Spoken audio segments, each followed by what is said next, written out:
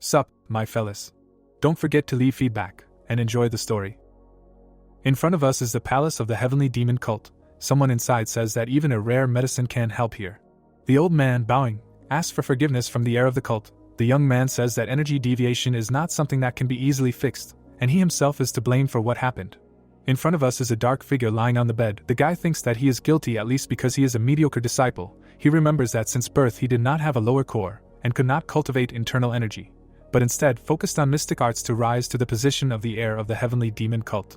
The guy, looking at the old man, tells him to continue working in the same spirit. The man replies that he will try. The hero thinks that he did everything to thank his mentor. The young man walks along the corridor. He says that the elixir of the Habaping clan turned out to be useless, and he has no idea where to find something useful. Someone appears in front of the guy. This person says that they have not seen each other for a long time. The man in traditional Asian clothing, bowing, asks how the guy was doing while they were not seen. He replies that quite a long time has passed since his last meeting with Cheon Hajin. The bearded old man smiles. The guy says that the man's journey must have taken a long time. He states that since the head of the cult and his heir are unable to fulfill their duties, he, as the deputy head, must ensure the prosperity of the heavenly demon cult. The guy, walking away from the man, says that he understands everything and is grateful for the efforts he is making. The hero holds a small cup in his hands. He thinks that Cheon Hajin, this poisonous snake, is unlikely to have gone on a journey just to find out how people live. We see the guy's eyes. He thinks that it is unlikely that this bastard will try to do away with him while he is in his own room. The young man is sitting on the floor. Blood is flowing from his mouth. The guy understands why the drink he just drank had such a strange taste. Dark figures appear above the young man's head. He offers them to drink poison too, since he does not want to feel this taste alone. The hero, sitting on the carpet, still holding the cup in his hand, sounds the order to attack. The killers rush at the young man. He says that the poison is not so bad, but attacking him in his own room is just the height of impudence. The killers strike at the young man sitting on the carpet. One of them says in amazement that it was just an illusion. He does not understand when the hero managed to disappear. He appears behind the killer and says that if the scoundrels decided to kill him in his own shelter, then they should have prepared for this crime better. The guy, who has blood flowing from his mouth, smiles. The killers rush at him again. The hero says that he warned them about the consequences. The boy, clenching his fist, says that their strength is not enough to kill him. We see sharp spikes on the chains. They pierce the killers. The hero, behind whom we can see his enemies, asks if this is really all that they are capable of after the training they have received. Raising his left hand, the boy says that he is very disappointed with this shameful performance. An old man with a beard pulled into a pigtail looks angrily at the hero, who declares that he sees Cheon Hajin and the elders in front of him. In front of us is the man's right eye. He thinks that even a tiny dose of poison that the hero drank is capable of dissolving a cow to the bone, and this guy is still joking and smiling. He thinks that he is facing a real monster. The young man, around whom dead enemies lie, declares that if his body were a little more fragile, he might have been dead. Hajin declares that he is very sorry that his nephew did not act as he was advised. Behind the hero's uncle, a fighter is seen grabbing a sword. Hajin states that he cannot allow an orphan who is not even capable of mastering martial arts to be the leader of the cult, and it is very good that permission was given from above to act as he sees fit. The hero stands, surrounded by his enemies. Smiling, he states that the elders of the cult look like scared kittens. He asks if they do not have the courage to attack a guy who does not know martial arts, even after poisoning him. Hajin, pointing his finger at the hero, states that his nephew talks too much, and if he simply performed his role as the heir to the cult properly, none of this would have happened. The guy angrily demands that he stop talking nonsense and asks who is behind all of this. The man, looking at the hero with fear, asks again, after which he states that it was a joint decision of the elders and the deputy head of the cult. The guy spreads his arms out and states that he knows full well that Hajin wouldn't have the guts to do something like that. He asks who gave him the order: the Blackbone Ghost Master, the Thunderblood Clan Master, or the Demonic Sanctuary Master. The guy, who has blood coming out of his mouth, sadly says that most likely it was an order from someone who is not a member of their cult, and Hajin and the elders betrayed the organization to get rid of him. He says that he suspects that the cult leader ended up in his current state due to the actions of these same bastards. Raising his hand, Hajin angrily asks how the guy can accuse him of such a crime. He lunges at the hero. The guy, looking calmly at the man, says that judging by the reaction, the assumption was correct. Mentally addressing the head of the cult, he says that it seems that this is the price of the trust that he always spoke so highly of, and the bastard who was given it simply stabbed them both in the back. Hajin delivers a powerful blow. The hero crashes into the wall with his back. The villain holds the guy by the throat and says that no matter how much he hates him, they studied under the same master, and he is still the current leader of the heavenly demon cult. The man promises to kill the hero with his own hands, which should be considered a great honor for him. The hero, smiling, says that Hajin carefully planned all this, and now he is organizing some kind of farce to find an excuse for himself. The guy says that because of his stupidity, the man became a puppet of external forces. Hajin furiously asks how Yunwoon Wai can say such a thing, then states that the guy probably does not want to die in peace.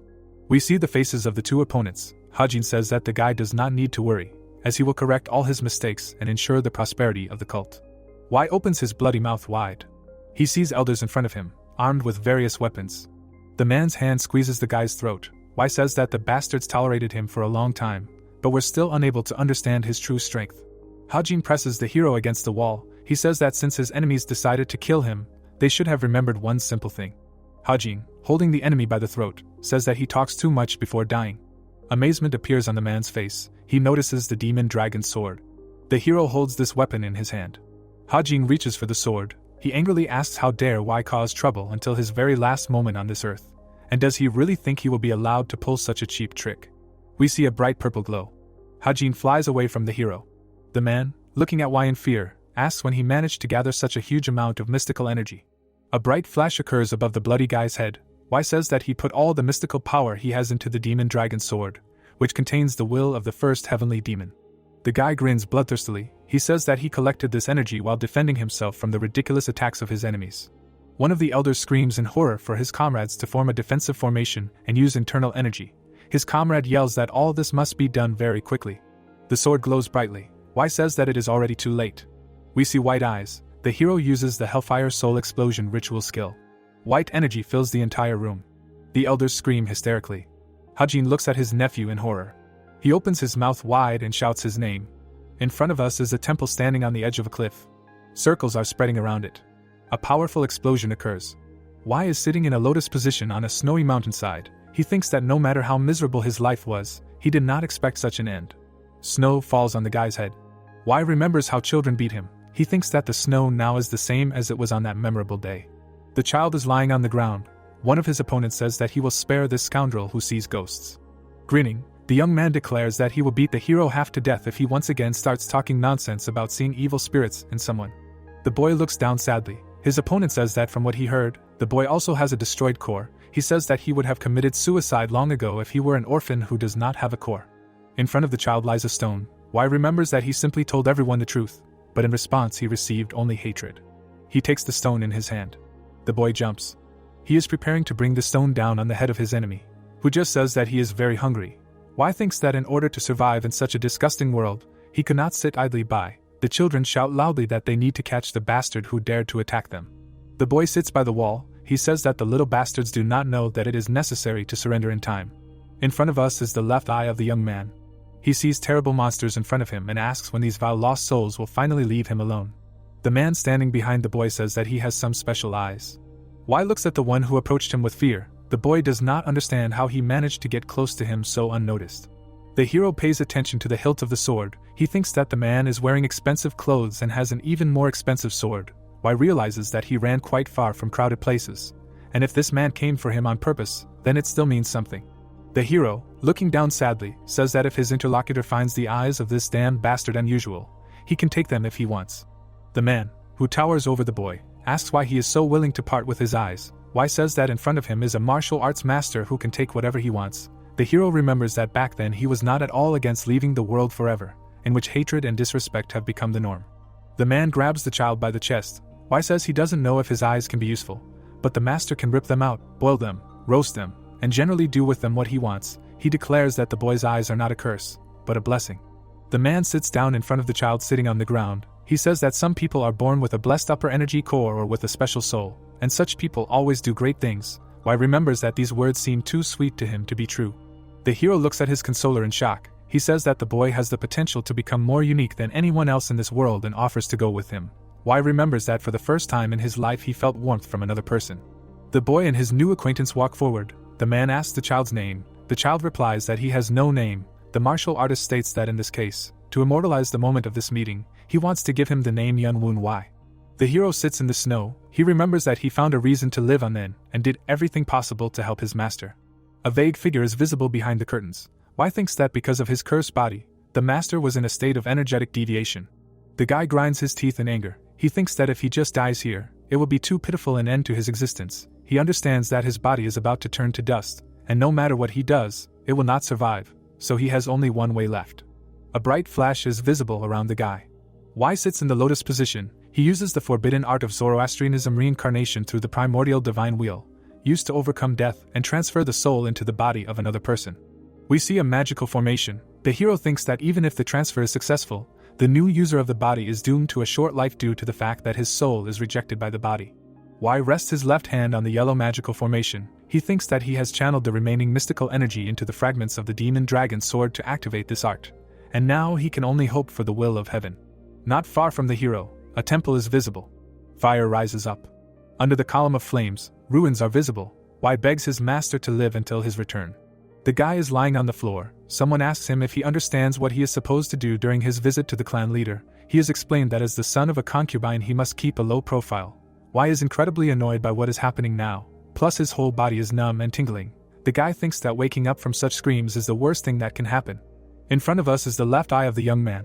Y realizes that he has finally managed to reincarnate with the help of the primordial divine wheel. An angry woman is standing over the hero lying on the floor. She calls him Tang Woon Y and asks if he can hear her, after which she demands that he stop lying around and get up on his feet. The hero gets to his feet, holding his side. He thinks that it is quite ironic that now his name is almost the same as in his past life. The woman says that she has tolerated the guy's inappropriate behavior for long enough. The woman raises her hand to strike. She asks if the boy can't even give a proper answer to the elders. The hero intercepts her hand. Y, looking angrily at the woman, says that her breath stinks terribly, and it would be good if she turned away.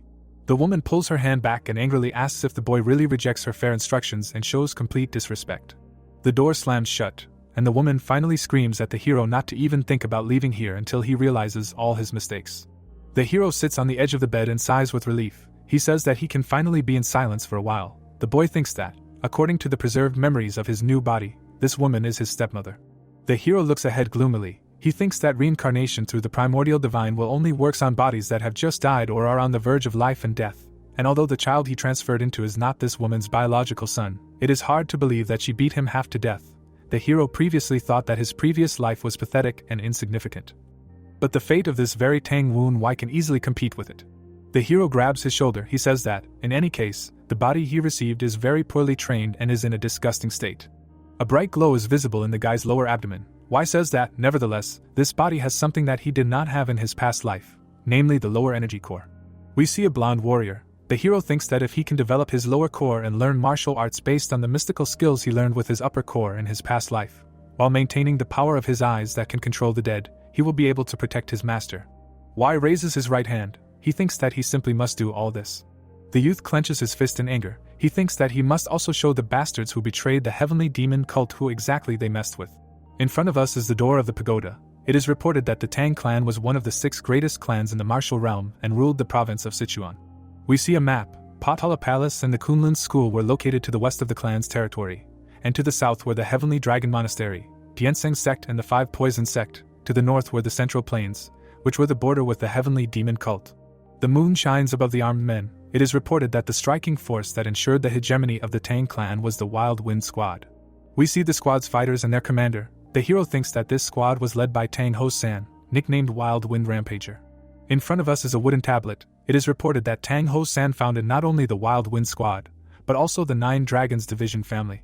People walk along the streets of the trading and military stronghold of Sichuan, located in Zhejiang County, and it is here that Ho-san settled, becoming the viceroy of Tang Moon Hyuk, the Dark Lord and head of the Tang clan. We see 3 characters. The hero thinks that Ho-san had 3 heirs, 2 from his legal wife, Namgung Sanyang. One of them is called Tang Yujin, and the second Tang Yuch Chong.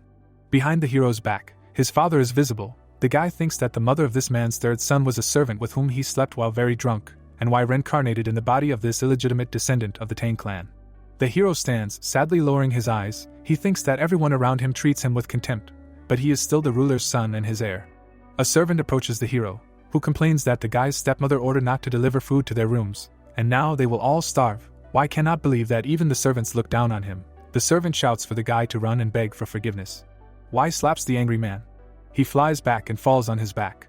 The servant, looking at the hero with hatred, asks why he hit him, because he just advised what to do. The guy's eyes glow menacingly. The servant shouts that if he continues to beat him, he will be in big trouble and he will report everything to his stepmother. We see the servant's swollen face. The hero says that he really hopes that Hyung Sam will do the right thing, because he is his mother's childhood friend. The servant says that he understands everything and will not forget what he owes to the hero and his parent. Then he promises to serve them both diligently. Smiling predatorily, the hero asks if this means that the man will bring him what he needs. He replies that he will prepare everything right now. Folding his hands in front of his face, Hyung Sam promises to return soon. Wai looks at his hand. He cannot believe that it is shaking so much after just a few blows. The guy realizes that he is in an incredibly weak body and, in addition, he does not have a single ally in this house. Wai stands in a beam of light. He understands that his current situation is largely due to his stepmother's attitude towards him, and at this rate he will not be able to quickly rise in the Tang clan hierarchy. The boy touches his stomach. He thinks that the only solution is to cultivate his internal energy. But there is a big problem with this, since Tang Woon Wai has already learned the Tang clan cultivation technique, and his mentor's art is demonic and cannot be learned at the same time as traditional cultivation techniques. The boy's eyes are closed. He thinks that in the heavenly demon cult, which has a 1,000-year history, there must have been many members from the Tang clan. The boy understands that now a great burden will fall on Tang Woon Wai's untrained upper meridian, but if he uses the memories remaining in his upper meridian, he will be able to copy the information and transfer it to the virtual space. A magic formation is visible behind the boy. We can see the boy's left eye. Standing in the middle of a huge library, Wai realizes that a suitable virtual space would be the 1,000-year-old secret archive of the heavenly demon cult. We see the profile of a young man. He thinks that, fortunately, he did not lose most of his memories after reincarnation. In his hand, the hero holds a book. He thinks that in his situation, the most suitable cultivation method would be the poison dragon essence art. In front of us is a muscular young man. Wai remembers that the poison specialist of the Tang clan joined the heavenly demon cult after being exiled and created a technique that allowed him to learn the art of using demonic cult poisons. The hero looks at the book. He remembers that the man used poison energy instead of demonic energy to master the cult's martial arts, despite the fact that his body was familiar with the techniques of the Tang clan. The hero slams the book shut. He thinks that the Tang clan of Sichuan resisted demonic cults, but were different from their allies because they used poison energy. Wai looks down sadly. He realizes that if he uses the poison dragon essence art, the Tang clan members will not suspect him of anything.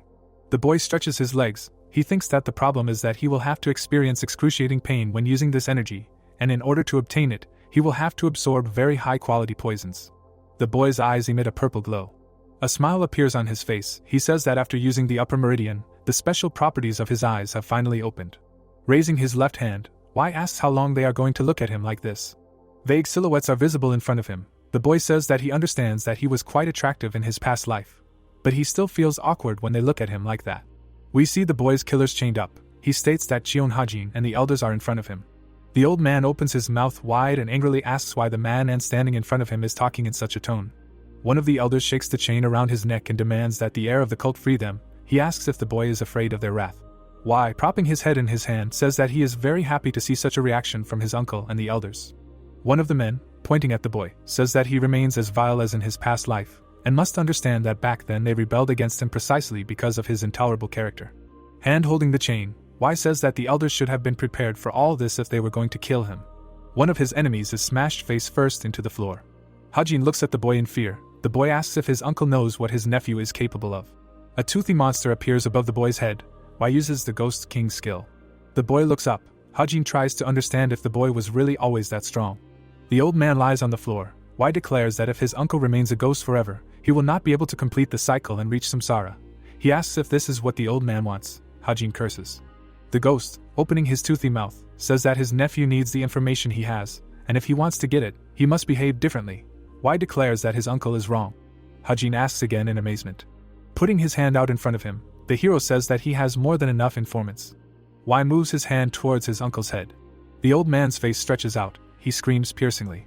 A white sphere hangs above the hero's hand. He offers the ghost to look at this pill and says that it is filled with the grievances of the dead, therefore it contains an incredibly strong poison. Wai puts the ball in his mouth and declares that from now on he will feed on such things. The elders look at the hero in shock. He is experiencing terrible torment. Streams of purple energy rise around the boy. One of the ghosts says that he can't believe that the boy is still able to stand. He is reminded that even Crimson Crane poison could not poison this boy. Wai, smiling, says that now that the deputy head of the cult Cheon Hajin has become the basis for the poison dragon essence art, the remaining elders have a choice. Either they will obey, or they will be absorbed just like Hajin. The ghosts look at the boy in shock. In his hand, the boy has many white balls. He says that he cannot believe that the elders of the heavenly demon cult were simply following the orders of an organization called the Society.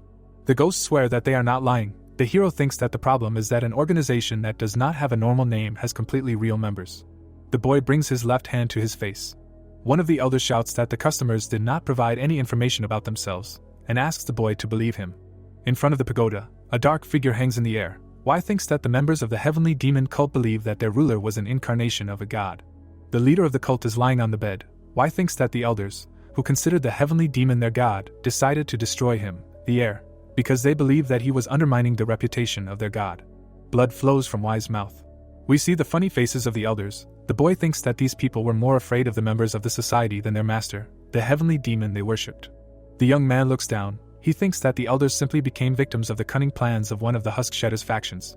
In front of us is a spire and several warriors. Y remembers that Husk Shedders are people who crossed over to another plane of existence when they tried to climb a tower that towers over the heavens. They are powerful demigods capable of mind-boggling things, which can even be considered natural disasters.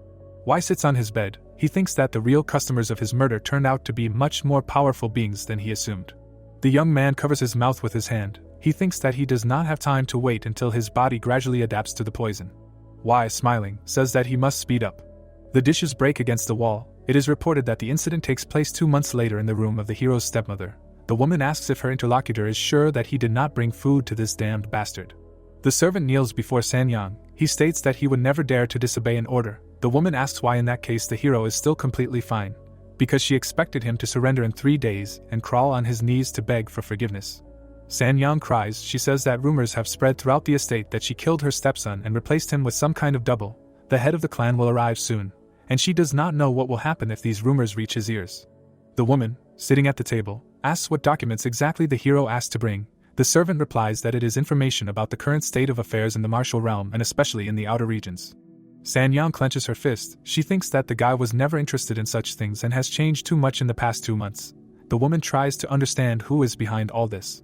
An idea comes to her mind. She realizes that although this is a completely useless subject, he is the son of the head of an influential family, and if he makes a good impression on the head of the clan, he will be able to strengthen his position. Sanyang imagines the young man as a puppet in someone's hands. She understands that she will not be surprised at all if someone manipulates this small parasite to achieve their own goals. The woman jumps up from her seat and angrily shouts that only Yuch Chong and Yuch Chong should attract the attention of the head of the clan, but not this dirty bastard. She is informed that young master Tang Yuch Chong has arrived. Sanyang looks towards the door and asks if her son is really here and has he finished his training. The servant, smiling, says that in this case he will leave his mistress. She angrily declares that he should disappear from her sight, but immediately inform her if the little bastard is up to something dangerous. Yuch Chong, with his hands folded in front of him, asks how his mother is doing. Sanyang, with his right hand raised, tells his son that she is fine and praises him for his good work. She then asks if he was able to achieve his goal. Yuch Chong states that he still has room to improve, but has already mastered the energy of the shadow. Sanyang happily states that she never doubted that he could do it. Yuch Chong says that on the way here, he heard some rumors about the bastard of their family. He asks if that bastard really did not apologize after being rude to his mother. Sanyang, touching her forehead with her fingers, says that she feels sick just thinking about that bastard and cannot understand what he is planning. Yuch Chong states that he thinks someone is supporting Y. Sanyang, looking at his son in surprise, asks if he really noticed it too. Yuch Chong, with his arms folded, says that it is simply impossible for a person with minimal internal energy to survive for 2 months without food and water. It seems to him that someone is bringing him some kind of elixirs every night. Sanyang angrily clenches his fist. She says that she has thought about it too, but she cannot even imagine what kind of fool is helping this bastard. Yuch Chong, raising his index finger, says that this is why his brother must appear at the festival during the clan leader's visit. The woman asks in amazement why this is necessary. Yuch Chong, smiling, says that if the bastard gets such an opportunity, then the one who supports him will be forced to support him, thereby giving himself away. Sanyang rubs his chin thoughtfully and states that it is a good idea and that Y will most likely start receiving elixirs in much larger quantities to strengthen his body, and then those who support him will come forward to receive their rewards. Yuch Chong states that this is exactly how it is and that once they find out who is behind all of this, they will be able to destroy him. Raising his right fist, Sanyang asks what will happen if the bastard makes a mistake and will the clan leader not disapprove if they lose one of their family's heirs. Yuch Chong states that whoever is supporting Y, there is no way that he can achieve anything serious. Yuch Chong smiles and states that if Y makes a mistake or does something naughty, he will personally fix the situation as an older brother. Purple energy leaks out of the window. We see the lower part of the hero's face. Yuch Chong says that no matter what kind of help Y gets, the boy, who is only superficially familiar with the Tang clan's energy cultivation technique, will not be able to show anything special. A toothy creature is seen above the hero's head. Yuch Chong states that the boy will not be able to achieve anything, since his time is too short. Why is sitting on the bed in front of the kneeling Hyung Sam? He asks if it has already been 6 years. Hyung Sam replies that he was told that this is how long the war within the heavenly demon cult has been going on. The hero rests his hand on the magic formation. He thinks that 2 months ago he ordered his servant to inquire about the latest developments in the martial realm. Why is lying on the floor? The hero thinks that the reincarnation through the primordial divine will should have taken a long time, but everything turned out to be much worse than he thought. The boy sadly looks down. He cannot come to terms with the fact that 6 years have already passed. Hyung Sam, spreading his arms out to the sides, declares that the heavenly demon has disappeared. The hero asks again in surprise. The servant says that everyone around considers this a trick of the demonic cult and is afraid of the appearance of the heavenly demon. The hero seems thoughtful. He has a slight hope that his master is alive. The young man clenches his fist. He wants to immediately go to the Tian Shan Mountains, but he understands that he does not have the strength, money and information to do this. Blue energy flows around the young man's fist. Why is training in the martial arts hall? He understands that he especially needs information. The guy practices strikes and defense. He thinks that, in all likelihood, the traitors will also try their best to find the master, and if they have not yet managed to do this, then he should at least get the data that they have. The hero remembers that, coincidentally, the head of the Tang clan will soon pay a visit to the Nine Dragons Division family. In front of us is Dark Sovereign Tang Moon Hyuk. There are many fighters standing in front of him. The youth thinks that according to rumors, this person will create a special combat unit, and if he gets into it, then perhaps he can use the Tang clan's spy network to search for the master. Y stands with his fists clenched. A strange creature states that the hero seems to be about to master 12 fierce tiger steps. The youth thinks that this is one of the best basic techniques used by wandering warriors. A tiger is seen above the fighter's head. It is reported that this martial art uses fists, palms, fingers and feet as deadly weapons. Y raises his left fist. He thinks that he has achieved his current result by pushing his body to the limit through extreme training, using the poison dragon essence art technique, and eating ghost pills. The boy looks at the pills on the table with disgust and asks if he should swallow them again. The strange creature says that it is simply necessary for safety purposes. A terrified ghost is seen above the bug. The hero threatens the creature that if it is useless, it will turn into a spiritual elixir. The insect replies that it is trying its best. Y swallows the pills. He asks the bug what other news there is, for example, about Dark Sovereign. The creature replies that it does not know when Tang Moon Hyuk will arrive, but it is certain that Yuch Chong has returned home after seclusion. The hero takes another portion of pills. It says that Dark Sovereign's visit is approaching, so Yuch Chang's appearance is logical. The bug says that it personally saw how this boy and his mother, San Yang, discussed the hero during their meetings. Surprise appears on the boy's face. He asks the bug to tell him what it heard. We see a one-story building. The hero says that it is now clear that his brother and stepmother will try to get rid of him during the visit of Dark Sovereign. Y stands with his arms folded on his chest. He asks if the conspirators really think that someone secretly supports him. The bug answers this question in the affirmative. The young man says that they came up with all this themselves. Y, smiling, says that for him now the recommendation to the special unit is more important. He tried to understand what his new relatives would do, and they, as it turns out, are just paving the way for him. The guy says that he still does not like their intention to humiliate him. From behind the door comes the voice of Hyung Sam, who shouts that he came to the young master. The guy allows him to enter. On the table there is a cup with a steaming drink. Y asks what it is. Hyung Sam answers that it is a medicine that his stepmother prepared for him. The young man looks at the servant standing with a tray and reminds him that San Yang ordered not to give him food or drink. Hyung Sam says that the lady thought that her stepson had suffered enough and decided to send this drink so that the boy could replenish his energy reserves. Y sighs heavily. He thinks that the old witch is too predictable, and tells the servant to leave the drink on the table. Hyung Sam looks at the boy with a face distorted with fear. He says that the lady ordered to make sure that the boy drinks the medicine. Y drinks the contents of a wide cup, realizing that, apparently, San Yang mixed the poison of madness into the drink. However, all this will not work against him, since he has already mastered the poison dragon essence art. The hero's face takes on a green tint. He understands that this drink contains a mixture of 100-year-old ginseng, herbs, a small amount of the poison of madness, and 5 essence powder. In front of us is a bald man clenching his fists. The young man thinks that if you drink this drink just once or twice, the effect will be similar to restoring energy. But with more doses, this elixir will poison the mind. In front of us is a man with an open mouth. The hero looks at the green streams rising in front of him. He thinks that, in principle, all this could be expected, but the drink also contains toxic cinnabar. The elder's ghost is outraged that San Yang is trying to poison his own stepson. He says that this witch must have gone crazy. The beetle asks in bewilderment how a woman could slip such poison to a young man. The hero looks angrily at the insect, asks it to shut up, and says that it would be better if the beetle followed San Yang and found the sorcerer who helps her. The strange creature flies out the window, promising to carry out the master's order.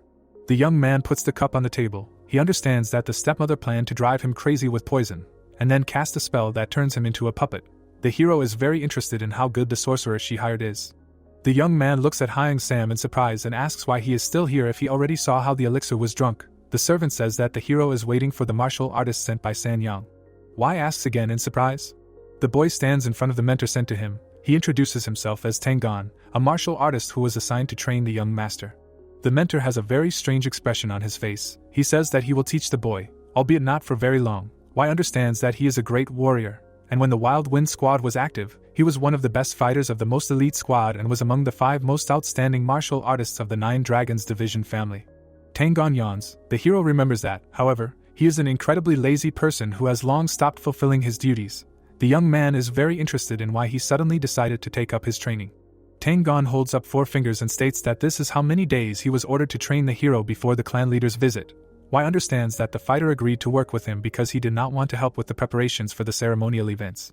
San Yang, raising his index finger, says something to the martial artist. Why understands that this witch's intentions are obvious, and now she can tell everyone that she takes good care of her stepson. Tang stands over the defeated hero. The young man understands that his stepmother still wants to take over his mind in order to humiliate him in front of the clan leader.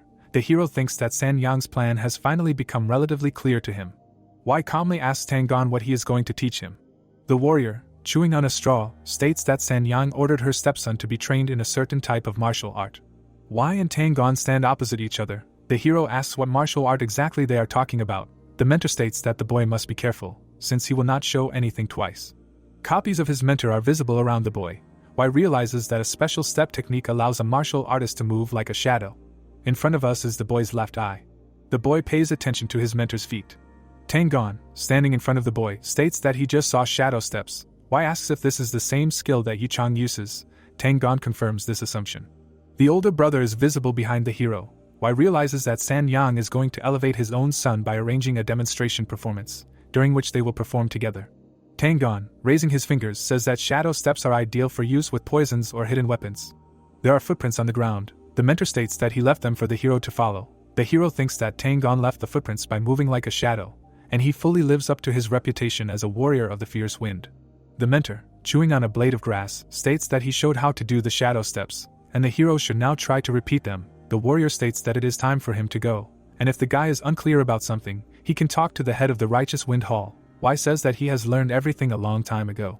Tang asks again in amazement. The hero, looking at the mentor, states that he really learned the shadow steps. Tang thoughtfully scratches the back of his head. He says that he does not believe it, since the guy has never studied martial arts, and the shadow steps are quite complex, and it takes new recruits of the Wild Wind squad about 10 days just to learn their sequence.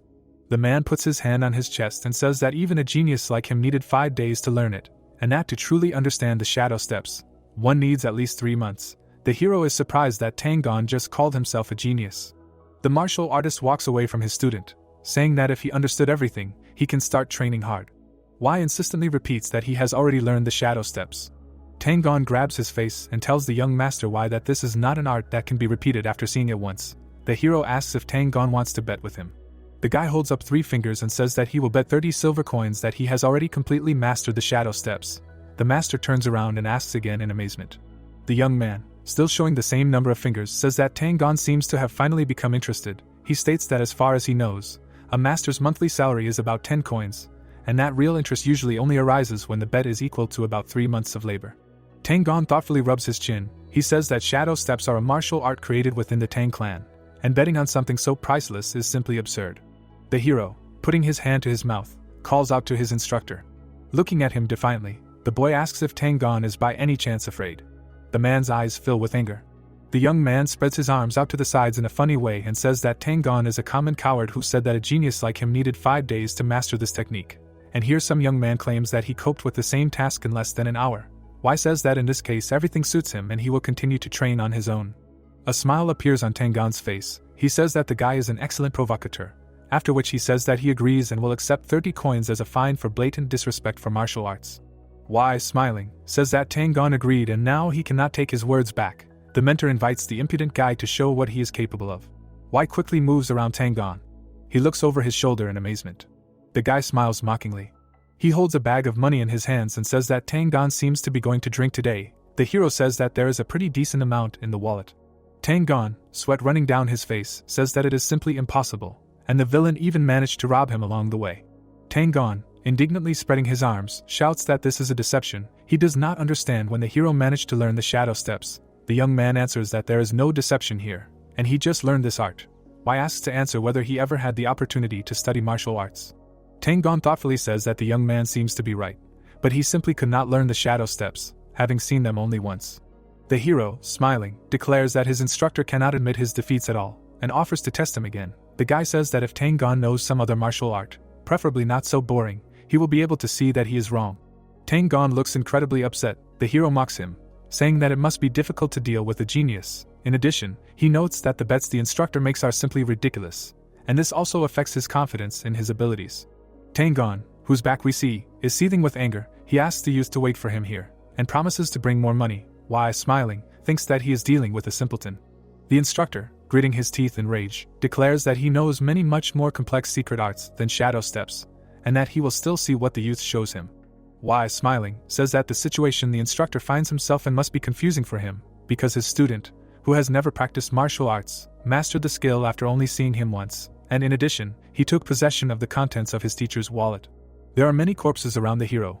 He thinks that he has never personally studied martial arts, but in his life as the heir to the cult he has met many famous masters. In front of the guy hangs the ghost of the elder. He asks if the master is satisfied with his work. He answers that everything went great.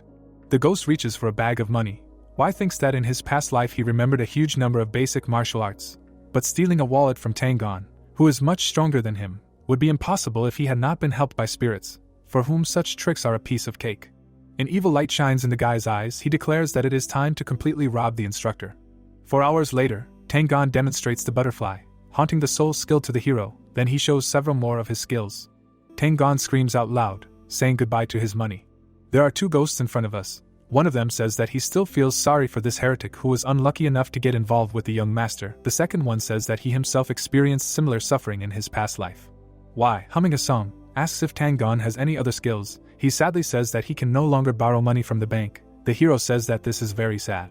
The young man, smiling, asks if Tang Gon would mind another bet. The grief-stricken instructor reminds him that he has no money left.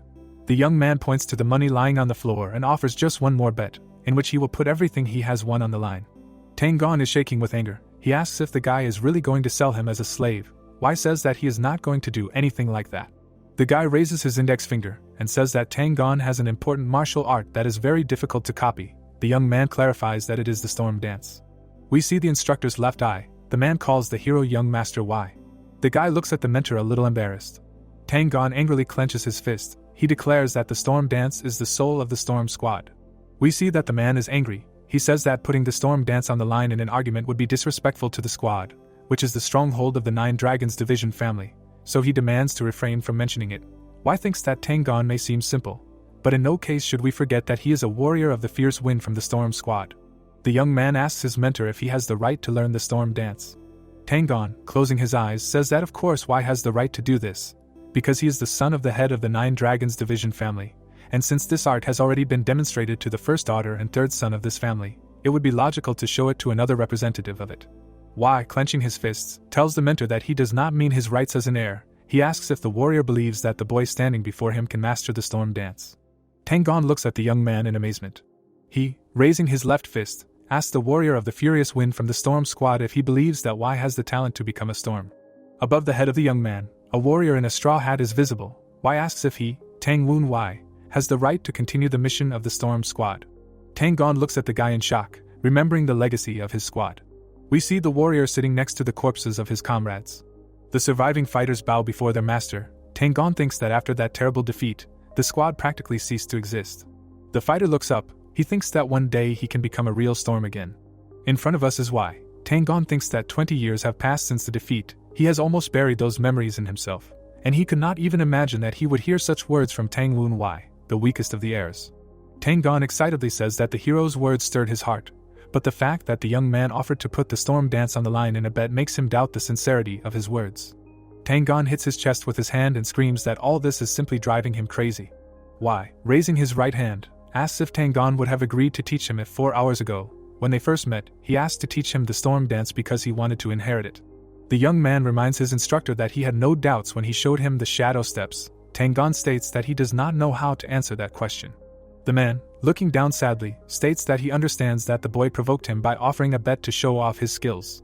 Tang, who is standing in front of a smiling hero, states that he heard rumors that the young master had changed a lot, but now he sees that he hid his strength and intelligence well. The instructor states that all the martial arts he showed, including the shadow steps, would never have been possible for the young master Tang Wunwei, whom he knew before. Thoughtfully rubbing his chin, Tang says that 2 months is not enough to accumulate enough internal energy, which means that the boy has been storing it for a long time, hiding it from his stepmother, and only before the arrival of Dark Sovereign he decided to show his sharp claws. Wai states that this is exactly the case. Tang, looking at the youth with a puzzled expression, says that deceiving one's own family is the most insidious and cunning plan that can be. Wai understands that such words are considered compliments in the Tang clan, but he still finds it strange to hear them. The ghosts hanging behind the youth are talking to each other. One of them says that Tang has apparently seen through the true value of the cult leader's successor. The second states that it is impossible not to admire the strongest assets that Heavenly Demon cult has. Wai thinks that the elders are simply asking to be turned into pills. The hero, placing his hand on his belt, asks whether Tang will teach him the storm dance or not. He hums thoughtfully. The ghosts continue to admire the hero. One of them says that no one can resist the words of the heir of the cult. The second admits that it is thanks to this quality of his that he made many follow him. Wai, smirking, decides that these chatterboxes should still be put to pills.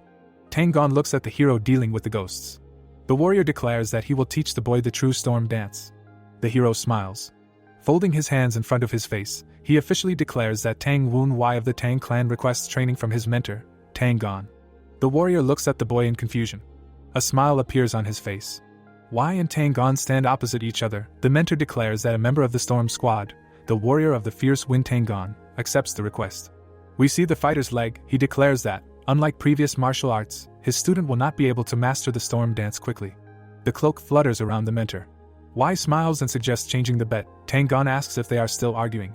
The hero happily declares that they will bet on whether he can learn the storm dance by the end of the day, and the loser will buy the winner food and drinks. Tang puts out his right hand and declares that if his disciple is serious, he should be ready to buy dinner, because he will definitely lose this time. Tang stares at the hero, demanding that he watch very carefully. The mentor jumps up. He hovers above the hero. Wai thinks that the former members of the Storm Squad promised not to interfere in matters concerning the succession within the family. So even if Tang Wunwei inherits the storm dance, the members of the squad will not be able to support him in the fight for the inheritance. Wai looks at his mentor carefully. He thinks that he can only tell him one thing, that a new storm will appear very soon. We see several white whirlwinds. Tang stands completely white. We see empty plates. And now soup bowls. Wai eats like crazy. Tang thinks that he does not regret the money lost, because the better he trains the young master Tang Wunwei, the better for everyone. But he understands that he would not wish such a drinking buddy, as the hero promised to become a little earlier even on his enemy. The owner of the establishment approaches Tang and asks if he wants to order something else. The warrior asks for a bottle of alcohol, since he cannot watch what is happening while sober. The hero, continuing to stuff his mouth, asks if his instructor is an alcoholic, and if so, would it not be better to go to the Dragon Lord Pavilion? Tang irritably asks if the hero knows what the prices are in the just mentioned establishment. The instructor clutches his head. He says that the restaurant they are in is also quite expensive, and it is very popular in these parts. Wai says that he is quite satisfied with the quality of the food here. Tang pours the contents of the bottle into himself. He says that despite the high cost, he came to this place to buy drinks and have a good time. However, he did not know that Wai would eat as much as an ordinary person eats in a week. The young man thinks that going to such a high-class place like Dragon Lord Pavilion was not in his plans, and he is quite satisfied with the place where they are sitting now. Wai puts his hand under the table. He thinks that he had to hold back for 2 months because of the ban that Sanyang put on him. A purple seal is visible under the table cover. The young man thinks that he can no longer postpone his plans. The ghosts hanging behind the boy say that he used a communication spell to contact the Divine Fire sect, which worships a demon. One of the elders can't believe that the boy came here to leave this trace. Wai raises a clenched fist. He says that their comrades, who now only feel pain and despair, must know that he, the heir of the Yun Wunwei cult, is still alive. The beetle sitting on the tree says that 10 days have passed, but there have been no suspicious encounters. The insect is trying to figure out how much longer it will have to sit and watch. The beetle notices something. A girl approaches the house. The insect recognizes the Qingqing sect uniform on her and tries to figure out what this beauty is doing here. We see the girl's face. The insect recognizes the eldest daughter of the Tang clan, Gyujin. The beetle thinks that since she is Sanyang's daughter, they must be plotting something against Wai. The beetle looks worried, hoping that Gyujin will not turn against her brother. The insect jumps off the branch. Pushing off the ground, it flies towards the house, thinking that if it succeeds, it can ask its master for a favor. We see the strange creature up close. It hears Sanyang asking his daughter if she really is going to stick a dagger into her mother's heart. Gyujin angrily says that this is nothing compared to the pain Sanyang is causing. Why? As this time she locked him in a room and forbade him to bring food there. The girl trembles with indignation. Sanyang states that she should not worry about her brother, as someone secretly cares for him, and she should focus on the visit of Dark Sovereign. The girl slams her palm on the table with all her strength. She glares at her mother and asks her what kind of excuse she has for treating her stepson so badly. Gyujin says that her mother probably did not even know about Y's assistance before punishing him. She thinks that she was just trying to kill the guy. Raising her left fist, Sanyang asks why her daughter is angry because of some bastard. She states that in this case, Gyujin cannot call herself her daughter. The girl looks at her mother with disdain and says that she never forgets to call her brother by this offensive word. Gyujin says that in this case she has no choice but to reveal the truth. The girl turns around and leaves. Sanyang tries to stop her. The hero's stepmother, clutching her head, sits at the table. She says that Gyujin has been too soft since childhood, but everything became much worse when she joined the Qingqing sect. The woman does not understand how her daughter is going to take her father's place. Beetle does not know what to report to his master, and how to describe the mess that reigns in this family. Sanyang, abruptly jumping up from his seat, shouts that all the troubles are because of this damned bastard, and she cannot wait for the visit of the Dark Sovereign.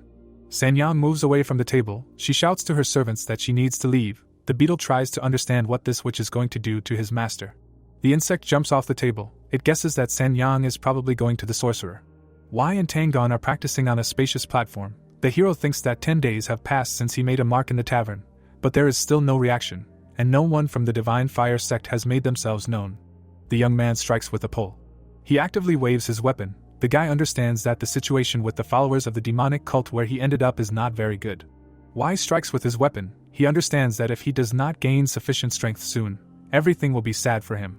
Tang, chewing on a stalk, praises the young man. He says that he copes well with the weapon. The hero asks what his mentor is unhappy with. Tang, looking sadly at the student, states that he does not understand why a Tang clan man would learn to use normal weapons instead of poisons. The man asks why he needed to learn the storm dance at all. The hero thinks that Tang clan fighters are too narrow-minded. The young man, smiling, states that the dispersing flower staff technique that he is currently learning is also an art of the Tang clan, and that is why it is divided into many parts. Tang, looking at the boy in shock, asks if he has already noticed this.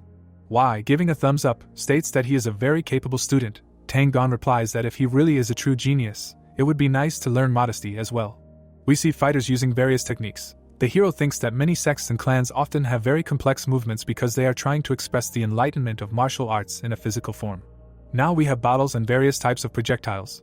Y thinks that the Tang clan is known for using hidden weapons and poisons, and the similarity between these two concepts is only in the use of certain tools.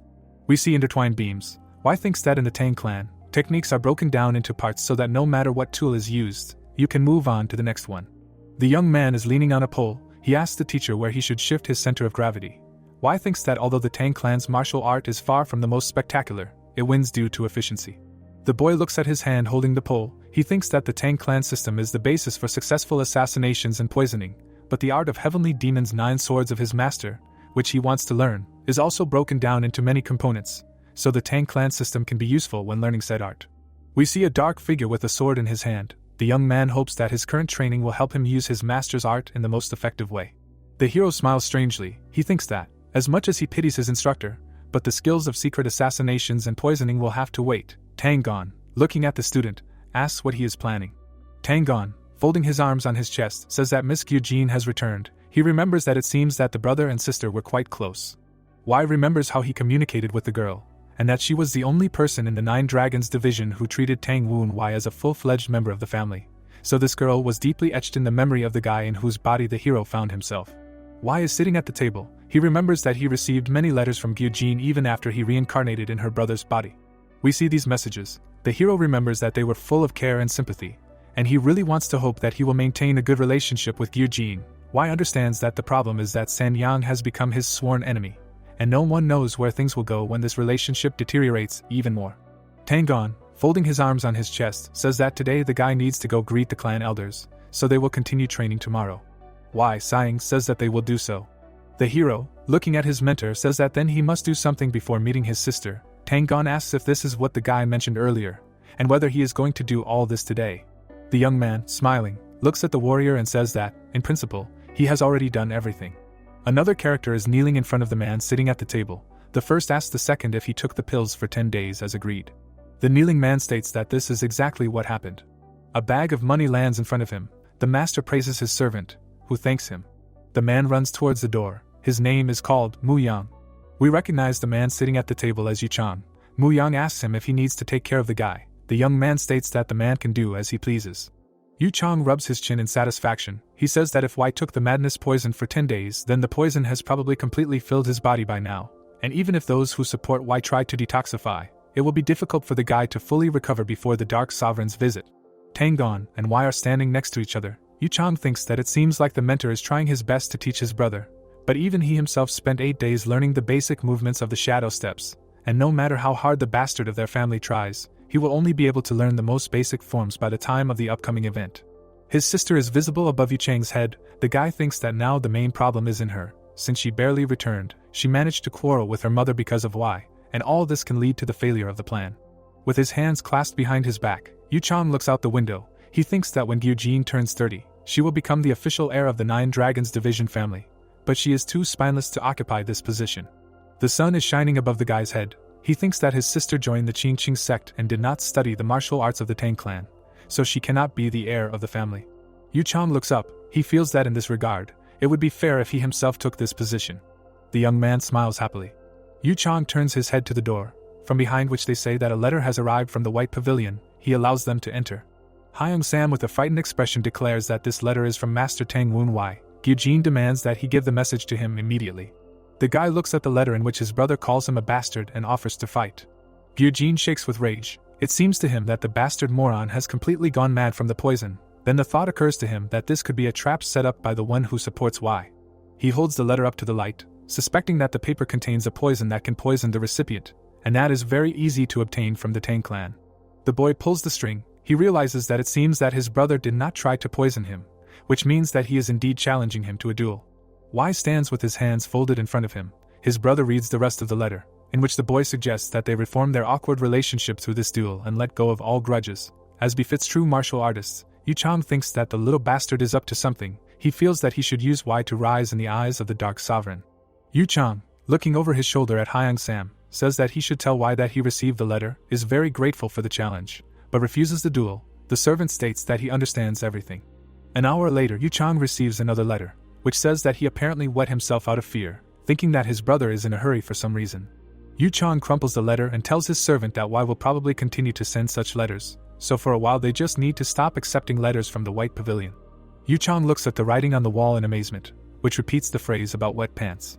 The guy, looking down sullenly, demands that one of the servants immediately go to the White Pavilion and tell him that the duel will take place tomorrow at noon in the second training hall. Yuch Chong, opening his mouth wide, shouts that he will personally shove his brother's head up his ass. Y, smiling, looks at the servant, who says that Yuch Chong conveyed exactly these words. The boy asks why it was necessary to wait so long if his brother was going to accept the offer of a duel anyway. Tang, looking at his student in surprise, asks what was written in the letter if his brother answered with such wicked words. Y, smiling, says that he does not understand at all how Yuch Chong is going to become the heir if his nerves are completely shot. The young man looks at Tang and asks if he is going to dissuade him. Tang, winking at the guy, says that he did not even think about doing this. It seems to him that the fight will be incredibly exciting. Y, smiling, looks up and says that he will beat his dear younger brother half to death. In front of us is the roof of a building. Gyujin asks Yuch Chong why he decided to fight Y. The girl asks what the point is. Her brother replies that the bastard started to mock him first. The villain, opening his mouth wide, shouts that Gyujin should first talk to Y. The girl looks at her brother in bewilderment, and asks if the hero really started everything. Gyujin stands in front of the entrance to the White Pavilion. She does not understand what is happening here with the energy of ghosts and the energy of death. The girl approaches the stairs. She thinks that they are felt much stronger inside. The girl notices purple stripes on the walls and thinks that there are really a lot of them here. There are exactly the same traces on the floor. Gyujin realizes that the energy of poison and the energy of death completely cover this room. We see the back of the girl's head. She thinks that all this looks like a haven of a martial arts master. A dark figure is visible behind Gyujin. The girl also feels the energy of ghosts. She takes out her sword. Gyujin throws it forward. The hero moves the blade aside. Gyujin looks at him in amazement, and says that this simply cannot be. Without removing her sword from the young man's face, she asks if her brother Y is really in front of her. The hero looks at his sister and says that she greets him in a very strange way. Gyujin raises her hands apologetically. She states that she tried to stop her attack but didn't expect someone else to interrupt her. Y thinks that Gyujin came in while he was using the poison dragon essence art to circulate his internal energy, so he noticed her too late. The boy stands in front of his sister, clenching his fists. He knows that if Gyujin were to detect his current levels of poison energy and internal energy, then all of his plans would go to waste. The boy frowns at his sister. He suspects that Sanyang sent her to find out what he was capable of before the fight with Yuch Chong. The girl, smiling, states that she was worried about her brother who had a fight with her mother, and it was a relief to see that he was completely fine. Y realizes that the girl looks at him like his master, who was the only one who cared about him. The boy clutches his head and says that it does not look like Sanyang sent his sister. Gyujin, stabbing her sword into the floor, states that a very strange energy is coming from her brother. She asks if the boy has strayed from the right path. Raising his left hand, the hero asks if this is the energy of poisons that he has learned to use. Gyujin, raising his right hand, states that he feels the energy of poison and the energy of ghosts, and it seems completely impossible to her. Clenching his fist, the boy says that she is absolutely right, and sees the cursed poison. The boy thinks to himself that in fact, a composite energy is coming from him, consisting of mystical power and poison energy, which looks like the cursed poison. It will be difficult for him to hide the first two components from the gaze of certain specialists. So he must indicate a very similar source in order to get rid of unnecessary suspicion. Gyujin looks at his brother with wide eyes and asks why he needs the art of the cursed poison. The boy answers that it is the only poison that he can use without the support of his family. The sister frowns at her brother. He says that it seems that she does not believe him. The hero kicks the floor and states that he is a member of the Nine Dragons Division clan, which respects strength above all else, so it is only natural that he will use any means available. Stretching out his right hand, the boy says that if Gyujin is still not satisfied with this answer, she can try to stop him by showing something more powerful. The girl looks at her brother a little scared. Putting her hand on her forehead, she says that Y has changed a lot. The boy thinks that it will be very problematic if his sister thinks of him as the old Tang Woon Y, and tries to protect him like she always did. The boy frowns at his sister, thinking that even if their relationship suffers, he needs to set a clear line. Gyujin, covering his mouth with his hand, says that the hero has really become completely different. A smile appears on the girl's face. She says that now she understands why Sanyang and Yuch Chong began to be afraid of the boy. In addition, she cannot help but notice that her brother began to speak much more convincingly. Amazement appears in the hero's eyes. Putting forward his right hand, he looks at the girl, realizing that he feels a dangerous energy and a threat to his life. The girl's hands are shaking. She says that Y has exceeded all her expectations. The hero carefully looks at his sister. He recognizes the energy he feels. Gyujin smiles, holding a sword in her hand. Y senses the seed of the husk shatters, spiritual root, and, on top of everything, blue ghost face root. We see the face of a young man. He thinks that there have been many rumors about Y Gyujin, the first heir of the Nine Dragons Division family and one of the greatest warriors of the new generation of Sichuan, joined the Qingqing sect. Above the girl, there is a tablet with the name of the sect. We see a figure with electric discharges spreading across her body. The young man thinks that the reason may be the spiritual root, which is necessary to become a husk shedder, that is, one who bestows its owner with incredible talent. The young man is sitting in the lotus position by the waterfall. Y thinks that, however, the spiritual root, as its name suggests, develops along with the host, and all this has much in common with the training methods of the Qingqing sect, which emphasizes the cultivation of the mind, and more importantly, the blue ghost face root is the spiritual root that progresses best during conflicts. Gyujin smiles. The boy thinks that combined with the principle of the Nine Dragons Division clan, which states that the strong is always right, Gyujin has become a demon of death who does not care about the means to achieve the goal, or the consequences. The boy, looking at his sister, says that before discussing his energy, she should talk about hers, since hers is very dangerous and alarming. We see two hands holding a sword. The sister apologizes to her brother. She folds her hands in front of her, and says that for a second she forgot why she came here, and it was very rude of her to take out the sword and interrupt the boy's training. The boy looks at his apologetic sister. He thinks that she very easily calmed down the desire to kill, which was caused by blue ghost face root. The boy understands that training in the Qingqing sect played a huge role in this. But Gyujin herself has incredible self-control. The boy offers his sister some tea. The girl takes a sip from the cup and declares that the tea is incredibly tasty. According to her, she often drinks this drink in Qingqing, but this taste seems somehow new to her. Y, sitting at the table, declares that he bought this tea from Thousand Eye. Gyujin says that she didn't even suspect that her brother knew about tea. The girl crawls under the table and declares that she completely forgot that she brought something for her brother. In front of us are balls on sticks. Gyujin says that these are candies that are sold in Nizhan. The young man looks at his sister in bewilderment. She says that, As far as she knows, her brother loves this delicacy very much. He thinks that in general he doesn't really like sweets, but he will show his gratitude instead of Tang Woon Wai, for whom all this was brought. The hero eats one candy and declares that the taste is simply amazing. Gyujin, beaming with happiness, declares that she is incredibly happy. A dark smiling figure is visible behind the girl. Wai understands that he cannot get used to all this. He cannot believe that in front of him is the same person who a couple of minutes ago was emitting a huge desire to kill. The brother and sister are sitting at the table. The young man asks what brought Gyujin here, and if it was the desire to ruin his fight with Yuch Chong tomorrow. The girl, looking down sadly, says that this was one of the reasons, but in fact, she came to apologize. The guy and the girl are sitting at a round table. Gyujin says that he knows very well how San Yang and Yuch Chong treated the guy. The young man, frowning at his sister, asks if she really thinks that he will accept her apology and just forgive his brother and stepmother. Gyujin says that he understands perfectly well that this is quite difficult to do, but still wants to apologize. The young man, clutching his head, declares that he is still going to fight Yuch Chong. There is a tiny cup on the table in front of the girl. She states that she was worried that someone pushed her brother into this fight, but now she sees that in fact it is part of his own plan. The girl asks the boy if he is confident in his abilities, because Yuch Chong is a very strong fighter. Besides, as she heard, their brother is planning something else bad. The hero understands that his sister guesses about Yuch Chang's bad intentions, but does not know any details. Taking a sip from the cup, the boy states that he is also well prepared for this fight. He thinks that his stepmother and brother fed him the poison of madness and toxic cinnabar, so they think that they will destroy him the very moment they activate the spell. Gyujin, looking at his brother, says that even if the boy wins, he should not forget about the influence that both his brother and San Yang have in the clan. We see the girl's hands. She states that if Yuch Chong loses, the mother will do everything possible to hide this fact. Wai puts his cup on the table and tells his sister that she is too worried. Forgetting that the duel was proposed by him, he suggests that they just come to the second training ground tomorrow. Gyujin, looking at his brother in bewilderment, says that he will be there. In front of us, merchants advertising their goods. It is reported that the action takes place the next day at the second training ground. An unpleasant man writes something in a book. He says that the bets are growing quickly. One of his customers bets 3 coins that Yuch Chong will win in 10 hits. Quite a crowd has gathered around the ground. Someone shouts that he will bet 5 coins on Yuch Chong winning in just 5 hits. Gyujin, next to whom the hero with candies is standing, says that she seems to understand what her brother was counting on. Wai smiles happily. He states that now his stepmother will not be able to hide the true outcome of his duel with his brother.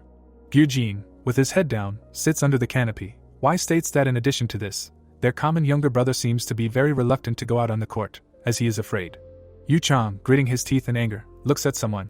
The hero, eating candies, states that as an older brother, he must help him. There are many people standing around the arena. Tang, leaning on the railing, states that there are quite a lot of people here. Behind him, Righteous Wind Squad members Tang Tae and Tang Jin are visible. The former of them says that young Master Wai seems to have decided to put on a good show. The instructor is surprised that his comrades also came to watch the duel. Tang Tae sullenly says that they are here for work and will keep order, since a huge crowd has come to watch the duel. Tang, chewing on a straw, asks who his comrade thinks will win this duel. The big man, looking at the instructor, says that the outcome seems predetermined, and although Tang trained young Master Wai, but for only 10 days, Tang Jin says that it is absolutely clear to him that Yuch Chong will win. Tang raises his finger and says that everyone present thinks the same, but it should not be forgotten that Wai was the initiator of this duel. The experienced warrior smiles. He asks his comrades if they are not interested in what Wai has planned. Yuch Chong, looking at his servant, asks if this is all that he wants to tell. The frightened man states that young Master Wai has spread rumors about this duel and even ordered the arena to be opened up for anyone to come and watch. Yuch Chong sullenly states that he will put this disgusting bastard in his place. And yet it is amazing that all the good-for-nothings in Julong County have come to watch this beating. Yuch Chong tenses up. Wai asks his little brother what has him so upset. The hero stands on the other side of the arena, wondering if his brother is worried because he can't get under his mother's skirt. With a mocking grin, the hero asks why Yuch Chong doesn't go look for his mother, who he can't move a step away from. The boy promises to wait for him. Yuch Chong glares at his brother and states that he can bark as much as he wants, since it doesn't affect him at all.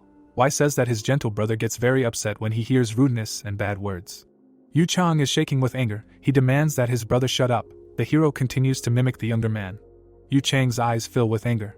He opens his mouth wide and calls his older brother a bastard. Yuch Chong lands in the arena. He angrily demands that Wai come out to him and promises to shut his brother's filthy mouth for a long time. The spectators talk in surprise. One of them asks why Yuch Chong came out on the stage first if Wai was the initiator of the duel. The hero calmly climbs the stairs. He says that his dear younger brother is very easy to anger, and his behavior only makes things easier for his opponent. The brothers stand opposite each other. Y folds his hands in front of himself and declares that he, Tang Woon Y of the White Pavilion, does not have any titles and is a nobody, but still hopes for a good duel. Yuch Chong, grinning evilly, asks why his brother is acting like this, and if he was scared as soon as he entered the arena. Gyujin, who is watching her brothers from the side, thinks that Yuch Chong is a real idiot, and Y has infuriated him with sound telepathy, but she understands that Y, as the defender, should remain calm. The girl hears the spectators discussing what is happening. One of them says that Y is showing respect, and Yuch Chong is acting too aggressively. Gyujin understands that the hero has turned the audience's opinion upside down, and now it looks like he accepted the challenge. The opponents look at each other. Their sister thinks that in any case, only the result of this duel matters. Y looks very confident. However, Yuch Chong is known as a true genius of the dark shadow, and he is one of the most promising talents of the Tang clan, so it will be very difficult to deal with him. The brothers look at each other smiling. Yuch Chong says that he is more than sure that the bastard in front of him is only capable of insults. Y asks if his brother came out here just to talk. Veins pop out on Yuch Chang's forehead. Smiling, he declares that it is time to begin the duel. The guy says that he has no idea what tricks Y has prepared, but he can't even hope to win. Clouds of white smoke rise between the opponents. The spectators look at the arena in surprise. One of them realizes that one of the brothers used a smoke screen. The other complains that he can't see anything. The hero covers his face with his hand. He clearly did not expect this trick, but the young man understands that using shadow energy in such an open space without any cover is not the best idea. The hero stands with his left hand raised. He understands that his brother did not recklessly rush at him. Yuch Chong appears behind Y. The hero thinks that his brother called him a coward and a fool, but he attacks from behind, which best characterizes him as a member of the Tang clan. Yuch Chong strikes, misses, and realizes that his opponent used shadow steps. The hero, finding himself behind the enemy, asks if he has forgotten that Tang Gon taught him this skill just recently. Yuch Chong flies past his enemy, who says that it seems that his brother has forgotten this wonderful fact. Yuch Chong, gritting his teeth in anger, says that he never thought that Y would master the shadow steps, but he is still his father's son, despite the fact that his mother is a vile prostitute. Yuch Chong crouches, spreading his arms out to the sides. His eyes turn white. The outlines of his figure blur. He says that with all this, the shadow steps are just an addition to the shadow energy, and he will now show how to use this very shadow energy. Traces of many blows are visible in front of the hero. The young man thinks that his brother is using a technique that hides his presence in the shadows, and now he cannot be seen or heard. The hero understands why Yuch Chong is considered a genius of the dark shadow. Y turns his head. He understands that it will be difficult for him to track down his brother in this smoke. Clouds of white smoke rise around the young man. Yuch Chong rushes forward, putting his right hand forward. He ends up behind his opponent. Yuch Chong approaches his brother from behind. He strikes. The young man's face is distorted with anger. Yuch Chong is reflected in the hero's red eyes. He thinks that, unfortunately for his brother, the shadow energy cannot fool the Reaper's sight. Clubs of purple energy are visible next to Yuch Chong. The hero thinks that, on top of everything, his relative's murderous intent is extremely obvious, so it would be possible to track him down even without the Reaper's sight. The Righteous Wind Squad members watch the duel from the balcony. Tang Tae states that he is very surprised at how well Y has mastered the shadow steps. He also notices that Yuch Chong has also improved the same skill. The guy suggests that this was due to the training that Yuch Chong did during his seclusion. We see the big guy's back. He states that this duel still reminds him of a game of tag. Tang Jin standing nearby suggests that Y is simply avoiding his opponent's attacks, waiting for the smoke to clear. Tang Tae sighs and says that even if the smoke clears, it will all be in vain if Y can't land a good finishing blow. Tang Gon giggles and says that he taught the boy such a blow just in case. Tang Tae can't believe that his comrade did more than San Yang asked of him. Tang Gon looks at his friends with displeasure and asks why they think so little of him. The young men smile and reply that Tang Gon seems to forget who in this world knows him best. A blurry figure is seen in the arena. Raising his hand, Yuch Chong calls his brother an illegitimate rat. The boy grits his teeth in anger, thinking that it is becoming more difficult for him to use shadow energy as the smoke clears. A white trail is seen in front of Yuch Chong. The boy thinks that he only intended to break his brother's legs, but his brother asked for something much more serious. Yuch Chong moves quickly across the arena. Several of his figures lose their clear outlines. The hero looks up. His brother thinks that Y avoided the attacks using shadow steps, but he will not be able to dodge the next attack at all. Sharp needles appear in the hands of the villain. He thinks that he will now kill this bastard. It is reported that Yuch Chong uses downpour of pear blossom needles. White dots and a red swirl are visible above Y's head. The skill Heavenly Lady Scattering Flowers is used. Gyujin grabs the sword. She understands that if Yuch Chong uses downpour of pear blossom needles, he wants to kill Y. The hero calmly stands in place. A predatory grin appears on his face. He says that he was going to play with his brother a little longer. However, it seems that the time has come to end this battle. A powerful flash occurs. Needles fly at the hero. The spectators who are looking at the hero's figure are perplexed and ask what kind of wind is this. Gyujin, covering his face with his hands, says that he recognizes wild wind. The girl's face is amazed. She understands that this is the very technique that Y learned yesterday. But she was unable to see everything carefully because of the poison energy and ghost energy that surrounded her brother. Y stands with his fists clenched. Gyujin is now absolutely sure that her brother trained storm dance yesterday. Yuch Chong looks at his brother and cannot believe that he is using wild wind dance. He stands with his hands covering his chest. With his mouth wide open, the young man shouts that neither he nor his sister were able to master this skill, and he cannot believe that Y did it. The hero, smiling, declares that all this is thanks to one woman who assigned him a very good martial arts instructor. The young man puts forward his left hand and says that he must now show how grateful he is. Y jumps. He approaches his brother and uses the wild wind dance skill. Y prepares to strike, with his fingers spread out. He strikes and hits his brother in the stomach, causing a wild wind explosion. Yuch Chong opens his mouth wide. He flies far back. The young man sits unconscious against the wall. The spectators mutter among themselves in confusion. One of them says he can't believe that Y won, and with just one strike, the other says that it's truly impressive. Y stands in the arena, surrounded by many spectators, who realize that an underdog has just defeated a clear favorite. The Righteous Wind Squad discusses what's happening. Tang asks Tang how Y knows wild wind dance. He replies that, as he said, he showed his student a great finishing move. Tang angrily yells at Tang not to make up ridiculous excuses. He says that he's not going to do anything like that. The instructor looks at his comrades with hope and asks if they think the wind they just observed is no different from the wind they followed in their time. Tang, looking at Tang with confusion, asks if he means that Y's talent in wind is as pronounced as the head of the family. Tang replies that the boy still needs to work a little, but he still managed to master the wild wind dance in just 10 days, and this speaks volumes about the young man's talent. The instructor states that it is too early to draw final conclusions, but he thinks that the hero is worth keeping an eye on. Tang leans on the railing. He states that he does not know if these were just empty words, but Y said that he was going to inherit the Wild Wind Squad, so the high expectations for this young man are quite logical. Tang looks at the hero standing in the arena and asks why he is still shrouded in wind, then he realizes what it could mean. Y calls out to his sister. Smiling, he asks if she would like to duel her younger brother, even though he is completely unworthy. The girl looks at him in surprise. The spectators look at Gyujin. They realize that the current heir of the Nine Dragons Division family is standing next to them. The girl looks around excitedly. Someone says that she must have returned from the Qingqing sect to also attend the visit of Dark Sovereign. Someone says that he did not recognize the girl because she has not been here for several years. The spectators smile happily. One of them says that they seem to be seeing a duel between the young Master Y, who has mastered the Wild Wind Dance, and the greatest talent of the Sichuan territory. The crowd gets excited. Someone shouts that this duel will be much more interesting than the previous one, and they are incredibly lucky today. Another spectator says that it seems they will see the skills of Thousand Petal Beauty. Gyujin looks back at the audience, who are chanting her name. Tang Jin, looking down, says that it seems the situation is getting heated. Tang asks his comrades if young Master Y has any chance. Concern appears on the man's face. He says that the guy does not have enough skill to fight his sister. He does not understand what he is counting on, since defeating Yuch Chong is already enough to increase his authority within the family.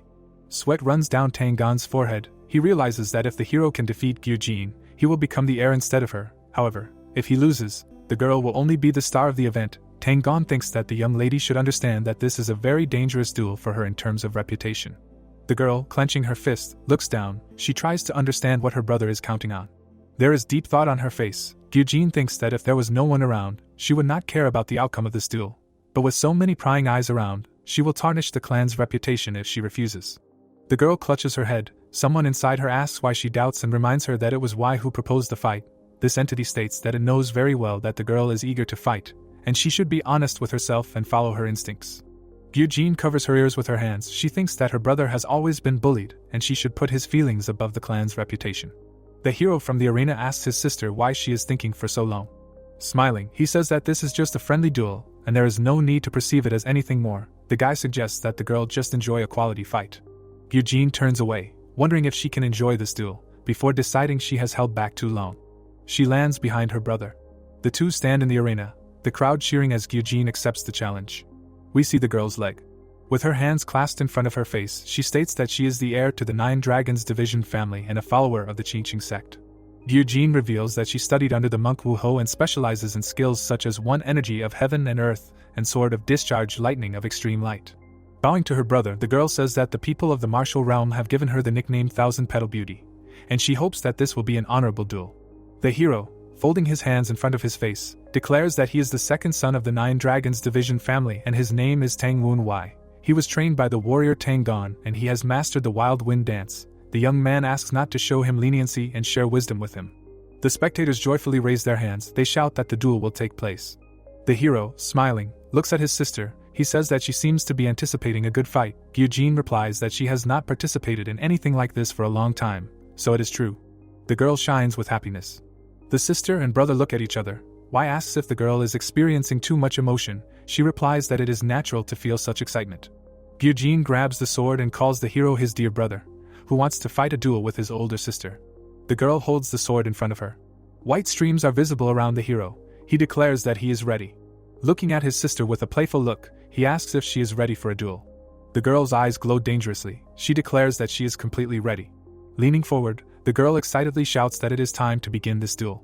Smiling, the young man states that as an older sister, Eugene should give him at least a 3-second head start, after which she uses Wild Wind Dance and Cutting North Wind's technique. The opponents meet in close combat.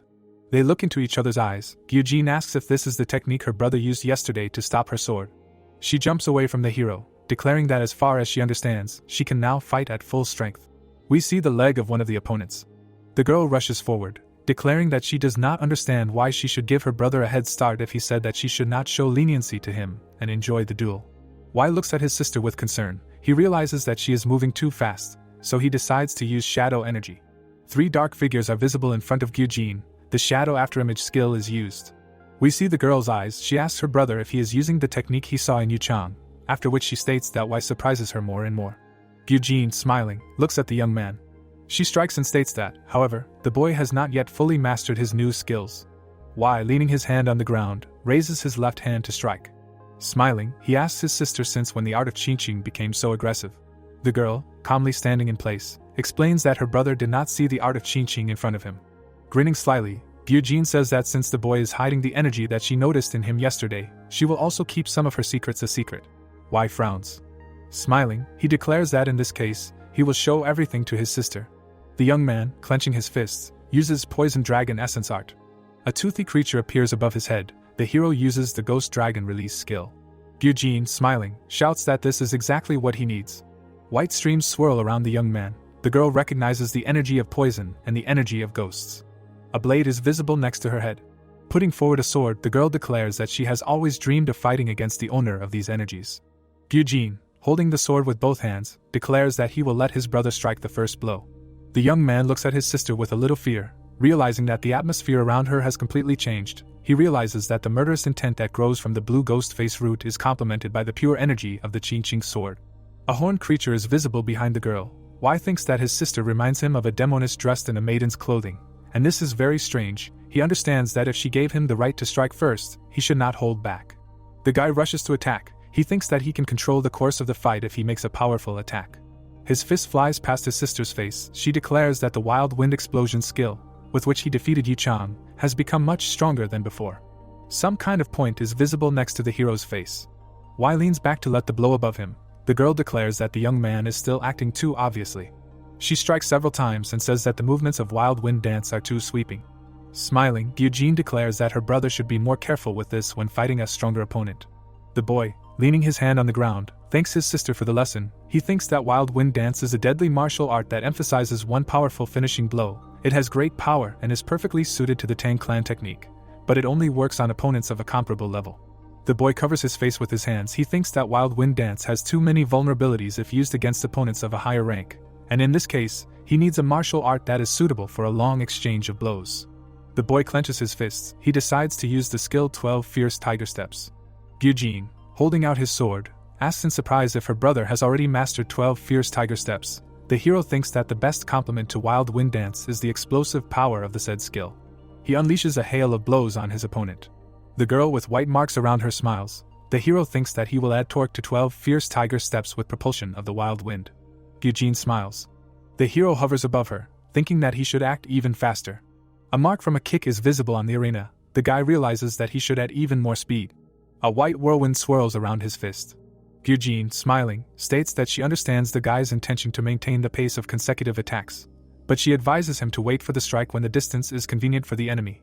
The girl uses the skilled Qingqing sword technique. Gyujin stands with his sword extended in front of him. The girl uses the skill sword of discharged lightning of extreme light. The boy covers his face with his hands, but misses many blows. The guy looks out from behind his hands, thinking that it seems that he was too hasty, immediately rushing to attack his sister. We see the young man's eyes. He thinks that from now on he will act more carefully. Gyujin, who just struck, looks surprised. A smile appears on her face. She declares that this is exactly what was needed, and now this is a real duel. The brother and sister exchange many blows. The girl asks why to continue to entertain her. The spectators raise their hands in excitement. Yuch Chong, holding his head, asks what is happening. The servant asks if the young master has finally woken up.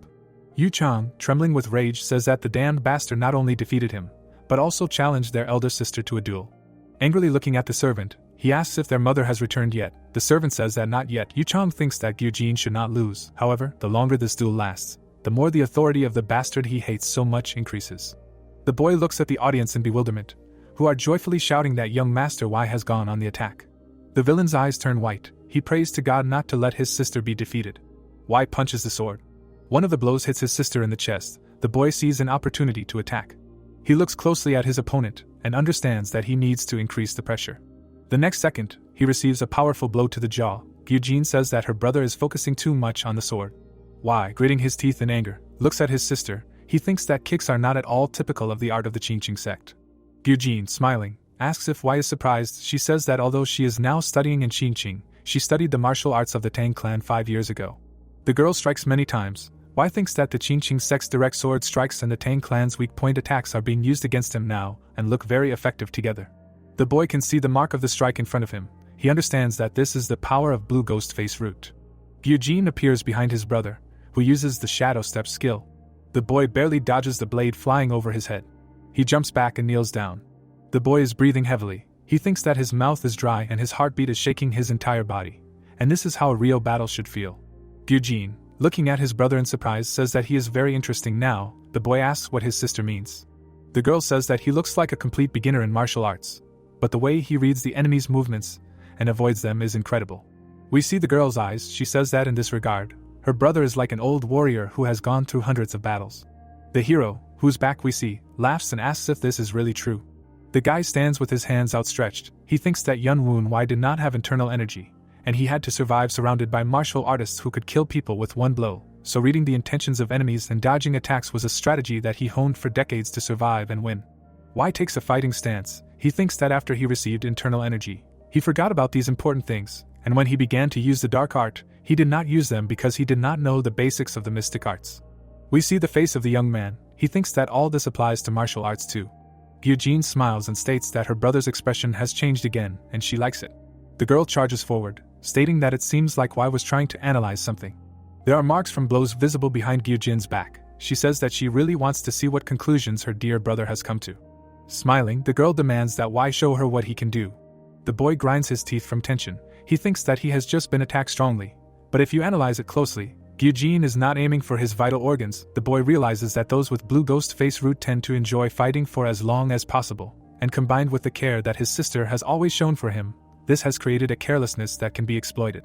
The boy manipulates his hands. He thinks that he is very grateful to his sister for her kindness, but this does not mean that he will not take advantage of the opportunity presented to him. Y delivers a series of blows. Gyujin, looking at her brother in surprise, says that it was a good attack, but she seems to have seen it before. The girl screams in surprise. White streams are visible around the opponents. Gyujin thinks that the wind that she reflected with her attack has gathered in front of Y, and is now restricting her movements. A smile appears on the girl's face. She understands that her brother has learned to control the wind incredibly effectively. The young man raises his hand to strike. Gyujin understands that the attack can be very dangerous. We see her eyes. Y hits the target. A bright white flash occurs in the arena. The Righteous Wind squad members scream in amazement. Regular spectators are also shocked. Yuch Chong opens his mouth wide. A trace of the blow is visible behind the hero's fist. The guy looks down sadly. He raises his eyes and looks somewhere into the distance. The Righteous Wind squad members are standing on the balcony.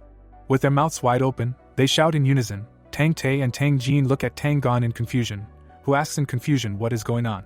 Tang Tae asks worriedly if young lady Gyujin is okay. Tang Jin asks if his comrade noticed something very important. Tang Gon is shocked. He thinks that young Master Y certainly exceeded all their expectations, but what really surprised them was the light they just noticed. Clouds of white smoke rise in front of the hero. He asks his sister if she thinks she is using too cheap a trick. The girl emerges from the white cloud and asks if her brother really noticed it. Eugene, holding her sword in front of her, says that she wanted to keep it a secret until Y reveals her own secret. The girl, smiling happily, says that now her secret is finally revealed, and there is no point in hiding it any longer. Eugene radiates energy. The crowd looks at the girl excitedly. Someone pays attention to how her sword glows. One of the spectators states that the girl has reached the peak of the elite level. The second shouts that he never doubted the heiress of the 9 Dragons division family.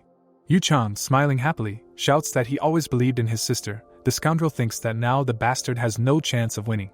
Y and Eugene stand opposite each other. The girl, smiling, says that now that she has shown the energy of her sword, she can no longer drag out the rubber.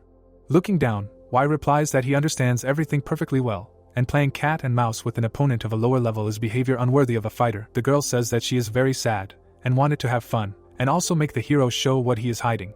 The young man looks sadly at his sister. He thinks that this duel will end during the next exchange of blows. The guy raises his right hand. He thinks that now his cutting north wind's technique skill is blocking Gyujin's weapon, but he will not be able to stop the Qingqing sword, filled with sword energy. The guy clenches his fist. He thinks that he cannot afford to show everyone his dark art yet, so he has only one trump card left up his sleeve. Gyujin, smiling, looks at his brother, and says that he seems to be trying to think of some kind of countermove. The hero asks if she really thinks so. The girl, smiling, says that the guy's heart is now beating at an incredible speed. Y smiles. He knows that his sister is wrong. The young man says that he is only a little worried, since he found himself in a situation where he has to pretend to be a person obsessed with martial arts. Eugene, holding out his sword, says that the guy is saying strange things. Y asks again in surprise. The girl, smiling, says that people obsessed with martial arts are called nothing other than martial arts masters. The hero's face shows surprise. Smiling, he states that he understands what the girl is talking about. A shadow is visible in front of the guy. He thinks that he was in a hurry to master martial arts when he was reborn in the body of Tang Woon Y. But it turned out that this is not at all what Yun Woon Y dreamed of getting. The hero remembers the moments of his duel with his sister and the emotions he received during this fight. The young man understands that perhaps he was eager to see the results of his martial arts training and how they would work against a strong opponent, but his main motivation was still the desire to rise and win. The young man looks up. He understands that he wanted to feel exactly this feeling, becoming a martial arts master. Gyujin, smiling, looks at her brother. She says that it seems that he has already caught his breath, after which she asks if it is possible to begin the final attack. Y, boldly looking at her, declares that Gyujin can act. We see traces of blows. The girl holds the sword with both hands. She lifts it above her head. A sphere appears in the hero's hands. He thinks that he sees the energy of his sister's finishing blow. The guy decides to use similar energy of his own, which has the greatest destructive power among all wild wind dance techniques. A bright source of light is visible in his hands. The guy decides to mix the energy of ghosts and concentrate it. The hero uses the wild wind dance skill. He puts his hands forward and uses booming wind cannon. Brother and sister meet each other in close combat. We see the eyes of the young man. He tries to understand if his technique will be enough against an opponent at the peak of the elite level. We see the back of the young man. Y thinks that he must clear his head of these trivial thoughts.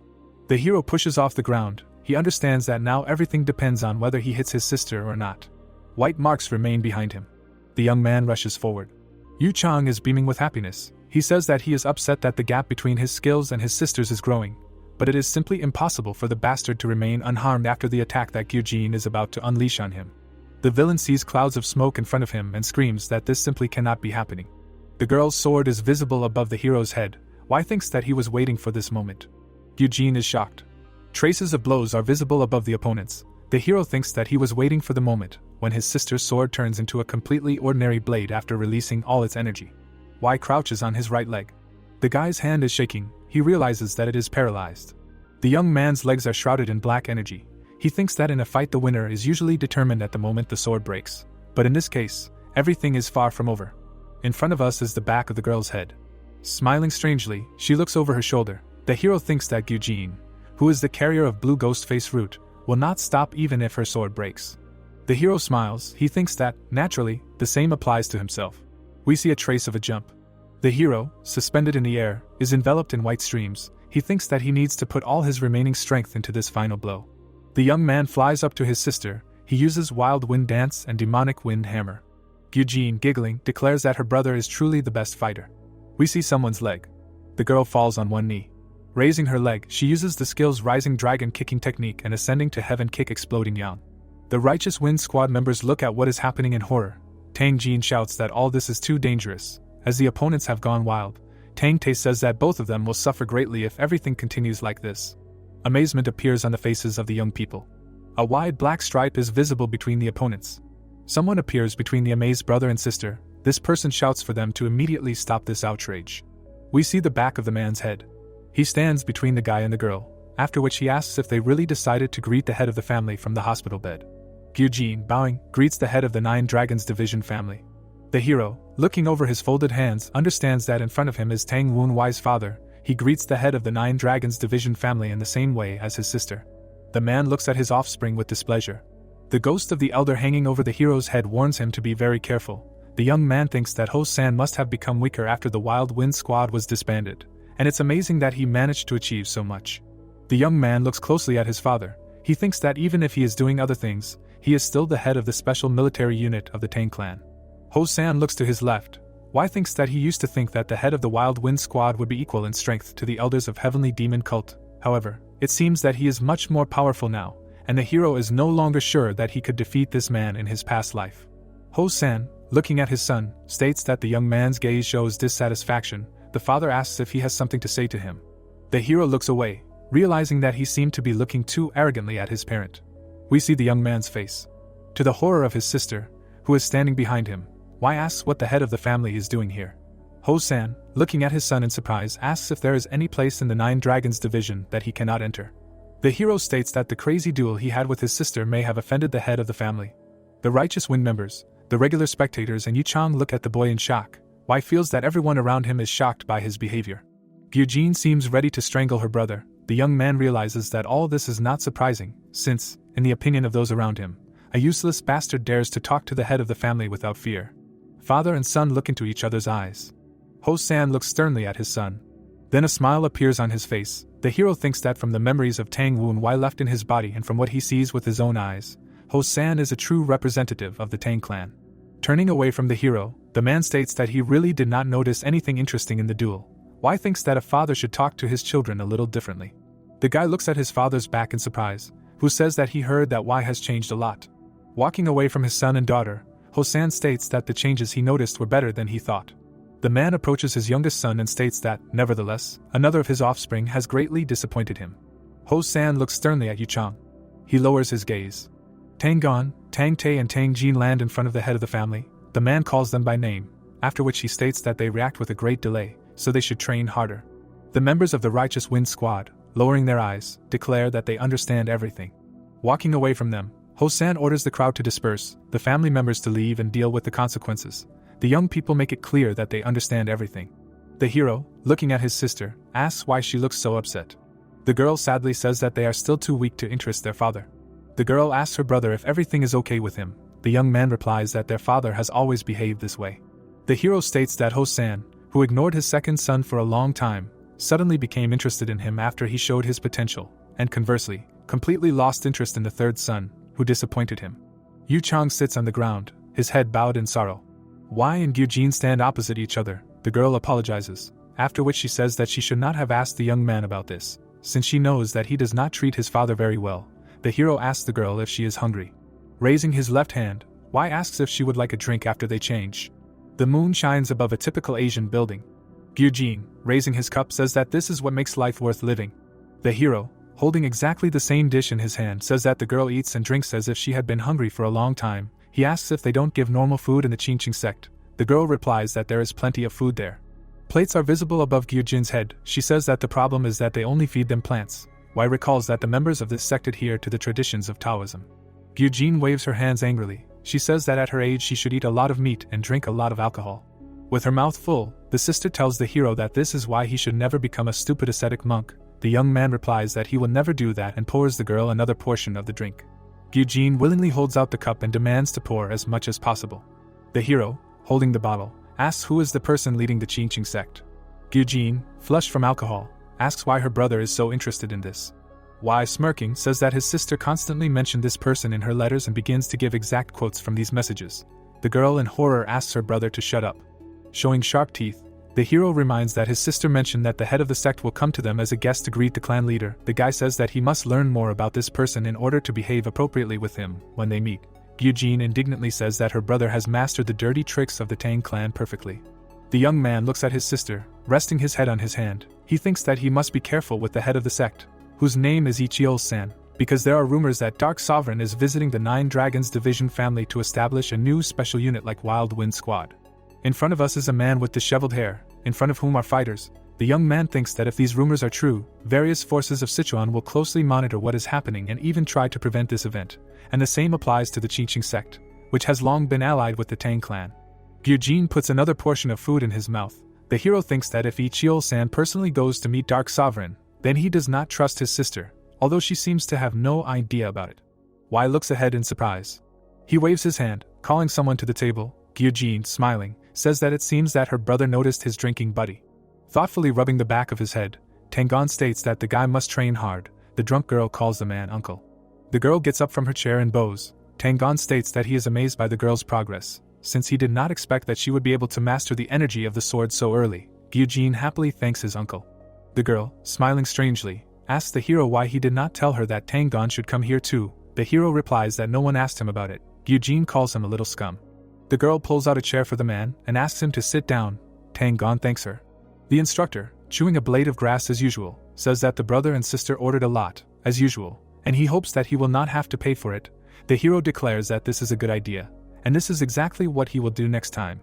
Tangon and Y clink glasses. The instructor asks the student if he hit his head somewhere.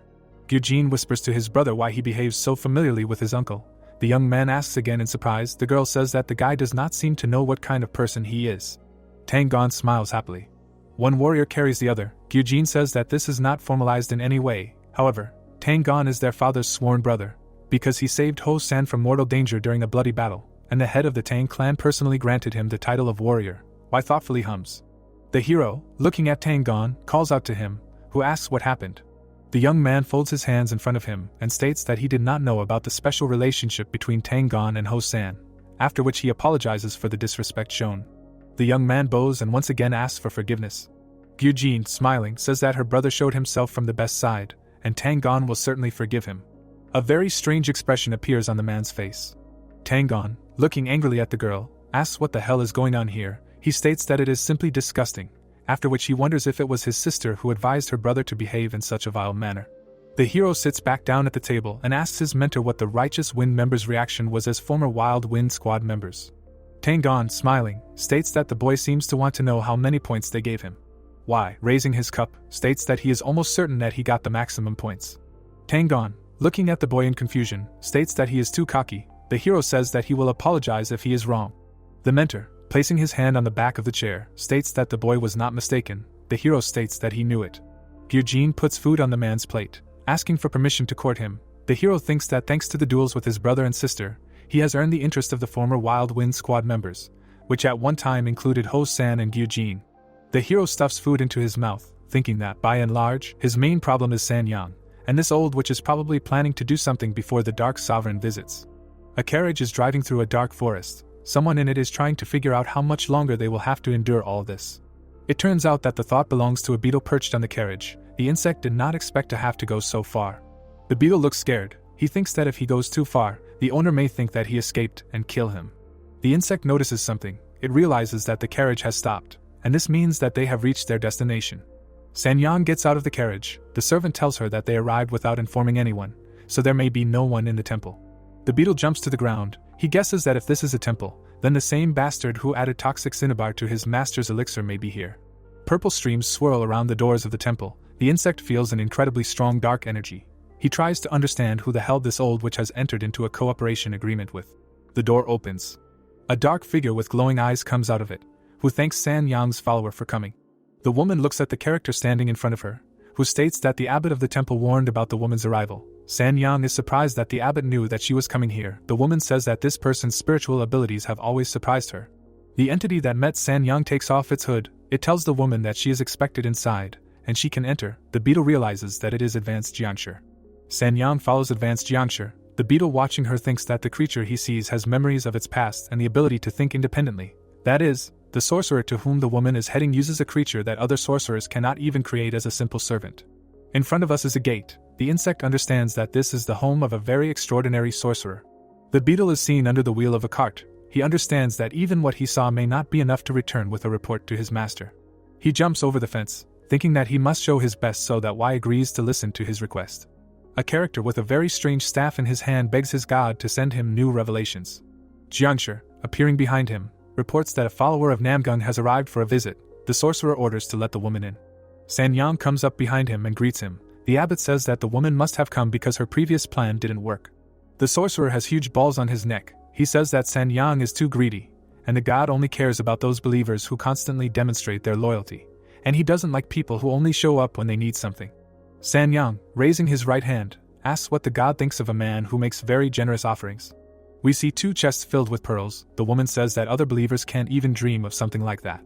The sorcerer has spikes on his back. He says that the god will probably think this is all very cute.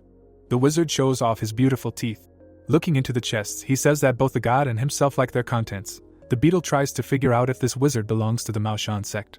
Sanyang, with a joyful sorcerer standing in front of her, states that if everything goes well, she will bring another full chest. The sorcerer praises Namgung's follower and states that she knows how to gain the favor of the god. The sorcerer sits on the ground with a staff in his hand. We see the face of this creature. The sorcerer asks how he can help the woman this time. Sanyang asks if the sorcerer remembers her previous request. He replies that the woman asked to brainwash her illegitimate stepson. He states that it seems that this operation is still ongoing. Sanyang, frowning down, states that the situation has changed and she needs something faster and more reliable. The woman recalls her conversation with her daughter. She thinks that she wanted to use her stepson as a pawn that could be thrown on the scrap heap after the visit of the Dark Sovereign. However, Gyujin's behavior and the actions of those who support the bastard can lead to her losing her position. Kneeling in front of the sorcerer, Sanyang asks if he can turn Y into an advanced Jiangshi. The sorcerer, looking at the woman, laughs. He says that her stepson, as it seems to him, has completely bored his stepmother, the beetle, which is visible above the heads of the interlocutors, mentally calls them crazy bastards.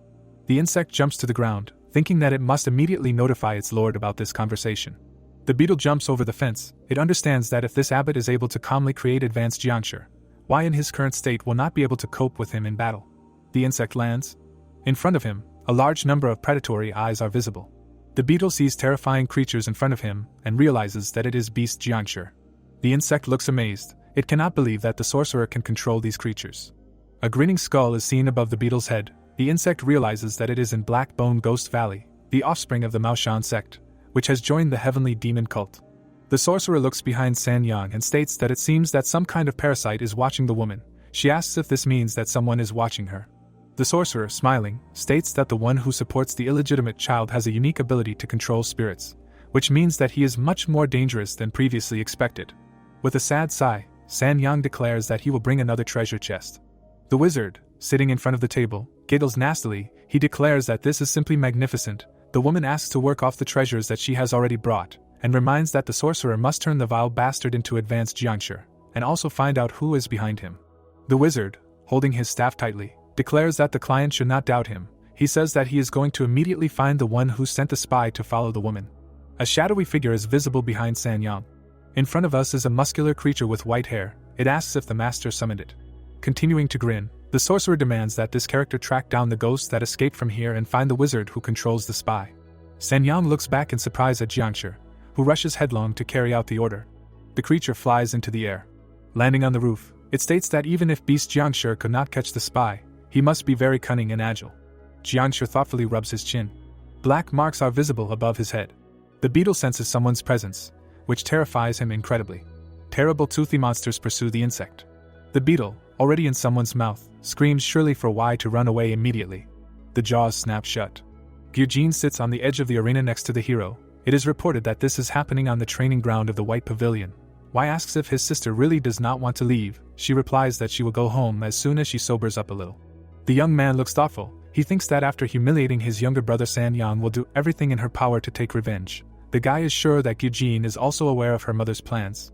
Y moves away from his sister, stating that he understands everything, but the girl should not be too annoying. Gyujin replies that her brother should not pay attention to her, and can just continue training.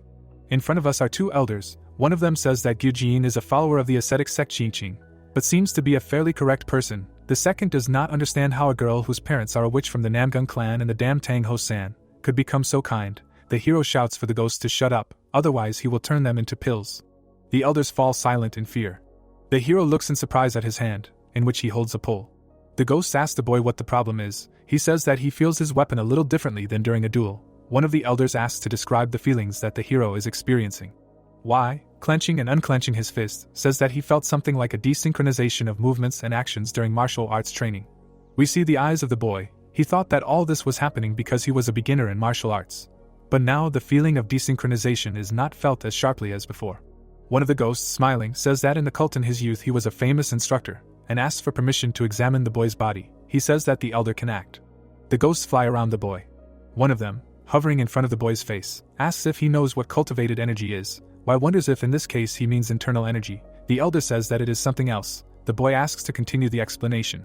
In front of us are three muscular figures. The ghost says that the internal energy accumulated in the body depends on the user's personality, physical constitution, family traits, and other similar parameters. The young man asks in surprise if this means that a person's heart and mind are contained within the internal energy.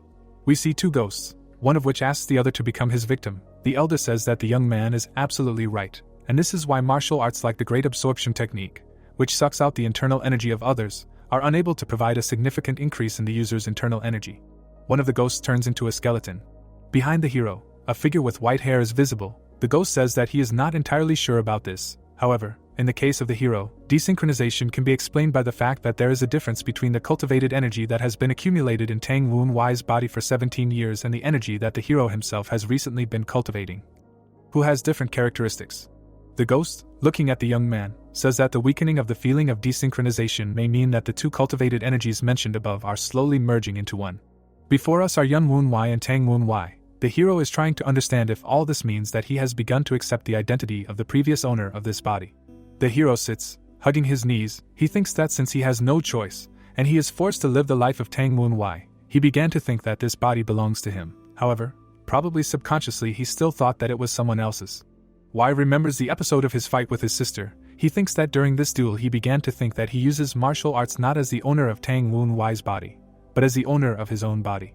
The young man looks back at his sister. He thinks that the emotions he experiences when meeting Gyujin, whom he previously knew only from the memories left in Tang Woon Y's body, are slowly but surely breaking this subconscious barrier.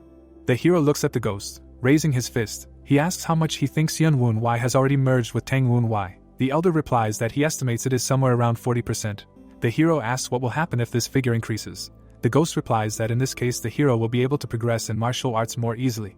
Y looks thoughtfully ahead. He thinks that this is simply magnificent.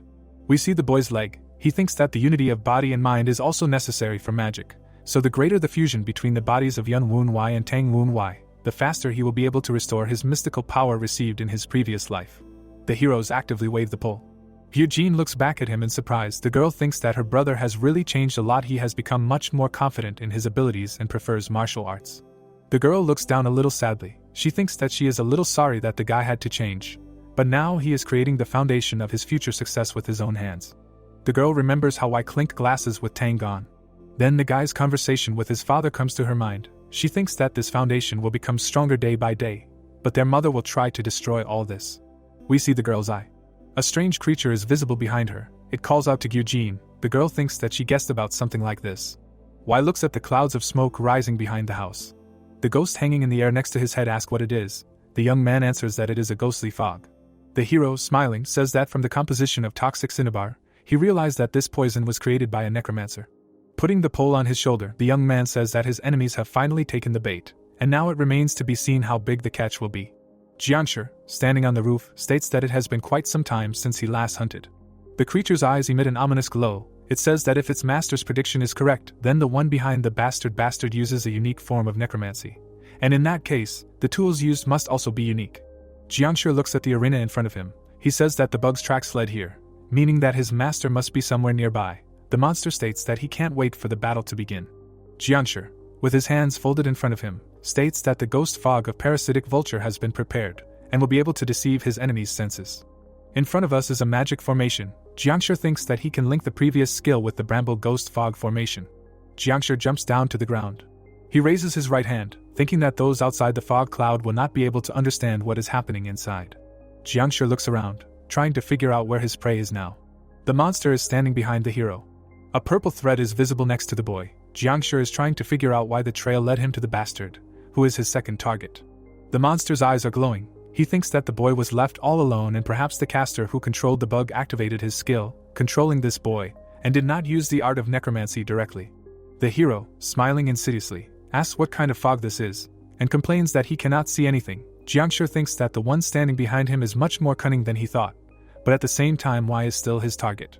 Jiangshi approaches the boy from behind. He thinks that if he catches the boy, then the one standing behind him will be forced to show himself. The monster believes that the boy cannot see anything around him due to the ghostly fog. A stream of purple energy appears above the monster's index finger, thinking that if the guy stays still, he will turn into advanced Jiangshi without losing a single limb. The monster sees the hero's sister approaching him. He notices the unusual glow around the girl and realizes that he most likely has a new one. Gyujin, giggling, looks into Jiangshi's eyes.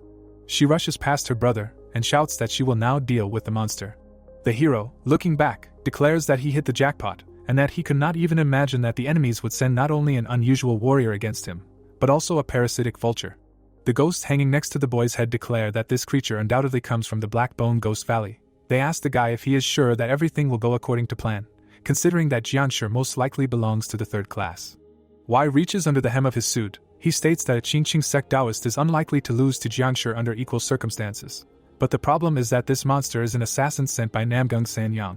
The youth swallows the pill, stating that this raises the question of whether Gyujin will retreat or destroy the evil as a true Qingqing disciple. White streams are visible under the youth's hand. He says that right now they can only rely on his sister's common sense. The girl places her hand on Jiangshi's face. Jiangshi realizes that he can feel the power of Qingqing's sword energy. The monster peeks out from behind the hand covering his face. He remembers that the only Qingqing Taoist in the Nine Dragons Division family is Tang Gyujin, the eldest daughter, but Jiangshi does not understand what she is doing here. The monster calls out to the girl, holding out his hand, begging her to wait a second and listen to him. Tang Yu charges, declaring that he will not listen to such creatures. She screams that she will simply kill the vile Jiangshi. The girl's opponent covers his face with his hands. A black trail is visible in the air. Jiangshi's hands are shaking. He understands that this is far from an equal fight, because if he tries to fight with all his strength, he will end up hurting Gyujin, and the deal with Namgung will be disrupted. Jiangshi looks at his enemy. The creature remembers its master, thinking that if something happens to the girl, he will torment him in a way no one else can. Gyujin, holding out his right hand, asks his opponent why he hesitates. There are traces of blows in the air. The girl uses the skills Qingqing sword technique and sword of discharged lightning of extreme light. Gyujin spreads her arms wide apart and screams that Jiangshi should just die. Blood spurts from her opponent's chest. He thinks that if things continue like this, he will die very quickly. Jiangshi jumps far back. He understands that he no longer needs to hold back. The fighter screams that he did not attack because the daughter of a Namgung follower is in front of him. The girl looks at him in amazement. Jiangshi rips off the bandages from his hand and screams that it is the girl's own fault for not listening to him. The monster raises his left hand. The bandages fly off his hands. White swirls appear around his leg. Jiangshi transforms, becoming much more terrifying in appearance. He uses the skill Ghostly Amplification technique. Gyujin, looking up in fear, curses. She holds her sword out in front of her and blocks the blow that is flying at her. Jiangshi, with his toothy maw wide open, shouts that if the girl would just retreat, it would be much easier for both of them, and anyway, he is only here to fulfill the wish of the Namgung follower. Gyujin, trembling with tension, holds back the enemy's blow. She mentally calls herself to focus and reminds herself that she has long suspected that all of this was her mother's tricks. The girl stares at the enemy. She thinks that she will capture this creature, find out who is behind it, and make her mother stray from the wrong path. Jiangshi strikes again. He shouts that he recognizes the vile aura surrounding the girl. The monster raises his left hand to strike and shouts that before him is a stupid ascetic who will never retreat. Gyujin jumps back from the fist that crashes into the ground in front of her. Jiangshi, baring his sharp teeth, regrets that it is Gyujin in front of him. He thinks that if the battle continues like this, he may be discovered by the Righteous Wind Squad members, even though he is using the Bramble Ghost Fog formation. The fog rises above the roof. Jiangshi thinks that, on top of that, the one behind Y may appear here at any moment, and the longer this continues, the more dangerous the situation becomes for him. We see the top of the blonde man's head. Jiangshi thinks that if the ghostly fog begins to dissipate even a little, he will need to use Parasitic Vulture, while the monster does not forget that the bastard continues to be his target. In front of us is a bird's beak. In the sky, the Parasitic Vulture, which Jiangshi mentioned earlier, is hovering. The ghosts, looking up, tell their master that Parasitic Vulture has stopped emitting fog around itself. The hero smiles and states that Jiangshi is most likely using the bird now, and he almost falls asleep while waiting for this momentous event. One of the elders says that it might be wiser to let the girl destroy the bird, and the hero himself will have to deal with Jiangshi. The bird dives down. Its open mouth is visible above the boy's head. He states that it is completely unacceptable to make such cries in the middle of the night. Staring intently at the parasitic vulture, the hero orders the monster to immediately descend to the ground. A terrifying entity appears in front of the bird. Y uses the skills Violet Mystic Eye and Evil Ghost Advent. The bird squeaks in confusion. A bright white mark is visible next to the hero's head. The parasitic vulture plunges its head into the ground. The hero bewilderedly states that this is not what he meant at all. The ghosts begin to examine the bird sticking upside down. One of them says that it is a miracle that this bird did not break its neck. The second states that the body of this creature is incredibly durable. The hero squats down. One of the ghosts states that someone used very rare materials and spent a lot of time to make this creature, and all in order to use it against Y. The young man states that the elders look too smug, considering that it was he who did all the work, and not them. Y looks into the bird's eyes and demands that this stupid creature come to its senses. Jiangshi is seen next to the boy and the bird. The hero says that parasitic vulture can choose one of two things, either fight its former master, or the one it sees in front of it now. The young man grins menacingly. The bird jumps up. She appears behind Jiangshi. Her former master asks in confusion why the bird is attacking him. Jiangshi defends himself by raising his right hand above himself. He understands that he has lost control of the parasitic vulture, and that the creature that stands behind Y is so strong that it can intercept control of pets. Jiangshi's eye emits a pink glow. The monster thinks that the person he was just thinking about might be somewhere nearby, so he needs to run away from here immediately. Eugene flies up to Jiangshi from above. She delivers a powerful blow and says that if her opponent is so oblivious to defense, she does not need to be asked to make a successful attack twice. A bright white streak is visible in the air. Eugene cuts off Jiangshi's hand. The monster thinks that he needs to retreat and take a fresh look at the situation. A bright white trail is visible behind Jiangshi. The monster cannot understand why someone stepped on his left hand. Jiangshi bares his teeth in anger and asks the girl why she maimed him instead of killing him, and if she is sparing him because of her mother. The girl, smiling predatorily, states that the monster should just properly beg for mercy. Eugene calmly walks forward. She states that she is going to cut into pieces to achieve her goal. Jiangshi screams that she has gone crazy and asks if this is the guise of a Taoist promising salvation. Parasitic vulture leaves 3 deep cuts on the monster's face. Jiangshi looks back at his former pet angrily and calls him a damned bird. Eugene has no idea why Beast Jiangshi betrayed his master, but she understands that she has received a chance to get rid of the remaining ghostly fog. The girl holds her sword in front of her and uses the skill 1 energy of heaven and earth. In front of the monster, traces of many blows are visible. The girl uses the skill Evil Expelling Torrent.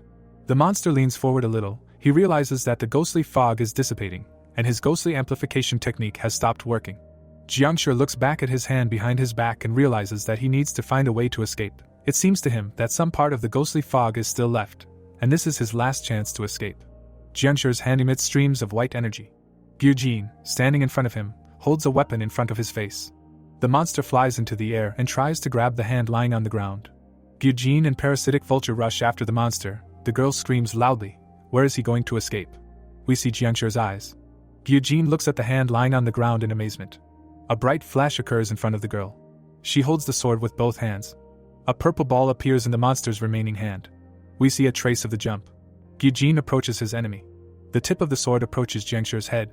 A black vortex swirls around the blade. Eugene, whose back of his head we can see, says that the enemy has escaped. The girl, looking to her right, says that everything went exactly as Y planned. The hero squats next to his sister. She tells him to be careful, as she just saw a spell from an unorthodox sect. Y asks if the girl could help him. She asks again in surprise. The brother and sister whisper to each other. Eugene, looking at the hero in shock, asks why he does not want to kill Jiangshi if the monster, according to him, is going to ambush them. Y, smiling, says that he needs to get some information from this creature. The boy looks at his sister carefully. He says that they are members of an influential family, but are still in the territory of the Tang clan, and if Jiangshi was able to penetrate here and spread the ghost fog, then most likely he can also use some kind of magic related to formations. The girl asks again in surprise. Y, looking to the left and up, says that this creature, most likely, in case of mortal danger, uses the Crystal of Return to pass through the portal, and with the current level of skill, he will not be able to defeat Jiangshi if he uses a formation spell. Eugene looks at his brother in surprise. He is smiling, says that if the girl can make Jiangshi escape outside the formation spell, then he will be able to find the puppeteer who is behind the monster, and figure out who dared to invade the territory of the 9 Dragons Division family. The girl sadly states that her brother is most likely right, and she even knows who hired Jiangshi as a hitman. Eugene says that she is almost certain that it is their mother. She asks the boy what he will do if his sister decides to side with Sanyang. The hero, standing up, states that if that happens, he will be a loser who lost in mind games. The young man smiles. He looks at his sister and says that it seems that this is the natural order of things in the Tang clan. Eugene looks at his brother in shock. In front of the guy, there are figures with glowing eyes. The girl thinks that for Y, who has constantly experienced the most severe suffering, the Tang clan is just a gang of swindlers and deceivers. She thinks that she must show her brother that there are other people out there, and for this she must work much harder. Parasitic vulture raises its wing. Eugene looks at the bird in bewilderment, and says that this seems to be Beast Jiangshi. A predatory grin appears on the girl's face. Parasitic vulture screams in horror. A white trail is visible in the middle of the forest. Jiangshi rests his hand on the ground. Shaking with anger, he says that he failed his mission and cowardly fled. The monster believes that he can always grow a new arm. But he lost Parasitic Vulture, and the Nine Dragons Division family will be especially vigilant after this attack. The monster, gritting his teeth in rage, says that his master will not tolerate such a failure. Jiangshi raises his head high, cursing everything in the world and blaming the damn Taoists for his troubles. The hero appears behind Jiangshi. He says that the monster should have run much further before stopping to rest. The guy says that he cannot believe that he stopped so close to the mansion. Jiangshi turns around sharply. He cannot believe that someone was chasing him.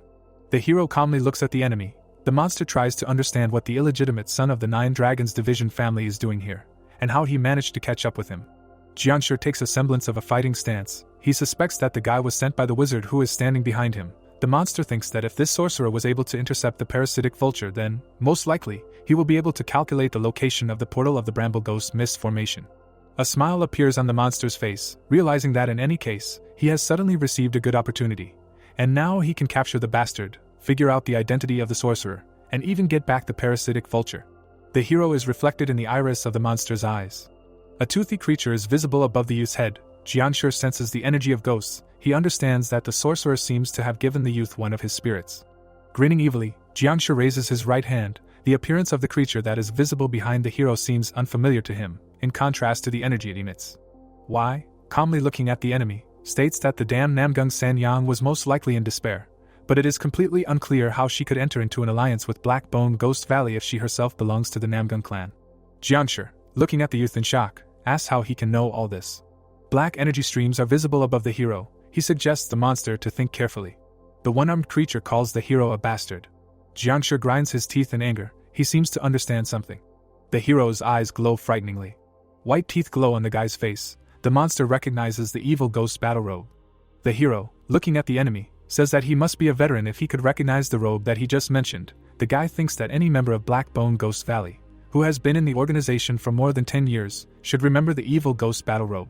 We see the hero as he was in his past life. The young man remembers that it was in this mystical armor that Yun Woon Wai, the heir to the heavenly demon cult, was going to completely destroy this place. Jiangshi opens his mouth wide. He thinks that the source of ghost energy is none other than the Ghost King. The monster asks how an absolutely insignificant character got the evil ghost battle robe. Y, looking at Jiangshi, states that the person from his past that he remembers can answer the monster's question. Purple energy rises around the hero's body. He tells the monster that he wants to ask many questions. Jiangshi states that he is not going to answer any of them. The youth, raising his hand, states that Jiangshi can be stubborn as much as he wants. Menacingly looking at the monster, the hero states that they will talk in more detail after he carries out the necessary processing. Jiangshi, putting his hand forward, looks at the hero. He thinks that if this is really why, he can kill him with one attack. We see the youth's fist. The monster looks at the enemy, trying to figure out what exactly he will use, a dark art or the power of the Ghost King. Y flies up to the enemy. His fist ends up right in front of Jiangshi's face. The monster is confused because the hero is using a martial art. Y brings down a hail of blows on the enemy. The monster flies back. He slams his back into a tree. We see the top of Jiangshi's head. The monster holds his face, realizing that a secret technique of the Nine Dragons Division family, Wild Wind Dance, was just used against him. The monster looks at the enemy over his fingers, surprising that the youth did not use a dark art. Jiangshi bares his teeth. Pointing his finger at the enemy, he shouts that he understands everything now, and that this is not why in front of him. Since he cannot use martial arts, Jiangshi believes that his enemy is a monster that can destroy an unorthodox warrior like him with a single swipe of his finger. Opening his mouth wide, Jiangshi shouts that he has no idea how his enemy was able to imitate Y's skills, but he will not be able to fool anyone. 3 bright pink beams are visible in front of the monster. A thick chain appears next to his head. The monster recognizes the magic imprisonment chain. He remembers that Y personally made this equipment. The hero points his finger at the enemy and states that he missed by a little, after which he says that he should not be called a monster, but for example, a genius. Jianshi, standing by the tree, looks at the young man in amazement. He realizes that in front of him, it seems, it really is why, but in this case, it is unclear how he can still be alive and even more so use martial arts. The hero, standing in front of the monster, says that he is probably confused, and tries to understand if this is the same person in front of him that he knew before. A dark, grinning figure is visible on the tree behind Jianshi. Why, whose eyes emit a purple glow, states that the monster does not have time to ponder such questions now. Jianshi, gritting his teeth in anger, looks at the enemy. He thinks that indeed if he hesitates too much, either the righteous Wind Squad members or the brainless ascetic who attacked him earlier will appear, but he understands that he cannot just up and run away. Sweat is pouring down the monster's face. He realizes that the bastard knows who he is dealing with, so he needs to be neutralized somehow, but if it really is why, everything is getting too complicated. Sighing heavily, the hero asks the monster if he is going to stand still any longer. The guy, staring at the enemy, asks who even thought of initiating such hesitant creatures into the unorthodox warrior. He states that considering how Jianshi was robbed of parasitic vulture, he cannot do a single thing right. Grinding his teeth in anger, the monster demands the enemy to repeat what he said. Jiangshi's head shakes in anger. Wai says that maybe he should stop teasing him, as he wanted to get some information from the monster, but this idiot is unlikely to know anything important. The enemy calls the hero a bastard. The creature's hair stands on end. It screams that even if it has to die here, it will make the hero regret his words. We see a white trail. Jiangshi charges forward, putting his right hand forward. Wai, looking over his hand, asks if he has finally decided to fight. A bright white beam is visible in the air. We see the hero's left eye. The young man thinks that he was trying to buy time and move the battle away from the village, but now it's time to use something that he failed to use in the duel with Eugene. We see jets of white energy. There is a bright flash. The opponents are in close proximity to each other. Jiangshi says that he was supposed to deliver the guy's corpse, but now there may be nothing left of it. The monster stands with his right hand outstretched. He says that his opponent has the same filthy mouth as Wai. The youth, grabbing the monster's hand, says that he can relax a little now. The monster's hand is shaking. Wai states that the crystal of return will allow him to rest a little later. Jianshi is shocked that the attack he made did not reach its target. The youth, holding the enemy's hand tightly, asks how he planned to deliver the corpse of his enemy somewhere if he has such a weak attack. The monster tries to understand if his enemy is really using evil ghost battle robe. Jianshi pulls his hand back. He screams that this is simply impossible. The monster deals multiple blows to his opponent. Traces of blows are visible around the monster. It does not understand how its attacks, enhanced by overloading demonic essence, cannot reach the target. The hero calmly endures the blows that the monster deals. Looking at the enemy, the guy says that he should tell him when he finally wants to turn into a corpse. Jiangshi is about to hit him again. He calls the hero an annoying rat. The monster strikes again. The hero, grabbing his fist, says that he has finished testing the defensive capabilities of the evil ghost battle robe. In front of us is a clenched fist. Wai says that it is time to test the attack. He hits the monster in the ribs. A bright white beam is visible in the air. A dark silhouette lies under the trees. Jiangshi, lying on the ground, thinks that after this single blow, he has confirmed his opinion, and his opponent is inferior to him in level, since his finishing attack is not able to kill the enemy. The monster, smiling, thinks that he can win if he waits for the evil ghost battle robe to end. The hero, standing above the enemy, asks why he is smiling. Wai suggests that the monster thought the enemy's attacks were weak, and he wants to wait for the evil ghost battle robe to end. According to the hero, he knew that he was chasing Jianshi from Black Bone Ghost Valley. Wai asks if the monster really thinks that he has nothing prepared for this case. The guy suggests that his enemy is so stupid because his brain has rotted along with the rest of his body.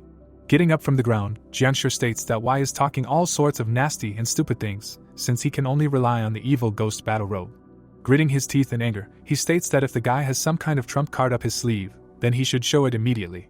The monster rushes to attack and begins to strike. He says that this trump card is better to show before the effect disappears, which turns out to be the hero's robe. Jiangshi kicks. The hero appears behind him. The monster realizes that it was just an illusion. The youth strikes his opponent's back. Extending his only remaining arm to the side, Jiangshi shouts that the hero is scurrying around like a rat. Concern appears on the youth's face. He thinks that his attack was too weak to break through the defense of even the unorthodox warrior. The youth falls to the ground. He understands that he needs to do a few more things. A ghostly tiger head appears next to him. The boy feels a little sorry that he has to deal with Jiangshi here and now. A purple glow can be seen above the monster's head. He asks if the hero still hasn't realized that his attacks do no harm. There are traces of many blows near the monster. The boy rushes past his enemy, holding his hand out in front of him. Jiangshi opens his mouth wide and screams that he is ticklish, But unlike the evil ghost battle robe, there is no time limit. The monster states that the boy can hit him as much as he wants, but he must understand that retribution is inevitable. Y lands on the toe of his foot. Standing with his back to the enemy, the boy says that he was afraid that Jiangshi would dodge the blows and drag out this fight, but he was too stupid and simply took all the blows on himself. We see the eyes of the young man. Y declares that in front of him is still Jiangshi, who simply must be impenetrably stupid. The monster, raising his right hand, says that the hero is spitting out all these curses only because he found himself in a losing position, and that he wonders how much longer this bastard can continue to swear. Jiangshi spits out blood. The monster is shaking all over. He understands that he has symptoms of poisoning, which should not be there, since he is Jiangshi. The hero declares that ordinary poison really would not work on a creature of this kind. Purple streams are visible around Jiangshi's body. The monster guesses that ghost poison was used against him. The hero calmly declares that thanks to the fact that Jiangshi took all the blows on himself, he managed to thickly saturate the monster's body with ghost poison, and now his comrades can have fun to their heart's content. Jiangshi opens his mouth wide and curses the vile ghosts, and asks how they dare to eat his body. He demands that they all leave.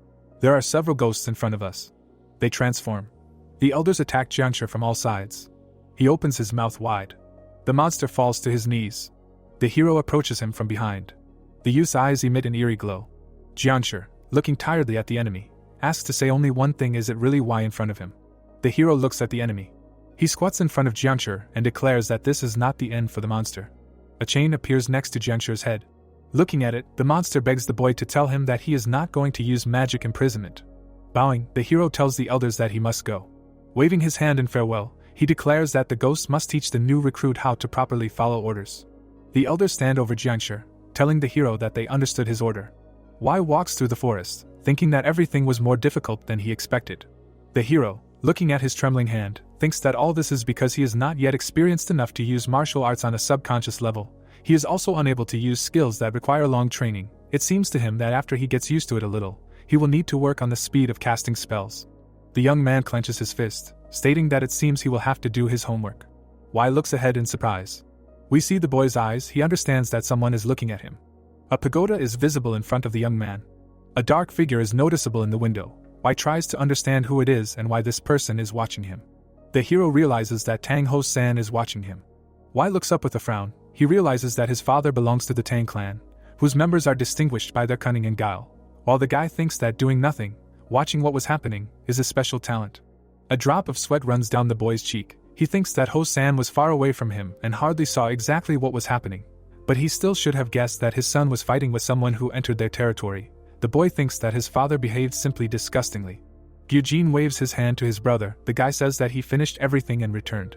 Y looks at something in surprise. His sister pulls a terrified bird behind her. She asks her brother if he is hurt and how everything went.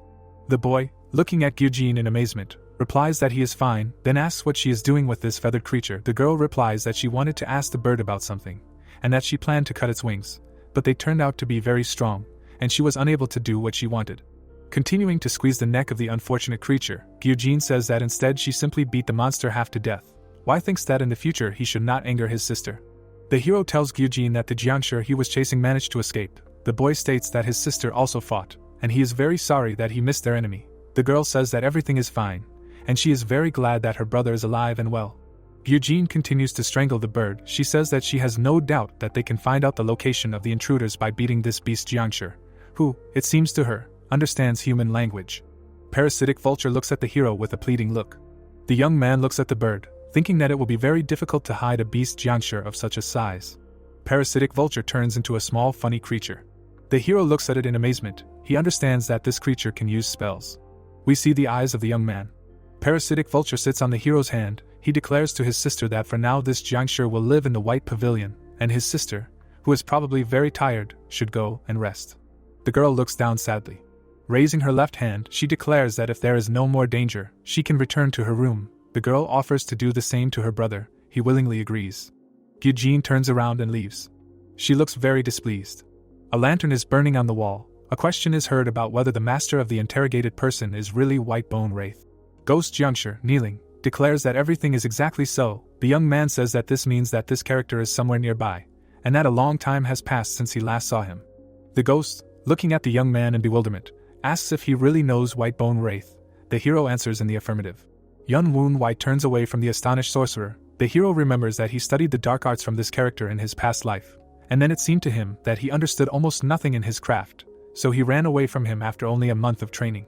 Above the wizard's head, 3 dark figures are visible. The hero asks Jiangshi if there really are 4 of the 12 dark ghosts near Julong County, namely, besides the wizard himself, Fortunate Blue Bone Phantom, Wicked Crimson Spectre, and Immortal Green Devil.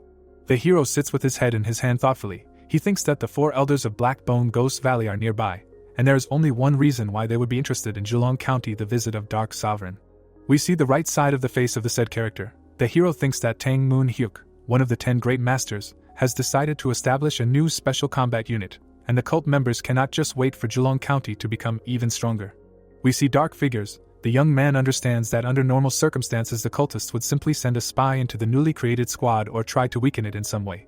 But if there are 4 elders nearby, then everything is not going as originally planned.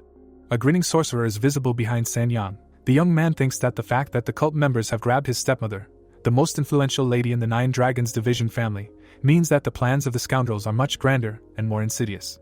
An emblem is visible above the pagoda. The hero thinks that the society has established control over the heavenly demon cult and can significantly increase its power.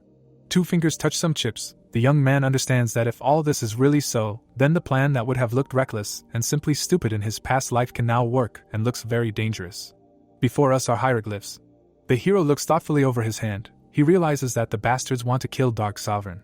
The elders hanging above Jiangshi's head call him a complete idiot. One of them states that even the 4 elders of Black Bone Ghost Valley cannot compare to Dark Sovereign. The second states that even the heads of the 9 great demonic sects will not be able to do anything to this man, since he is one of the 10 great masters. Why, with his arms folded, states that from what he understands, Jiangshi and his accomplices are some kind of vanguard. The monster says that he does not know the details, but as far as he knows, reinforcements are arriving from the Tian Shan Mountains. The youth is surprised that the new fighters are not provided by the society. He turns to number 15. Jiangshi, kneeling, asks what the young man wants. The young man asks if the ghost knows anything about the society. Jiangshi, looking at the boy with fear, states that he is just a lonely creature, and does not know about any of the society. Wai thoughtfully rubs his chin. He thinks that the orthodox warriors of the Black Bone Ghost Valley are too low in the totem pole, which means that he must capture the sorcerer Whitebone Wraith and get information about the society. Balls are visible around the sorcerer's head. The hero understands that the problem is that if he tries to catch this wizard at his current level, he will have to stumble upon a whole fortress of spells. The young man gets up, rubbing his back. He says that he seems to have learned everything he could from number 15. Tang Gon appears at the door, screaming hysterically, asking if everything is okay with young Master Y. The boy greets the instructor. The man points behind him and says that he received an order from the head of the family to bring his son to him, but he saw that the courtyard of the White Pavilion was in a completely terrible state. The young man asks again in bewilderment. Jiangshi, who had turned into a ghost, whispers in the hero's ear that he thinks Tang Gon is referring to the mess that arose as a result of the fight between him and the boy's sister. Y asks his mentor to calm down and promises to explain everything along the way. He thinks that he can solve his problem if he attracts Tang Gon and the other members of Righteous Wind to his side. The moon shines over the head of the man standing with his back to us. Ho-san looks over his shoulder. The hero thinks that before getting down to business, he needs to find out what the head of the 9 Dragons Division Tang Ho-san knows and how he intends to act. The young man, folding his hands in front of him, declares that he, Tang Woon Y of the White Pavilion, considers it a great honor to appear before the head of the family.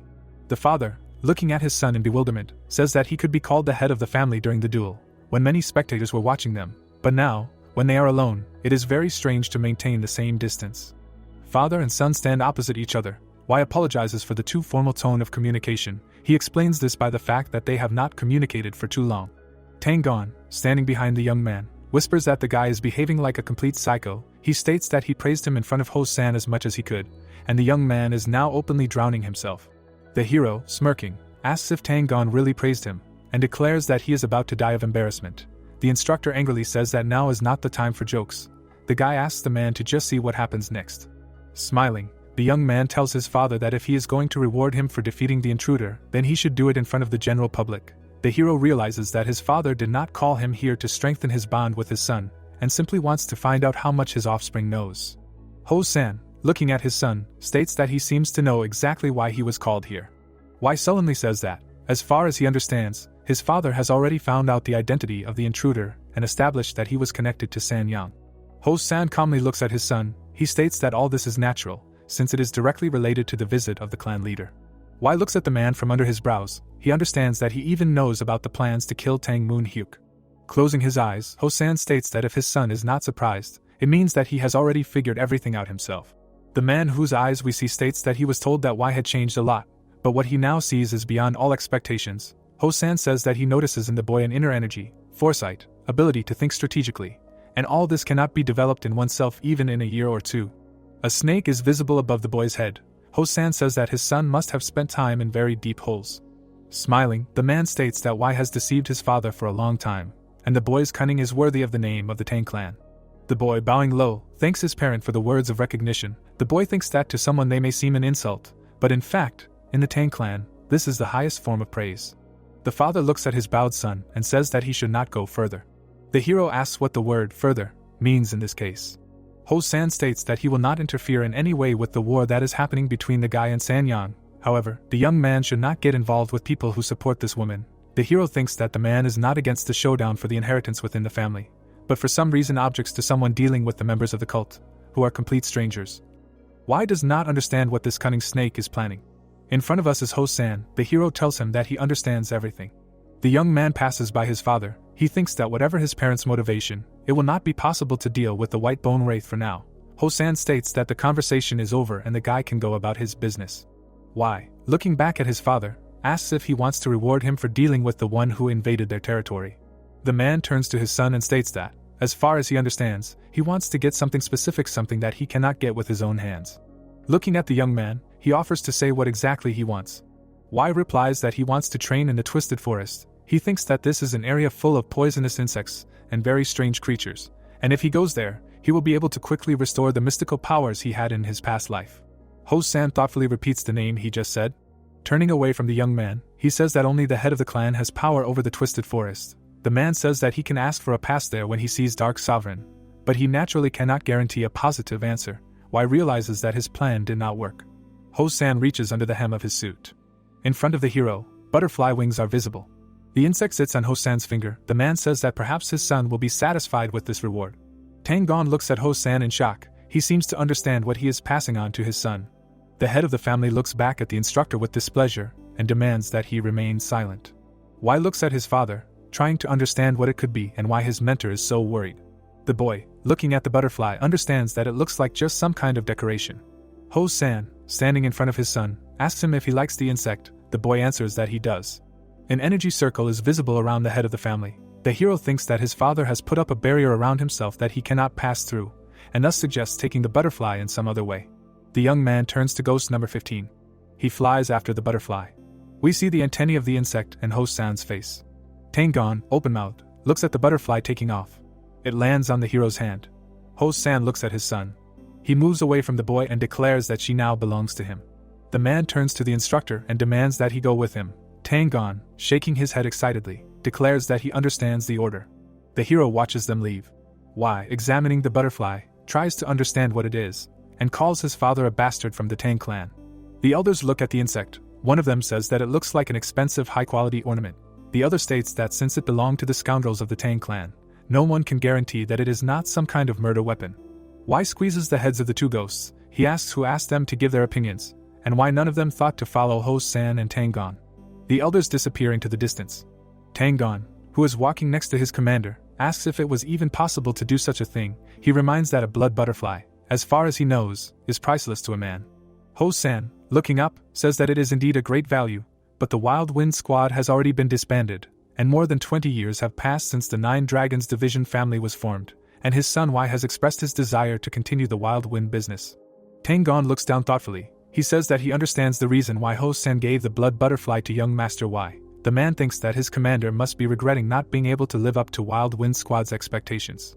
Ho-san says that his other two offspring saw the insect, but showed no interest in it. Ho-san, smiling, states that Y, on the contrary, managed to take the blood butterfly, although he does not quite understand how the boy did it. The man says that Tang would probably say that the boy took the creature with the help of Wild Wind. The ghosts listen to the conversation. Ho-san says that this is why he believes the boy will be able to uncover the secret of the blood butterfly. We see the insect. The hero checks with the elders if his father really said such things. He states that he did not even think of using Wild Wind. The boy sits at the table. He asks if Ho-san said anything about what this entity is. One of the ghosts replies that, as far as he understood, it is an incredibly valuable item for the boy's father. The butterfly's body trembles. One of the ghosts states that when this creature moves, it consumes an incredible amount of spiritual energy, and most likely it is some kind of magical tool. The boy, looking at the insect, asks again in surprise. The boy shoos the ghost away with his hand and says that it should go away and let him check something. The hero's finger hovers over the butterfly. The boy states that it belonged to the bastards of the Tang clan, who do not even specialize in using spiritual power, and he is very interested in how much of this energy the butterfly can absorb. The insect flaps its wings. The hero and the elders look at it in surprise. The boy's eyes turn black. The hero's hands hang over the insect. He asks why it hurts so much to charge this creature. Streams of purple energy are visible around the butterfly. Its wings turn pink. Why? And the elders look at the winged creature in surprise. In front of us is the roof of the white pavilion. The hero utters phrases indicating that he continues to experiment with the insect. Why lies on the bed, holding his head. He says that he was so angry at the bloody butterfly that he could not sleep properly. The guy rubs the back of his head, declaring that if he cannot solve this mystery, he will just leave the insect alone. He thinks that if the old bastard white bone wraith finds out about the failure of yesterday's attack, he will try to do something else. The hero remembers his father, who says that the boy should not go beyond a certain line. Y understands that because of this warning he cannot act as he wants, especially hastily and thoughtlessly. The young man tries to think of a way to disrupt the plans of the white bone wraith without attracting the attention of his father. Tea is poured into the cup. The hero sits at the table. He thinks that the answers to his questions will not fall from the sky, and he must act carefully. In front of the hero appears a noticeably smaller parasitic vulture. The hero, looking at this creature, thinks that he almost forgot about its existence. Surprise appears on the guy's face. He looks at the funny creature, thinking that the parasitic vulture is a strong beast jiangshi, which, however, cannot withstand many unorthodox warriors. The hero clenches his fist. He thinks that he must strengthen this creature to be able to use it. There is blood visible above the boy's hand. The young man wants to use it to obtain a special item, Ghost King's blood, which has information about the Ghost King loaded into it using Reaper's sight. There is a red sphere in front of us. The elders are shocked. One of them asks if this is really the Ghost King's blood. The second says that he never thought he would envy some beast. The third demands that his colleagues keep themselves in shape. The fourth reminds them that they are ghosts and there can be no talk of any shape. Y thinks that since this item has information about the Ghost King loaded into it, it is an exclusive elixir for everyone associated with ghosts. The young man shows the red sphere to the bird and asks if it wants to eat it. The parasitic vulture makes loud sounds. Y asks what the bird did for him to deserve this pill. The little monster makes a very strange sound with its eyes bulging. The hero, smiling, says that if the parasitic vulture tells him where the Black Bone Ghost Valley farms are, where the beast jiangshi are grown, he will give the bird this pill. The small creature squeaks. The hero brings a red sphere to its beak and offers it to eat. We see the eyes of the parasitic vulture. A bright source of energy is visible in the bird's chest. Feathers fall from the wings of the feathered creature. The bird's head is transformed. The ghosts are amazed to hear that the parasitic vulture has completely transformed. A strong and dangerous bird stands before them. A horn flaunts on the forehead of the feathered entity. The hero says that, according to rumors, this wicked beast is the lucky bird that serves as the drum of war announcing the advance of the demonic fiends, the Jew. The young man, smiling, asks how this creature feels about its rebirth. It seems to him that it will be more useful than the beetle he had before. White streams rise above the hero's hand. An old man is seen behind Jew. The ghosts look at him in horror. One of them says that it seems that the elder Huan Mo was not destroyed. Huan Mo, looking at the hero, asks why he chose him. Y holds up 3 fingers and states that he has exactly that many reasons. We see a beetle running away from Jiangshi. The hero states that firstly, he wants to reward Huan Mo for his loyalty. He states that at the time when some bastards, dying by his hand, cursed him, Huan Mo did nothing like that. We see the face of a young man. He states that the second reason is that Huan Mo wanted the hero to ensure the safety of his daughter. The old man looks at the boy in shock. Folding his arms across his chest, the young man asks the ghost how he is supposed to guarantee someone's safety when he does not even know what the person he is supposed to protect looks like, or his name. Y, smiling, states that he himself does not want to waste time on this, and the old man can go to his daughter, and if necessary, protect her. Huan Mo looks at the young man in amazement. Smiling, Y states that the third reason is that he understands the words of ghosts better than the sounds made by a bird. The boy realizes that he did not have to voice this reason. The old man, looking down, says that he thought that he finally got rid of his chains, but now he understands that he cannot escape from the hero. We see a man with his daughter sitting on his neck. Huan Mo thinks that after he lost his wife, he only had his precious daughter left in his life, and the moment the scoundrel Cheon Hajin kidnapped her, his life was ruined. Huan Mo kneels in front of Cheon Hajin. He remembers that in the end he betrayed both the head of the cult and his heir, but was still unable to protect his daughter. The man grits his teeth in rage, thinking that he has this opportunity again. Opening his mouth wide, the ghost says that the resentful demon swears allegiance to the heir of the cult. with his hands folded in a special way. The old man says that if he, the soul of Huan Mo, can serve Y, he will follow the path that the hero has marked out for him.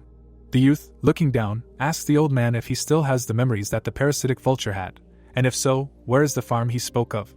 The bird, with its eyes flashing, declares that if the hero gives the order, it will immediately fly there and tear the bastards who are there apart with the claws and beak it has just received. Y, with his left hand outstretched, says that the resentful demon must destroy the farms and notify the traitors of the coming of the divine cult. The bird, whose eyes emit purple streams, declares that it understands the order. She jumps up and flies out the window. 2 feathers land next to the young man. He thinks that when Ju starts destroying the farms, the white bone wraith will no longer have time to harm him, and this will give him some time. The hero remembers Ju's funny phrase about claws and beak. We see a carriage. Sanyang says that traveling at night was very tiring. The woman sees a sheet of paper and understands that it is a report from Mu Yang, and the folded corner means that the message is urgent. Sanyang reads it. The woman is amazed. The hero stabs his brother in the stomach. Sanyang learns that Yuch Chong fought the bastard and lost to him. Now we have the scene of Y and Gyujin fighting. Sanyang reads that the duel against her daughter ended in a draw. We have Ho San. The woman learns that her husband watched both fights. She does not understand what the hell was going on. Gyujin appears behind the mother and calls out to her. The girl asks where Sanyang was. Fake a smile, the woman asks what her daughter is doing here at such a time. Sanyang stands in front of her daughter. She explains that she had to leave on urgent business. Gyujin states that she has little doubt that these matters are so important that her mother cannot discuss them with her. The girl angrily says that while her mother was away, Jiangshi entered the 9 Dragons Division family's territory and attacked Y. Sanyang states that she doesn't understand how that could have happened and suggests that it was just awful. She thinks that the girl she saw yesterday must have dealt with the bastard already. Sanyang grinds her teeth in anger. She thinks that it's too bad that advanced Jiangshi was discovered, but at least she managed to rid the world of the bastard. Sanyang states that she had to fight Jiangshi too. Sanyang asks in shock.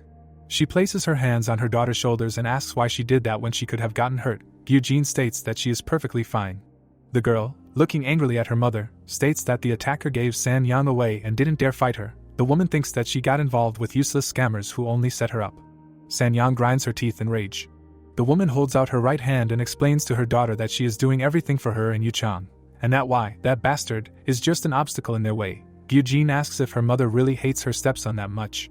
The girl glares at the woman and accuses her of hiring Jiangshi, despite the fact that her daughter is a student of the Qingqing sect. Sanyang grinds her teeth in rage. She does not know what to say.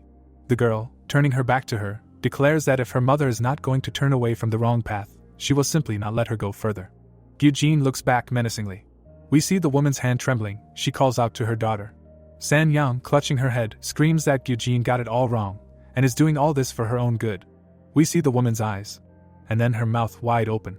Sitting on the floor, Sanyang screams at the top of her lungs. Looking down, she states that this is all her stepson's fault, and she should have crushed that bastard a long time ago. Raising her right hand, Sanyang states that she must go to the temple immediately, and she is only doing this for Gyujin. Tang, who is walking next to the hero, states that he is indeed a very brave guy. He asks if he is really going to go outside the mansion despite being attacked last night. Y says that if his mentor is going to continue whining, it would be better if he stayed here. Tang, looking at the boy with annoyance, states that he cannot do that as he must follow the orders of the head of the family. The boy says that in that case, Tang should stop complaining. Y and his companion are standing in front of a forge. Tang asks if this is where the young man wanted to come. He replies that this is Lu Ban's forge, and this is where he needed to come. The hero thinks that the owner of this workshop must be very self-confident if he names it after the god of blacksmiths. Tang enters the forge and asks if the owner is there. He is told that he is in one of the inner rooms. The owner, whose muscular arm we can see, says that it seems that Wild Horse has come to see him. The hero is perplexed as to where his companion could have gotten such a strange nickname. Before us is a stern old man. Tang asks the hero for permission to introduce him, and says that this is the owner of Lu Ban's forge, Tang Chukyung. The young man, bowing, declares that this acquaintance is a great honor for him. The blacksmith asks if this is the second son of the stubborn blockhead. Looking up, the boy states that he is indeed Tang Woon Y. The boy remembers that Chukyung knows his father from the Wild Wind Squad, but he finds it strange to hear him call his parent a fool. The old man, looking at Tang says that Wild Horse probably didn't bring this boy here just to introduce him to him. The mentor states that the boy wants to make something in this forge. Putting his left hand to the side, Chukyung says that most likely the boy is not satisfied with the weapons that the 9 Dragons Division family has, and he came to make something custom-made. He promises to make anything for the boy if he is given a blueprint. The boy thinks that he will have to spend money in this establishment. Since the blacksmiths are currently very busy due to the fact that many Tang clan members come here to test weapons before the Dark Sovereign's visit. The hero sees the filled-in applications on the table. He thinks that he would have been sent away from here for sure if he had come without Tang gone. The young man, holding a scroll, states that his drawing is quite complicated, and the blacksmith might need his presence to get the necessary explanations. The old man, looking angrily at the young man, asks if he really thinks that this is the first time he has done something for a Tang clan member. He states that no matter how badly the drawing is drawn, he can create the perfect murder weapon. The young man, smiling, hands the drawing to the old man. He says that he wants to order not a murder weapon, but a sword. The old man asks again in surprise. Yuch Chong asks if the young man really wants to become a Qingqing ascetic like his sister. Tang, with his mouth wide open, asks what kind of sword are we talking about. He grabs his student and starts shaking him roughly. The mentor asks if they came all this way to order a sword and not a sophisticated murder weapon. The hero, drooling, says that he asked his instructor to show him an experienced craftsman and did not even mention that he wanted to make something sophisticated. Tang cries, turning away from the boy, who pities his mentor. The old man, with his arms folded, says that Wild Horse must have high hopes for the boy. He disappears behind the curtain, saying that the hero should show how impressive his drawing is. Yuch Chong unfolds the piece of paper. The hero says that he wants to remake the black sword into something new. Yuch Chong, looking at the drawing in shock, asks if this is really what the boy wants. Tang wonders what other sword his student wants. The drawing shows a fan. Tang is perplexed and says that he does not see any sword there. Yuch Chong, frowning at the drawing, says that in fact it is still a sword. The hero standing next to him understands that the old man instantly determined the purpose of the weapon, and he seems to be much more experienced than he previously thought. Yuch Chong looks at the drawing in shock. He says that wire is used here. All this is incredibly interesting, and in front of him is an extremely cunning device. The young man thanks the old man for finding this design worthy of attention. Yuch Chong is angry. He demands that the guy stop flattering him and simply explain the purpose of this disgusting weapon. The hero points to the drawings to the blacksmith sitting at the table. He explains what he needs. The old man, in turn, says what he will need. Wai and Yuch Chong continue to discuss the order. They say something about gunpowder and whether the internal structure can withstand its use. One of the elders says that he could not even imagine that Wai is so well versed in such devices. The second says that he does not understand the meaning of what is being discussed at all. In front of us are two ghosts. The first of them asks why the sword should be shaped like a fan. The second says that the talk was about using gunpowder at all. He suggests that it may be some secret weapon of the Tang clan. Tang listens to the conversation of the ghosts. One of the elders says that this may not be so, because the other members of the Tang clan also do not understand what is happening. Yuch Chong, sweat running down his face, says that this sword will turn out very greedy. Wai replies that he has great hopes for this weapon. Yuch Chong places his hands on the papers in front of him and states that he will probably have to make this weapon himself. Tang asks again in surprise. The bearded man, looking at Tang, states that the device that this cunning snake wants to receive is so sophisticated that it cannot be made by his students. We see the hero's eyes. He understands that the time has come. The guy hits his forehead on the floor and states that it is a gigantic honor to demonstrate a sword made by the best blacksmith during the visit of the clan head. Yuch Chong looks in shock at the hero kneeling before him. He states that there are only about 20 days left until the visit of the clan head. Wai, looking slyly at the old man, asks if he can handle it in that amount of time. Yuch Chong says something about his schedule. The young man states that he understands everything, and the blacksmith will not be able to do it in 20 days.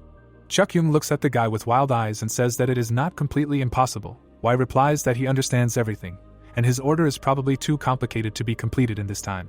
We see the blacksmith's black eyes. The young man brings his sincere apologies to the great master. The old man's eyes fill with blood. He shouts that he does not know such words as difficult and impossible, since he is still Tang Yuch Chong, nicknamed Lu Ban. The blacksmith shouts that 15 days are enough for him to make such a sword. Wai, smiling, says that this is why he is called Lu Ban.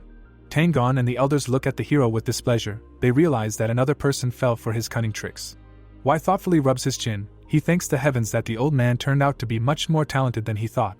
The young man remembers that the elder Huan Mo is currently destroying the beast Jiangshi farms, which means that there is only one thing left to do. Someone calls out to the guy. He looks ahead in surprise. Gyujin is standing in front of him. The hero asks his sister what happened. Looking down, the girl says that she wants to ask her brother about something. The young man feels the bloodlust that blue ghost face fruit emits. We see the eyes of the young man. He understands that his sister is extremely upset, and can no longer control one energy of heaven and earth. The young man guesses what this may mean. Brother and sister stand opposite each other. The girl says that her question may seem very strange, and asks what the young man thinks about the past. Wai asks again in surprise. Looking down, Gyujin clarifies that she wants to know if her brother has a grudge or other very unpleasant emotions against anyone. The boy, smiling, asks if his sister can tame the wind. She asks in amazement. Y raises his right hand. He states that a person can temporarily grab the wind, but cannot hold it forever, because when the air stops moving, it ceases to be wind. The boy, clenching his fist, states that there is nothing important in the past, and for him what matters is what is happening here and now, and what is most important is what will happen in the future. The sister looks at her brother in shock. A smile appears on her face. She thanks the guy for helping her make a very important decision. Eugene passes by the boy. She says that she has something to do, and she will not be here for some time. The girl rushes off, leaving her brother alone. The ghosts hang over the young man's head. One of them says that he could not even imagine that Eugene could be so angry. The second notices that the thirst for blood of blue ghost face root has broken through the teachings of one energy of heaven and earth. The hero snaps his finger at one of the elders. He demands to stop chatting and states that both ghosts must follow his sister. They say that they understood the order. We see the back of the young man's head. The hero is almost sure that San Yang and Eugene had a very unpleasant conversation, and it was this that upset his sister so much. The young man also understands that his stepmother will not sit idly by after this conversation. Y opens the gate. He says that in this case it is time to prepare to meet an unwanted guest. The hero smiles happily. In front of us is a multi-level pagoda. Someone tells the head of the family that young Master Y demands a meeting. Tang looks around in bewilderment. Ho-san, looking at a piece of paper, orders his son to be let in and to tell him to wait a bit. Tang, standing next to his student, asks what he is doing here. The young man replies that he wanted to show his respect to his father. The mentor says that if the boy continues to talk such nonsense, he can get the hell out. We see the faces of the two heroes. Y says that he is still the heir to the 9 Dragons Division family, so saying such rude words to him is very unwise. Tang suggests that he should first not say words that deserve such an assessment. Ho-san asks his son why he came. The young man says that he wants to discuss the matter they talked about recently, and offers to make a deal. Ho-san looks at his son thoughtfully. He hints to Tang that he should leave.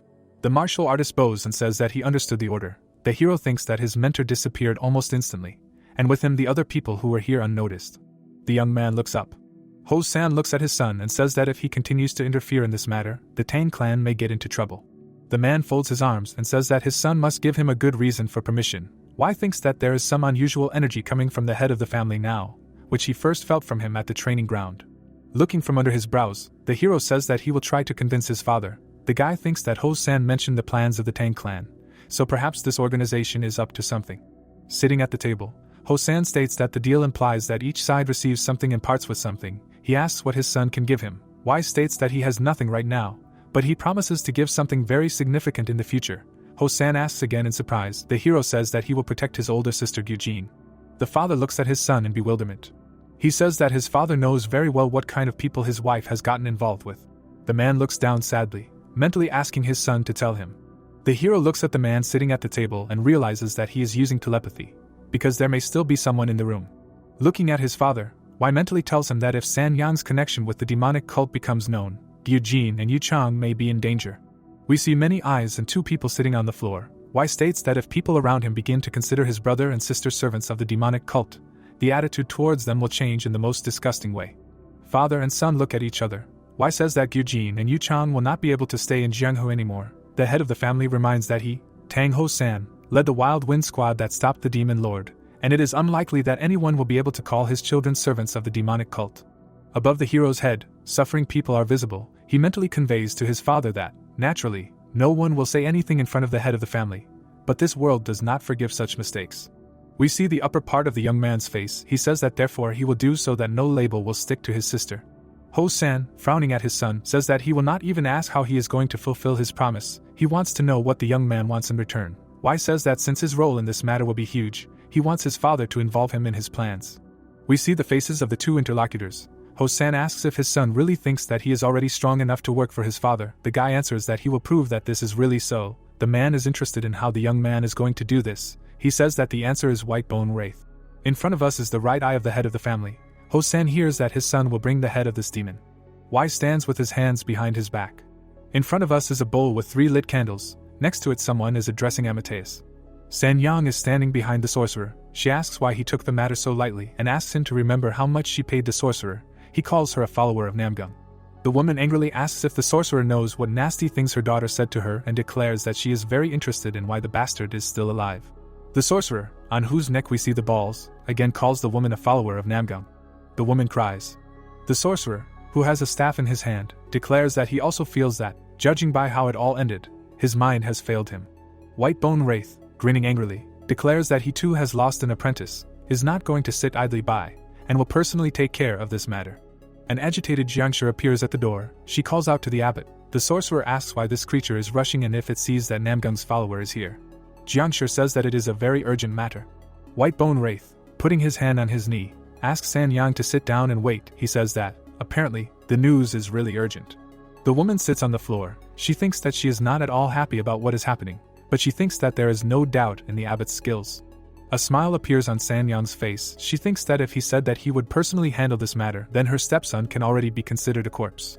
White Bone Wraith screams loudly, demanding that the news be repeated. The sorcerer grinds his teeth in rage. He cannot believe that someone is attacking Beast Jiangshu's farms. Ju hovers above the monsters. White Bone Wraith thinks that the enterprises that have been secretly operating in Sichuan for decades have been destroyed by a single Jew, who has the same spiritual base as the parasitic vulture he created with his own hands. The winged creature towers over a mountain of corpses. San Yang asks in surprise what could have made the sorcerer so angry. He calls her a bitch. White Bone Wraith extends his arm forward. He grabs the woman by the throat. The sorcerer slams the woman to the floor with all his might. San Yang gasps for breath. White Bone Wraith insults her again and asks how she dared to deceive him. The sorcerer, with his mouth wide open, looks the woman in the eye and states that he is facing a high-ranking sorcerer who has enough power to make the parasitic vulture he personally created evolve. The old man screams that he will never believe that a vile bastard from a branch of the Tang clan could have such a powerful ally. White Bone Wraith braces himself on the floor. He screams that this is sheer nonsense and suggests that the bastards of the Namgung family have conspired with the sorcerer to stab him in the back. San Yang, shedding tears, states that he has no idea what the abbot is talking about. He seems ready to kill his client. He asks if she really doesn't know or is she pretending. The sorcerer shouts that the bastards from Namgung seem to have too low an opinion of the black-bone spirit. The woman's eyes widen in amazement. She understands that they are talking about a demonic cult.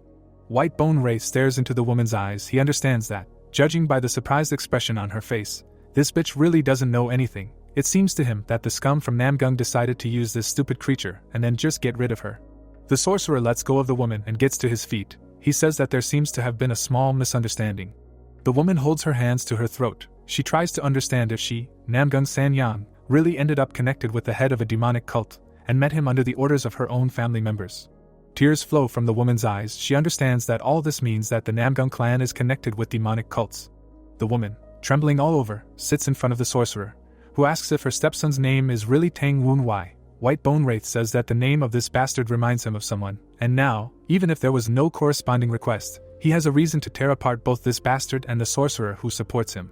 White Bone Wraith smiles predatory. He asks if he can ask the woman for assistance. San Yang, folding her hands in front of her, says that she made a mistake. Wai sits at the table in front of her. The stepmother declares that she is ready to apologize and fulfill any request of her stepson. Smiling happily, the hero declares that this is very unexpected, and he could not even imagine that San Yang would begin to apologize. In front of us is the woman's left eye. She thinks that she was not going to apologize, but does it at the request of White Bone Wraith. The sorcerer, looking at the woman, says that they must make their enemies relax, so she must show favor to Wai. San Yang tries to object. The sorcerer, showing off his magnificent teeth, says that in this case he will turn San Yang into advanced Jiangshi and make her do what he needs. The woman, stretching out her hand forward, asks to wait, after which she agrees to fulfill the sorcerer's demand. San Yang frowns at her stepson. She thinks that she must brainwash this bastard so that it would be possible to track down the sorcerer who is behind him. It seems humiliating to her, but she does it to save her life. Wai states that his stepmother behaves fearlessly enough. Looking at the woman, the guy mentally tells her that she seems to be afraid that the head of the family will find out that she has gotten involved with the demonic cult.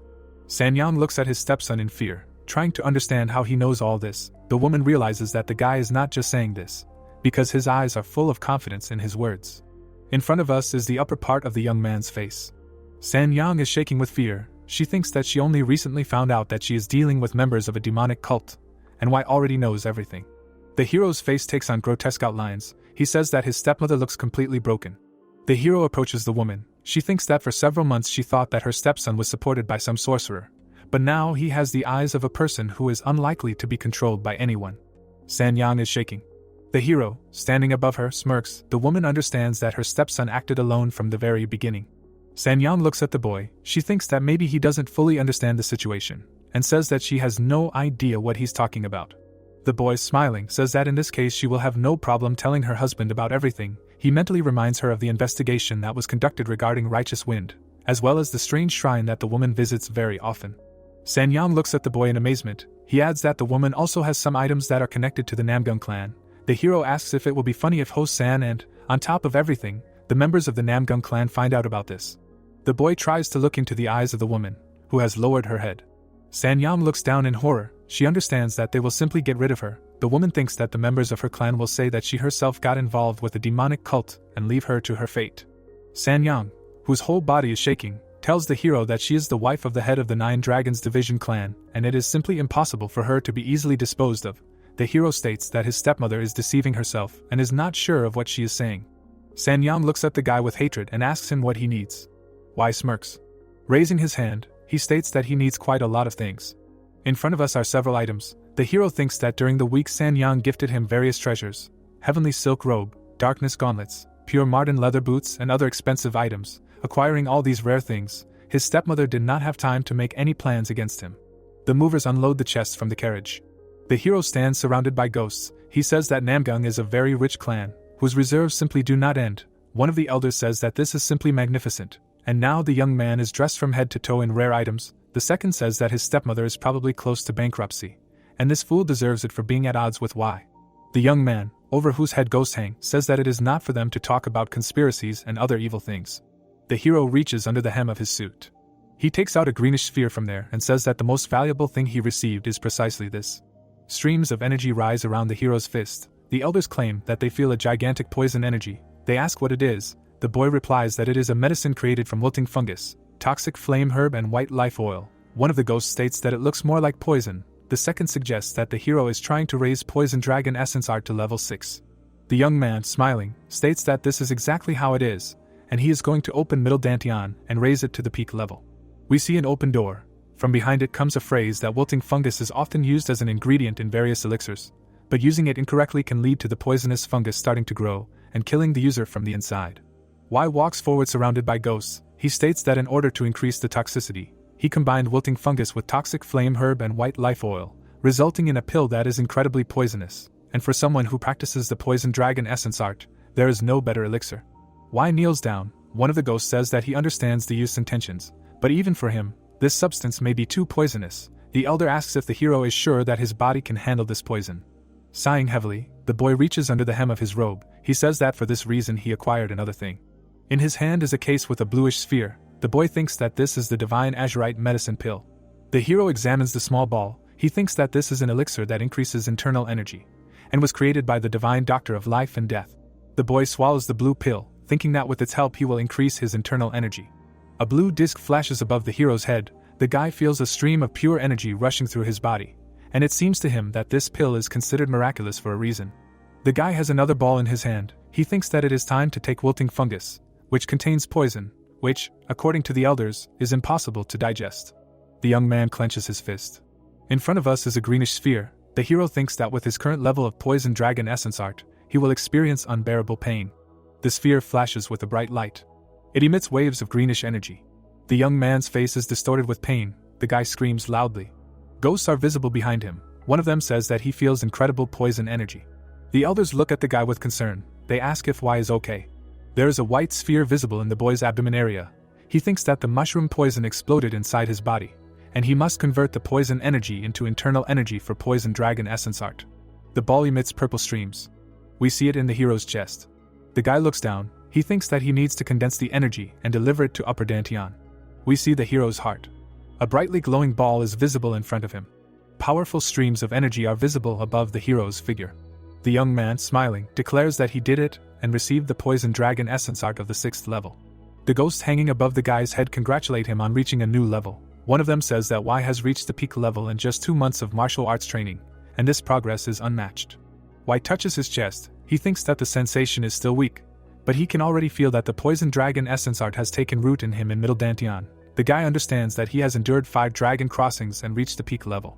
A dark figure appears on the roof. Its owner claims that he heard an explosion and came running here, thinking that it could be some kind of intruder, but now he feels some kind of unusual energy. Tang, smiling, asks what his student did this time. The hero, smiling, replies that he took the elixir that Sanyang gave him. Tang jumps down to the ground next to the hero. He says that he has no idea what kind of elixir it was, but he is sure that the hero robbed his stepmother in full.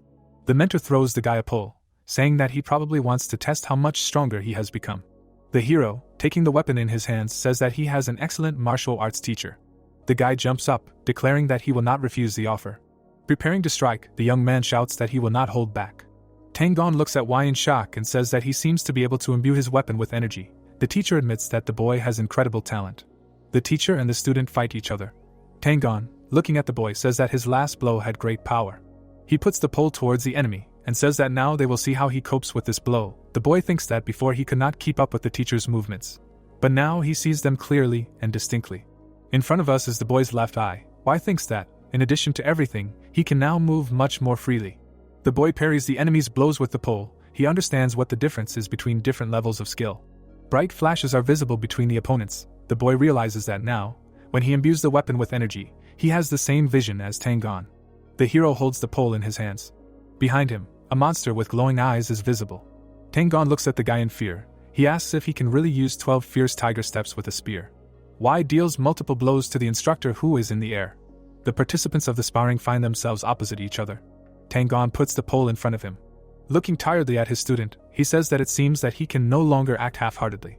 Y points his weapon towards his mentor and says that he will squeeze every last drop of juice out of the teacher. Tang and Y sit next to each other. The man asks if the hero has heard the rumors that have been circulating in the mansion lately. The young man asks again in surprise. The man clarifies that everyone is saying that the guy made peace with San Yang.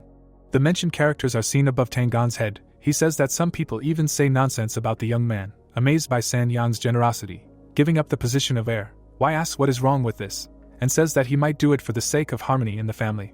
Tang, looking at the guy in amazement, asks if he even knows the meaning of the word harmony. Raising his right hand, Tang says that the rumors are related to the fact that the stepmother gives gifts to her stepson, but he is sure that nothing like this can happen between San Yang and Y. Smirking, the hero turns away from the mentor. He says that he cannot say that Tang is wrong, but San Yang should behave in such a way that it is easier for him to get to the white bone wraith. Tang understands that they switch to telepathic communication with him, and answers in exactly the same way. He asks who this white bone wraith is. The man's face distorts into a grimace. He understands that he is talking about one of the demons of Black Bone Ghost Valley. Y, looking at his mentor in surprise, asks if Tang hasn't heard about this case from Hosan. He tries to say something. The hero says that the teacher must have been asleep during his last meeting with his father.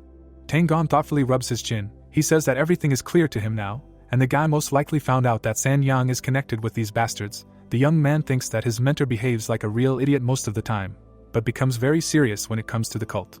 Raising his left hand, Tang says that the guy plans to fight White Bone Wraith, but the sorcerers of Black Bone Ghost Valley always fortify their bases with spells. The hero asks if his mentor means Mystic Ghost Formation. Tang angrily clenches his fist and says that the boy must know everything, and the formation mentioned makes those inside Jiangshi even stronger. The man states that, to be honest, even if he tries his best, he probably won't be able to defeat the demon inside Mystic Ghost Formation. The hero states that he knows everything, and if they attack the demons head-on, they will suffer very heavy losses. There are monsters behind Jiangshi. The hero thinks that according to the information given by Ghost Number 15, the temple's guards consist of 4 unorthodox warriors and a spirit-class warrior created by White Bone Wraith. In front of us is a sorcerer ready to fight. The hero thinks that this character leveled up shortly after Yun Woon Y's death, and was most likely given power by the society. Tang asks what the boy is going to do, and if he has any kind of plan. The boy smiles and says that he has a plan, and the last piece he needs will soon be in his hands. San Yang kneels in front of his stepson, and begs him to save her. The hero smiles and asks why the woman is asking him about this in the middle of the night. Because people can think God knows what. The boy gets out of bed and says that, as far as he understands, his stepmother is having a hard time because of the temple and the Namgung clan. The woman confirms this assumption. San Yang looks at the boy with a pleading look and says that he knows what situation she is in. We see the woman as a zombie. She says that the demon threatens to turn her into an advanced Jiangshi if she does not bring him information about the wizard who supports her stepson. Gritting her teeth in anger, the woman turns away. She says that if things continue like this, she will be finished. Y, smiling, says that he completely agrees with his stepmother, and her death will not be the most pleasant. San Yang cries. She promises to do everything that her stepson wants. The hero, looking at her greedily, asks if the woman will part with the position of heir, which she tried so desperately to get. San Yang looks down in despair. Clutching her dress, she declares that she will do it. She also promises to convince Gyujin and Yuch Chong to give up their rights to inheritance. San Yang declares that she will go into seclusion and will never show herself to the young man again. The woman bangs her forehead on the floor and begs him to save her. The young man, behind whom a bright glow can be seen, agrees to the stepmother's conditions, but warns that Sanyang will have to do as he says. The woman replies that she will do anything, just to get rid of the demon. Y, smiling, declares that in this case she will have to prepare something. He thinks that this is the last detail of his plan. The hero raises his right hand. He intends to destroy the white bone wraith. In front of us is a blacksmith shop. Someone inside says that he is in big trouble. Chuck Young, with his arms folded, says that he will have to work for half a month to make a black sword, and that this weapon must contain the energy of a ghost made of black steel. We see a curved blade. Chuck Young says that he cannot believe that the guy expects to use such a material and such a complex design. Behind the blacksmith, a smiling hero is visible. The old man says that he is still just a child, but in his cunning he is not inferior to a snake. Chuck Young understands that the young man seems to have outwitted him. The blacksmith frowns down. He understands that he will have to work day and night, and his students are not professional enough to help with anything. The old man clutches his head. He says that he does not have two bodies, so he will have to tell the young man that the order will be completed with a delay. Someone, appearing behind the blacksmith, declares that he is very surprised to see him in such thoughts. Chuck Young turns around in surprise. He asks in bewilderment what the man who just addressed him is doing here. We see the lower part of the face of this character. He asks why the blacksmith is so angry, because they have not seen each other for a long time. The gray-haired old man, smiling, says that the blacksmith is offending his older brother. It is reported that before us is Dark Sovereign Tang Moon Hyuk. Chuck Young, opening his mouth wide, shouts that his relative should be preparing for a visit to the Nine Dragons Division family, and asks why he appeared here without security. Moon Hyuk, showing a thumb, says that he slipped away from his guards. The blacksmith declares that his brother is always causing trouble for everyone. Rubbing his chin thoughtfully, Moon Hyuk states that the drawing he sees is incredibly interesting, and asks who brought it. Chuck Young, closing his eyes, states that it was the son of a soulless statue. Moon Hyuk looks at the drawing in surprise. He states that he heard that Ho-san's third son is a genius of the shadow, but did not expect anything like this from him. Chuck Young holds up two fingers and states that it is not the third, but the second son. Moon Hyuk asks in surprise if his brother means why. He confirms this. The brothers stand at the table. Moon Hyuk says that from what he heard, this is a weak-willed youth who has no talent. Chuck Young says that he himself was surprised when he saw the guy here, and now he is convinced that it is a real snake. We see a fan in the hero's hand. The blacksmith states that the guy wants to use sword and fan techniques with just one weapon to confuse enemies, get to the right distance and attack with throwing weapons. We see how it should look ideally. Moon Hyuk, looking up from the drawing, says that this weapon corresponds to all the traditions of the Tang clan. Chuck Young, closing his eyes, says that if it were limited to this, then it would not be so difficult. He says that this weapon has two more parts. The old man points to a semicircular blade, after which he states that the hero left this magical tool made of black steel, and said that two more parts of the weapon need to be made from it. Moon Hyuk looks at the curved blade in surprise. The blacksmith says that the guy obviously studied magic and mastered cursed poisons. Dark Sovereign says in surprise that Y probably wants to give the properties of the cursed poison to his sword and throwing weapons. He asks what the last difficulty his brother was talking about. Tang Gon is visible behind Moon Hyuk's head. The blacksmith says that this guy is a student of this master, and the young man managed to trick this fool and learn Wild Wind Dance from him. Moon Hyuk, whose ear we can see, is clearly surprised. The old man thoughtfully repeats the name of the art that was just heard. Chuck Young, sighing heavily, says that this young man not only wants the weapon to have many forms, he also demands that it be able to use curses and wild wind, so one can only be amazed at the greed of this impudent man. Moon Hyuk, smiling, states that he understands everything, then asks his brother if he really does not have enough time and labor to make this weapon. Chuck Young, crossing his arms over his chest, states that his brother understands everything correctly. Dark Sovereign has an epiphany. Raising his left hand, he states that he cannot wait for the boy to demonstrate this tool in real combat. Y and Sanyang stand next to the carriage. The stepmother tells her stepson that she has finished preparations. The woman shakes her head. She asks if they will go only the two of them. The boy says that the instructor Tang Gon will also be with them, but he needs to take care of something before leaving. The mentor appears behind the boy. Y says that they have waited for this companion of theirs too. Tang Gon, landing on the ground next to the hero, asks if it is really necessary to set off at such an inopportune hour. Y replies that now is the best time. Tang Gon, frowning at the hero, says that as he ordered, he neutralized Mu Yang. The young man, smiling, thanks his mentor for the excellent work. San Yang in horror asks what exactly Tang Gon did to Mu Yang and why. The hero states that this scoundrel leaked information about the Nine Dragons Division family, the Namgung clan and even the temple. San Yang, gritting his teeth in anger, says that he cannot believe how unprofessional the Mind Shadow Troop, the intelligence of the Namgung clan, is. We see the left eye of the woman. She thinks that Tang Gon not only found Mu Yang, whom they were hiding, but also found out something that even she did not know. San Yang realizes that all this time she was a toy in the hands of others. Tang Gon, rubbing his neck, asks if they really will go only the three of them. The hero hands him the mask and answers the question affirmatively. Tang Gon looks at the item in amazement and asks if he really has to wear it. Wai says that he simply has to. The hero smirks and states that everyone knows that he and Tang Gon are very similar to each other. Still smiling, the youth demands that his mentor finally put on the mask. As it is time for them to leave, the man pulls it on, complaining that this is all too confusing. The carriage travels through the forest. Someone inside notices that the fog is thickening, meaning that they are in foreign territory. Tang Gon, who is holding the reins, asks if young Master Wai feels it. He says that he does. Beasts with glowing eyes are visible through the trees. The boy thinks that the enemies are hiding their presence with the help of a ghostly fog, but he clearly sees them through Reaper sight. Red dots are visible behind the trees. The youth thinks that there are countless Jiangshi there, and the enemies must have strengthened their defenses after the beast Jiangshi farms were destroyed. The carriage drives through the forest. Wai thinks that the rumors about White Bone Wraith increasing his level are most likely true, as his magic related to formations has become much more sophisticated. The hero looks to his right, thinking that something strange is happening with the flow of mystical power. The boy calls Ghost number 15, who appears next to him, saying that he is listening to his master. Wai, with his arms folded, asks the ghost if White Bone Wraith used the magic manual that Yun Woon Wai compiled.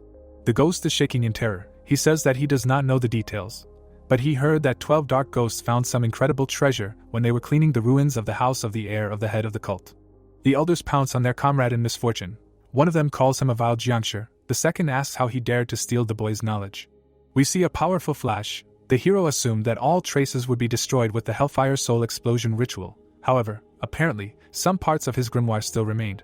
Above the hero's head, a key is visible sticking out of the lock. The guy thinks that using spells against someone who knows the properties of your magic is like using a lock against someone who has a copy of the key. The boy understands that he must be careful with the use of spells until he restores his Ghost King grimoire. In front of us is a cartwheel. She arrives at the gate. Someone says that they have arrived. The boys take San Yang out of the carriage. She states that she understands everything. White smoke seeps out of the gate opening. Jiangshi greets the Namgung follower with a strange expression. She asks what brings her here today. The woman, behind whom one of her companions with chests is visible, states that she brought items that belong to an illegitimate bastard, as requested by the abbot. The girl, standing in front of the visitors, states that recent events have forced them to tighten security measures, and because of this, she will take the entire load to the abbot herself. She asks the woman to wait at the gate. Tang Gon asks the hero standing next to him what they should do, and whether they should just break through inside. Wai asks to wait a little. San Yang, looking at Jiangshi, states that she does not know what objects bear traces of spells. However, as far as she knows, mystical powers become polluted when they fall into the hands of the dead. She asks the girl if she is not afraid of polluting things with herself. Jiangshi looks at San Yang a little offended. She asks the visitors to follow her. San Yang and her companions enter the gate. Jiangshi approaches the door and, turning to the abbot, reports that a follower of Namgung brought the things he demanded. From behind the door comes an order to let the visitor in. San Yang, frowning, enters the open door. She greets the sorcerer. He declares that the woman is finally here. Joyfully looking at the hero's stepmother, the scoundrel asks if she brought him what he asked for. Turning to her companions, San Yang says that she cannot distinguish enchanted items, so she put everything that was lying in her son's room in the chests. White Bone Wraith praises the woman for her excellent work and says that this will certainly be much more reliable. San Yang looks back at her stepson. Wai and Tang Gon put the chests on the floor. The sorcerer reaches out to one of them and joyfully shouts that he feels a mystical power. Without even opening the containers, he praises Namgung's follower for her excellent work. White Bone Wraith opens the chest and says that he will try to track Wai right now. The sorcerer's eyes glow red. It seems he understands what is inside. There are ammunition. White Bone Wraith says that these are bombs with black powder. The sorcerer, bewildered, looks at San Yang and asks what all this means. Wai and Tang Gon grab the woman by the arms. They quickly run out of the room. The sorcerer holds a chest in which the fuse is already burning. 2 tiny red dots are visible in the eyes of the White Bone Wraith. The old man curses. Something flares up in front of him. An explosion occurs. The sorcerer's dwelling flies apart. Various objects and parts of the structure fly up. A powerful explosion occurs. San Yang and her companions cover their heads with their hands. Tang Gon, taking off his mask, says that this should have destroyed the mystic ghost formation. The hero, smiling, says that the spell, however, has not yet completely dissipated. The hero and his companions look at the burning structure. Tang Gon asks the young man if he wants to say that White Bone Wraith survived this explosion. He says that it is still Jiangshi. The young men are standing on a cliff. Wai says that he saw the sorcerer release his mystical power before the explosion. It seems to him that he could have lost an arm or a leg, but he definitely survived. Flying creatures appear above the heads of the guys. The hero says that these guys are definitely safe and sound. In front of us is the servant Jiangshi and several warriors who belong to the same category. The creature bares its teeth angrily and asks how dare the hero treat their sacred lands like this. Why, smiling, says that Jianshi is overdoing it, and they only blew up a house. Tang says that it is natural to be angry about such things. Jianshi, standing behind the servant, says that in front of them is Tang, who is considered the second most powerful martial artist in the Nine Dragons division family, and next to him is the second son of the head of the family, Tang Wunwei, and the fact that they are here means that the cult's plans have been uncovered by the Tang clan. The hero looks over his shoulder at his mentor and asks if he can handle this alone. The Jianshi standing behind the maid say that since they do not know their opponent's plans, they need to capture them alive. The girl angrily replies that she understands the order. A powerful blow flies at one of the Jianshi. Blood splashes behind the girl's head. Tang approaches the maid and asks how a baseless monster can pretend to be human. The girl looks at the man, thinking that her comrade may not have expected the attack, but to destroy the unorthodox warrior with one blow is a testament to incredible strength. Tang glares at his enemies. The Jianshi thinks that this is a martial artist at the supreme peak stage. Wai, flying over his comrade's head, says that he can be relied upon and states that they will meet later. The instructor sighs tiredly. In front of us are two Jianshi. The one with the strange headdress asks Tang where he thinks he is. The girl demands that the fighter ignore this enemy, who is not as dangerous as Wai. Tang is seen holding a whip. The monster standing behind the maid says that now they must make every effort to defeat this enemy. Tang, smiling, asks if these zombies are really going to defeat him. He demands that they at least try to do so. From under the rubble of the house, someone crawls out. White Bone Wraith, whose face looks very dented, asks how dare this stupid bitch betray him. The monster leans his hand on the ground. He says that he won't be able to heal his wounds right away, and besides, the explosion damaged Mystic Ghost Formation. He thinks that he needs to quickly decide what to do, reconstruct Mystic Ghost Formation before the Tang clan forces arrive, or just get rid of all the evidence and escape from here. The hero appears near the sorcerer. He says that he came here from nowhere, and the damned White Bone Wraith is thinking about escaping from here. The guy, smiling, asks if the sorcerer doesn't think that he is behaving like a bad master. White Bone Wraith, who is still partially under the rubble, says that he recognizes the face of the bastard from the Nine Dragons division family, and that now he understands that this was exactly the plan of the one who supports this bastard. The young man, smiling, says that they haven't seen each other for a long time, namely since he learned magic from the sorcerer. The hero and his opponent are seen not far from each other. White Bone Wraith asks what nonsense the young man is talking about. Wai says that the old man has forgotten everything, and although they represented different sects, he still studied with the sorcerer for almost a month. The sorcerer looks closely at the boy and asks him again. Wai says that the old man's manner of speech is simply disgusting. White Bone Wraith's eyes fill with anger. The boy approaches him, stating that the sorcerer did not recognize him even after he stole his magic. A huge monster is seen behind the hero. The boy says that the sorcerer insults his feelings. Horror appears on White Bone Wraith's face. He recognizes Yun Wun Wai, the heir to the head of the heavenly demon cult. The old man raises his hand with crooked fingers. Powerful streams of white energy rise around him. Putting his left hand forward, the guy says that, as far as he can see, the sorcerer has really reached a new level, and everything would have been really bad if they hadn't managed to blow up the formation set up by this character in advance. We see the mask that White Bone Wraith wears. In front of us is a trace of a powerful blow. The hero defends himself by putting his hands in front of him. He asks what this is. The guy thinks that the enemy is not going to use spells, and he tries to understand what he plans to do. We see the boy's eyes. He thinks that whatever the spell is, he sees everything with his Reaper Sight skill. Surprise appears in the boy's eyes. A crater is visible in the ground in front of him. The hero asks in bewilderment where White Bone Wraith went.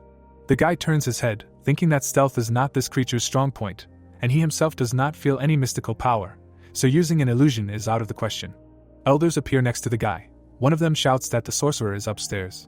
Wai sees a winged creature above his head. He tries to understand what is happening. One of the ghosts says that the sorcerer seems to be trying to escape. The hero and his charges look up. The young man says that he does not know what to do, start mocking this coward or praise him for the speed of his decisions and decisiveness of his actions. Putting a hand to his forehead, Wai says that the old man chose the worst possible direction to escape. The bird, which has bones instead of a body, carries the White Bone Wraith. The sorcerer complains that his opponent was none other than the heir of the head of the cult. He does not understand how this damn parasite can still be alive. White Bone Wraith, who has a horn mask on his head, grins. He says that much more importantly, the guy demonstrated who he really is, and this means that this enemy has some reliable way to get to him. The color of the sorcerer's face changes. Above him, Gyujin is seen. The old man feels a strong energy directed against the demons, and then identifies his new opponent. Bright stripes are seen in front of the girl. The sorcerer hangs in an awkward position under the body of the bird. He opens his mouth wide. Gyujin attacks the bird and the Jianshi it carries. A white thread is seen in front of the hero. he says that the sorcerer gets what he deserves for ignoring both him and other living people. The sister runs up to her smiling brother, he greets her. The girl, looking at the hero in amazement, asks what he is doing here. Why, smiling, declares that he is destroying the followers of the demonic cult together with San Yang. The girl asks again in amazement, Why says that the jianshi that his sister just threw out of the sky belongs to the cult of the heavenly demon, and he is only here to defeat him. Gyujin, looking down, states that she is only here because she was told that her mother was in cahoots with a sorcerer who lives in these mountains. The brother and sister stand next to each other. Gyujin states that she did not even suspect that this foul creature is also a follower of the cult. Wai thinks that he understands his sister's feelings perfectly, but he needs to take care of the sorcerer before he tries to escape again. The young man looks at the funnel that is smoking in front of him. He tells his sister that he can take care of this creature. The hero points his finger at the fire visible in the distance. He asks Gyujin to help Tang, who is currently fighting many enemies alone, protecting Sanyang. The girl asks in amazement if they really came here only the three of them. The brother, looking at his sister, says that it was a secret attack, and she herself came here alone. The young man realizes that despite the scandal that happened, the girl continues to worry about her mother. Standing with his back to his brother, Gyujin says that since there is no time to waste, she will ask all the questions later. The girl advises the young man to flee if the situation becomes too dangerous. He says that he will do so. Gyujin, looking at his brother, says that in this case they will see each other later. The girl runs away. In front of us is the back of the young man's head. Wai says that the sorcerer has rested enough while he was talking to his sister. The guy demands that his opponent come out into the light of day. Wai looks at the smoke rising in front of him. He states that the sorcerer, belonging to the Black Bone Ghost Valley, is able to easily recover from the wounds he received. A hand emerges from the smoke. The hero says that the White Bone Wraith should not even think about catching him off guard. A sorcerer appears in front of the young man. White Bone Wraith grins angrily. He spreads his arms. Looking at Wai with burning eyes, the sorcerer says that he still has the disgusting habit of mocking that he had in his past life. The old man, putting his right hand forward, declares that Wai should be dead. He demands to explain why this bastard is standing in front of him alive. Streams of purple energy rise above the palm of the young man. He says that it is hard to believe, but immortality and reincarnation are the eternal dream of all sorcerers. The guy, smiling, asks if this is enough proof for the sorcerer. White Bone Wraith, looking at the hero, says that he is wearing the evil ghost battle robe. Opening his toothy mouth wide, the sorcerer shouts that this means that Wai really was able to overcome death. The young man, on whose face is a mask, looks at his enemy. The hero, whose eyes emit a purple glow, says that he has a lot of questions for White Bone Wraith. He approaches the sorcerer and demands that he not run away like a coward. The guy offers to finish this as soon as possible. With his mouth wide open, White Bone Wraith shouts that it seems that the guy still has the same dirty mouth. He says that this suits him, and he will shut the hero's throat and then destroy him. The sorcerer stretches out his right hand. Traces of blows are visible in the air. Many monsters rush at the young man. The guy's hand emits purple streams. Wai deals with the monsters with the help of the skills Wild Wind Dance and Wild Wind Frenzy, and approaches his main opponent. He punches the monster in the jaw. The monster realizes that martial arts are being used against him. Balls fly from the neck of White Bone Wraith. The sorcerer tries to hide. He thinks that his enemy is very fast, but according to rumors, he is just a bastard who has yet to reach the peak stage. A bright mark from the blow is visible under the sorcerer. White Bone Wraith looks at the rapidly moving enemy in confusion, realizing that he seems to have managed to raise his level in a very short time. We see the sorcerer's sparse teeth. He realizes that his enemy is able to use martial arts, and does not understand how this is even possible. The sorcerer, above whom Wai is visible, screams deafeningly. The hero jumps back, stopping with his feet. Raising his left hand, he asks if the wizard has any other aces up his sleeve, because if this is all he can do, it will be an incredible disappointment. The sorcerer again extends his right hand. He demands that Wai shut up. The hero, looking at the enemy in confusion, asks why he uses the same move. The young man stares at the enemy, thinking that the sorcerer's actions may seem stupid, but in fact they are not. White Bone Wraith throws out his fist and orders an explosion. The monsters surrounding the hero swell. Wai says that the old man is using corpse explosion, and that was too predictable. A very powerful explosion occurs. We see a white trace. The sorcerer spreads streams of white energy around himself. He thinks that it is simply incredible that he has to waste priceless beast jianshi, like ordinary bombs, while the monster understands that this way he can buy some time. The hero tries to reach the sorcerer rushing past him. He asks where he is going. The young man strikes, throwing the old man back. He screams hysterically. We see a white trace from the blow. White Bone Wraith shows his teeth, which really have become much smaller. The sorcerer is kneeling. He thinks that because his formation is destroyed, it will take him a long time to use powerful spells, while the enemy gives him almost no time to recover. Wai slowly walks towards his enemy. He says that the old man stole his spell book, but it seems that he did not learn anything decent from it. The sorcerer's eyes glow red. He states that this is all because of why. He blames the boy for blowing up his formation. The youth approaches the enemy. He states that he did it. However, this does not deny the fact that in front of him is just a sack of shit, who is only capable of running away from danger. The hero, whose mask glows with a scary grin, says that he expected much more after hearing that the sorcerer went to the next level, but he turned out to be a pathetic loser. We see the sorcerer's crooked nose. The monster's hands emit a pink glow, and the white bone wraith roars. He strikes. The sorcerer, transformed into a terrifying monster, rushes at the boy, calling him the heir of the heavenly demon. The ghostly hand of the old man approaches the boy's head, and Wai asks if this is all that Jiangshi can do after hearing so many insults and being mercilessly humiliated. The boy grabs his opponent's hand and says that he has seen more than enough. The sorcerer's hand trembles, and he calls the boy a rat. The hero strikes with his foot. A bright white mark is visible under his lower limb. The sorcerer is kneeling inside the funnel, breathing heavily. Wai declares that this is the real Jiangshi, who is incredibly stupid. The sorcerer, with his mouth wide open, screams that he surrenders, and is ready to tell everything he knows if the boy spares him. Wai kicks again and declares that the white bone wraith seems to have an advanced case of dementia. The young man stands over his enemy. He states that he has the magic imprisonment chain, and he does not understand why he should leave Jiangshi alive. The boy, grabbing the old man by the neck, shouts that they will see each other again when he turns into a ghost. White bone wraith understands that he is about to die. He looks at his enemy furiously and shouts that he refuses to die like this. Wai strikes again. The hero, looking at the enemy in surprise, asks what is happening. The young man stands on the shore of the ocean. He says that the sorcerer had such a trick hidden away as soul ensnarement. Looking around, Wai says that, to be honest, he did not expect his enemy to overcome the mental protection of the robe and be able to use this spell. Above the boy's head, two elders are seen. One of them says that the sorcerer used high-level magic. The second states that it is one of the original spells of Blackbone Ghost Valley. Wai states that the ghosts are right, and it is too difficult for White Bone Wraith. The boy thinks that all this proves that the sorcerer was connected to the society. The boy looks to his left, where someone calls him the heir of the heavenly demon Yunwun Wai. The boy, next to whom the ghosts are seen, clenches his fist. He is told that he is now locked inside the soul prison. Above the hero's head, an incredibly strange creature is seen. White Bone Wraith states that even Wai cannot undo the spell that he used, offering his life in exchange. The sorcerer curses the boy for forcing him to take extreme measures. The boy asks the enemy why he is angry with him. The hero claims that it is the sorcerer's own fault for not protecting the mystic ghost formation. White Bone Wraith, who has turned into a ghost, demands that the guy shut up. The hero says that the sorcerer needs to take anger management courses. One of the elders asks the guy to try to find a way out of here instead of teasing Jiangshi for some unknown reason. Wai puts his fist in front of his face. The sorcerer says that he will pull his soul into his soul and dissolve it there. The hero flies down, leaving a white trail behind him. The ghost hanging above the guy's head says that the earth has disappeared, and he had no idea that his former master had such a spell. Wai and the ghost end up in the water. The boy thinks that he is in the sea, and from such a realistic artificial space, it is unlikely that it will be easy to find the exit gate. A white trail is visible behind the boy.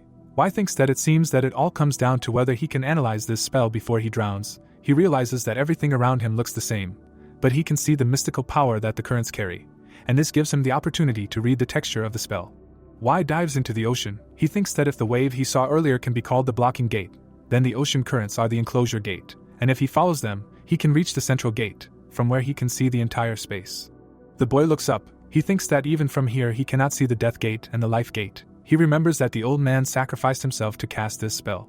A bright light source is visible in the sorcerer's mouth. The hero thinks that White Bone Wraith's words show how much he valued life, which means that he does not want to kill him, but rather steal his body.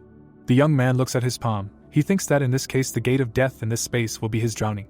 We see the hero's hand. A bright flash occurs inside the guy. Blood gushes from the young man's back. One of the ghosts asks the guy in horror why he is committing suicide. The young man, looking at the elder, asks not to jump to conclusions. He says that the gate of exit here is death, which did not occur from drowning. The guy asks White Bone Wraith to confirm this logical conclusion. The hand squeezes the heart. The ghosts are frightened and try to shout to the hero. The young man's eyes turn white. He holds his own heart in his hand. The sorcerer calls him a crazy bastard. We see a bright flash. Tang is surrounded by streams of white smoke. He strikes his opponents. They scream in pain. The maid calls out to one of her comrades. The fighter in the strange headdress declares that they will not last long, as Tang continues to fire projectiles at them between his attacks. The maid shouts that she knows about it, and she needs to make sure that she can break in and attack. The girl grinds her teeth in rage. She does not understand how a mere person can be so strong. Tang, smiling, says that his enemies have brought everything they have down on him, but still have achieved nothing. In front of us is the whip of the hero's mentor. The maid blocks the blow with her hands. She angrily shouts that she is different from her comrades. Tang, continuing to spin his whip, says that then she must try to withstand the next blow. The man rains down blows on his enemies, using the skill's 100 triumphant whips and graceful blossoming. 2 white marks are visible behind the maid. She thinks that even she, a spiritual warrior, could barely withstand this attack. Jiangshi looks at her allies with anger. She thinks that they are just unorthodox warriors and they will not be able to hold out for long. Her allies are barely able to stand. She thinks that if this continues, they will all be quickly destroyed. The girl tells her comrades that she will sacrifice the 3 of them to take Tang's life. Raising her right hand, she demands that the unorthodox warriors sacrifice themselves. We see the face of one of the potential suicides. He says that he will do as Baekdong ordered. Tang asks in surprise what his opponents are going to do. He senses strange emanations. We see white marks. 3 Jiangshi charge at the martial artist. Tang smiles and asks if they really think they can defeat him if they all jump on him. There is a mark near the head of one of the Jiangshi. The monsters are approaching the man. Tang looks at the enemies in confusion. He does not understand how they can attack when he just cut off their arms and legs. Fear appears on Tang face. He understands that he is in serious danger. We see the man's eyes. Baekdong flies up to him, ready to strike. Tang does not understand when she managed to get so close. Then the instructor realizes that she must have used the other Jiangshi to block his view. Baekdong raises his right hand to strike. A sharp weapon approaches the man's head. He curses, thinking that he can try to dodge it, but he will still lose at least an arm. A bright white mark is visible between the 2 opponents. The sword is stuck in the ground. Tang looks to his left in confusion. Baekdong grits her teeth in rage. She senses the anti-demon energy and realizes that its source must be Yuch, a Taoist from Qingqing. The girl who just threw the weapon asks if Tang's uncle is okay. The man, still fighting Jiangshi, shouts that the girl just saved him. The instructor's eyes emit a red glow. Baekdong looks at the enemy in resignation. She looks up and calls out to her mentor. The girl collapses in front of Tang. Yuch approaches the man and asks if there are more Jiangshi here. The instructor says that he just finished off everyone who was here. The man looks at the girl in confusion and asks what she is doing here. Yuch replies that it does not matter, and they, if possible, should go to help. Why? Tang says that the guy ordered him to wait at the temple while he deals with Jiangshi, since he wants to defeat the boss alone. Yuch looks at his interlocutor in surprise. Tang, whose top of his head we can see, says that the young man looked very confident in his abilities, so he should be fine. The hero dives into the water. White Bone Ray screams that the guy is a real maniac who tore out his own heart. The sorcerer asks how many lives this monster has. Y replies that it was an exit gate, and he just used it. The hero looks at his heart, inside of which an eye is visible. He says that if he drowned, the sorcerer would steal his body. White Bone Wraith says that this is a logical conclusion, but committing suicide is still madness. He calls the hero a vile animal. Y squeezes his heart. A bright white flash is visible around it. We see the eyes of a young man. The young man says in bewilderment that the sorcerer almost instantly changed the space. The hero stands in the middle of a dense forest. He sees that this time he found himself in the jungle.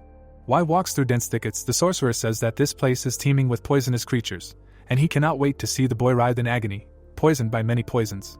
The hero lowers his hand. He says that first there was water, and now poison. The boy mockingly asks if this is really all that White Bone Wraith can extract from such a powerful spell. Y throws his right hand to the side, striking.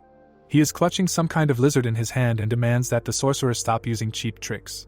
The reptile emits a bright glow, cursing everything in the world. Surprise appears on the young man's face. He falls down, stating that this time he found himself inside the heavenly abyss. The guy looks to the left and up. Above his head, a cloud emitting streams of energy is visible. The hero understands that the sorcerer must be there. A huge eye appears in the sky. White Bone Wraith asks in confusion how the guy was able to find it. Y sees a desert in front of him. His enemy asks him to assess this situation. The same thing happens among the glaciers. And then next to a fire-breathing volcano.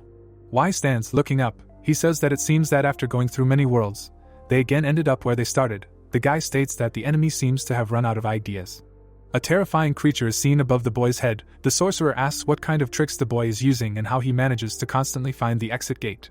Y states that it would be logical to assume that there is a genius standing in front of White Bone Wraith. The boy walks forward. He says the phrase capturing a soul within a fake world. The boy's face is calm. He uses the soul ensnaring mirage maze skill. White Bone Wraith, whose red eyes we see, asks in shock if the boy actually even knows the name of his skill. Y calmly says that the sorcerer was too confident in his spell, and talked an incredible amount. thanks to which it was possible to fully analyze the spell. The hero, raising his hand, says that the name of the spell is not just a set of meaningless words, and unlike martial artists who shout out the names of their techniques, wizards try their best to hide the names of their spells because they are much more effective if few people know about them. Y leans his hand on the ground. He says that the name of the spell is a condensed description of the nature and structure. Everything collapses around the hero. We see the guy's eyes. He says that if someone understood the nature and structure of the spell, it can no longer function as a prison. Many red lights are visible above the hero's head. The sorcerer screams that it is simply impossible that he exchanged his life for such a useless spell. We see many red eyes. White Bone Wraith calls the enemy Junior Heavenly Demon. Y, grabbing the sorcerer by the neck, says that he has finally returned. Looking at the enemy, the boy declares that thanks to him he learned an interesting spell. The spirit that crawled out of the sorcerer's mouth asks if this is really death. White Bone Wraith, with spikes sticking out of his back, is kneeling in front of the boy, who asks him if the old man is glad to see him after death. The ghost, with his mouth wide open, asks how Y was able to reincarnate. He promises to tell everything he knows if the boy tells him the secret. The hero grabs him by the face. He slams the sorcerer into the ground and says that he seems to think that if he is treated well, then he can be impudent. The boy declares that the old man is in no position to bargain. The trembling ghost buries his head in the ground. White tells him that he will ask questions, but he should just answer. White Bone Wraith declares that he understands everything. The hero, whose clothes we see, reminds that 6 years ago he died.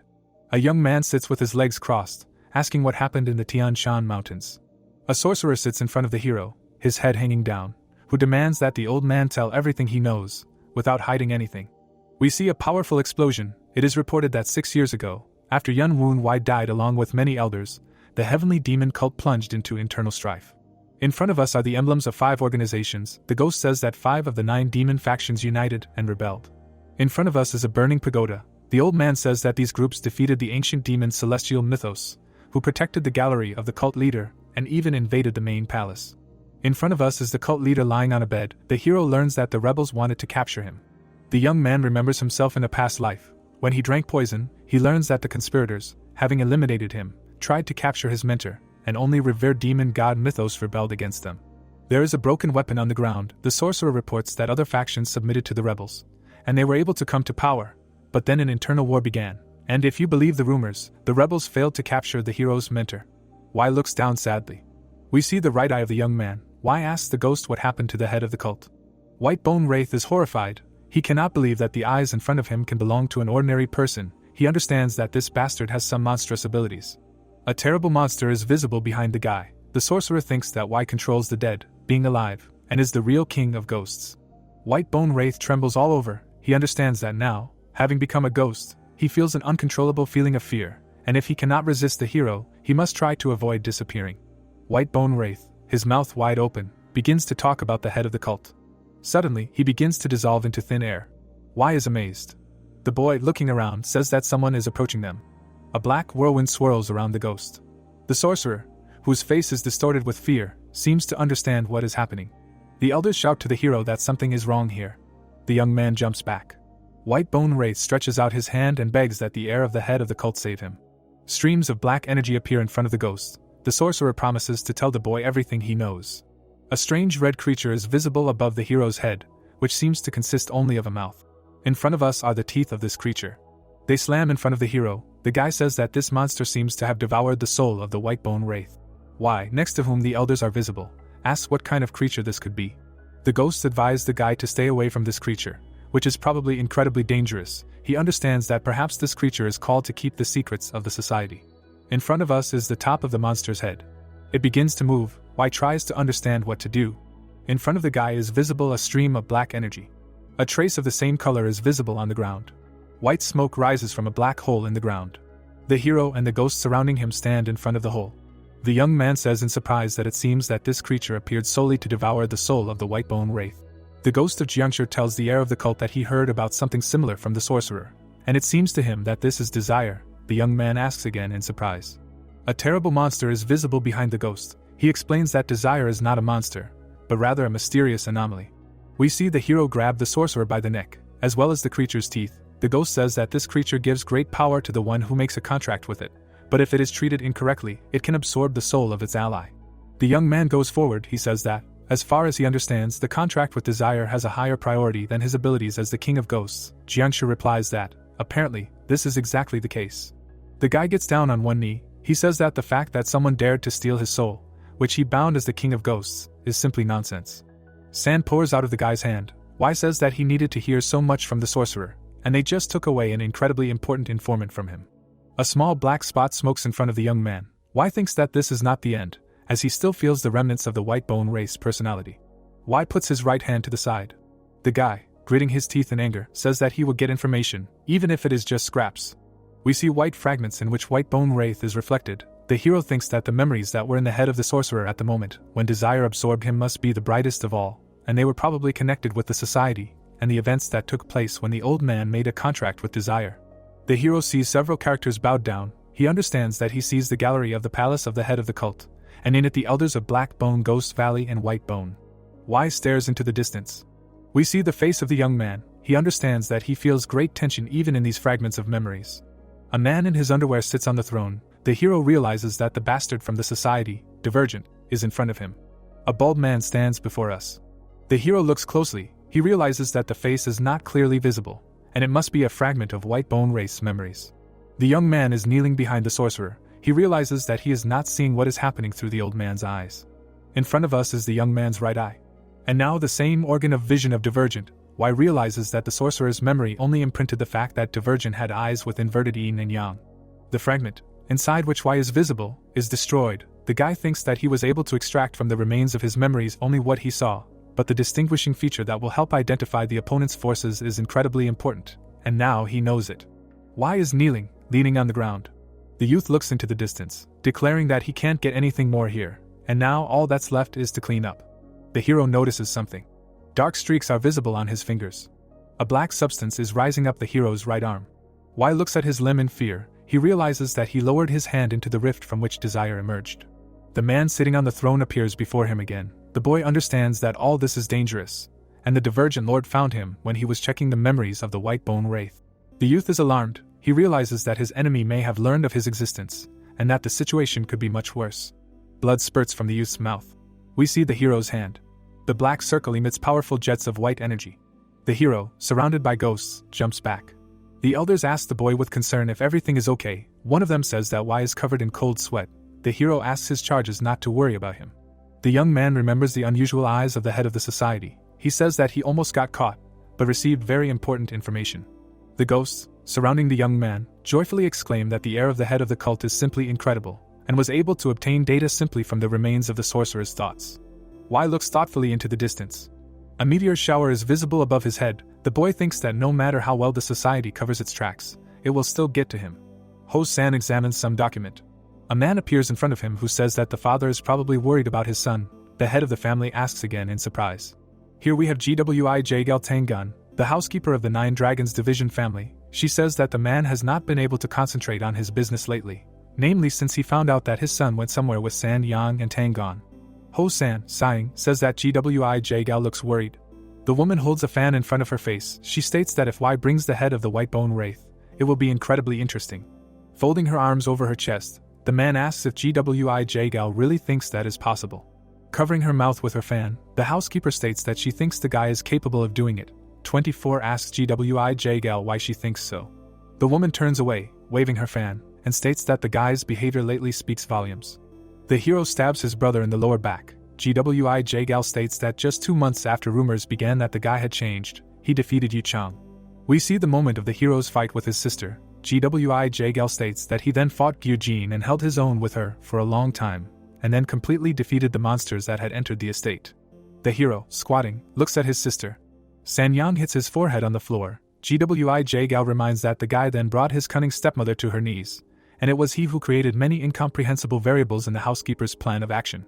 Covering her mouth with her fan, the woman says that thanks to all this, she was able to track the secret actions of the demonic cult and the Namgun clan. We see the hero smiling. Ho-san says that then his son said that he was going to attack White Bone. Gwij says that it was a real headache for her. The man asks why she did not try to stop Y then. Tang theatrically folds her hands. She says that she would never do that, as she likes to follow exciting events happening one after another. Standing in front of the head of the family, Gwij asks if he knows where the head of the Tang clan is now. Ho-san asks in bewilderment what Moon Hyuk has to do with all this. The housekeeper tells him that he is now in Lu Ban's forge. The man looks at Gwij in bewilderment. She, standing in front of the interlocutor sitting at the table, says that the head of the clan is now enthusiastically forging with the blacksmith, her brother, and they are creating a special weapon on the order of someone. Ho-san asks for details. We see two old men. Tang Gun says he doesn't know the details, but young Master Y has provided them with a blueprint that has completely captured the imagination of the clan leader and his brother. We see their faces. GWI Jagal says that's why she thinks Y will be able to bring back the white bone race head. Ho-san replies that he thinks everything really points to that. The clan leader turns his back on GWI Jagal. She says that they should think about what to do now. She asks the clan leader if they should tell the hero all the details of the plan, and if they do decide to do so, they need to think about what role to give the guy. Ho-san thoughtfully says that he thinks GWI Jagal is leaning towards leaving the guy in the dark. She replies that Y always exceeds expectations. Ho-san, placing his hand on the windowsill, says that Tang Gon told him something recently, and perhaps it would be better if they left things as is. Ho-san, looking at the woman, says that the instructor reproached him for always trying to control the situation and often going too far. GWI Jagal says that these are too harsh words, and she will put Tang Gon in his place. Covering her face with a fan, the woman says that for now she will believe that young Master Y must defeat the White Bone Wraith, and will make her plans based on this. GWI Jagal bows to the man who is not looking in her direction. Ho-san, looking at the moon visible through the window, says that the woman is doing everything right. San-yang, Gyujin and Tang Gon stand in front of the destroyed building. The hero appears behind his mentor. The allies turn to the guy who flew up to them. Tang Gon says that Y was late, and he was already starting to think that he will not see him again. The young man, smiling, says that the mentor should have more faith in his student. Gyujin excitedly asks if the hero is injured. He replies that he is fine. Tang Gon points to the bundle in the hero's hand and asks what is in it. The youth, smiling, replies that it is the head of the White Bone Wraith. His mentor turns away in disgust and demands that this abomination be removed from him. The man, seething with indignation, asks why the boy brought this, and whether he wants to impale the head on a pike like the followers of the demonic cult. Y replies that he will do so, since people need to know about his exploits. Tang Gon furiously shouts that he will never allow this. He reminds that they belong to a normal clan and he is very curious about where the boy learned such things. Gyujin, looking at his brother in surprise, thinks that he actually defeated the elder of the demonic cult. The girl realizes that Y did not look strong at all when he fought her a few days ago, but the aura that emanates from him now seems incredibly powerful. Y smiles. The girl thinks that the guy has advanced significantly in martial arts, but more importantly, he managed to involve her mother in the implementation of his plan. San-yang frowns down. Gyujin thinks that she never imagined that these two could work together, and she wonders what Y did to achieve this. The creature that appeared behind the girl giggles, stating that the guy is from the same breed as it. Gyujin is confused and asks if this means that Y has soul streak. The creature replies that it is not about that, but about gigantic talent. Gyujin is surprised and asks what the words about the same breed mean in this case. She also wonders what is remarkable about her brother's talent if he already had remarkable skill. The grinning creature states that all this makes the guy just perfect, but in fact, he is a demon, or rather, the king of demons. Gyujin, behind whom the grinning hero is visible, is shocked. The creature tells her that this man will absorb everything that gets in his way. Gyujin covers her ears with her hands. The creature begins to go crazy. This time it screams that Y is a man, and it is completely unclear what could be common between them. The hero's sister thinks that she is about to go crazy. The creature hanging next to her head asks the girl not to get in the guy's way. We see the strange appearance of this entity up close. It says that it wants to feed on itself, and is against being fed on. Gyujin is saddened. She cannot believe that Spectral Streak behaved this way. We see the hero's back. The girl thinks that the demonic cult has started acting again, and Y will become famous in Sichuan as the one who destroyed the enemy's outposts. Gyujin thinks that her brother's feats are incomparable to what she has achieved, and most likely, he will be considered a suitable heir to their family. San-yang bites her nails. The girl tries to understand what her mother will do now. Gyujin puts his hand on his sword. Y approaches the remains of the dwelling. Tang Gon says that the guy blew up this lair, and is now trying to find something there. The young man asks the mentor not to rush, and says that the White Bone Wraith told him something. Y turns to the ghost and asks him where the sorcerer could have kept the letters and his treasures. Number 15 rushes to one of the corners of the destroyed building. He says that there was a room there that only White Bone Wraith and Baekdong could enter. The ghost thinks that this is where what the young man is looking for will be. The hero stretches out his right hand. He says that he sees some kind of device, and there may be something underneath it. Tang Gon and Y stand above the roofless room. The hero says that this is most likely the sorcerer's secret storage. The student and mentor jump down. Tang Gon, examining the shelves, says that, as far as he can see, the documents and valuables are laid out in perfect order. The man opens one of the books and says that the old man used a code from a demonic cult, and it will be very difficult to decipher all of this. Tang Gon, looking at his student in amazement, calls out to him. In front of us are stacks of books and the eyes of the young man Y reads a note that says that 3 members of the demon god mythos have been found and that they must be captured before the faction leader arrives. The hero looks thoughtfully at the piece of paper. He understands that he has found what he needs. We see books, scrolls and treasures. The boy thinks that they have searched the vault, read the notes on how the sorcerer managed to settle in this area and the messages that the old man exchanged with his superiors. In addition, they took the treasures that he had accumulated. Sanyam looks at the chest in shock. The hero thinks that they have also managed to find an archive marked with the name of the Namgung clan. The boy declares that they must take all this out before the demonic cult and the Namgung clan manage to stop them. Y, looking at his allies, says that they won't be able to take everything out now. He asks Tang to guard this place, and his mother and sister to bring people here who will evacuate everything valuable. His sister, looking at her brother, asks what he is going to do himself. The guy answers that he must check another clue that White Bone Wraith left him. Eugene asks again in surprise. Y says that he found some information when he fought the sorcerer, and is going to check it before it is too late. The girl, looking at her brother in surprise, asks if he is afraid of falling into a trap. The young man states that even if it is there, he still needs to check everything, since this information can radically change the plans of the Tang clan. Tang, folding his arms over his chest, sadly says that it seems that he will not be able to stop his student. He warns him that at any moment another of the 12 black ghosts can appear, and declares that he will go with the guy. We see the hero. He thinks that Tang is right, and he is unlikely to be able to defeat another black ghost as easily as the White Bone Wraith. But if he takes someone with him to search for people from the revered demon god mythos, he will take on an unnecessary burden. Y tells his teacher that he must guard the ruins of the house, since it will be a great loss for the Tang clan if they cannot protect what they have obtained. Tang looks at the boy with bewilderment, and agrees to fulfill his request. The young man tells his sister that she is the only one who can convey the information correctly. The girl asks again in surprise. She glances at her mother and understands what her brother means. The woman is shaking with horror. Eugene thinks that even if Tang or Y go with her mother, she will still be able to twist the information to present everything in a favorable light for herself, and only Ho-san's daughter can tell her father what really happened. The young man, smiling, declares that wherever he goes, he will leave traces behind him. He says that as soon as all the business in this place is finished, his sister will be able to send him help. With a sad sigh, the girl agrees. Tang and Eugene stand in front of the hero. The girl says that after finishing her business, she will find her brother, so he should not get into trouble. The mentor promises to protect the ruins of the house at any cost and asks the guy to take care of himself. The young man says that they are too worried about him. Smiling, the young man says that he must go. He breaks away, leaving a bright trail behind him. Exactly the same one can be seen in the forest. The elder, hanging next to the hero's head, says that no one trusts the young man more than Tang and Eugene. Another ghost appears nearby. He says that he feels sincerity in the concern they show for the guy, and if they were in the same faction, he would gladly drink with these people. The young man, smiling happily, says that these are really very good people.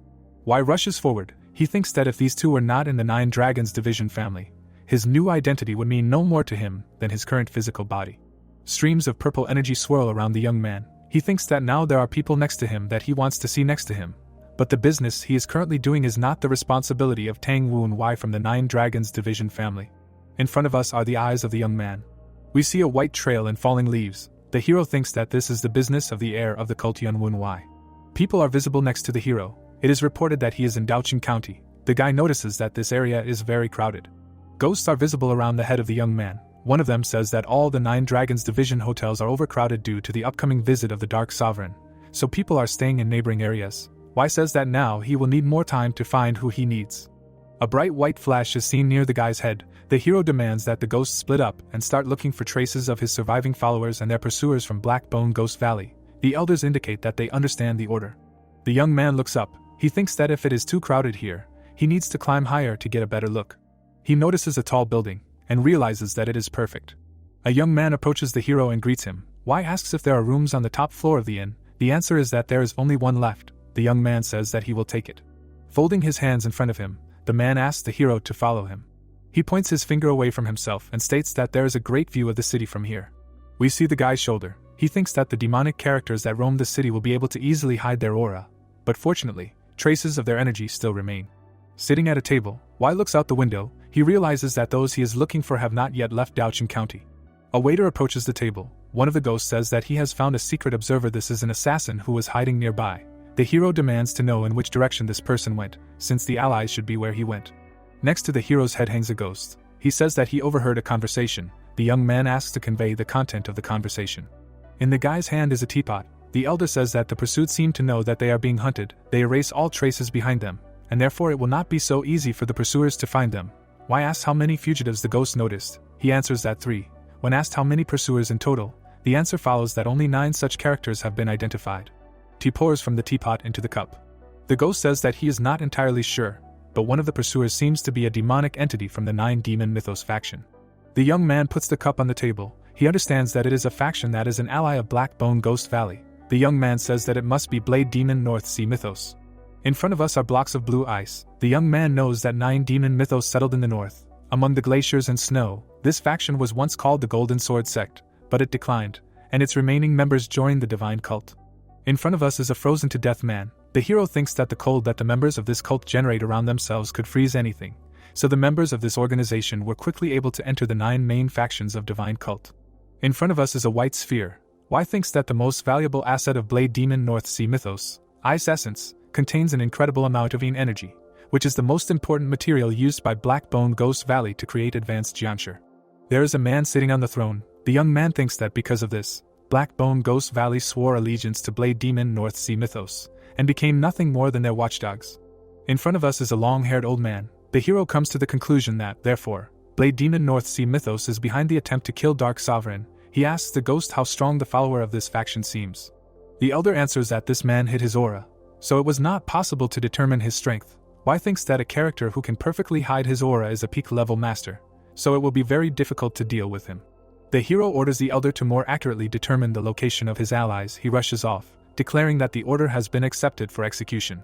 Y looks at the city. He thinks that the sun is already setting, and that the search is dragging on. Someone nearby loudly asks if there really are no more free rooms here. A young man stands in front of the hotel employee. He hears the apologies, after which he declares that they do not suit him. The hero thinks that the 3 visitors are young people of about his age. They are well dressed, and most likely are the offspring of influential families. The hero pays attention to 2 girls radiating a rather powerful aura around themselves, approximately equal in strength to the one he saw from his sister. The young man shouts that he is Yuch Chong from the Golden Sword Sect, and demands to be let in, promising to politely ask one of the guests to move out. The young man remembers that he heard about the Golden Sword Sect when he was still a member of the cult. It was formed only 30 years ago, and it never lacked money and power, since it was engaged in trade with the western regions. Yuch Chong grabs the man by the collar. One of the girls standing behind the guy says that it's okay that they won't get a room, and they still haven't tried the famous Douchin County tea. Yuch Chong looks very unhappy. The hero thinks that this guy really wants to impress the girls, but it only gives the opposite effect. Yuch Chong notices something to his left. The young man, smiling, looks at the hero. He says that in front of him is Tang Y from the 9 Dragons Division family. The guy asks the hero how he feels. Y curses, realizing that the fact that he was recognized greatly complicates the situation. Yuch Chong, looking at the hero, says that there are no free seats here, and he hopes that the guy will not mind if they sit at his table. Y thinks that, judging by the behavior of this guy, they were not friends. The hero brings a cup to his mouth and allows them to sit at his table. He thinks that in another situation he would have simply punched this rude man in the face, but now he has no time to do such things. The guy expects to leave here as soon as the spirits give him information about the location of his followers. Yuch Chong waves his hand to the girls and says that he found a place for them. He thanks the hero for letting them into his table. A bright white trail stretches towards the window. Yuch Chong demands to bring the menu and says that the aroma of tea in this place is simply incredible. The ghost tells the young man that they have found followers, and there are exactly 3 of them, as stated in the report. In front of us is the hero's profile. He understands that what he was waiting for has finally happened. The young man stares somewhere. We see a gray-haired old man, putting his hands in front of him. He calls someone sir and says that he should not behave like that. The old man is driven out of the way. The man puts his hand on his shoulder and says that he has business here, so no one should move. Frowning fighters are standing at the door of the restaurant. Yuch Chong looks at the man who entered in amazement and asks what is going on here. The ghost says that, judging by the aura and the same weapons, all these people are swordsmen from Lion Sect. The squad leader walks forward with determination. The hero thinks that the Lion Sect, as its name implies, is known for the aggressive behavior of its members. An unpleasant man looks at one of the girls and asks if this is really Sima Sun-yi from Chunghwa Cabin. The hero asks the ghost next to him what kind of Chunghwa Cabin this is. The ghost replies that from what he heard, the Clear Sky Sword Emperor has a late daughter, and it seems to be her. The girl looks to her left with concern. The hero says that the Clear Sky Sword Emperor is one of the 10 strongest martial artists, along with Tang and Dark Sovereign. The ghost says that the head of the Lion Sect challenged the Sword Emperor to a duel about a year ago. In front of us are 2 participants in a duel. The hero says that most likely the head of the Lion Sect was quickly defeated. The ghost states that as far as he knows, it only took 10 exchanges of blows. The young man says that then the members of the lion sect want to take revenge on the emperor's daughter. The girl boldly looks at the fighters who entered and asks them what they will do if it really is Sima Sunny in front of them. The man folds his hands in front of him, greets the girl, and then declares that he is Baek Doing of the lion sect.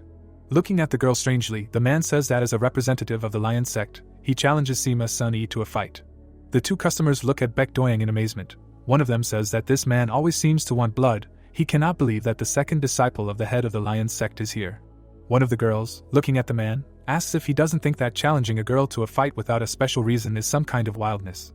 Baek Doing, frowning at her, says that if she is here with Miss Sima Sunny, then it means that in front of him is the junior disciple of the head of the Ma sect, Miss Yu Sumin, nicknamed Clear Moon Lady.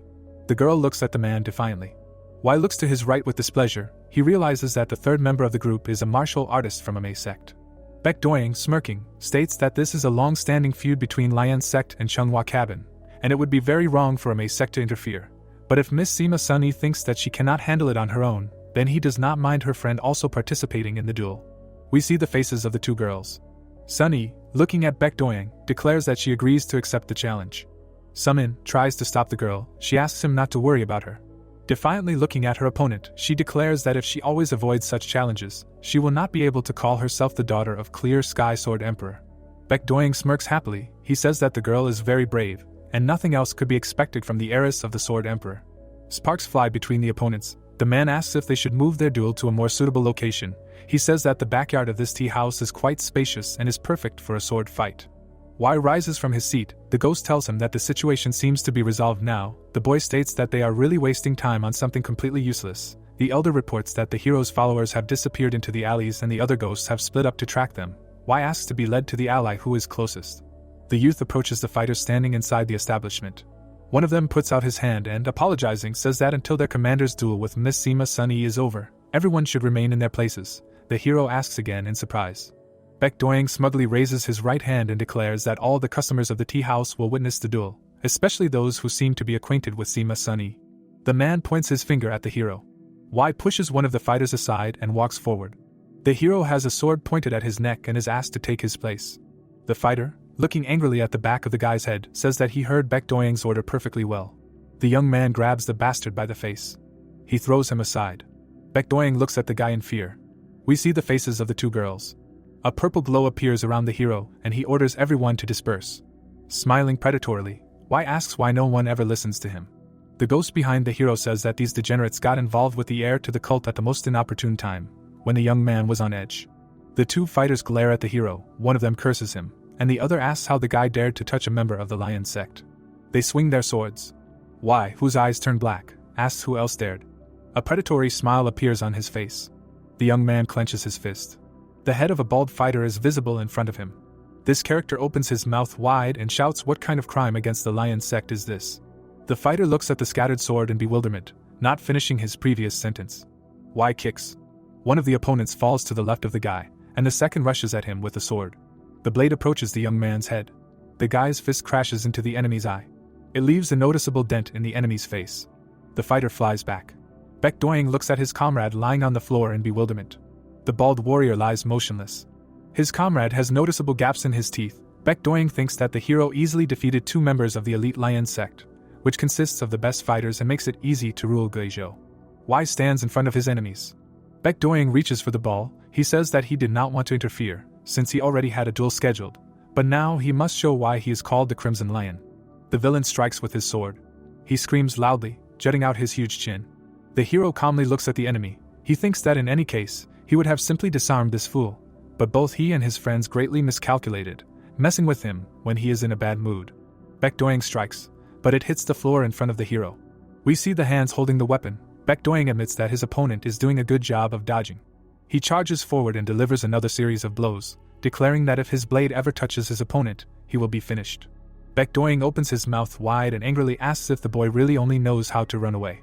Raising his weapon above his head, he demands that Wai fight like a man. The hero declares that he is bored now. Baek Doing opens his mouth so wide that it seems like it is about to break. His fighters and one of the girls look on in shock. The hero stops the blade, which immediately begins to crack. The young man says that Baek Doing delivered his blow, but it did not work. He asks what his opponent is going to do now. Baek Doing is shocked. He says that this simply cannot be. Wai clenches his fist. He punches his enemy right in the jaw. He flies up. Sunny, tears streaming down her face, says that the boy has defeated one of Guizhou's most outstanding talents, and he did it easily and playfully. Baek Doying's head is stuck in the ceiling. His fighters are trying to shout to their commander. They grab their swords and ask the hero how he dares to do such a thing. Why, who has many blades pointed at him, calmly says that his enemies seem fixated on the question of who dares what. The boy's eyes turn white. He approaches the last conscious opponent, and says that he is the only one left. The boy, whose face has become shapeless with horror, calls the hero a monster. Wai clenches his fists. He says that the fighters' comrades themselves asked for a good beating, and now this fool calls him a monster. The boy humbly apologizes, begging for forgiveness just this once. The hero looks into the eyes of his opponent, and says that in return for this favor, he will pass on a message to his friends, who are now unconscious. Wai, smiling, looks at the fighter. He sees a terrible monster with huge fangs in front of him. The hero says that he will leave the guy alone, but if he and his friends get in his way again, he will show them what hell looks like. Foam comes out of the fighter's mouth. He stutters, saying that he will definitely pass on this message. The guy falls to the ground. The hero immediately jumps into the air. The girls are amazed. One of them states that the hero simply disappeared, leaving behind a terrible mess.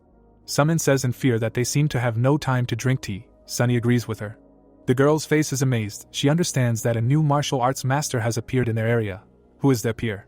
The sun is shining between the houses. The girl remembers that this young man, it seems, was called Tang Woon Wai. A fighter with a sword is visible behind the frightened guy. A dull white stripe is visible in front of the pursuer. The fugitive, having received a blow to the back, falls to the ground. The pursuer approaches him and touches his face. A dagger is sticking out of the fugitive's back. The villain says that he has finally caught the young man. We see the faces of the participants in this action. The pursuer, who is missing many teeth, declares that he will do the same to the rest of the scoundrels. His victim demands that the scoundrel shut up, and calls him a damned heretic. The ugly character, putting 2 fingers to his temple, declares that he really wants to hear the guy's screams when he begs to be saved. He tells someone that he immobilized the target, then asks for someone to come and take her. The fighter's face becomes confused. He asks if anyone can hear him. The pursuer opens his mouth wide. He screams loudly so that at least someone will answer him. At the end of his tirade, he switches to completely obscene expressions. The fighter is standing next to a high fence. He has a terrible grimace on his face. The scoundrel thinks that all this is very strange, and even if someone has fallen asleep or walked away, there should still be at least one person who will answer him. The freak takes a sword from behind his back. He seems to begin to understand what is happening. Someone nearby asks if the fighter is scared by the fact that his squad members are not answering. The pursuer shudders in fear. The fighter turns his head, trying to find the one talking to him. He asks how this person managed to get past all the protection, and who he is. His interlocutor, who is still invisible, says that he cannot believe that the fighter still uses spirit contact bond. The freak understands that the one talking to him knows about this means of communication. Then he realizes that the interlocutor's manner of speech is well known to him. A dark figure appears above the fighter's head. Its owner says that the warrior makes decisions too slowly, unlike his friends, who reacted much faster. The fighter looks up in amazement, not understanding when the enemy managed to appear above his head. In front of us is the hero, already dressed in the evil ghost battle robe. Trembling with horror, the freak recognizes both this item of clothing and purple eyes, as a result of which he understands who is in front of him. The hero jumps to the ground in front of the enemy, and says that he seemed to be getting real pleasure when he was chasing a member of demon god mythos. Wai grabs the enemy by the neck. He squeezes his hand, stating that his people should not be the ones being hunted, and that the victims should be the traitors. There is a man standing on the roof. The blonde looks over his shoulder. He bows to his interlocutor, and says that he sees that the young master is already here. The long-haired brunette asks if the matter is finished. The blonde states that it seems that it will take some time because of potential witnesses. The brunette states that the jiangshi are completely useless. Folding his hands in front of himself, the blonde apologizes for making the young master wait. The young master replies that everything is fine, and the longer he waits, the louder the screams of Yun Woon Wai's damned followers will be. The blonde looks at his master and wants to say something. The brunette interrupts his subordinate, and says that he realizes that he is a coward. However, according to him, he still clearly remembers the face of that son of a bitch. The young man's face distorts with anger. He says that all this happened in the days when he was one of the 10 pillars of the demonic path and fought to become the heir. An explosion occurs. The brunette lies trembling on the ground. Someone comes up to him and asks what this pathetic and weak creature is doing here. The brunette, wiping his mouth with his hand, says that his opponent does not know martial arts, but is still capable of an incredible amount. The blonde, covering his mouth and nose, asks not to say anything, since weakness can be contagious. The brunette, looking at the guy, asks again with an offended expression. The blonde, rubbing his neck with disgust, says that he will not fight some weakling. He demands that the young man get out of his sight. The brunette falls to his knees and slams his fists on the floor, thinking that he, the second son of Northern Sea's demonic path and one of the candidates to succeed Heavenly Demon Cult, lost everything after suffering just one defeat. We see a clenched fist. The brunette thinks that he later grew to the supreme peak level, but that damn bastard died before he could take revenge. The brunette, who has a completely insane face, declares that if he kills all of Yun Woon Wai's followers, Yun Woon Wai will feel at least half of the bitterness that he himself had to endure. The blonde, who is standing with his master on the roof, declares that he will do everything in his power in the rest of his life to help the young master realize this dream. The brunette replies that he appreciates it. The young people look at something together. In front of them, they see the city houses. The brunette calls his subordinate by name, Baek-san, who states that he feels the energy of the magic of the revered demon god mythos, and it seems to him that among the representatives of this faction there should be a wizard.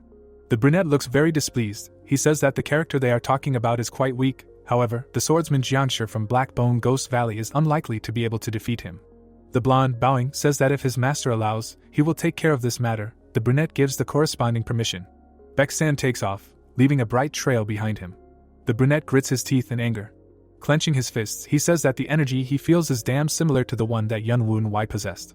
The hero holds the ugly fighter by the face. He asks how he dares to raise a hand against his follower in front of him. Jianshi, who is shaking from the tension, explains that he only did what he was ordered. The hero, whose back we see, states that he understands perfectly well that he is a worthless pawn. The ugly entity thanks the guy for this understanding. Blood splashes are visible near the hero's hand. Wai plunges his hand into the enemy's chest, who asks why the guy is doing this. The youth's eyes emit a purple glow. He states that this is divine punishment for those who betrayed the cult, and no one should forget about its inevitability. Wai, raising his hands, says that the fighter's comrades will soon follow him.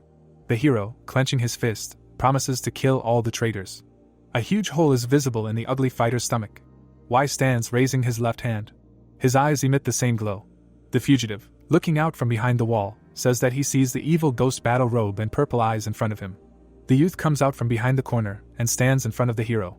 The boy's eyes fill with tears and he asks if he really is the heir. Wai, smiling happily, asks who else the boy thinks it could be. A smile appears on the young man's face. He rushes to the hero, calling him young master. The boy hugs Wai and declares that he is incredibly glad that the hero is okay. The boy's head is shaking from worry. The hero says that the boy held up well. Wai puts his hand on his follower's head and declares that he does not need to say anything, since he understands his feelings perfectly. The fugitive hugs the hero and, sobbing, calls him by his title. Wai frowns to his left.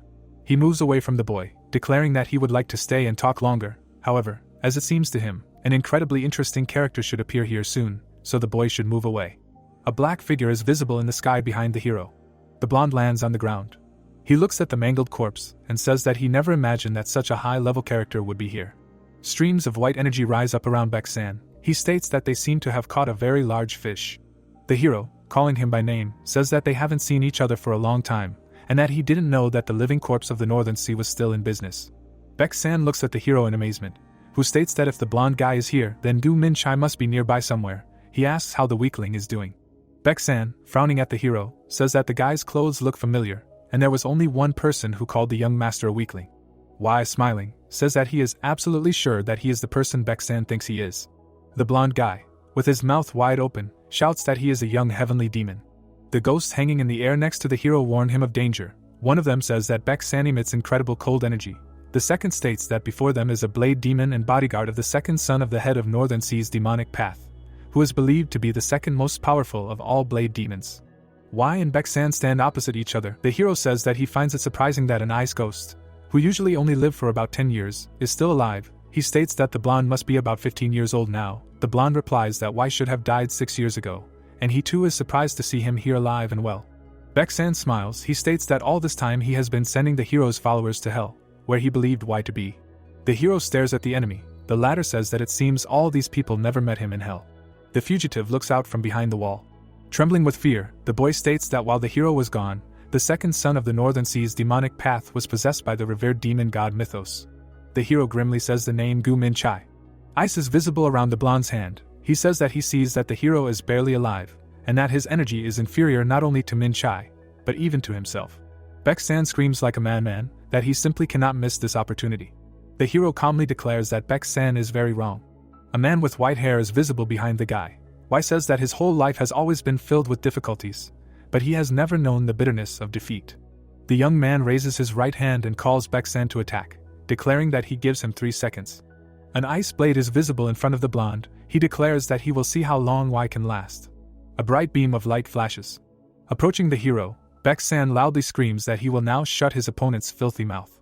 Y calmly looks at the blonde. His eyes emit a purple glow. Baek-san, approaching his opponent closely, looks at him in amazement. The hero says that his enemies seem to be completely unteachable. Baek-san, who is surrounded by a white whirlwind, asks when the hero managed to prepare a ray. Grinding his teeth in anger, the blonde says that Y seemed to be expecting his attack. The youth states that due to the proximity of death, his enemy's mind seems to have completely clouded. He asks what kind of idiot do you have to be to immediately pounce on a wizard. An ice sword is visible in front of Baek-san. The blonde is standing in the fog. He asks what kind of haze is this and suggests that the hero is using Black Bone Terror's Thorny Ghost Fog enchantment. The boy asks if Y really thinks that will be enough to trap him. The hero says that Baek-san is a little mistaken. The blonde puts out his left hand. He jumps back to avoid the blow. Baek-san, kneeling, says that this is an unusual Thorny Ghost Fog enchantment and asks if this spell is enhanced by some other magic. The hero replies that this is exactly the case and he specially prepared this tactic for guys like his opponent. Y uses Soul Restraining Fantasy Net. A very unusual monster is seen above the hero's head. The young man thinks that he has a very complex spell in his possession, created using the mystical techniques of the society, which requires a huge amount of energy to activate, and in the world he is currently in, he simply does not have enough energy for this. However, he does not see any reason to use Soul Restraining Fantasy Net in its pure form. The ghost of the young man is seen behind the enemy. Y stares at his opponent. He thinks that his eyes can effectively and quickly activate such spells. Smoke rises around the magical formation. The hero realizes that his eyes are able to prevent too much energy from being expended, and in addition, he used Thorny Ghost Fog enchantment, as this spell works perfectly with Soul Restraining Fantasy Net. Hieroglyphs are visible above the hero's head. He uses the Purple Fantasy Net spell. Baek-san, holding his sword forward, smiles happily. He says that his opponent seems to be using a very advanced spell, but he simply does not have enough energy to resist his opponent. The hero replies that this is why he is going to limit the blonde in his actions. Baek-san looks at his enemy in bewilderment. Blood gushes out of his mouth. Raising his left hand, Baek-san asks in amazement when the hero managed to poison him. He replies that he mixed poison with ghost fog, and if the blonde tries to use energy now, his condition will only worsen. Baek-san grabs his face with his hand. Y says that the blonde has no choice but to hold his breath and start the circulation of energy in his body to get rid of the poison. The ghost's faces blur. Y warns that even this will not work on his enemy, since his ghost poison is special, and normal energy circulation is not enough to stop the poison from spreading too quickly, especially in a body that is filled with energy. Streams of purple energy are visible near the blonde's feet. The hero thinks that his opponent's body is the best environment for ghost poison. Still covering his mouth with his hand, Baek-san demands that Y stop hiding like a coward and show himself. The hero's eyes glow. He declares that the word coward is a compliment for him in this situation. The silhouette of a young man is visible behind Baek-san. He begins to cough. The blonde, gritting his teeth in rage, declares that he was supposed to die soon anyway. With his legs spread wide, he shouts that he would rather kill himself and his enemy than die from such stupid tricks. The blonde's eyes turn white. A bright white stripe is visible in front of him. Baek-san uses Ice Soul Blade technique and Heavenly Ice Slash. A bright flash occurs above the hero's head. Y says that he knew that his spell would be destroyed because he activated it hastily. The young man stands in front of his enemy. He states that he is a little disappointed, but the poison still did its job. The hero's eyes continue to emit purple energy. Baek-san looks at the boy, wiping blood from his mouth. He assumes that the hero closed the distance when the magic was destroyed. Y asks indifferently. He raises his left hand and blocks the enemy's blow, after which he states that he is even too close to activate any new spell. Baek-san, with blood flowing from his mouth, realizes that the hero is now using the properties of Evil Ghost Battle Robe, then states that the boy should not have as much energy as before. The opponents clash in close combat. Y asks if his opponent thinks that he should have taken the decrease in energy into account beforehand. Mystic Energy Reinforcement Evil Demon Descent is cast. The boy's arms are enveloped in streams of energy. Y thinks that, on top of everything, he has changed a lot. Baek-san looks at his opponent in confusion. A bright flash is seen above the hero's head. Tempest Dance Northern Wind Blizzard is cast. Grinding his teeth in rage, Baek-san says that Y is using martial arts, then states that he always thought that the boy's Dantian was destroyed. The blonde seems to understand something. The hero crouches slightly and spreads his arms. Baek-san realizes that he is not using martial arts for self-defense, which means that he is now at his true peak. A powerful flash occurs. Y strikes. He thinks that he has strengthened his internal energy with the Evil Ghost Battle Robe and the Ghost Fog, and used the Purple Fantasy Net to drain the enemy's internal energy. and weakened him with the ghost poison. But even this may not be enough. Baek-san rushes to attack. He strikes, the mark of which is visible on the ground. Wai is sitting under the wall. The ghost hanging near his head worriedly asks if everything is okay with the youth. One of them says that the blonde must be in a terrible state after the poisoning, but he still continues to attack. The second says that most likely Baek-san has a great disgust for Wai. Smiling, the hero takes off. The elders try to shout to him. The young man thinks that all this is insanely fun, since he can test his skills and abilities. Wai stretches his right hand forward. He makes several jumps and again finds himself in front of the enemy. The young man smiles. He thinks that in such a battle he can track the improvements in his skills. Wai understands that the world of martial arts is a new platform for him, and such fights help to identify the shortcomings of 12 fierce tiger steps. Near the blonde's face, traces of blows are visible. The opponents exchange blows. Wai thinks that enlightenment, which is achieved by breaking down the technique into tiny segments, helps to identify shortcomings and eliminate them. The opponents simultaneously push off the ground. A purple sphere appears in the hero's hand. He thinks that martial arts are just a tool for expressing yourself. The boy smiles happily. He thinks that instead of copying other people's techniques, he should create his own. But now he has too little information to do so. Wai deflects the opponent's blow with his shoulder. Baek-san opens his mouth wide. The hero thinks that he has a great example to follow, and is especially interested in the eye-soul blade technique that the blonde uses. Near Baek-san's face, streams of blue energy are visible. The hero thinks that his opponent's movements are slightly different from those used in the original technique. Snow falls over the strange circle. Wai realizes that the blonde's contribution to the eye-soul blade technique is like a snowstorm. Baek-san is very fast and sharp, and the opponent who cannot pass through the blows will be buried under the snow and freeze to death. Wai is seen inside a huge ice crystal. Baek-san deals many blows. The hero thinks that his opponent's blade art is based on the eye-soul blade technique. There are traces of many blows in front of the youth. Wai wants to copy the trajectory of the sword, breathing, steps and all other techniques of his opponent. Wai and Baek-san meet in close combat again. The blonde looks surprised. Looking at the hero, he asks if he really uses the eye-soul blade technique. Baek-san can't believe that Wai copied it just by watching his actions. We see the purple eyes of the youth. Baek-san jumps back. Wai thinks that he should choose the trajectory of movements that suits him the most, and then use 12 fierce tiger steps. A grinning tiger is seen above the guy's head. Together with Wai, he quickly approaches Baek-san. The hero uses the skill Snow Tiger's 12 blades. The hero's blows, judging by the splashes of blood, reach their target. Baek-san looks at his opponent in shock. He says that the hero combined his own technique with the one he spied on him, and also adapted other people's fencing techniques. The blonde screams deafeningly that there is a real monster in front of him. Wai, flying up to Baek-san, says that he does not understand why the blonde is trying to insult his enemy. Blood gushes from Baek-san's chest. Wai says that he can simply call him a genius. Baek-san falls down, losing a huge amount of blood. The blonde's eyes turn black, and he declares that if he dies in such an inglorious manner, he will no longer be able to look his master in the eye. Baek-san throws his palm forward and uses the Eye-Soul Divine Palm skill. The blow hits the hero's stomach. A powerful flash is visible around the two silhouettes. Baek-san touches the hero's chest with his hand. Wai flies far back. The blonde giggles, spreading his legs wide. He declares that his opponent has relaxed a lot. Opening his mouth, the blonde asks the guy how the ice poison tastes. Wai touches his chest. The ghosts look at the young man worriedly. One of them says that the demon that confronts the guy simply refuses to give up, and if things continue like this, the hero's blood vessels will freeze. Wai, looking at his opponent, declares that this ice poison is different from the one before. Baek-san, grinning angrily, asks if the hero actually noticed this. He states that he calls this variation heart-corroding ice poison, and it eats the heart until the victim dies. The blonde man's nose is bleeding. He states that there is no antidote for this poison. Wai looks at his opponent carefully. He begins to understand why his enemies have chosen the Tang clan as their target. The youth asks Baek-san if this poison was obtained from the society. Baek-san looks at the hero in shock. Standing in the middle of the hole in the ground, he states that this means Wai already knows about the society. He says that he did not expect anything else from the guy, and it is very good that they can get rid of this enemy now. Wai asks the blonde man why he thinks he can get rid of someone.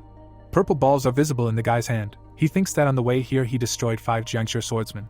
Wai swallows the balls. One of the ghosts asks fearfully if it is possible to use them all at once. He warns that it is very dangerous. The hero looks down. Powerful streams of purple energy rise around him.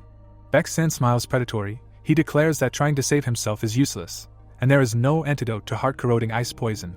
Wai lowers his gaze. He thinks that what is happening is not an attempt to remove the poison from the body. The guy's heart beats madly. He thinks that the energy of these balls will resume blood circulation in his freezing vessels. The artery is entwined with streams of energy. A bright blue glow is visible near the hero's hand. He expects to absorb heart-corroding ice poison, Wai thinks that this is a great weapon, but under the influence of powerful yin energy, it turns into just a powerful source of energy. The cloak flutters behind the hero. Baek-san looks at the boy in amazement, emitting a powerful blue glow. He can't believe that Wai seems to have converted the cold energy of heart-corroding ice poison into his internal energy. The boy, smiling, asks if the blonde really intended to kill him, a ghost king filled with yin energy, with ice poison. The boy's eyes glow with joy. He says that his opponent's mental abilities really seem to have deteriorated greatly. The blonde sinks to the ground. He says that the hero stole the ice soul blade technique from him, and now the ice poison as well. Baek-san opens his mouth wider than usual. He screams that Wai seems to have just been mocking him this whole time. The blonde's eyes turn completely white. He collapses to the ground in front of the hero. Smiling happily, the hero says that for someone of his rank, it was a rather useless death. The boy has a knapsack in his hand. He says that he has the prey in his hands and can move on. The boy thinks that he should take care of the corpses with true fire technique to cover up all traces. A purple cloud rises above the blonde's corpse. The boy, who is hiding around the corner, says that he never thought he would be able to see something like this with his own eyes. Looking at the hero tensely, he states that this seems to be a great honor. A bird is seen in the sky. The boy raises his index finger and shouts to the hero that he feels the energy of Black Bone Ghost Valley, and this is a new enemy. Wai asks the boy not to worry about this creature. Ju flies up to the hero, who states that this bird is an ally. Ju, opening his beak, states that he has returned, having carried out the order he received. The ghosts fly up to the winged creature. One of them says that they haven't seen each other for a long time. The second asks how many vile creatures the bird managed to eat. The third notices that Ju looks much better than before. Wai shoos the ghosts away with his hand and asks if all of Advanced Jiangshu's farms were destroyed. Ju answers in the affirmative. The bird states that it still needs to tell him something. A large red crystal is visible in Ju's beak. The bird says that it found it when it was destroying the farms. The hero examines the gem. Worry appears in his eyes. He says that they need to hurry. Another person is seen next to Min Chai, whom he asks if they are really heading in the right direction. Min Chai's companion smiles. It is reported that it is Red Bone Terror, one of the 12 black ghosts of Black Bone Ghost Valley. He says that there is no need to worry, and the bodies of Beast Jianshu are filled with dark mana that cannot avoid detection by lamenting soul tracking. Min Chai asks with displeasure why the monstrous bird was not captured if it could be easily tracked. Red Bone Terror, looking at his companion with an offended expression, states that there was outside interference here and it is not their fault. Min Chai says that he does not need excuses and demands that Red Bone Terror continue to show the way. The black ghost, wrinkling his nose in displeasure, thinks that the guy has delusions of grandeur, tells him where to go next. Min Chai and Red Bone Terror land. The ghost begins to say that the monstrous bird should not have left this place, but then notices something. The ghost asks in amazement what happened. Shivering from the cold, he follows Min Chai and asks if he feels the cold energy of Blade Demon North Sea Mythos. The brunette tells him that he ordered Baek-san to track revered demon god Mythos. Red Bone Terror looks at his companion and says that judging by the battle marks, there were very good fighters here. Ice crystals are visible under Min Chai's feet. He recognizes the ice poison, as well as heart-corroding ice poison. The brunette understands that it takes a huge amount of internal energy to activate the substance named the latter, while its use will be the last in the life of the one who uses it. Min Chai stands with his fists clenched. He thinks that Baek-san had little time left on this earth, and the fact that he used this poison means that he died. The young man remembers his meeting with the blonde on the roof of the building.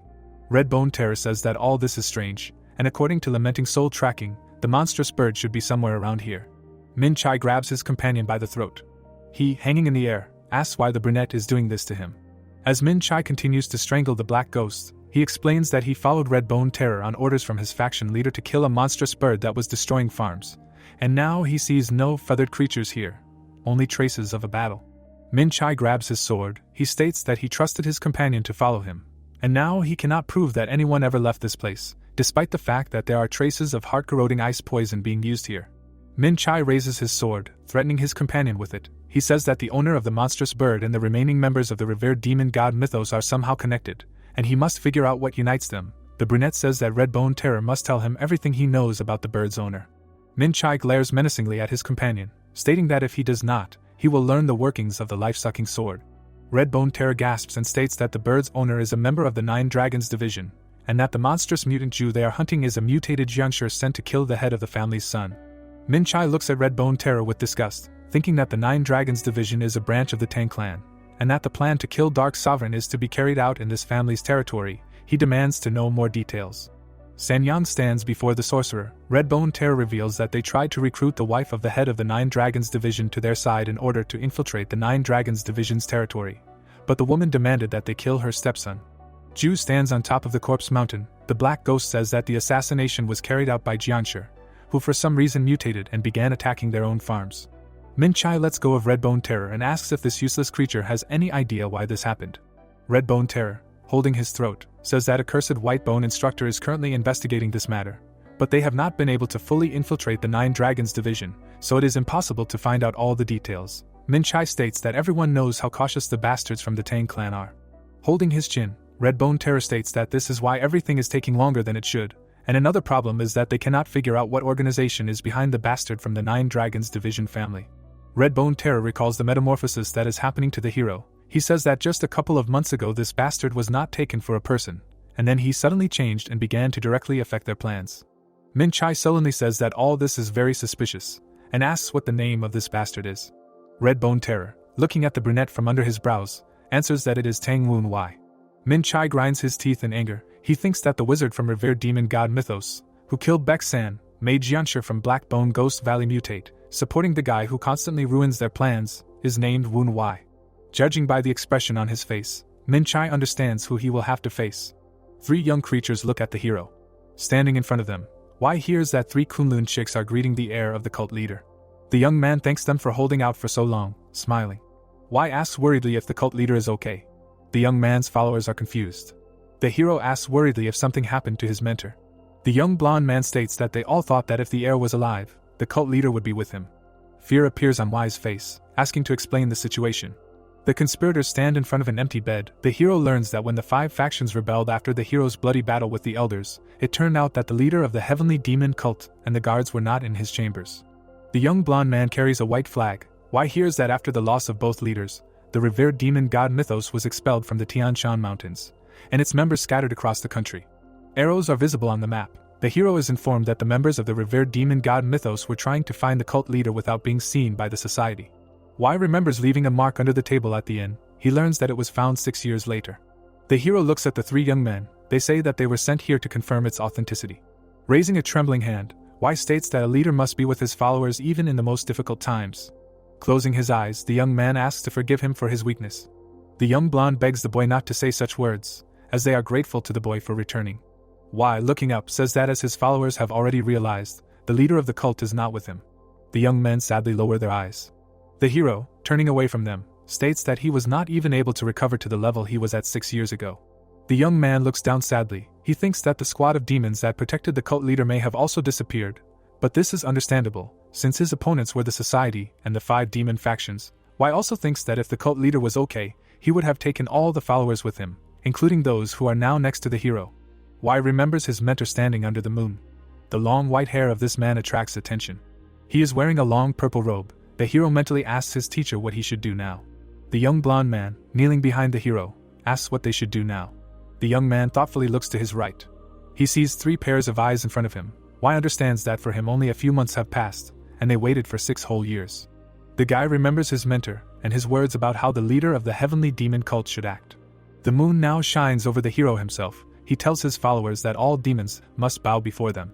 The young creatures look at the boy in shock. He raises both his hands and says that they must be revered. The boy's hands emit energy. He declares that the divine fire that was born in Sichuan must reach the Tian Shan Mountains and burn all enemies. A source of energy flares up between the hero's hands. The young creatures look at their leader in shock. Ghost and Ju are close to tears. Raising his hands, Wai declares that he will accept the 3 young people under his command on behalf of the head of the cult. The boy's eyes glow. He says that together they will prepare the throne for the return of their master. The boy looks down thoughtfully. He asks if his followers will believe in him again so that he can do everything he promised. The young people fall on their faces and beg him to lead them. The hero thanks them for their trust. The hero's mouth is slightly open. The guy thinks that first he should gather followers who are scattered across the nearby lands. He asks the young creatures who currently leads their organization. A dark figure is visible behind the blonde. He replies that the head is now one of the 5 sword captains, Vampiric Instructor. The hero says that it is a real blessing that the head of the vampire sect is still alive. The young blonde, looking at the hero, says that they will immediately go to Vampiric Instructor to tell him the good news. The guy's companions, looking at him, say that he should stay with the heir to the head of the cult, and the 2 of them will tell the good news to whoever needs it. Wai, clenching his fists, says that the new head of revered demon god Mythos will be waiting in the village of the Tang clan. A carriage is driving through the forest. 2 ghosts are visible in front of the hero. He asks if everything is really that bad. The boy's allies surround him with concern. One of the ghosts says that Y has severe internal injuries, since he released energy without even a second to think about processing the new knowledge. The second elder says that chi deviation can overtake the hero at any second. The elders and Ju look at the hero with concern. One of the ghosts says that the connection between the boy's body and soul is unstable. The second says that the hero overstrained himself trying to process the poison. The bird adds that he does not understand at all why its owner is still conscious. Y, looking at his comrades, says that the leader of the faction should not just be a ruler, but a real god. The ghosts ask again in surprise. The young man remembers his mentor hovering above the stairs. He says that this is exactly what his master taught him, and adds that it is customary to worship the one who has literally ascended to the heavens, and if this character falls, then the field of vision of his followers also drops to the very ground. The youth, clenching his fist, says that in the absence of his master, he must become a beacon, guiding his followers. The youth states that this path can be very difficult and lonely, but he is ready for these hardships. Y sighs heavily. He thinks that when he first heard these words, he could not fully understand the meaning put into them by the master, but now he feels a tiny part of the very loneliness that the head of the cult spoke of. Putting his hand to his chest, Y says that the most important thing now is to restore the body. Ju states that this will require at least a month of rest. The hero states that he does not have that amount of time, as there are only a few days left before the Dark Sovereign's visit. Ju states that in this case, the hero must clear the yin energy and relate his new insight to the abilities of this body. The hero, who is being watched by many eyes, states that this means that this is the only option and there is nothing to be done about it. One of the elders asks if the guy really decided to circulate energy in the shaking carriage. Sighing sadly, the guy says that he must deal with this before the yin energy makes the situation worse. We see tangled energy of different colors. The hero thinks that the reason for the internal damage is that he tried to replenish it before he achieved a full understanding of his body, as a result of which the different energies could not balance and simply tangled. The energy threads are separated. Y thinks that he must unwind this ball, throw out all the unnecessary energies, correctly distribute those that he actually needs, and ultimately form a new yin essence, free of unnecessary impurities and belonging only to him. Pure blue energy falls into the liquid. The young man thinks that the resulting product should be placed in the central core. Streams of blue energy rise around the young man. Ju and one of the elders look at what is happening in shock. The bird says that it simply does not believe its eyes, as Y unravels one energy after another and purifies them. In its opinion, this is simply amazing, and only the heir of the head of the cult is capable of such things.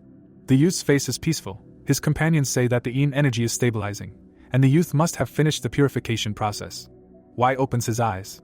His companions congratulate the hero with admiration. They cannot believe that he created a new cultivation method using the central core. Y looks at the bird and the ghost in confusion. He asks what they are even talking about. Ju raises both wings and asks if the youth has transferred the energy of his central core. Y replies that he has successfully done so. The bird says that this is the ultimate goal of learning the central core cultivation method. Y looks at Ju in surprise. The winged creature states that the mystic art is in the upper core, the martial arts energy is in the lower core, and the energy from heart-corroding ice poison moves according to the hero's desire. Y lowers his eyes. The bird says that in this way, the youth created a central core cultivation method personally for himself. He allowed the yin essence to flow through himself and rebuilt what he could disassemble. Y puts his fist to his chest. He asks if this was truly his personal central core cultivation method. The two young men stand with their backs to each other. The hero thinks that his upper core contains the Phantom King tome that he used in his previous life, while the lower core will contain the Heavenly Demon Warding Heart arts that he will focus on mastering later, and learning both will be more than enough to turn into one of the top 10 strongest masters. However, this power will only be effective against the enemies he may encounter in this land. The youth recalls his opponents and realizes that the beings he must face now are the Divergents that have reached the Astral Heaven realm. The hero thinks that using the Phantom King tome and Heavenly Demon Warding Heart arts separately will not allow him to surpass them in combat. The youth smiles. He thinks that if this central core cultivation method is combined with mystic and martial arts into one, it can produce results. The bird looks at the boy and states that it will be a difficult journey, but given everything it has just seen, he will definitely achieve his goals. Y, whose right eye we can see, states that he has already chosen his path. There is a sphere hanging above his hand. The boy says that it looks like flowing water, the breath of a black dragon, and the purity that resembles true energy. A black dragon is seen above the boy's head. Y says that with the help of black dragon water true energy, the result of cultivating central core will be black dragon chi arts. People come out of the building. Someone says that they are ready to leave. Eugene thanks the commander of Righteous Wind for personally coming to help. The man states that this is what his squad should do, and if Tang had reported everything properly, everything would have been much easier. A carriage pulled by 2 horses pulls up. Someone asks what it is doing here at such an early hour. A young man approaches a blonde man driving a carriage and demands that they stop, asking what brought the carriage's passengers to 9 Dragons Division at this hour. A man steps out of the carriage. He asks again in surprise upon hearing the question. The hero states that he is returning from a mission. The young man who stopped the carriage recognizes the guy. Eugene looks at her brother with sad eyes. She throws herself on his neck. Y says that he did not think that she would wait for him here. The girl examines the hero and asks if everything is okay. He calms her down. Eugene sighs sadly. She thinks that if her brother has already returned, then he must have failed to do what he planned. But she is glad that at least he returned safe and sound. Y, showing off his knapsack, says that he killed one of the North Sea Mythos members. Eugene looks at her brother in bewilderment. A loud scream is heard under the green trees. The girl can't believe that Y has already finished his work. Someone is screaming inside the building too. Baek-san is chained up and trying to reach the heir of the cult leader. Y, raising his left hand, declares that the bastard should be grateful for being left here. Baek-san, with his mouth wide open, begs to just be allowed to dissolve. One of the ghosts says that the hero tore the bastard's soul apart while torturing him and then used his powers to bring him back to life again and again. The second elder declares that becoming a ghost is a much happier fate than he previously thought. Y says that he now has enough information about the North Sea Mythos, then notes that it is almost noon. An excited Tang appears at the door. He calls out to his disciple. Y says that the man has arrived just in time. Tang approaches the hero and states that he is said to have gotten into trouble again. Y replies that he killed a member of a demonic cult and made his family's name famous. Tang, looking at the boy with displeasure, states that he does not mean this at all, but that he started a war with the Lion Sect members. The young man replies that this seems to be true. He thinks that he completely forgot about it because the event seemed insignificant to him. Raising his right hand, the young man smiles. He says that it was just a small squabble, and he does not think that the Lion Blade King himself will come to ask him. Tang angrily says that everything will be exactly like that. Looking at his student, he states that the Lion Blade King will personally come to deal with the hero. Y, looking at his mentor with a puzzled expression, asks if a man who is considered a great ruler would really come personally to deal with someone who started some pathetic fight in a restaurant. Tang states that the guy has already heard everything. Y rubs the back of his head in displeasure. He says that he expected to hear a lot of compliments, but instead he is yelled at again. Tang states that in any case, this problem needs to be dealt with. We see the top of the door. The hero, folding his hands in front of him, says that he has returned, having completed his mission. Ho-san looks at his son with displeasure. In front of us is the head of a sorcerer. And now Baek-san, with his mouth wide open, Ho-san says that his son brought not only the head of White Bone, but also the Blade Demon from the North Sea Mythos. Above Ho-san's head is a battle scene. The man says that on top of everything, Y managed to turn the Lion Sect against himself and bring the head of this organization here. The boy states that the conflict with the Lion Sect was inevitable, and he can report another potential confrontation. Ho-san asks what he is talking about, surprised. The hero reaches under the hem of his suit and pulls out a piece of paper, which he says contains all the details. He hands the document to his father and says that it describes everything that the North Sea Mythos is planning. Smiling, the boy asks if this is enough to take part in his father's plan. Ho-san goes down the stairs. The hero thinks that if he knew about the existence of such a place, he might have sent a spirit to watch his father. Then he realizes that this was impossible, since he was supposed to watch San-yang, and even that he failed to do properly, since he lost track of all the scoundrels from the Namgun clan. Ho-san goes to the door. He opens it. A light falls on the hero's face. The boy thinks that what he sees exceeds all his expectations. The young man finds himself in a spacious room. He cannot believe that such a huge room can be underground. A ghost, behind whom a map is visible, asks the hero to look at it. The elder says that the whole world is depicted here, and in the smallest details. The ghost looks at the huge map in amazement. He says that Sichuan is in the middle, Haidong on the right side, Xinjiang in the west, and there are even India and Europe. He says that the map shows the most insignificant sects and organizations, and also indicates their relationship with the Tang clan and measures that can be taken to improve diplomatic relations. Y stands in front of the map. He thinks that it even shows the Tian Shan Mountains, where the Heavenly Demon Cult and the half-transcended towers are located. The young man continues to look at the map. He thinks that he seems to now understand what the Tang clan is planning. Tang appears next to the hero. He says that he is very impressed, and did not expect that his master would bring his son here so quickly. The young man thinks that he was always wondering where this character went, and it turns out that he spent his time here. Covering his face with a fan, Tang asks the boy what feelings he experienced when he saw the Wind Evolution Center. Y, looking at the map, says that judging by the name of this hall, his father plans to bring the wind to this world. The hero and Tang stand next to a huge map. The young man states that he sees all of his father's goals and understands why this map was created. He says that the intentions extend beyond China to the entire world, and this is a real global network. Tang, clenching his fists, whispers something to the head of the family. He looks into the eyes of his master and asks him to hand over young Master Y. The blonde man says that this guy's head seems to be blessed by divinity. The youth has a great intellect. He is incredibly brave and smart, and has impeccable moral qualities. Y frowns at Tang Gun, trying to figure out what is wrong with his morals. Tang Gun excitedly says that the youth is perfect, and that he is a magnificent rough diamond. He claims that if he is handed over to him, then in 20 or even 10 years, the Tang clan of Sichuan will become the most powerful organization in the world. Tang Gun angrily asks what all this is about. Clenching his fist in indignation, the man shouts that the guy is a real warrior, and his place is not at the table. Covering his mouth with a fan, Tang Gun states that martial skill is not the most important quality of a Tang clan member, and that what is more important is the corrosive desire to achieve the goal at any cost. He says that martial arts and strategy are just means to get what you want. Tang Gun angrily asks if Tang Gun is going to lock the boy in the room with him, despite the fact that the boy has incredible talent as a martial artist. Tang Gun and Tang Gun look at each other with hatred. The blonde says that he does not understand what room they are talking about, and the boy should choose the path of a ruler. According to him, anyone can improve martial arts in their free time from other activities, and the talent for ruling can only be nurtured by taking responsibility for others. Tang Gun asks again in bewilderment. Ho-san demands that the young men stop their ugly squabble.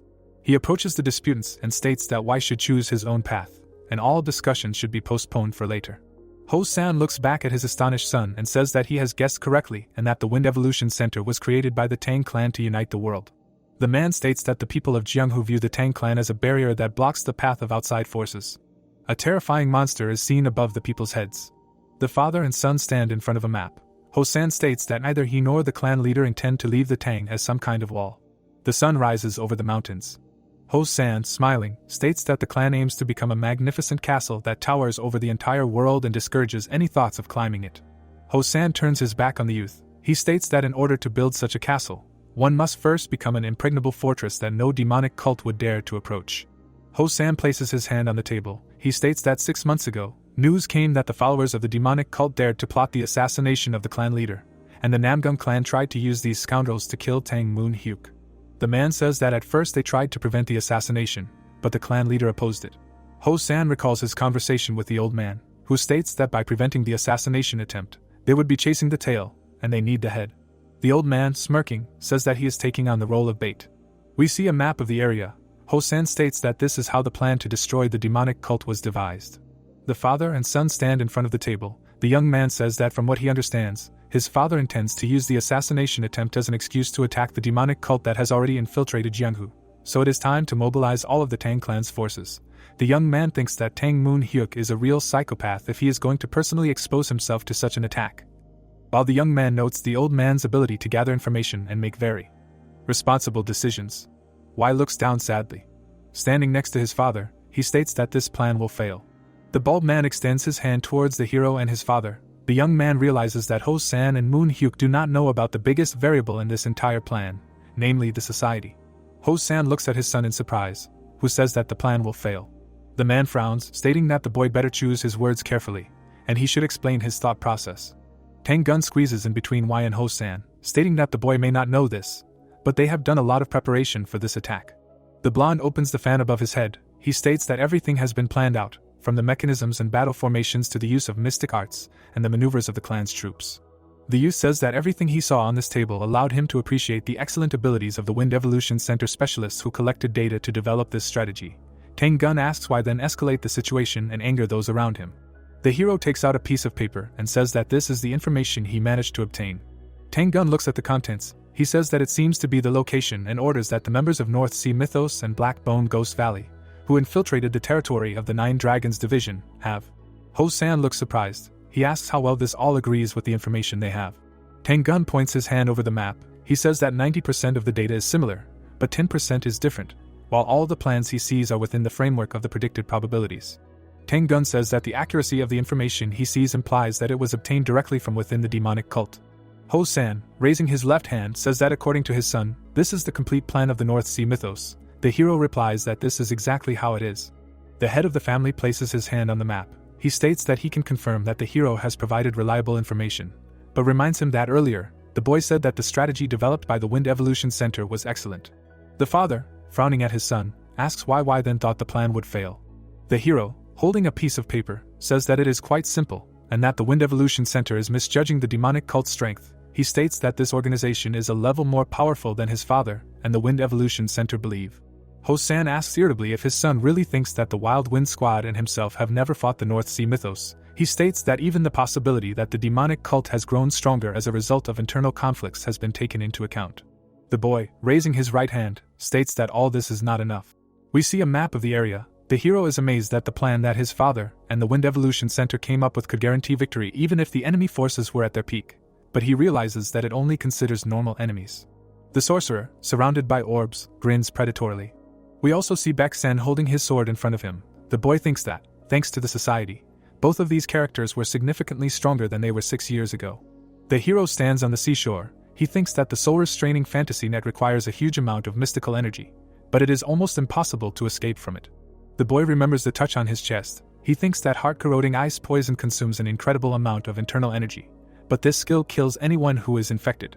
Y imagines a pagoda with a hieroglyph hanging above it. He thinks that given all this and the other actions of the society, the current plan will not even come close to stopping the enemy. Ho-san, looking menacingly at his son, says that he claims that the Tang clan is incapable of defeating the demonic cult. The boy replies that according to what he saw, this is exactly the case. The man sullenly states that in this case, his son will have to prove that the Wind Evolution Center's predictions are wrong, and that he himself is right. Streams of blue energy rise up behind the man. He states that his son will have to put his life on the line. Raising his right hand, Ho-san states that he has limited his strength to the typical level of the enemy captain, as predicted by the Wind Evolution Center, and if the members of the demonic cult are indeed a level stronger than the analysis suggests, the hero should win, as he did with Baek-san, who was second in command of his sect. The man's fist glows green. Ho-san states that if the predictions are true, but the man is unable to finish. The hero, looking at the fist, interrupts his father and states that in this case, he will die under the influence of the secret art of the Tang clan, namely the Thousand Clan Poison Hand. Tang-gun screams in fear that Ho-san's methods are too rough. Tang-gun tells the hero that if he apologizes now, the clan leader will surely forgive him. Y decisively says that, as he thought, the assessment of his interlocutors was wrong. Streams of blue energy rise around the guy. Tang-gun, looking at the guy in fear, says that only a week has passed since he unlocked the central core. Ho-san asks what exactly is wrong in his assessment. The man says that he takes into account the level of his son's aura, but it should be weaker than the aura of their enemies, to which he limited himself. Father and son stand opposite each other. Y states that his father was not mistaken, but that the Baek-san he killed had an aura that was a level higher than what Ho-san is currently emitting. The man whose eye we can see asks how his son defeated this opponent then. The boy holds out his right hand and states that it would be better if he showed it in practice. Ho-san holds out his right upper limb and states that he appreciates that his son has not demonstrated the full range of his capabilities yet. A mark from the jump is visible on the ground.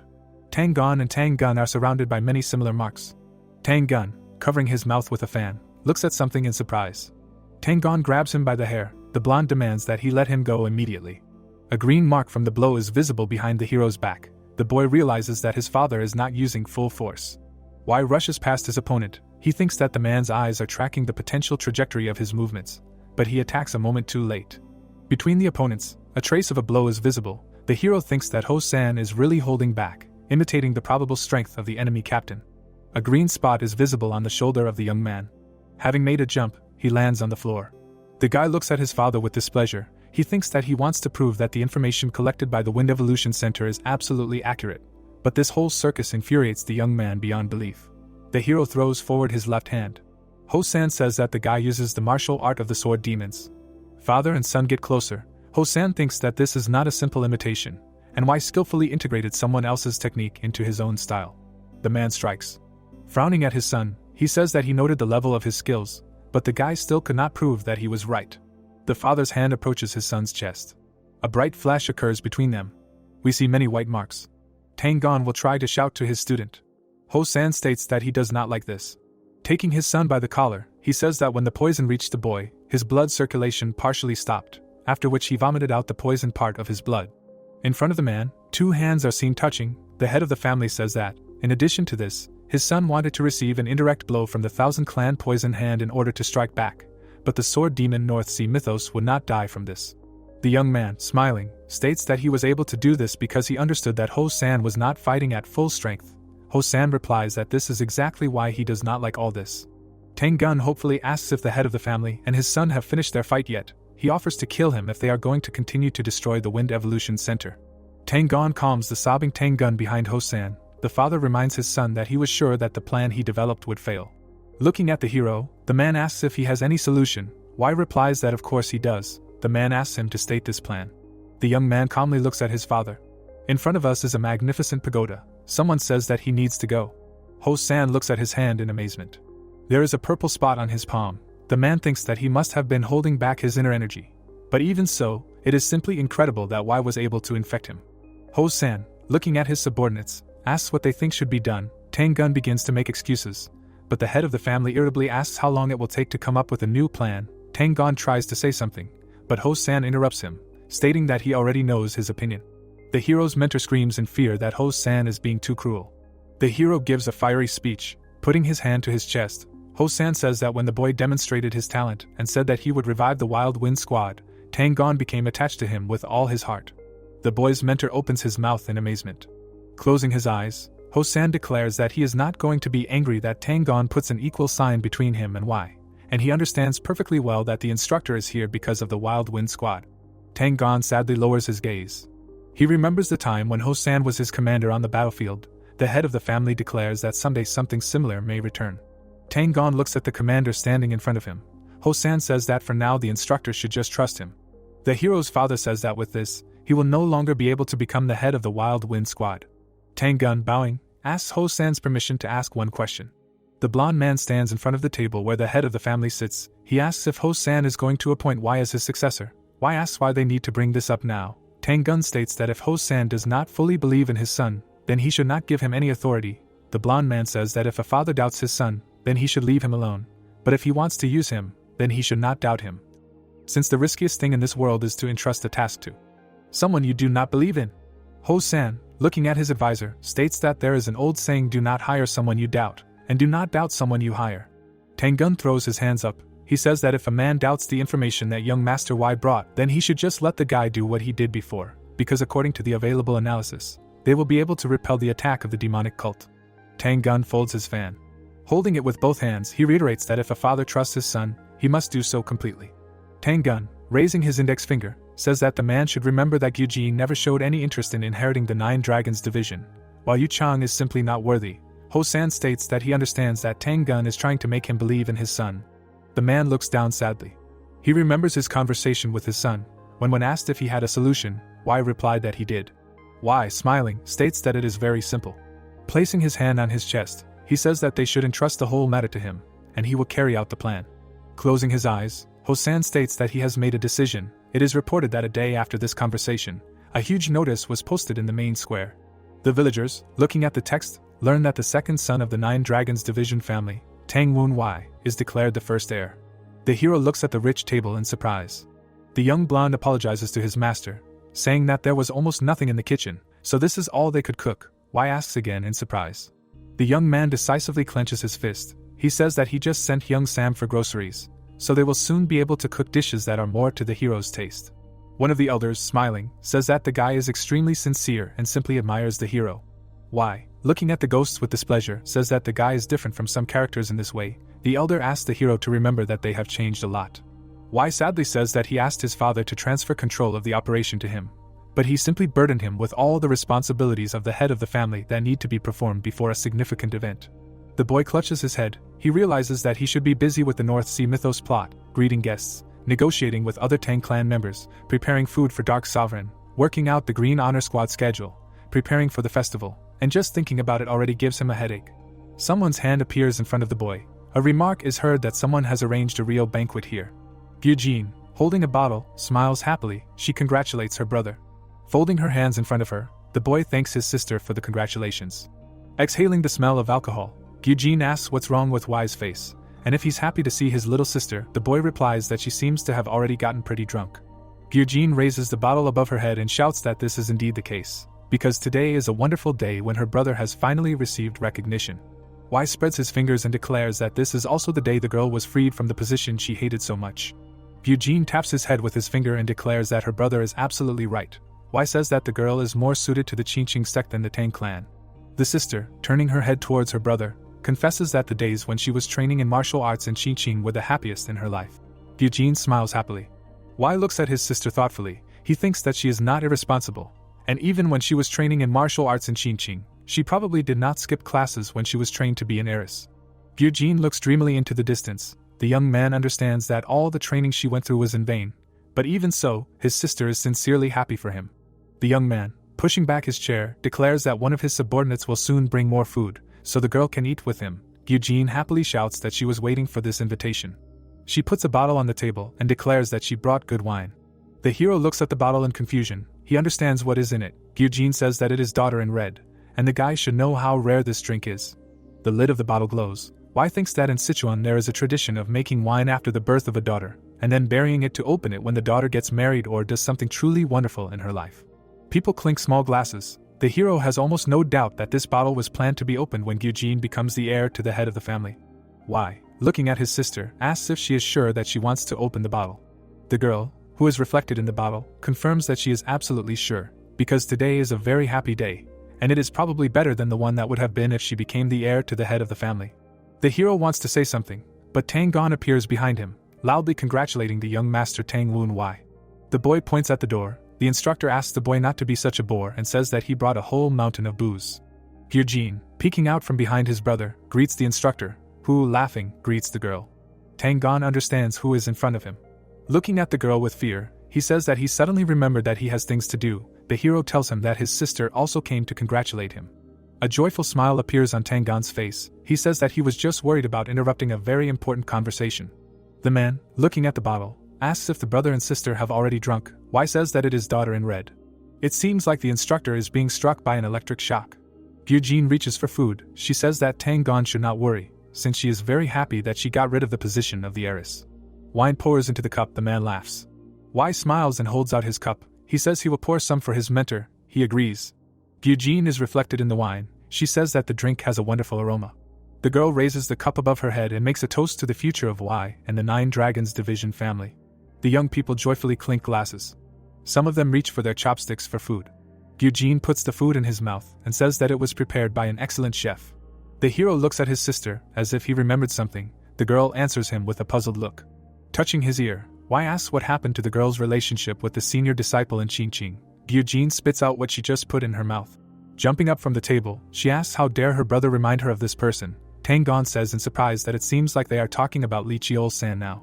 The instructor points his finger at the girl, who indignantly shouts that everything is not as Tang Gon and Wai think. Tang Gon gets up from the table and starts to leave. He says that they need to discuss the matchmaking, and first report everything to the head of the family. Eugene angrily shouts that this is not at all what the instructor thinks. The girl tells the departing man that she is not going to get married. Sadly hanging his head, Eugene declares that after the end of the festival he intends to leave the clan forever. Tang Gon, looking at the girl in amazement, asks what she means, and whether this is connected with the scandal that happened between her and her mother. Eugene sadly says that she has been thinking about this idea for many years. The girl remembers her classes. She says that when she was in Qingqing, it took her only a month to become a good master, and in the Tang clan it would have taken a whole year. The young people stand around the table. Eugene says that she has always been best at handling a sword. Tang Gon says that, to be honest, it is very difficult for him to understand all this, because, as everyone knows, he has been part of this clan his entire life and is imbued with the spirit of Tang through and through. Smiling, the man says that, however, he understands that the girl has thought about this plan very deeply. The hero joins the conversation. He apologizes for what he is about to say, since they are celebrating after all. The young man, looking at his sister, says that, as she already knows, he will need a sword before the visit of Dark Sovereign, after which he asks Eugene if she will become this sword. The girl says that if her brother is talking about destroying a demonic cult, then of course she agrees. The hero's hand appears in front of Eugene's face. He says that they will have to destroy not only a demonic cult. The girl understands that he is talking about her mother.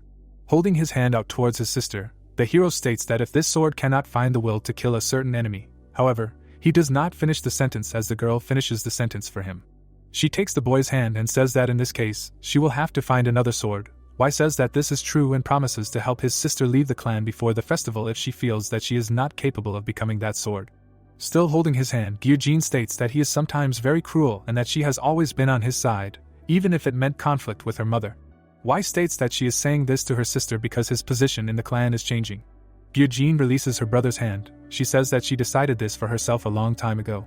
Putting a fist to her chest, the girl states that if there is one thing she learned from both the Tang clan and Qingqing, it is righteousness. Eugene walks forward. She looks into her brother's eyes and states that her standards for decision are based only on whether someone is righteous or not, and that she only seeks justice. Then she says the word, however, and her brother interrupts her. He frowns at his sister and states that this means she will not join him. We see the girl's right eye. She states that she realized long ago that her mother was doing something that was completely wrong, and that is why she always had conflicts with her. The brother and sister stand next to the table. Gyujin states that if Y doubts her faith, then their paths will diverge here and now. The young man thinks that he would never in his life think of such a factor as righteousness. Y imagines very unpleasant characters. He thinks that by righteousness the people around him always meant something like selfishness. Gyujin stands with his hand on his chest. The young man thinks that she is talking about something completely different, and there was sincerity in her voice. The hero looks down and apologizes, admitting that he made a mistake. He realizes that the girl was ready to break even family relations for the sake of what she considered right. Gyujin, looking at her brother, declares that, in her opinion, he, as the heir of the clan, has the right to what he said, so she agrees to become his sword. The girl, holding out a cup, declares that she will become a sword that lives and dies for Y until the very end. Brother and sister clink glasses. The hero says that he will try to make sure that this sword is used only for pure purposes. Tang, looking at this lovely picture, declares that the guy and the girl have completely forgotten about him. The young people clink glasses together now. The sun shines over the building where all this is happening. Now we have another building in front of us. It is reported that it is in a fortress city belonging to the Gold Sword sect. The young man throws something on the floor and screams the hero's name, asking how this loser could become the heir of the 9 Dragons Division family. Sunny and Summon stand over Hyuk. The guy says that because of this bastard, he was humiliated in front of the girls. Angrily clenching his fist, Hyuk shouts that now he must offer him a gift at the festival, which Dark Sovereign will attend, and also apologize, although it is Y who should apologize, not him. Hyuk trembles with rage. He shouts that if he was also born into a famous family, everything would be completely different. The guy throws away the crumpled paper. He declares that he would be much stronger than the hero and would have achieved much more. A dark silhouette appears behind Hyuk. Its owner says that it seems that he was in the right place if someone is going to give a gift to Tang Woon Y here. Hyuk turns around and asks who is in front of him. He is told that it is absolutely not necessary to know.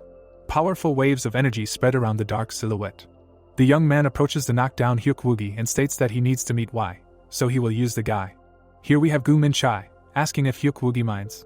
The brother and sister are sitting on the roof. The hero asks if it is right that the model girl from Ching drinks from the bottle like some alcoholic. The girl gets angry. She says that she is not a model girl at all, and what the boy means is called a Taoist. Y sadly says that he has long wondered why his sister has always been so kind to him. Gyujin looks at the boy in surprise. She puts the jug aside, saying that she wanted to talk about it anyway, but apparently today really is the right day for it. Looking at the boy, Gyujin says that she made a promise. The boy asks to whom exactly. The girl replies that the hero's mother. Gyujin, sadly looking down, says that she was a very kind woman. The little girl runs to the hero's mother and screams that she is here. The woman smiles, covering her mouth with her finger. She says that she is very happy to see the young lady Gyujin. The little girl sits next to the hero's mother. She says that this woman taught her, always tired after the hard training of the Tang clan, how big the world is outside the mansion. The girl takes food from the plate. Gyujin remembers that the woman told her about the majestic mountains and showed her how delicious candied fruit can be. Gyujin greedily eats the delicacy. In her hands, the little girl holds a cup with some liquid. The girl says that she once learned that Sanyang mixes poison into the hero's mother's medicine. The girl sniffs the liquid and realizes that it has a very specific smell. The hero's mother puts her finger to her lips. The little girl looks at the woman in amazement and asks why she drinks this medicine. Although she knows what is inside, she replies that the poison has no effect on her. The woman stands up and says that she has an incurable disease. The girl looks at the woman in shock. The hero's mother, smiling, says that thanks to the head of the family, she managed to contain the disease for some time, but after the birth of Y, she is getting worse and worse, and the medicine she is now drinking only speeds up the day when she will have to leave this world. The little girl looks at the woman in shock and asks why she does not want to stay with them as long as possible. The hero's mother replies that she does not want to create unnecessary problems. The little girl looks down in shock. The woman squeezes the girl's hands. Looking at her with a loving gaze, she says that in the Tang clan it is very difficult to keep any promises, but she still wants to ask the little girl for something. The woman asks that Gyujin be friends with Y after her death. Crying, Gyujin screams that she will not make such a promise because she wants the hero's mother to live. The woman hugs the little girl. Holding her head to her chest, the hero's mother says that the girl will definitely become a great person when she grows up, and she must not lose the warmth that is inside her and must keep a heart full of compassion. The grown-up Gyujin looks up. She tells the hero that she did make a promise to his mother before she died. The girl sadly says that even after that, her own mother did not stop. People are walking on the streets. Gyujin reports that Sanyang spread false rumors that defamed Y and his mother, and everyone in the 9 Dragons division believed them, in particular, that Y was a child who was born due to a mistake made by his drunken father. In front of us is the face of the head of the family. Gyujin says that this, of course, was completely ridiculous, because it is simply impossible that Ho-san, who by that time had already reached the peak of his development, could not control his craving for alcohol. Below San-yang, Gyujin and Yuch Chong are seen. The girl says that the rumors spread were tarnishing Ho-san's image, but San-yang continued to spread them to further humiliate the hero and his mother. The boy and the girl are sitting on the roof. Gyujin, apologizing, says that it must be unpleasant to feel that she was kind to the boy only because he was humiliated and offended. Wai says that the girl is wrong. Gyujin looks at her brother in surprise. The hero, smiling, asks if the girl was not warm to him even before his mother asked her to, and before she found out about her own mother's machinations. The guy says that his sister is simply a very kind and good person. Gyujin thanks his brother. The boy looks at his sister with admiration, thinking that it is a mystery how she grew up so kind with a father who never shows emotions and a mother who is an absolutely terrible woman. Wai declares that he should be the one to thank the girl. The boy looks sadly to his left. He remembers San-yang kneeling. The boy does not understand only one feeling that Tang Woon Wai had. The young people are standing with their backs to each other. The hero thinks that Namgung San-yang should be completely indifferent to him now, since the situation has changed a lot, and she will go to prison as a traitor after the visit of Dark Sovereign, even if he does nothing more. But internally he still feels the emotions left over from the previous owner of the body, and in particular, the deep disgust that Tang Woon Wai kept in his heart. The boy stands inside the beam of light. The hero understands that this boy felt grief and despair, which Yun Woon Wai does not understand, since he grew up as an orphan in his previous life. Wai remembers himself sitting by the stone wall. The hero's mentor takes him away with him. The hero seems to begin to understand the roots of the heavy feelings that Tang Woon Wai experienced. The boy clenches his fist. Standing up, he says that he has to do something, so he must go. Gyujin says goodbye to his brother. The hero flies into the air, saying goodbye that if when he returns, the girl continues to drink, he will tell the senior disciple Li Chiol-san about everything. Gyujin angrily asks why he must constantly remember this idiot. The girl sighs heavily, sitting on the roof. A sword appears in her hands. The moon shines above the girl. Clouds float above the houses. It is reported that the event takes place the next day at the Sanyang Pavilion. The woman, biting her nails, says that the bastard has not only been recognized as the heir, but has also been appointed as the deputy head of the family. She thinks that this means that her own children have been thrown to the wayside. The woman, gritting her teeth in anger, says that she must do something about this. Then she realizes that righteous wind fighters have appeared next to her. Sanyang angrily shouts that she has nothing more to say. It turns out that it is not the righteous wind members who have come to see her, but her own son. He calls out to his mother. She asks how he got here if her chambers are supposed to be guarded by the righteous wind squad. The young man says that he asked his father for permission. Sanyang states that it is very good that he came. She grabs his shoulder and asks him to listen carefully. Looking into the eyes of her son, Sanyang states that they will not be safe as long as the bastard is the deputy head of the family, and Yuch Chong should go to her parents' family. The boy calmly says that all the people from the Namgung clan who were with her are under surveillance by the righteous wind squad. The woman reaches under the hem of her robe. She says that almost everyone has indeed been caught, but there is still hope. The woman hands her son an object, saying that if he leaves this mark in the southern corner of the backyard of the Righteous Wind Pavilion along with a message to come to the Scarlet Pavilion, the boy will be found by the right person at night.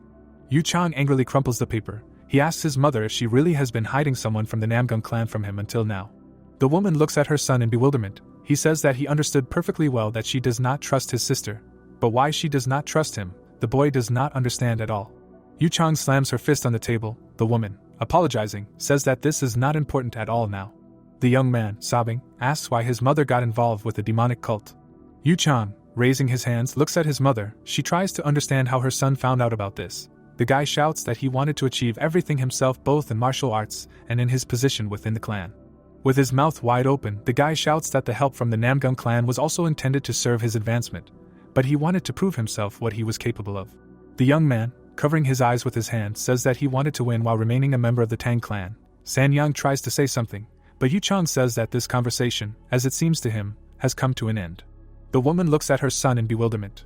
The hero, behind whom Gyujin and Tang Gun are visible, says that there are still spies from the Namgung clan in the Righteous Wind Pavilion. He asks what his companions think about this. The blonde answers that, as it seemed to him, he took care of all these scoundrels, and now he is quite ashamed.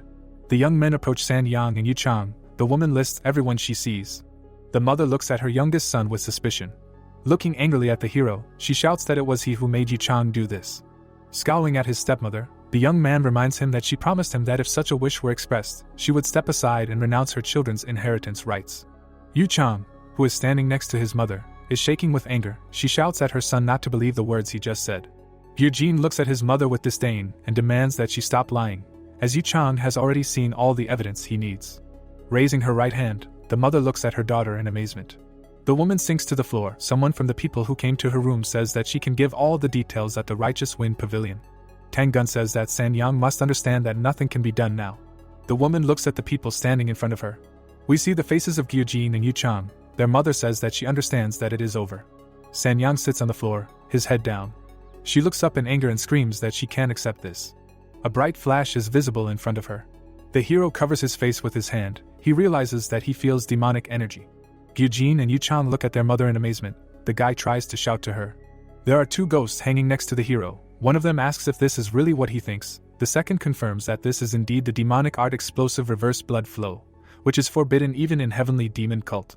The hero looks at his stepmother in shock. He realizes that the elder was not mistaken in his analysis, and that the named spell increases internal energy many times over. However, after deactivation, it leads to the loss of reason and the ability to reason sensibly, as a result of which a person begins to consider everyone around him as an enemy and ultimately dies. Sanyang, clenching his teeth, growls, "Why thinks that this spell is used as a last resort?"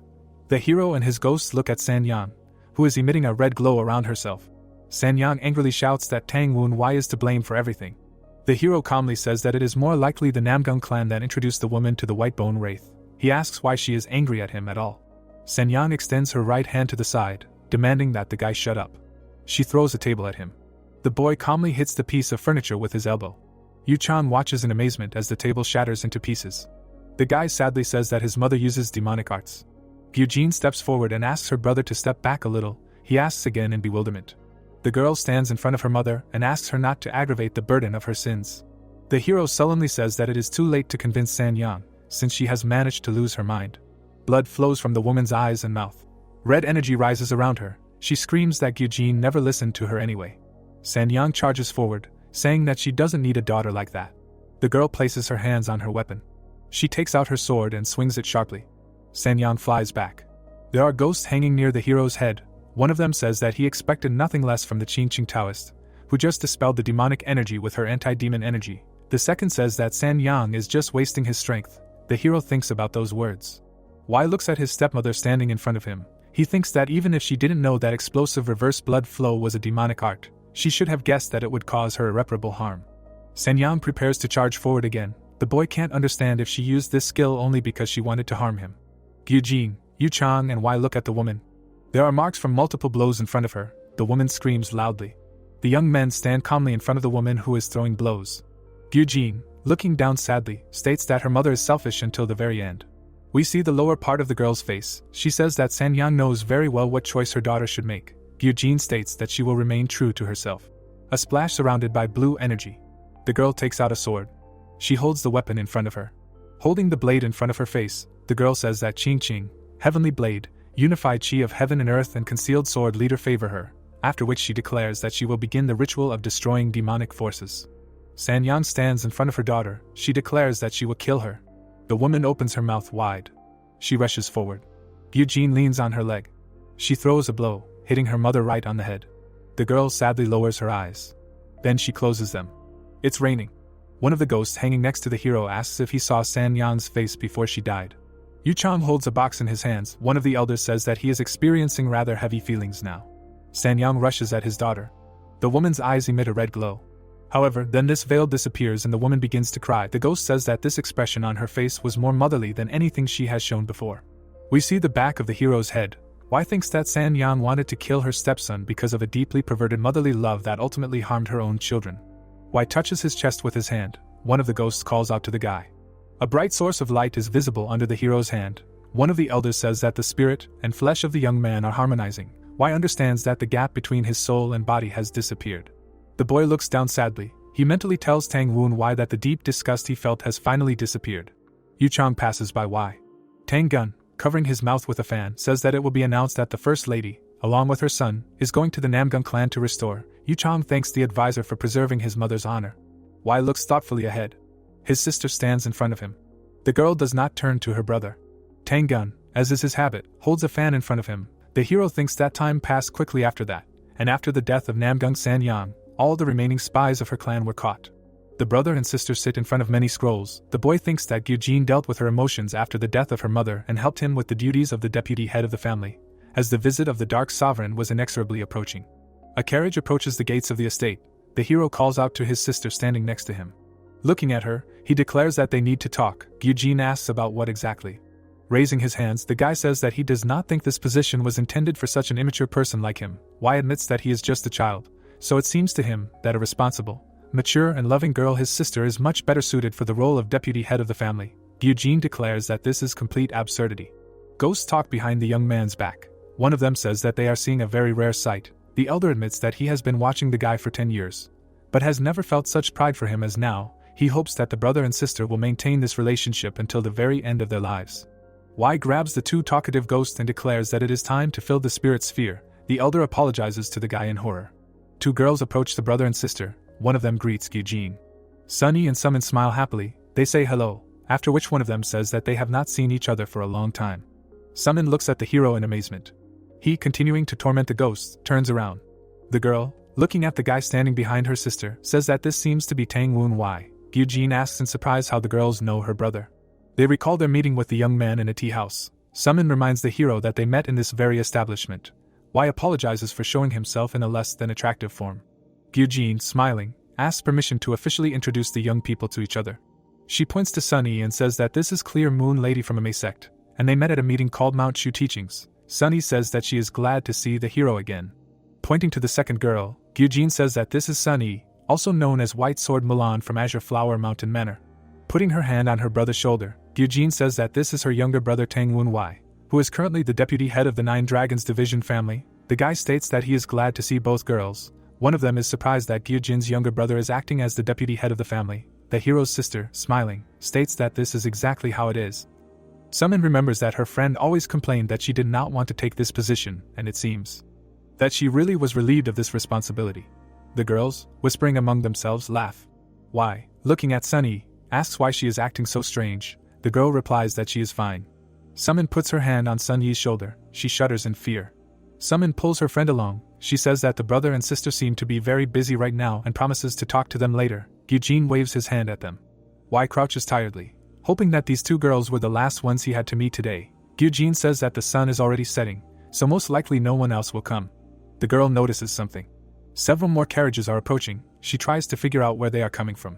The flag of the Gold Sword sect flutters over one of the carriages. The fat man bows and greets the young people on behalf of the sect leader and his wife. He says that he is an advisor, and his name is Na Jin Bei. Y, folding his hands in front of his face, states that he is the deputy head of the Nine Dragons Division Tang Woon Y family. The guy says that the man's journey must have been very difficult. He also draws attention to the fact that the carts are overloaded. Jin Bei knocks his hand on one of the chests and says that the head of the sect was saddened by the fact that Y did not take anything with him during his visit to them, and therefore instructed him to apologize. The man opens the chest, filled with shiny objects. He states that this wealth will help the Nine Dragons Division in its noble cause. Jin Bei looks to his right. Baek Doing, with the most humiliating look, asks for forgiveness for the last time. Y recognizes the guy, who, as far as he remembers, also belongs to the Gold Sword sect. The hero thinks that he needs to play along a little and accept the gifts. Smiling, the young man says that, of course, he forgives his family's guests. The man and the guy thank the hero. Y notices something. The guy asks the servant to show the newcomers to the guest house, since they are most likely very tired after a long journey. The young man says that he will do it. The delegation gets out of the carriages. Y thinks he felt traces of demonic energy for a second. A young man with a bag on his shoulders passes by the hero. The guys frown at each other. We see the brunette we already know. Y understands that the demonic energy belonged to Gu Min Chai. Sunny and Summon talk to each other. Summon says that she saw how her friend looked at Y. She replies that everything is not as it seems. Smiling happily, Summon says that she thinks she understands everything correctly, and Sun Yi can hit on the guy. The girl pulls her friend's cheeks. She says that the young man smelled like a sword. Summon asks again in amazement. Sunny says that the guy has never smelled like that before. Summon looks at her friend and asks if she means that Y has learned to wield a sword in the short time since they met. Sunny replies that it is possible. However, that smell seemed to come from someone who had been training for many years. The girl looks down thoughtfully. She realizes that it was not even years, but rather decades. It seems that the girl realizes something. She clenches her fists, realizing what that smell was. The girl quickly rushes forward. Summon asks excitedly what is happening to her. Sunny thinks that they should get to Y and Gyujin as soon as possible.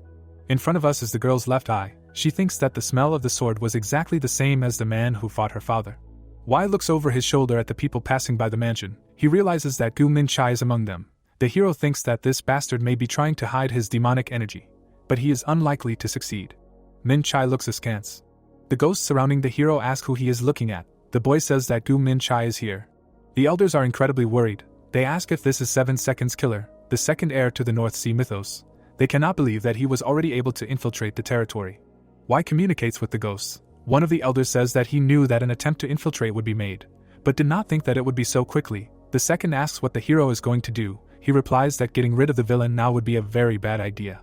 Min-chai covers his face with his hand. The hero thinks that he would like to tear this bastard apart for what he did, but the plan will be too seriously damaged if the North Sea mythos gives up on the attempt on the Dark Sovereign.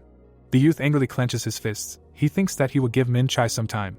Gyujin, standing next to his brother, says that it seems that no one will come after Gold Sword Sect. Wai replies that the sun has already set, so even if someone is late, they will most likely have enough tact to wait until the next morning. The brother and sister look towards the gate in bewilderment. The hero experiences a very strange sensation. A blue sphere appears in his hand. Spears fly in front of Wai. His sister calls out to him. The hero demands to give him a spear. The ghosts rush from their place to bring the weapon that their master needs. The spears tumble in the air. One of them ends up in the young man's hand. Wai, surrounded by streams of purple energy, looks up. Gyujin asks what happened. She assumes that this is an attack. The girl notices something to her right. She looks fearfully at the black trail that is visible in front of her.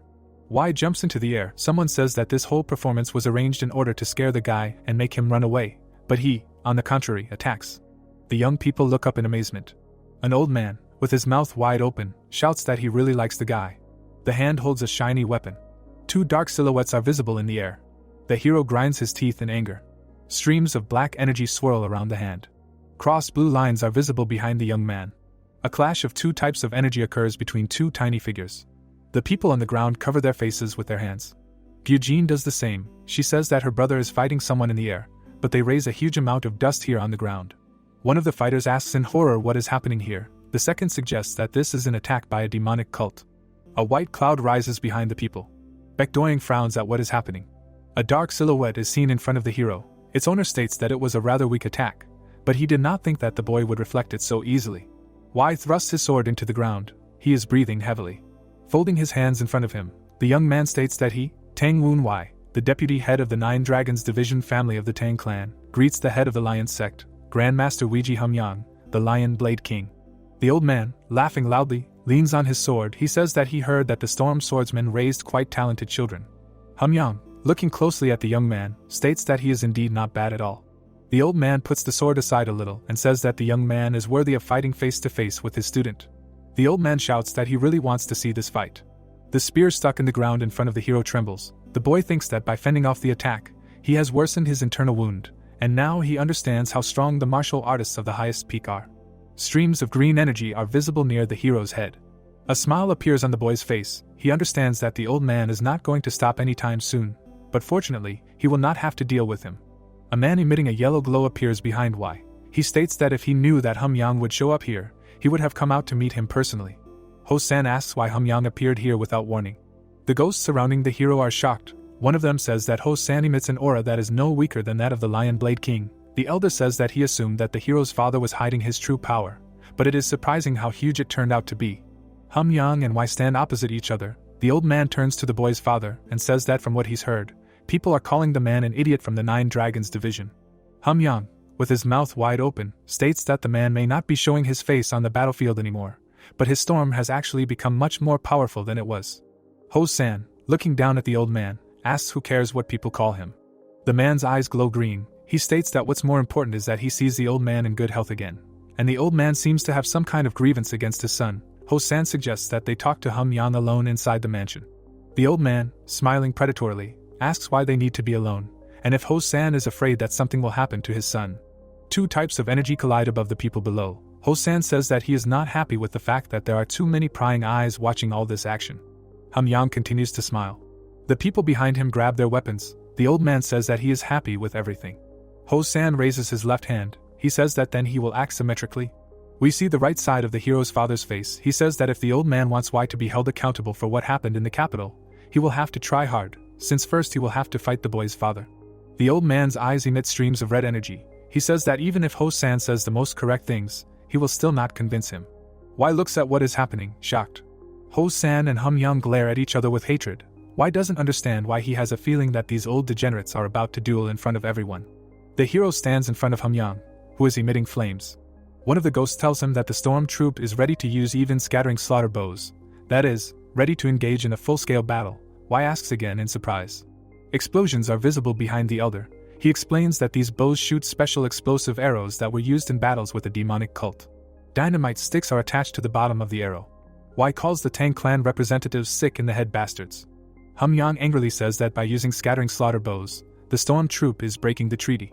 Ho-san states that the storm troop is now entering righteous wind, and furthermore, the scattering slaughter bows are not a breach of the treaty as they will only be used in 9 Dragons Division territory. The old man, around whom the flames continue to rage, states that Ho-san has always been good at speaking and asks if he really thinks he can fool anyone with these words.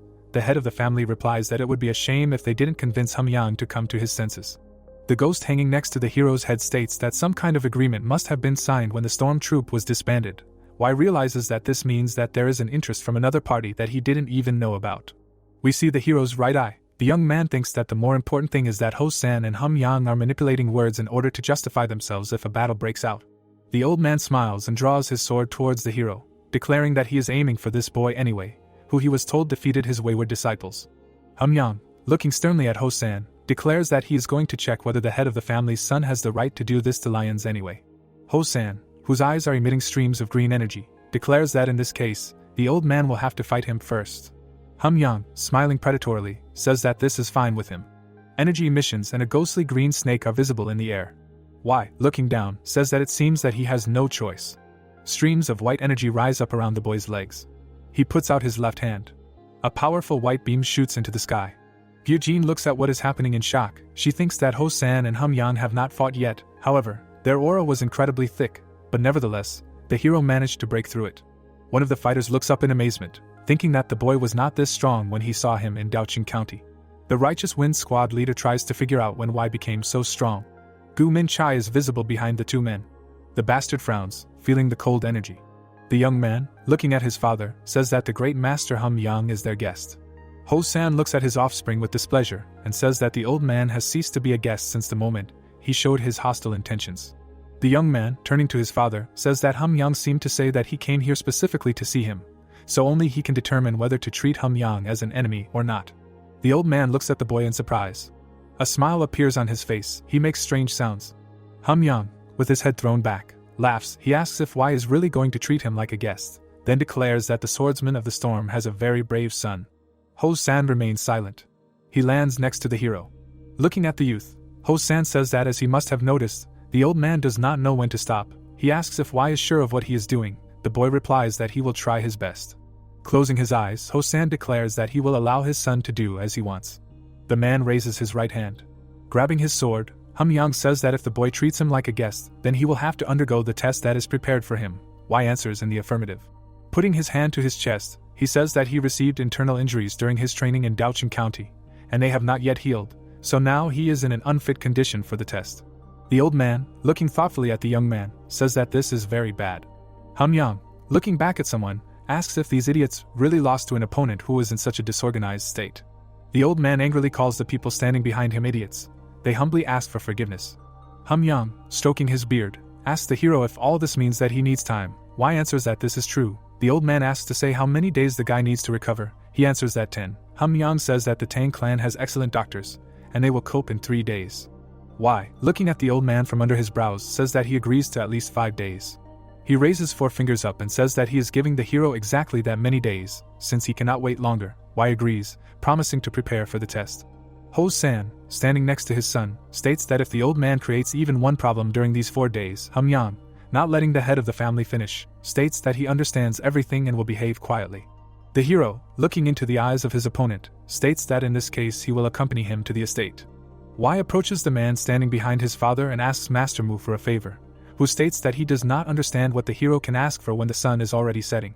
The hero whispers to his interlocutor that he should check if what the young man ordered is ready. Mu says that he understands everything. Wai invites the old man to go inside. Hum-young looks at the two girls strangely. Sunny and Summon lower their heads in respect, The hero says that he will order food to be prepared, since the old man is probably very hungry. Yang, laughing loudly, states that the young man knows how to talk to guests. He confirms that he is indeed dying of hunger. Sunny watches the old man leave. Eugene approaches the girls and says that it must have been unpleasant for them to see what happened here. One of them says that it was a great opportunity to see the power of martial artists. Sunny says that she is very glad that Yang did not pay attention to her. Eugene asks again in surprise. The girl thinks about it. She realizes that the students from the Lion sect threatened Sunny, who is the daughter of the Clear Sky Sword Emperor, and why just happened to be in that place at the right time. But the Lion Blade King showed no interest in the girl, despite the fact that she was the cause of this discord. Eugene tries to understand if Yang really does not make any aggressive plans towards the Clear Sky Sword Emperor. Sunny calls out to the hero's sister, then asks what sword technique Wai uses. Eugene is perplexed that her brother has never trained in swordsmanship. Sunny, shocked, states that this is simply impossible. Eugene rubs her chin thoughtfully. She says that this is all very strange, since Tang asked her exactly the same question a little earlier. Sunny asks if they are talking about the great master called Fierce Wind Knight. Eugene is puzzled. She confirms that Tang teaches Wai. Sunny asks if his sister ever taught her brother martial arts, or maybe gave him books of a similar nature to read. Eugene turns around and runs away. The girl asks Tang if Wai showed interest in martial arts. The man replies that the guy learned 12 fierce tiger steps on his own. He suggests that the hero may have some secret connections, which, among other things, are hinted at by various rumors. He asks the girl why she asks him these questions. Tang clutches his head. He says that he showed the guy Lu Ban's forge, which is located in the town of Righteous Wind, and Wai ordered a sword there. Eugene asks again in surprise. Tang tells the girl standing next to him that the guy asked to teach him the art of handling a spear. So when the hero suddenly ordered a sword, he thought that he had learned to use this weapon before, or he wanted to learn this art. Eugene stands with her fists clenched. She cannot believe what she heard. Eugene, looking at Sunny, says that she told everything she knows. Her interlocutor says that she can no longer remain silent. She grabs the hero's sister by the hands and begs to let her talk to Wai. Eugene, smiling, says that she will tell her brother about this request. Sunny thanks the girl. Summon approaches Eugene and says that Sunny has been looking at Wai very strangely lately. The young man's sister asks again in surprise. Summon, blushing, says that Sunny has never been interested in anything except plants and swords, but now she cannot take her eyes off the young man. Covering her mouth with her hand, Summon whispers in secret that Sunny will make a great wife. Eugene says that the girl is the only daughter in a noble family with many sons. Eugene says something in Summon's ear. She screams in horror. Both girls look at Sunny strangely. Summon mentally pities her friend. Someone enters the gate of the estate. A greeting sounds. Eugene looks around, trying to understand who came at such a late hour. She recognizes the bearded old man as Yuch Chong. The servant asks where he should take the man. The old man calmly passes the servant and asks where he can find the second son of the Nine Dragons division family. He replies that he will take the old man to the White Pavilion. Eugene looks at Yuch Chong in surprise. She says that it seems the blacksmith made the sword on order of Wai. Sunny asks in surprise who is in front of them. Summon replies that it is Tang Yuch Chong, who made her sword. Summon points her finger at the old man in surprise and asks if he is the owner of Lu Ban's forge. The girls talk among themselves. Eugene whispers that this is their chance to see what sword technique the Wai use. They decide to follow Yuch Chong. The hero, bowing to the old man, says that he could not even imagine that he would come here himself. The man lifts the bag and says that it was the hero who sent some loser to hurry him up. The young man replies that he just wanted to see how things were going, since the order deadline was very close. Yuch Chong angrily demands that the young man shut up, since he can only say all sorts of nonsense.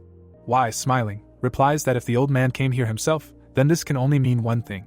Yuch Chong irritably says that he is here because he completed the order. The hero looks at the box that the old man opens. It contains a very strange weapon. Yuch Chong says that it is the sword that the young man ordered. Yuch Chong, placing his hands on the drawing, says that he has not been involved in the implementation of such an interesting project for a long time. He examines the weapon depicted on the paper and says that the young man managed to look into the essence of the Tang clan's martial arts at such a young age and combine them all into one weapon. Yuch Chong, smiling, imagines a fan. He says that this weapon is essentially a sword, and he is very interested in how the son of the head of the family will handle it. The moon shines above the forge. Closer to the tip of the sword, a bright eye is visible. The hero stands in front of the blacksmith, who asks if he likes the end result. The young man, smiling, replies that everything is even better than he imagined. The old man happily declares that this is quite natural. Wai examines his weapon. He thinks that it looks like a fan, but can be used as a sword, and also hides a lot of other useful functions, and this is exactly what he wanted.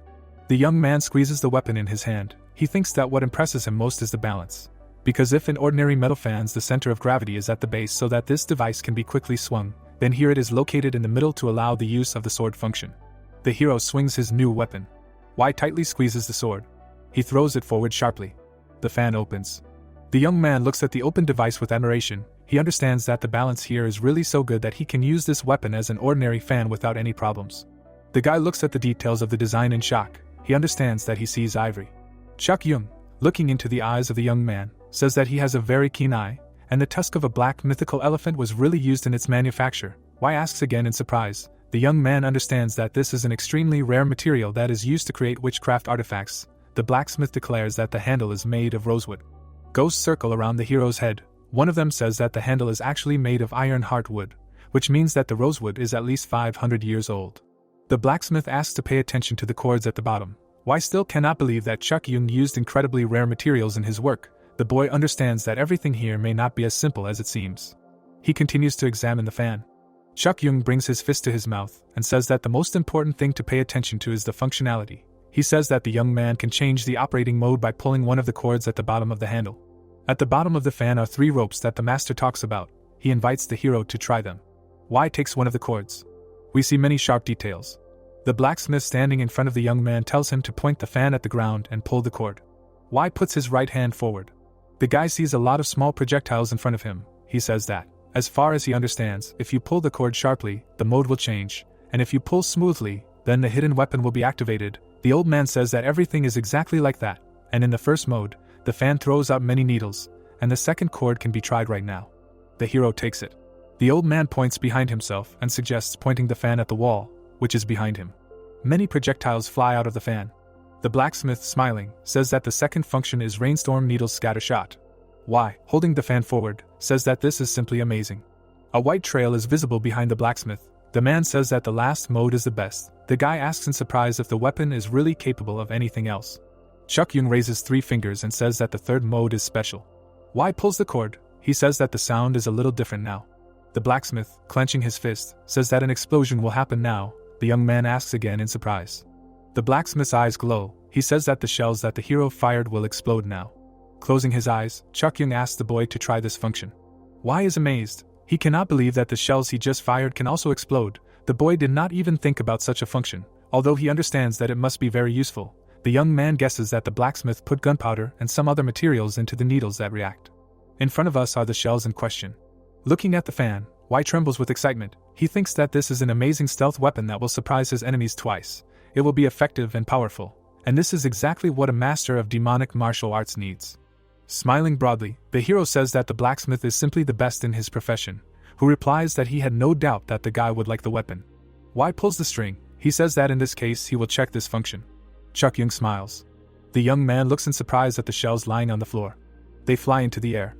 We see many white needles. A huge number of shells hang around the young man's head. The guy opens his fan. The needles fly chaotically around him. Folding his arms over his chest, the blacksmith says that he had no doubt that the guy would easily dodge them. The young man, looking up, asks what all that was. Y looks in shock at the needles hanging above his head and realizes that they are hovering in the air. Chuck Young, grinning, says that he did not create this sword himself, and the person who helped him decided to test the hero. Y looks at the old man in surprise and calls him a treacherous man, who giggles and says that the guy is absolutely right. Streams of purple energy are visible above the needles. Chuck Young, looking at the shells hanging above him, says that his assistant is not the kind of person who would be satisfied with just this. The ghost hovering above the youth's head says that he sees the dark lightning of Dark Sovereign. The hero cannot believe that the character who helped the blacksmith was Tang Moon-hyuk himself. The needles emitting a purple glow are shown from a different angle. The hero realizes that Dark Sovereign, who endowed these shells with dark lightning, has reached the observer of celestial orbit stage. Y looks up. The old man tells him that if he pulls the string one more time, the projectiles will shoot towards the place where he is standing right now, and any hit will cause extreme pain, and also, the hero will not be able to practice martial arts for 10 days. The hero looks dissatisfied. He understands that these projectiles contain poison that disperses internal energy, which is probably also a gift from Dark Sovereign. Purple spots are visible behind the boy. He thinks that he will not be able to completely neutralize the poison of Dark Sovereign even if he uses the Poison Dragon cultivation technique, meaning that if even one of these needles hits him, he will not be able to do anything about the invasion of North Sea mythos during the festival. Closing his eyes, the old man says that the youth can just jump back if he is not sure that he can reflect all the needles. The young man holds the sword in his hand. He asks what will happen to the weapon if he retreats. The blacksmith praises the boy for his great intuition. The old man has a pipe smoking in his mouth. He says that if the boy pulls the cord too long or fails to repel the dark lightning, the sword will explode. Y frowns at the weapon in his hand. Two old men are visible above the boy's head. The boy understands that Dark Sovereign and Chukyung want him to prove that he is worthy of wielding the sword they worked so hard to create. In front of us is the boy's right eye. The blacksmith, standing in front of Y, asks him what he will do. The hero, smiling, declares that everything is fine with him, and he should not miss the opportunity to have fun, since he has such a sword at his disposal. Chukyung cheerfully says that he has always been very good at judging people. Y stands with his fists clenched. He sighs. Holding his weapon forward, the hero says that they can begin. Three girls watch what is happening. Summon says that the hero has a cool weapon, a fan that shoots hidden needles. Eugene confirms that it is an excellent fighting tool. Sunny says that it is actually a sword. The girl, sadly lowering her eyes, repeats her phrase. Summon asks why her friend calls the fan a sword. Sunny looks very serious. She thinks that she also sees that the weapon looks like a fan, but as soon as it is in the hero's hands, the smell of a sword begins to emanate from him. Streams of yellow energy are visible around the guy. The girl understands that the same smell tells her that she is a genius swordsman. The girls look at what is happening in amazement. Summon says that something seems to be happening there.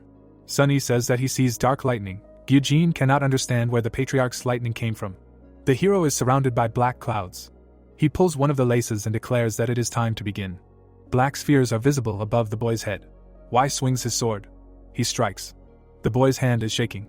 Black splashes are visible next to the boy's head. The boy understands that each blow is very strong and weighty. The hero smiles, thinking that he did not expect anything else from the dark lightning of Dark Sovereign. Chukyung, folding his arms on his chest, declares that the boy has figured out the basics. Black discharges sparkle in the air.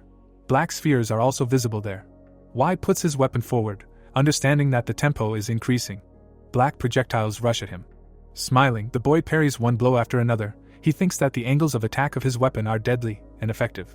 Purple stars are visible next to the boy. Y feels how perfectly each blow is calculated. It looks like a master teaching his student how to wield a blade. A bright trace of the blow is visible in front of the young man's face. He understands that he is now learning the most effective method of repelling enemy attacks. The hero's sword leaves a bright trace in the air. Y looks down tiredly. The air is filled with electric discharges. The guy looks up. The space around him is filled with jets of black energy. In front of us is a black sphere. Now there are 3 of them. The sky above the young man is completely covered with these objects. Y smiles. He realizes that his main problem is that this lesson has an absolutely insane difficulty. The guy stands with a fan in his hand. He understands that with his current abilities it is impossible to repel all the blows. The hero opens the fan, thinking that his mentor's technique can help him. Y looks at the books on the library shelves. He thinks that after reincarnation and receiving Dantian in the Heavenly Demon archive of his memories, he read his mentor's technique hundreds of times, which is called Heavenly Demon 9 Slashes. In front of us is a book with hieroglyphs.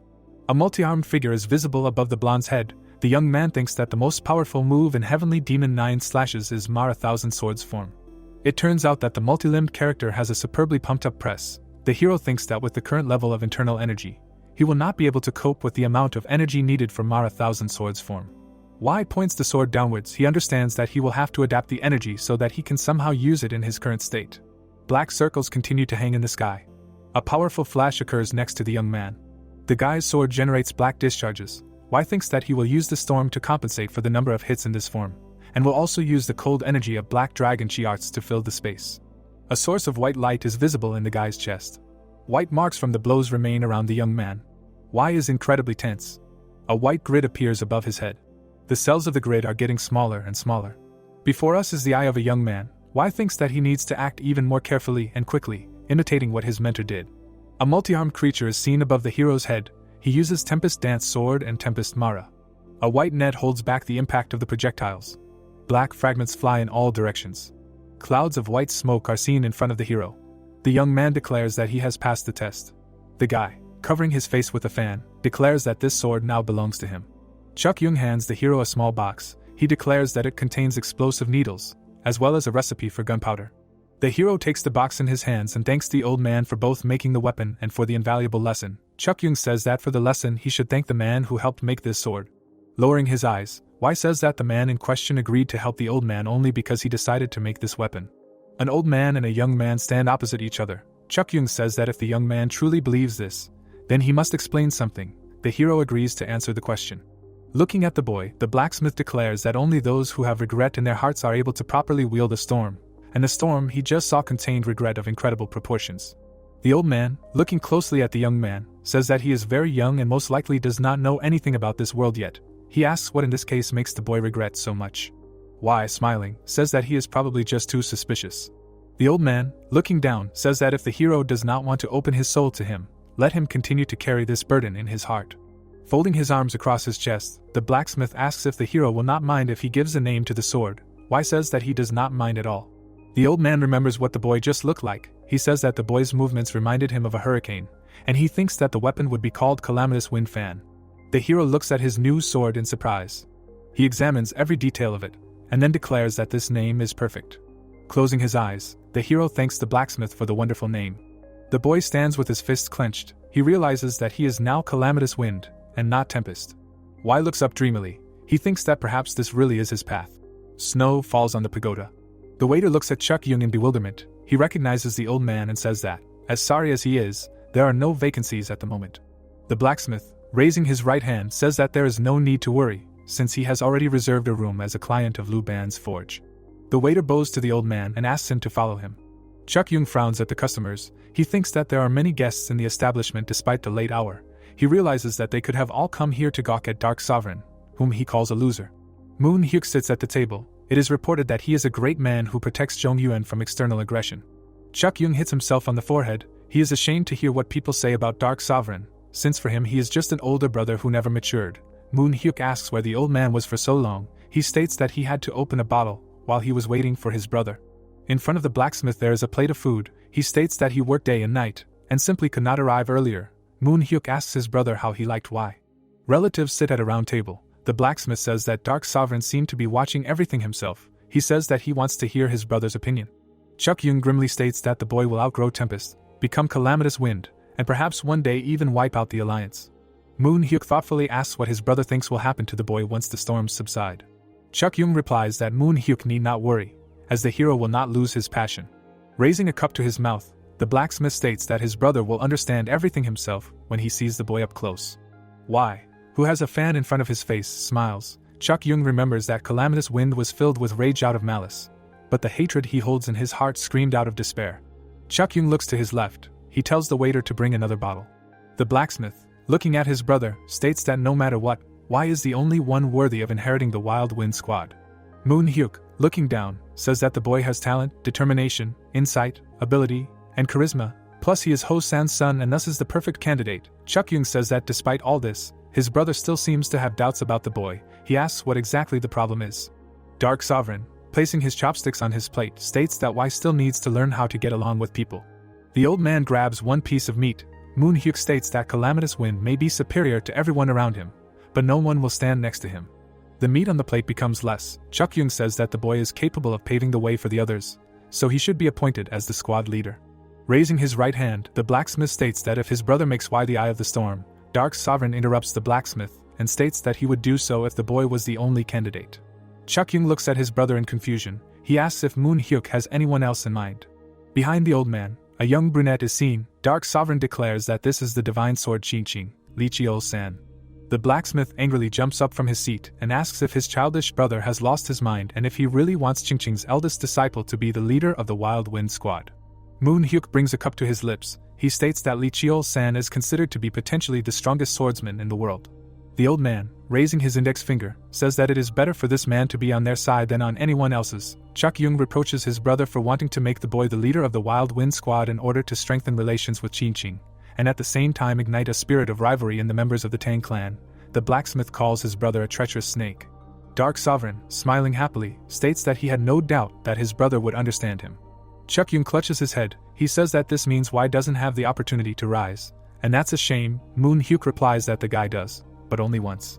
The brothers sit at the table. The blacksmith asks what this opportunity is. Dark Sovereign asks a counter question, asking his brother to guess. The old man pours himself a glass and explains that Y can take his place. Yuch Chong looks at Moon Hyuk in confusion. We see a swirling vortex. Dark Sovereign states that when you become the center of the storm and begin to absorb the other winds, it is not necessary to get along with anyone else, since everyone is forced to adapt to you. Moon Hyuk drinks the contents of his cup. The blacksmith thinks that sometimes his brother acts like a child, but he definitely thinks like a leader. Dark Sovereign puts his cup down. A very strange expression appears on his face. the man realizes that something has been added to his drink. Chuck Young, smiling, holds a small vial in his hand. He declares that it is a paralytic poison, a drop of which will knock out even an ox, and he did not expect anything else from the patriarch of the clan, who is still able to think. Moon Hyuk slams his fist on the table. He declares that this poison does not make him hot or cold, but he does not understand how the vile old man dared to pour poison into his drink. The blacksmith laughs loudly, and declares that Dark Sovereign is simply magnificent, and he does not even get tongue-tied. The old man notes that Moon Hyuk is probably upset only because he did not immediately notice the poison. The head of the clan, frowning at his brother, asks again. He points at the vial and asks who, in Moon Hyuk's opinion, gave it to him. Dark Sovereign seems to begin to understand something. The blacksmith, looking calmly at his brother, asks him to guess who he met on the way here. Moon Hyuk curses Chuck Young and says that he gave him away in the most shameless way. Dark silhouettes appear in the doors of the establishment. Visitors cover their faces with their hands. The interior shatters into large and small fragments. Chuck Young, folding his arms on his chest, grins maliciously. Dark Sovereign loudly shouts that he will not be given up alive. People whose legs we can see approach his table. One of them says that the entire building is surrounded, and Dark Sovereign should simply surrender. The squad leader states that the schedule for the plan has shifted significantly due to Moon Hyuk's stupid prank. A pretty young girl calls the old man grandpa. Eugene, Sunny and Summon continue to watch the hero from their hiding place. Summon says that the Tang clan's Tempest Dance is simply amazing, and she has never seen such a sword style in her life. Sunny says that she has never seen anything like it either. Summon asks in surprise. Sunny looks shocked. She thinks that it was not Tempest Dance, and not even a Tang clan martial arts technique, but something else. The girl tries to understand why learn such a thing. Sunny turns to Eugene and says that this does not seem to be a Tang clan technique. Streams of purple energy are visible in the air. Black spheres hang above the youth's head. Summon asks if the hero can definitely handle this test. Sunny looks at the guy with concern. She thinks that such an attack would be difficult to repel even a martial artist who has reached the highest peak of cultivation. The girl stands up. She says that why might get hurt. Sunny looks at what is happening in amazement. Chuck Young calmly watches what the boy is doing. White marks are visible around the boy. A white net appears above his head, reflecting the projectiles. Sunny realizes that he smells 10,000 swords. The girls look at what is happening. Sunny thinks that the scent of the hero's sword is in its prime, but after he used this technique, the scent of the sword became very unstable. Summon, looking at Eugene with concern, asks if everything is okay now. The sister looks at her brother, around whom streams of purple energy rise, and says that she has never felt such a strong thirst for blood before. Spectral Streak appears behind her, smiling, saying that she warned Eugene that this is the Demon King. The girl frowns at her advisor and asks her to stop talking nonsense. Spectral Streak asks if Eugene really doesn't believe her after everything she saw. She says that Y will easily tear her to pieces. Spectral Streak flies back, shrieking that she is insanely scared. Eugene asks her to be quiet. The sister looks at her brother with wide eyes of amazement. She realizes that she feels not only an incredible thirst for blood, but also that the hero's energy is too unstable. Ghosts are visible next to the young man. One of them says that the girls are still here. Y replies that this is very bad, and he thought that they would hide when Chuck Young leaves. The guy looks to his left. The elder says that it seems that the girls forgot that they came to spy on the young man, as they were mesmerized by the most powerful sword technique of the heavenly cult.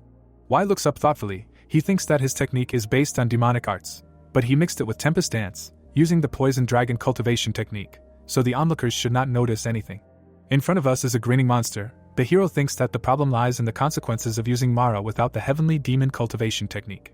The eyes of the multi-armed creature emit a glow. The youth understands that using Tempest Dance as a vessel for Mara was successful, but the Venom Dragon cultivation technique cannot cope with Mara Thousand Swords.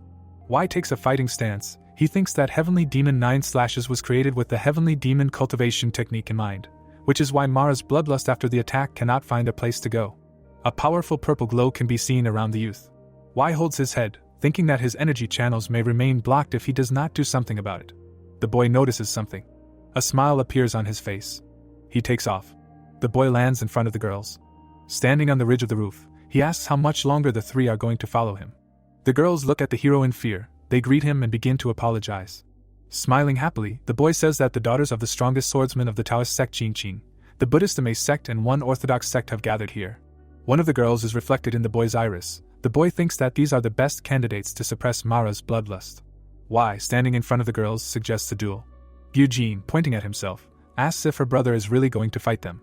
The boy, raising 3 fingers, declares that it will be pay-per-view. Eugene scratches her cheek thoughtfully. She states that they were indeed wrong to spy on the boy, and then asks if Y is sure of what he wants to do. She looks at her brother with concern, saying that his energy seems unstable right now. Smiling, the boy states that this is why he asks to duel him. He states that he is not skilled enough in wielding a sword, and he needs to fight opponents who are much more knowledgeable in this matter. The girls, with their mouths open, look at the boy. He says that this way he will be able to fully digest the insight he has achieved. Clouds of purple energy are visible near the boy's head. The boy thinks that, in principle, he told the girls the truth. But in fact, the essence of his request is to use the energy of the Qing anime sex to curb his bloodlust. Eugene sadly says that her brother's words sound reasonable. She asks the other two girls if they agree to the duel. Summon states that watching someone else's training was indeed unfair, so she will participate. Sunny agrees with her friend. Smiling, the hero asks the girls to follow him. The brother and sister stand opposite each other. Eugene asks the guy not to overexert himself. Wai says that she is perfectly aware of everything. The girl, taking a fighting stance, says that then she will begin. Eugene pushes off the ground. The hero blocks her blow with his sword. The opponents exchange blows. Wai swings. The blade of his blade is visible near the girl's head. The opponent's swords clash. Eugene jumps back far. She looks at her brother in bewilderment. The girl puts the sword behind her back. A bright white mark is visible between the brother and sister. The friends watch what is happening. Summon asks if this is really training. Sunny says that these two are fighting as if not for life, but to the death. Eugene moves her sword hand rapidly. There are traces of numerous blows near her brother. Beads of sweat are running down Eugene's cheeks. She can't believe what's happening. The girl knew that Wai was improving quickly, but now, as she can see, he is on a completely different level than he was even 2 weeks ago. Eugene remembers her recent fight with her brother. Wai parries another blow from his sister. She thinks that in addition to everything, every time their blades clash, the boy's fighting technique becomes more and more honed, since he watches what she does and quickly adopts all the techniques. The girl has to jump back to avoid another blow. She lands on the ground and takes a fighting stance. Eugene is breathing heavily. Putting his hand to his chest, the boy thanks his sister and says that it was very useful. Smiling, the young man turns to Sunny and Sumin and says that he is ready for the next fight. Sumin, landing in front of the young man, says that she would have refused this fight if she knew that everything would be so serious. Wai replies that he is looking forward to the fight with the girl. Sumin takes out her sword from its sheath. She says that the promises you make must be kept. She puts her weapon forward and declares that she will be the one to start the fight.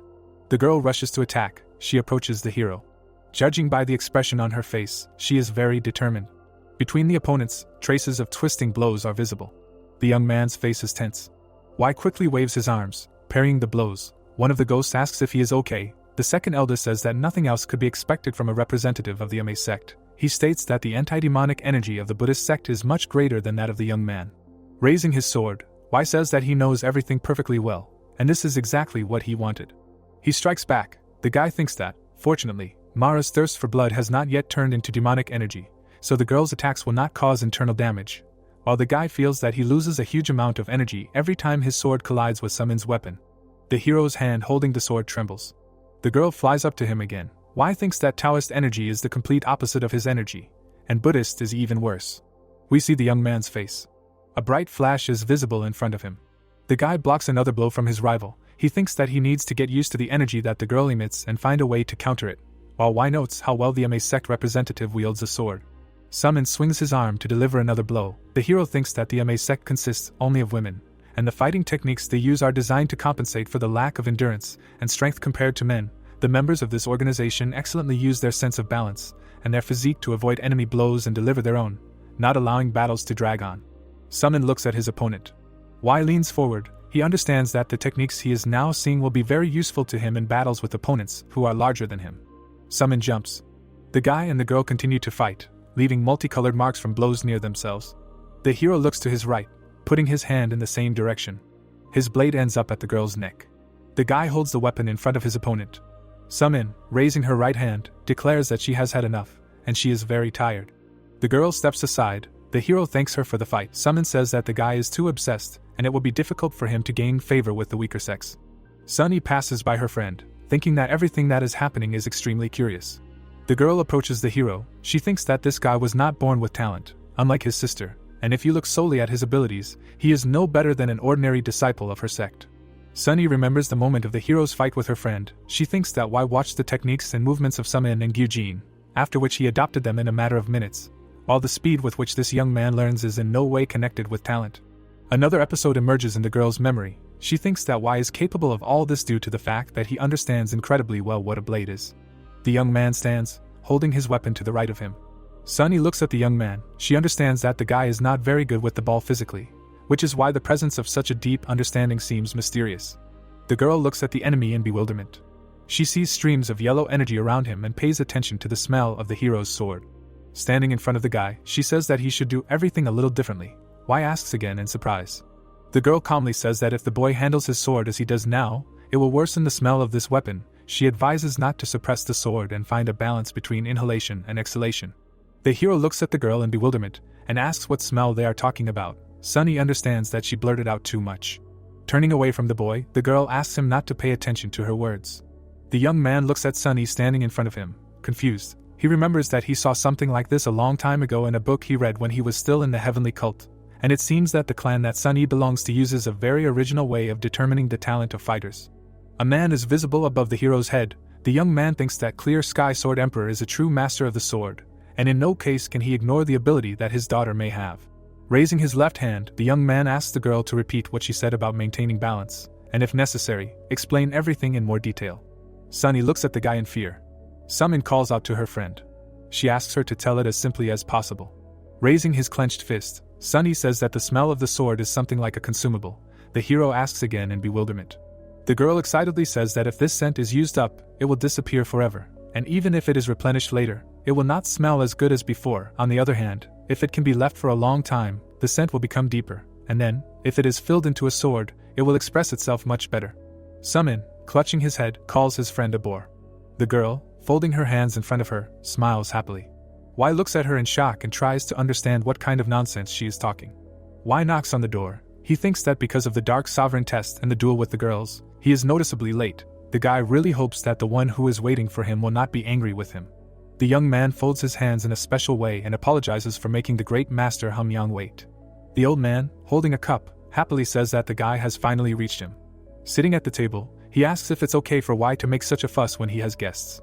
Sitting down in front of the table, the boy replies that he had to prepare everything to be worthy of meeting one of the greatest martial artists. Wai realizes that Hamyang doesn't seem to be mad at him. The old man, looking sternly at the boy, states that he seems to have prepared very well. The man's eyes reflect a hero. Hamyang states that the boy has become stronger in just 2 hours, and has earned claws. Raising his left hand, the boy asks if the old man can really see them. The old man asks the boy back, asking him how many battles he has been through in his life. Taking a sip from his cup, Hamyang says that among the 10 great masters, there is probably not one who has fought as often as him. The boy understands that this is logical, since the old man started his career as a wandering mercenary. He thinks that this man looks like a simpleton, but he should not be underestimated and forget about his difficult character. Wai smiles happily. He asks permission to ask just one question. Hamyang, removing the cup from his mouth, asks what exactly the young man wants to know. The old man asks why the old man actually came here. Hamyang is holding a cup in his hand, from which he is most likely drinking something. He puts it down on the table with a loud bang and asks if the hero takes him for a liar. The old man's eyes emit a yellow glow. He asks the boy if he thinks he will lie to a child. Looking askance at his interlocutor, Wai thinks that the old man's energy is astounding in its power. Stroking his beard, Hamyang says that the guy must have some reason to suspect him of lying. The old man and the young man sit at the table. Hamyang declares that depending on the answer he receives, he will decide whether to test him right here and now or in 4 days. Ghosts hang near the young man's head. One of them calls the old man a rude man. The second warns that the young man will not be able to cope with this opponent now. Wai says that he will tell why he thinks Hamyang has another reason to come here. Looking at the old man sullenly, the young man states that he has come unannounced to the 9 Dragons division, where a grand festival will soon take place. The interlocutors are shown from under the ceiling of the room. Wai says that Hamyang must be well aware of the consequences of his visit. He states that the old man could have defended the honor of the Lion sect at any other time. The hero raises his clenched fist. He states that Hamyang has come here because he wants to get what he still does not have. Looking intently at the old man, Wai says that he wants to get what the Dark Sovereign has, who will soon be here, and this is the observer of celestial orbits level. In front of the head of the Lion sect there is a jug. Hamyang strokes his beard. The interlocutors sit at a round table. The old man says that he probably should have thought things through more carefully before entering the Tang clan's lair. The young man promises to help Hamyang in any way he can. He asks the old man to tell him what he needs. Hamyang closes his eyes. The ghosts hovering around the participants of the conversation discuss the situation. One of them states that the old man is really thinking. The second says that his pride is hurt. Hamyang sadly says that, as the hero already knows, he was once an ordinary vagabond. The elders unanimously shout that the man has thrown away his pride. Clenching his fist, Hamyang says that every day for him back then was a fight for life. but he was able to found his sect and become who he is now. The old man looks down angrily. He is on his knees. Grinding his teeth in rage, the old man asks why there is such a huge difference between them. Yang turns to the long-haired man in front of him and asks Sword Emperor what makes them so different. Sword Emperor looks over his shoulder and states that the Lion Sect leader's ultimate blade has barely reached the peak of martial arts, and the old man is unable to see what is beneath his feet, asking how Yang could have the audacity to want to reach the Celestial Orbit's realm. Yang kneels and asks if the observer of Celestial Orbit's level really exists. The white-haired old man, without turning to face the Lion Sect leader, states that he should seek to follow the movements of the stars as they follow their orbits in the celestial sphere, read the divine will of the cosmos, and then absorb that energy into his dantian. Yang looks at his interlocutor in shock, his eyes wide with amazement, as he hears that observing the celestial orbits is the true essence of martial arts. The Sword Emperor looks over his shoulder at the old man. Yang tells the hero that the man looked at him with genuine pity.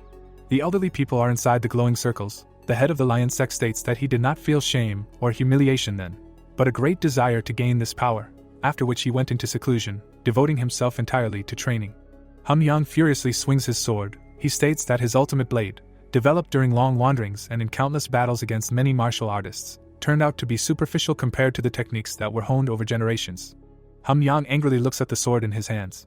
In front of us is the left side of the old man's face. Yang says that he felt envy at the famous clans and sects, with whose history he had nothing in common, which is why he became interested in the hero when he easily dealt with his best students. On the ground lie the fighters that Y defeated not long ago. A blade is seen in front of the hero. The old man says that as far as he knows, the guy dealt with the demonic cult in a similar way. The majestic old man stands with his arms folded. The head of the Lion Sect states that in connection with all of the above, he thought that the Tang clan, which has the Dark Sovereign, considered equal to, if not superior to, the Sword Emperor, must have those claws that Yang was never able to obtain. We see the clash of two different energies. The old man says that he was convinced of his thought. Having seen the hero's skill today, he realized that the guy has those very claws.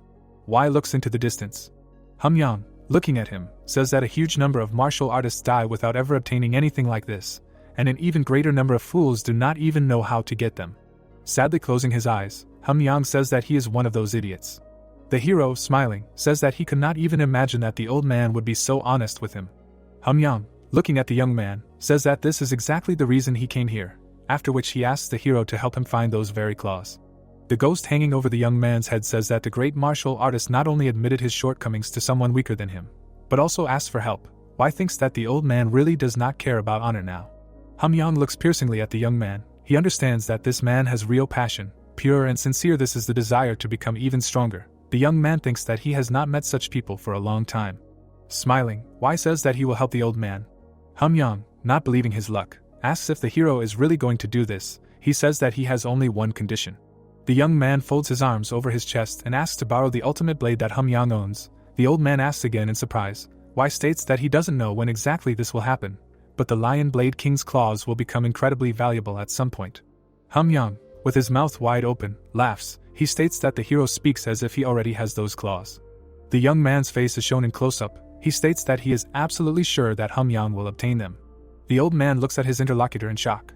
He begins to laugh like a madman again, stating that it is simply incredible that the young man speaks with such confidence without any evidence.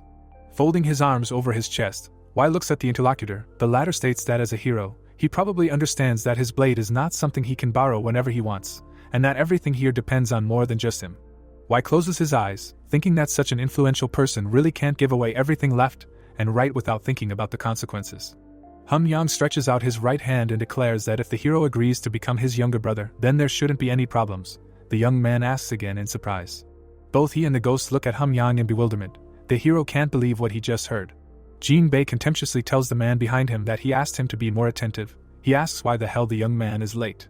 The man, putting his hands on his waist, sighs heavily. Jinbei angrily asks why he's acting like this. He demands that the young man name his immediate superior. Streams of blue energy rise from Min Che's eyes. Jinbei looks at the guy in fear and asks what happened to his eyes. Some strange formations are visible on the man's cheeks. Ice chunks and snowflakes are visible around Min Chai. An unpleasant young man appears behind Min Chai. He says that he uses a very cruel method of solving problems and reminds him that there are many prying eyes at every turn. Min Chai says that they are going to kill everyone here anyway, so this can be considered a slight false start. We see a transforming face. Its new owner states that it seems that he has a lot of work to do. Jinbei asks what the intelligence results are. The young man standing next to him says that there are no gaps in the defense. The fat man says that information about them may have already leaked out, and under the circumstances, hunting Tang Woon Wai could be very dangerous. Min Che's eyes emit a blue glow. He asks his ally if he really thinks that he did not calculate all the risks. The fat man admits that he overstepped his bounds and apologizes. Min Chai grimly says that there will be no forgiveness next time. Jinbei says that he will take this into account. Someone lands nearby. The fat man says that he cannot believe that Blue Bone appeared here. The girl with blue eyes says that an order has come. It is reported that it is one of the 12 black ghosts, Blue Bone Merchant. Streams of white energy rise around the girl. Her eyes are strangely blurry. Jinbei and Min Chai bow, greeting the faction leader. The girl looks at the men kneeling on one knee. She states that those who follow the strict rules of Snow of the Northern Sea must answer how the preparations are going. Min Chai replies that the White-Handed Stealth Squad and the White-Handed Slayer Squad have united, and if the order is given, they will begin a holy war, and with a smile on his face, they will sacrifice themselves. Blue Bone Merchant holds out her hand with her fingers spread. She says that this is simply wonderful, then declares that she grants the men a divine mission to begin the first chapter of this holy war. Min Chai declares that he will carry out the order. A hand hovers over Min Chai and Jinbei, who are kneeling on one knee, and the girl states that on behalf of the leader of the Laws of Snow faction, she wishes to send a gift to an old enemy she has not seen in decades.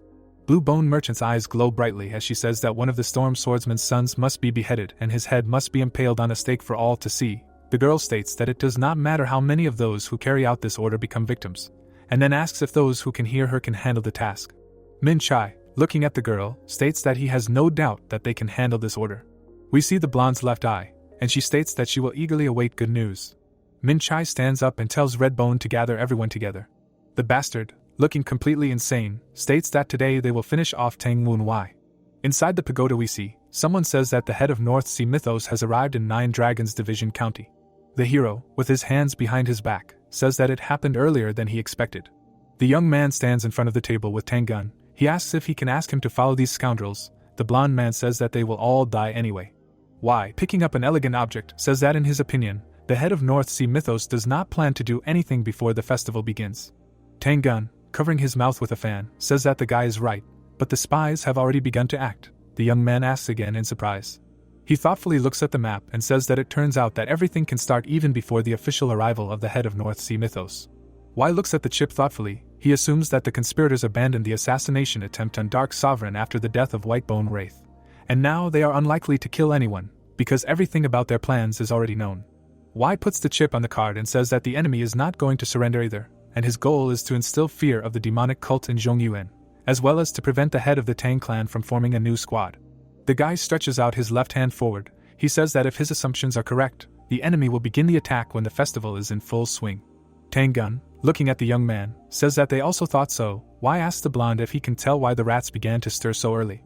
Tang Gun, looking out from behind his fan, says that, to his great regret, he cannot find the reason for this activity, since there were no prerequisites. The interlocutors stand in front of the map. Wai suggests that the scoundrels just want to humiliate the Tang clan for having their plan exposed, and this is simply an attempt to scare them.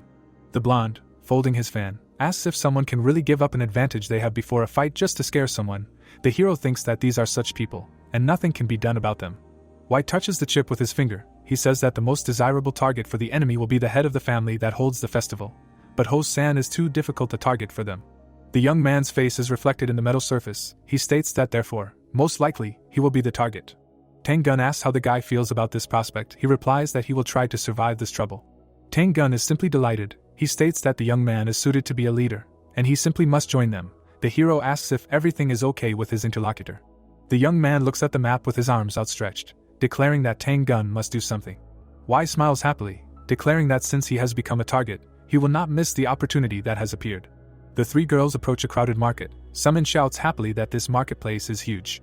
The girl smiles, resting her head in her hands. She declares that the Tang clan is unrivaled in the ability to hold festivals.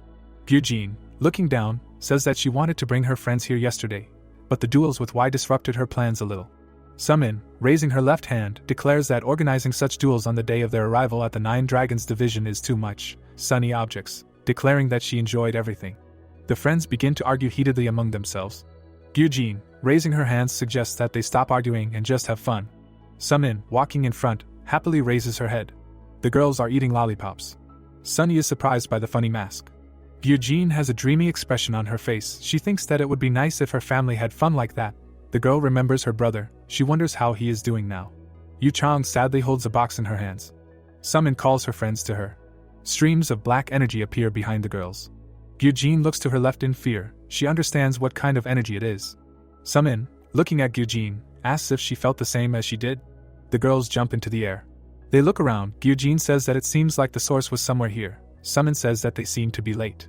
Sunny, warily looking around, says that something is wrong here. Her friend asks what exactly the girl is talking about. Gyujin holds a sword in her hand. One of her friends says that there are no traces here. Gyujin says that there are few people in this place, but it is impossible for it to be completely empty. The hero's sister realizes that this is a trap. She shouts loudly to her companions that they must run away from here as quickly as possible. Snowflakes appear near the girls. Sunny and Sumin enter the battle. A trace of a blow is visible above Gyujin's head. 3 fighters land in front of the girl. Snow falls around her. She realizes that she feels demonic cold energy, which is most likely generated by the Blade Demon from the North Sea mythos, with whom Y fought. A young man approaches the girls. He says that he did not expect anything else from the future leaders of Sichuan Mirim. The man's face is transformed. Min Chai, stretching out his hand forward, says that the girls stopped all the attacks very easily. Gyujin frowned at the bastard, realizing that she felt the strongest demonic energy, and that there was definitely a very high-level master in front of her. Min Chai's figure lost its clear outline. He said that he had nothing to worry about, but it would really be difficult for them to resist the anti-demon Swordame sect. Min Chai came close to Sumin. Looking the girl straight in the eyes, he said that for this reason, he would deal with her first. The bastard put his hand to Sumin's chest. He delivered a powerful blow to her stomach. The girl's friends looked at where she had just flown. Sunny called out to her friend in fear. Min Chai, smirking, raised his right hand and said that the heiress of the 9 Dragons Division family and the daughter of the Clear Sky Sword Emperor would be perfect for him. Gyujin realized that this bastard knew who he was dealing with. The girls rush to attack. Blades are visible next to Min Chai's face. He simultaneously raises both hands and deflects the girl's blows. Gyujin cannot understand what is happening. Sunny is also shocked. The girls receive another very powerful blow. They fly in different directions from the bastard. Sumin, holding her stomach, tries to shout to her friends. Min Chai approaches her. Looking at the guy in fear, Sumin asks what he is going to do. Min Chai comes up close to Sumin and says that she is very noisy.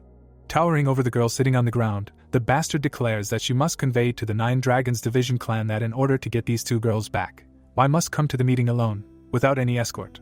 The bastard's eyes emit a blue glow. Sumin, kneeling, looks after the figures moving away from her. The girl is breathing heavily. She calls out the names of her friends. Sumin crawls under the hem of her robe. She takes out a whistle. Sumin blows it. Blood flows from her mouth. Y puts the chip on the table. The girl tells the hero that if he can't bring her friends back, she will never forgive him. Sumin cries. Y enters the hospital room, which is arranged in the guest room of the Azure Pavilion. Tang greets the guy. The young man, looking at his mentor, asks how the girl feels. He answers that she has external injuries and poisoning with ice poison. The girl lies on the bed unconscious. Tang says that she used the pulse closing technique, thanks to which the poison no longer spreads, but there is one huge problem. Y, looking into the eyes of his mentor, says that he knows that the Tang clan does not have the ability to treat ice poison. Tang confirms that this is exactly what is being discussed.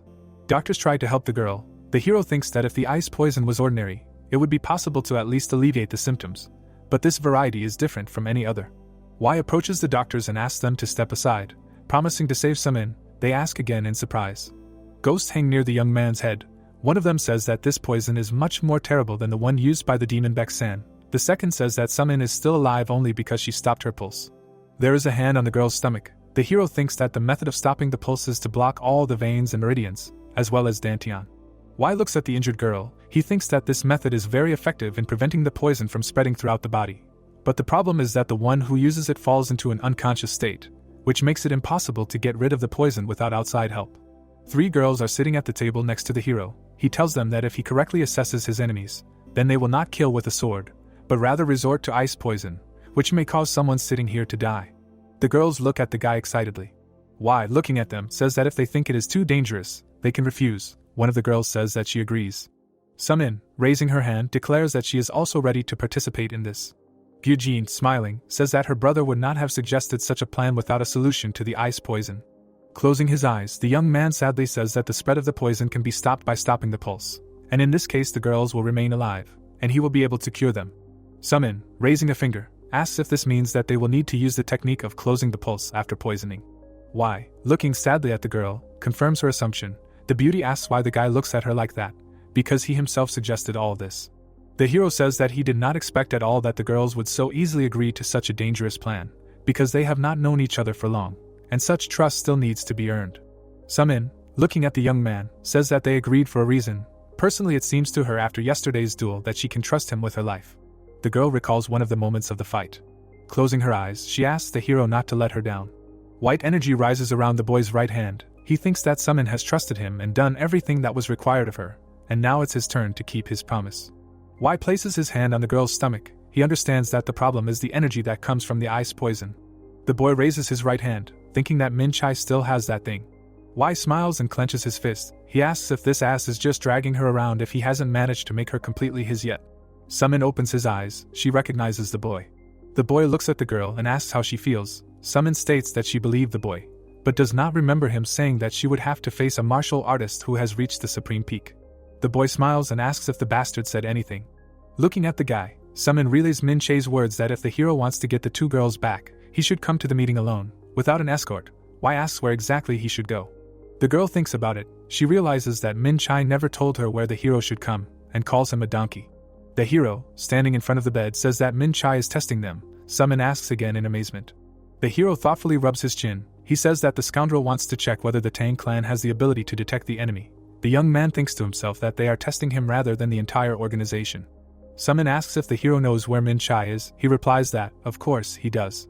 Wai asks Tang Don if one of the scoundrels has really already been caught. The mentor replies that he is already being interrogated in the pavilion of the Wind of Justice. Sumin, with a sword in her hand, says that she is very impressed.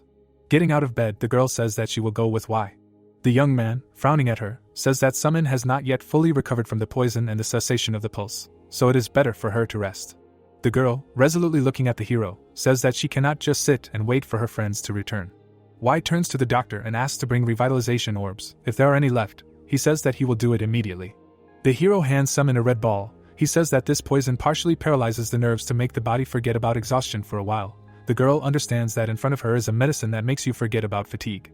The young man, looking straight into the girl's eyes, says that everything, of course, has its price, and after the effect of the pills wears off, Sumin will feel worse, and her mind may even become clouded. He asks if this suits the girl. The beauty squeezes the pill in her hand. She says that it is better this way than nothing at all.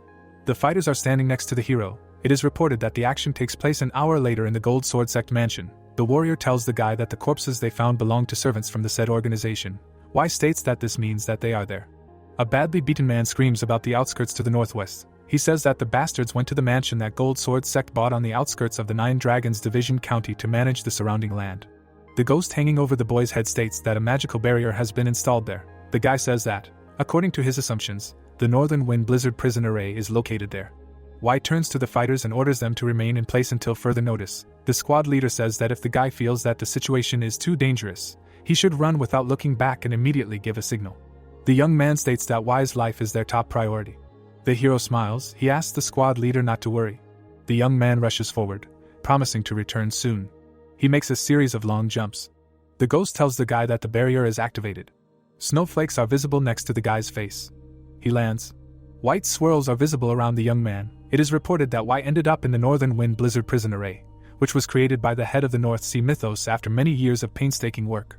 Dark silhouettes are visible behind the veil of snow. Wai thinks that orientation in space is lost here, so the trapped person begins to wander aimlessly until he loses consciousness or even dies. While for the members of the North Sea mythos this is an advantageous battlefield, since they have cold energy. The silhouettes become much clearer. Many scary monsters appear in front of the guy. Wai takes out a fan. He strikes, dealing with his opponents. Lowering his weapon, the youth says that they were just weaklings compared to Baek San. Min Chai sits in front of the hero. Wai thinks that it's time to deal with this bastard. The youth confidently walks forward. He states that he came alone, as his opponent asked, and then asks where the girls are now. Without looking up, Min Chai states that something seemed very strange to him. Wai asks what it is. Min Chai, whose eyes are not visible, states that during the hostage kidnapping, he ordered 2 of his troops to get rid of the main members of the Nine Dragons clan, and he was very interested to see how quickly the hero could find him when the chaos began around him. Min Chai looks at the hero with anger. He says that all of his men were defeated. The bastard looks at one of his subordinates, who is kneeling. Min Chai clenches his fist. Standing in front of the hero, he says that the Heavenly Cult's unrivaled strategy to conquer Zhongyuan and the plan to destroy the Orthodox faction have failed, as Wai not only understood the strategy that even the strongest members of the heavenly cult could not figure out for a long time, but also managed to use it against his enemies. Yun Woon Wai is seen behind Min Chai. The bastard says that this is simply impossible to pull off unless the hero himself has developed this strategy, and does not know it down to the smallest detail. A smile appears on Min Chai's face. He says that all this is unrealistic, and he has convinced himself many times that this is complete nonsense, but his mind cannot come to any other conclusion. Min Chai clutches his head. Wai asks if his opponent is delirious. He brings his hand to his face. Pointing his finger at the hero, he asks if this is Yun Woon Wai. The hero remains silent. A smile appears on his face. He unfolds his fan and states that he seems to have been exposed. Gyujin looks up in pain, trying to figure out where she is. A man approaches her, saying that the girl has finally woken up. Gyujin recognizes Na Jin Bei from Gold Sword Sect. The fat man, looking at the girl, says that he completely forgot about something. His appearance begins to change. He states that he did not warn her, that he is still wearing a mask. Gyujin looks at the man in shock and realizes that in front of her is Jianshi, and his aura is exactly the same as that of a cursed white bone instructor, demon-wheeled Jianshi. A creature of indeterminate gender appears in front of the girl. It says that Gyujin is very smart, and nothing else could be expected from a Qingqing disciple. An unpleasant creature with earrings in its ears sits down in front of the girl and introduces itself as Red Bone Terror, and the master of Black Bone Ghost Valley. Gyujin, who has a hand appearing in front of her face, realizes that her body is not obeying her at all. Red Bone Terror looks at his victim and states that she got it right and that it was the magic he used. The girl opens her mouth and screams for the damn demon to take his hands off her, and he complains that Gyujin is screaming too loudly. Red Bone Terror squeezes the girl's cheeks and says that she should follow her friend's example. Sunny lies unconscious on the floor and Gyujin calls out to her. Red Bone Terror continues to stretch out his hand and states that Sunny, even after waking up, chose not to twitch unnecessarily. Jianshi opens the unconscious girl's eye and states that she is a real smart girl. Red Bone Terror notices something. Looking up, the creature says that the barrier has activated. It turns away from the girls lying on the floor and states that Tang Woon Wai must have arrived here, or maybe someone else wants to help the captives. Red Bone Terror walks away from the hostages. The creature asks if they are happy and if they have any hope. Jianshi chuckles disgustingly. Looking over his shoulder at the girls, Red Bone Terror tells them not to worry, as they will turn into wonderful Jianshi right after this is over. The hostages are lying on the floor. Gyujin turns to Sunny and asks how she is feeling. She replies that, in principle, everything is fine, but she really doesn't like the place they ended up in. Gyujin, looking at her friend, says that the bastard really prepared well and there are definitely other enemies here besides him. On top of that, they set up a barrier. Sunny, looking to her right, says that she cannot move because of the spell, and the icy poison is slowly spreading through her body. Gyujin, smiling, says that the situation looks simply disgusting. Sunny, looking up thoughtfully, asks her friend if she thinks Summon is okay now.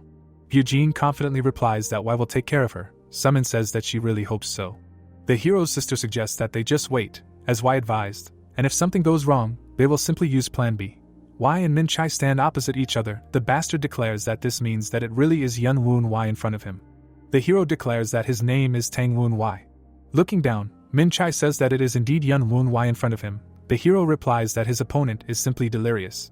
He, taking hold of the hilt of the sword, demands not to play the fool. Min Chai strikes with the sword. Wai, taking out his weapon, takes a fighting stance. In front of us is the left eye of the young man. Wai realizes that his opponent is armed with a demonic blade called the Life-Sealing Sword, and it is the treasure of the North Sea mythos Blade Demon, made from dozens of thousand-year-old ice crystals. The weapon emits a blue glow. Wai thinks that an unimaginable amount of yin energy is concentrated in this weapon. The hero, raising his left hand, declares that in essence this is nothing more than a vessel with a miraculous medicine. The ghost hanging behind the young man says that no one except Wai would consider such a weapon to be any kind of medicine. Min Chai, closing his eyes, says that at first he hated the hero because he almost has the same name as Yun Woon Wai. Then he realized that the guy knows too much about the inner workings of heavenly demon cult, and then for some reason he saved the members of revered demon god mythos. The villain, with his mouth wide open, shouts that now, having seen the hero in front of him with his own eyes, he immediately understood everything. He recognized the impudent manner of behavior, the tone of voice, the look, the manners, and even the gait. Putting forward his sword, Min Chai shouts that Yun Woon Wai is in front of him. We see the lower part of the hero's face. Smiling, he declares that he could not even imagine that he would touch his opponent's soul so much. Yun Woon Wai is visible above the scoundrel's head. Raising his right hand, the hero says that Min Chai seemed to want to see him in a coffin, but as long as he is alive, he will not be able to receive the title of heir. Min Chai trembles with rage. The hero asks if the villain is able to take his place now. The young man answers his own question, declaring that if this were really so, the scoundrel would now be engaged not in all sorts of nonsense, but in real affairs. Y, smiling, declares that Min Chai has not changed at all over the past 6 years. The villain stands with his head down. With his mouth wide open, he declares that he recognizes the insults that Yun Woon Wai was famous for, then repeats the name he just said over and over again. The hero, smiling, declares that Min Chai should stop repeating his name like a parrot, since he looks like a degenerate. The villain raises his weapon above his head. 2 fighters appear from the fog. One of the villain's henchmen holds out his sword. It turns out that the hero is facing a fairly decent number of enemies. Min Chai, standing behind them, says that Y should understand that the leader of the North Sea mythos is invincible inside the Northern Wind Blizzard prison array. Angrily glaring at his enemy, Min Chai declares that the hero will die in this blizzard like a useless dog. The young man, calmly standing in front of the enemies, declares that it seems that Min Chai is the one who does not understand something. The villain asks again in surprise. The boy's eyes emit a purple glow. He states that if Min Chai thought that this was really Yun Woon Wai in front of him, he should have been much more careful. A wall of energy appears in front of the boy. The fighters scream in fear as the ground cracks and the Northern Wind Blizzard prison array collapses. Y, smiling, asks if Min Chai really thought that he did not know how to destroy such a shitty barrier. Raising his index finger, the hero says that he will not let the Yin energy of the ice crystals that went into creating this barrier go to waste. He uses the skills Phantom King Tome and Demonic Eye's Purple Veil of Oblivion. Purple streams rise around the hero. He promises to use the aforementioned energy wisely. We see the dark silhouette of the hero. The guy uses the skill Evil Demon Hell Array. Min Chai grits his teeth in rage. He cannot believe that his opponent not only destroyed the Northern Wind Blizzard prison array, but also rebuilt it into his own barrier. One of the fighters coughs up blood, the second shouts to the air that Y filled the blizzard with poison. Min Chai shouts the hero's name in rage. Raising 2 fingers, the hero asks the bastard to stop taking his name in vain. He reminds him that he himself challenged him to a fight. Jianshu with red eyes shouts to his comrades that the young master's life is in danger, and they must immediately deal with the enemy. Enemies fly at the hero from all sides. Y says that this is extremely stupid behavior in battle. The hero's sword leaves black marks behind it. A powerful white beam is visible in front of the young man. A scary-looking character appears above his head. Y tells his enemies that their techniques are very good in a snowstorm because they are difficult to notice. But now he can see everything perfectly. Min Chai looks in shock at the hero emitting black streams around himself. He realizes that he sees the divine sword of the heavenly demon. A net made of purple rays appears around the guy. He uses the skills Mara Thousand Swords Form and Mara Sword Tempest. The enemies, exposed to the rays, die one after another. Min Chai barely parries the blow. He grits his teeth from rage and tension. The corpses of his fallen fighters lie around the bastard. Y covers his face with a fan. Min Chai's head shakes. With his mouth wide open, he screams deafeningly. The bastard strikes, but the hero, smiling, blocks it. We see the faces of 2 opponents. Min Chai again shouts the name of the hero, which he bore in his past life. Min Chai, gritting his teeth from the strain, tries to hold back the hero's blow. He shouts that he somehow gained the ability to use internal energy, but is still inferior to him in strength. A bright white flash is visible between the opponents. Min Chai puts forward his left hand. Looking ironically at the enemy, Y asks if Min Chai is happy that he is stronger. The scoundrel looks at the hero with hatred. He tries to attack the young man again. His long hair flutters in the air. The figure of the villain blurs. A trace of a blow is visible next to Y's head. The opponents are fighting in close combat. The hero looks at his opponent. A blue trace is visible next to him. Y is noticeable next to his opponent. A drop of sweat runs down the scoundrel's cheek. The hero puts forward his shoulder. White circles spread around him. The young man holds a sword in his hands. He approaches his opponent. Min Chai angrily shouts that he will not allow the young man to do anything. Huge blue crystals appear in front of the bastard. Y somersaults in the air. He pulls the cord of his fan. Black projectiles fly at Min Chai, who realizes that a hidden weapon is being used against him. The needles hit Min Chai. We see black splashes. The bastard's suit is splattered with black liquid. His eyes turn white. He accuses his opponent of poisoning his projectiles. Y rushes to attack, asking if the bastard likes the poison he used. Yellow flashes are visible between the opponents. Min Chai cannot understand why everything is happening this way if Y's martial arts skills are much worse than his own. Min Chai grits his teeth in rage. He realizes that he is not able to defeat this opponent. Y smiles happily. Min Chai looks at the enemy with fury, thinking that he is looking down on him again. The bastard thinks that the hero thinks that he is much weaker than those masters with whom Yun Woon Wai fought when he was the heir to the head of the cult. Beads of sweat are running down the bastard's cheeks. He understands that the hero thinks that his movements are not flexible and fast enough. Spreading his arms out to the sides, Min Chai asks if Y still thinks that he is a weak opponent. An ice sword appears in his hand. With a deafening scream, Min Chai throws out his left hand. A white mark from the blow is visible in front of the bastard's face. The hand holding the sword flies to the side. In front of us is Min Chai's left eye. A bright white flash occurs above the opponents. Energy dissipates in the air. A white cloud hangs over the battlefield. The sword quickly spins in the air. It sticks into the ground. Wai calmly asks Min Chai if he ever wondered why the evil ghost battle robe was used against him. The young man smiles mockingly and says that he is a completely stupid character and that he can't be expected to be quick-witted. Holding his severed arm, Min Chai asks again in amazement. Breathing heavily, the young man asks if Wai deliberately made him use his strongest move, demanding to know why. The hero holds his weapon forward and asks if his opponent has figured it out yet. Min Chai attacks the guy again. The hero's fan emits streams of purple energy. The bastard holds a sword in his hand. The hero tells him that he deliberately made him think that the speed he sees is the maximum. Wai points his fan at the enemy, asking if he really thinks he has become stronger if he lets his guard down in the middle of the fight. The guy says that most likely, Min Chai's ego has only increased. The hero is wearing an evil ghost battle robe. He says that the bastard should have been wary already when he saw that his opponent for some reason does not use this robe. Min Chai, gritting his teeth in anger, calls the hero a young heavenly demon. The bastard clutches his head. He thinks that the society helped him reach the early supreme peak, and the bastard in front of him is nothing compared to who he was 6 years ago, and he is much worse at martial arts than he is. Min Chai looks out from behind his own fingers. He sees a white figure with a chain in his hand. The image of this character cracks. The space disintegrates into many parts. Min Chai holds his face. He cannot understand why, despite all these conditions, he, putting in maximum effort, is not able to defeat this opponent. Min Chai lets out a deafening scream. Summon rushes forward. She thinks that the demonic martial artists standing guard have started to move. A bird is visible above the high pagoda. The girl thinks that her enemies are in this building. Summon puts a pill in her mouth. She can't believe that Wai gave her the anomaly bird. It seems to her that the guy completely forgot that she belongs to a Buddhist sect. The girl looks at the warriors from around the corner. She thinks that she needs to deal with the guards, and Righteous Wind will take care of all the other enemies.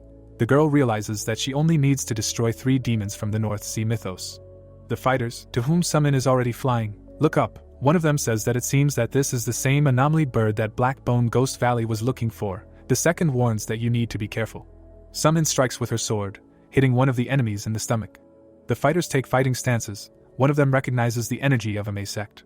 The girl, taking the sword out of the defeated enemy, declares that she has dealt with one. Summon raises the weapon for the next blow. She says that there are only 2 villains left. The enemy blocks the girl's blow. The second one flies up to her from behind. The bird rushes at the enemy. The fighter, with difficulty holding back Summon's blow, calls her a damned bitch from a Mei sect. The girl says that she did not expect polite behavior from a demonic martial artist. The warrior grinds his teeth from tension. Someone says that he was sure that Summon would come. The girl looks at the enemy in surprise. She receives a powerful blow to the left side. Redbone Terror comes forward. He asks if Summon really came here alone. 2 more fighters are standing behind the villain. He says that he underestimated the girl. Summon breathes heavily. She puts her sword in front of her and says that nothing in this world comes easy. Summon, who is facing enemies, holds out her sword. Redbone Terror asks if the girl really came here alone. The villain rings the bell. He says that he underestimated the girl. A loud sound spreads around Redbone Terror. He reads some kind of spell. Summon stands, gritting his teeth. A pink glow is visible around the girl. Redbone Terror, raising his right hand, says that, as he thought, such a thing would not work on a follower of a Mei sect. Summon reflects the enemy's blow. We see the girl's left eye. She understands that she cannot defeat the enemies with only anti-demonic energy, and tries to figure out what to do next. Summon fights the enemies. One of them says that she defends herself very well. The girl notices something to her left. It seems to her that the techniques used by the enemies are very familiar to her. A smile appears on the beauty's face. She realizes that she saw the same movements during her duel with Wai, and that the guy was preparing her and her friends to fight these demons. The girl thinks that the members of the Tang clan are famous for their cunning, but even for them this is somehow too much. The girl's sword leaves a bright trace in the air. A bird circles above the bald fighter's head. It flies through the enemy, leaving a huge hole in him. Redbone Terror looks at Ju, thinking that he would never have believed that he would see a bird here, which he unsuccessfully looked for elsewhere. Redbone Terror rings his bell again. The bird's head turns black and white. The feathered creature receives a powerful blow. The girl, reflecting another attack of the enemy, understands that her feathered ally got very badly hit. A reddish sphere appears above Redbone Terror's right hand. The vile creature says that soon everything will be over. Eugene is lying on the floor. She feels a vibration and says that perhaps Wai has come. Sunny, listening to her feelings, says that she can smell Summon's blade. Her friend asks why Summon came, and if Wai is nearby. Sunny replies that she can smell the guy. but he himself is not here. Closing her eyes, the girl says that this is a rather strange sensation, and the smell seems somehow stagnant. Then she realizes that Ju has flown here. Without opening her eyes, Sunny says that she can smell Wise Blade, but very far away, she also senses several members of Righteous Wind, and besides them, there is no one else nearby. Eugene asks if this means that only Sumin and Ju are nearby. Sunny confirms this assumption. The girls are lying on the floor next to each other. Sunny says that Sumin hardly had time to gain enough energy. Eugene, closing her eyes, calls Spectral Streak. Above the girl's head, a creature with a perpetual grin is seen, asking if Eugene called her. The girl, looking at Spectral Streak, asks if this creature can make her body move if she lends it to him. Spectral Streak places his hand on Gyujin's shoulder and says that she seems to have completely lost her mind. The girl demands to know. Spectral Streak happily states that of course he can do it. She states that it is quite easy to bypass the sorcery and ice poison, but the girl's body will be in no good shape afterwards. Gyujin resolutely says that if she can save Sumin and Sunny, everything else will be unimportant. Spectral Streak, continuing to grin, asks again in surprise. Her hands with sharp claws are visible above the girl's head. Gyujin states that if she can fight, she will agree to anything. The beauty's eyes turn white. Lying next to her, Sunny looks up in amazement. She realizes that she sees the energy of ghosts, and asks her friend why she is doing all this. The hero's sister gets to her feet. Two huge horns are visible on the top of her head. Spectral Streak, who has taken over the body of her mistress, declares that she will never be able to understand this girl. The girl holds a weapon in her hands. She calls the one who left this sword here a stupid jiangshi and declares that it was very stupid to leave the weapon next to its owner. Gyujin, having thrown Sunny onto her shoulder, says that, as promised, she will take the child with her. Sunny does not understand why they suddenly began to call her that. Joyfully smiling, the transformed Gyujin asks where the strongest enemy is here. Sunny tells her that for 2 hours. Gyujin smiles exactly like Spectral Streak. She clarifies the location of the enemies. Holding Sunny on her shoulder, Gyujin strikes with a sword. A bright white flash is seen near Redbone Terror's head. The bastard asks in amazement what is going on here. Sumin notices something to the right of him. Shards fly in different directions.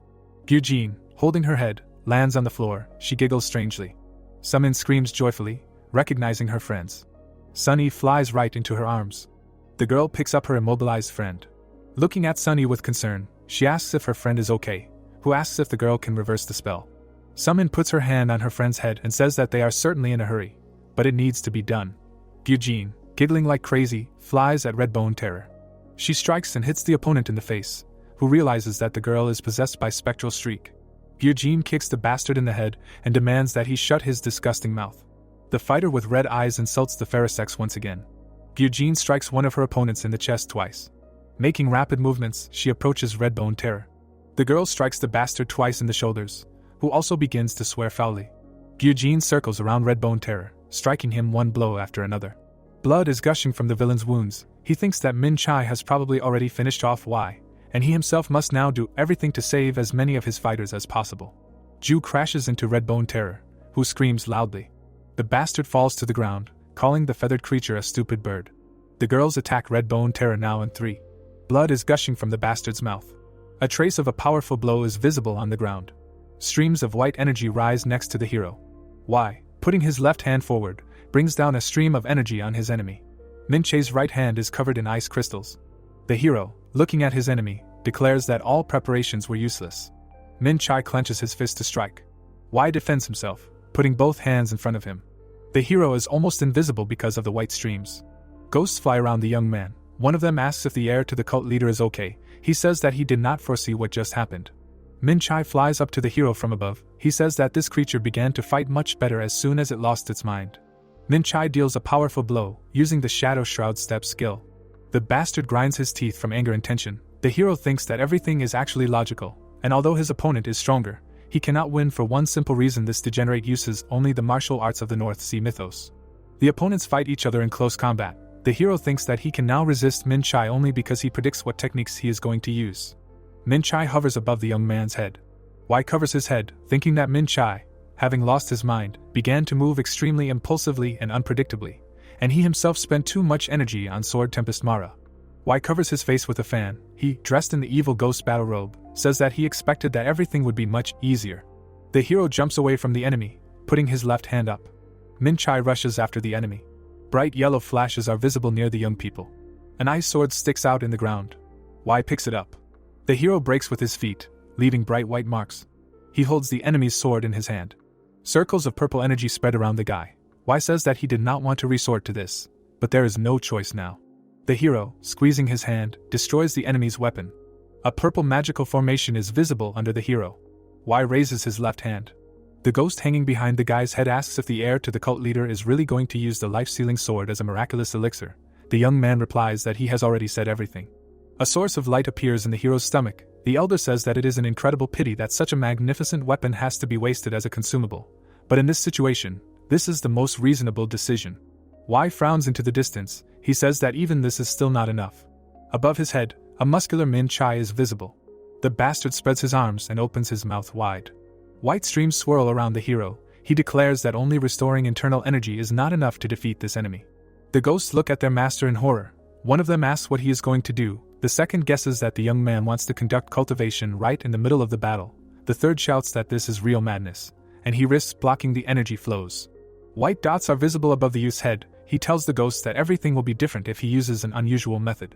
Min Chai raises his hand to strike the hero. The ground beneath him cracks. Y emits streams of blue energy around himself. The ghosts are amazed. One of them notices that the guy is fighting while cultivating energy. The second says that this seems to be Wudong's dual internal energy art. Min Chai rushes forward. White marks from blows are visible in front of the hero. The youth raises 2 fingers of his left hand. Chains fly at his opponent at great speed. The battle takes place between these objects. Y leaves his right hand to the side, in which he holds a fan. One of the elders understands that the youth is using witchcraft on top of everything else. His comrade simply does not believe what is happening. Y puts his right hand forward. The ghost is amazed and says that the hero is using martial arts, energy cultivation, and witchcraft at the same time. Yun Woon Y looks at the book. The hero remembers that in his past life he was only capable of witchcraft, so he focused on this cultivation technique to increase the speed of casting spells, and this allowed him to strengthen his position in the fight for the inheritance. In the background of the yin-yang symbol, 2 black figures are visible. The youth thinks that Wudong's dual internal energy art allows one person to be divided into 2, thanks to which it becomes possible to conduct 2 parallel thought processes. The silhouettes stand with their backs to each other. Y thinks that this skill doubles the speed of thinking, and also places a lot of stress on the upper dantian, and if something goes wrong, there is a very high risk of receiving heavy damage.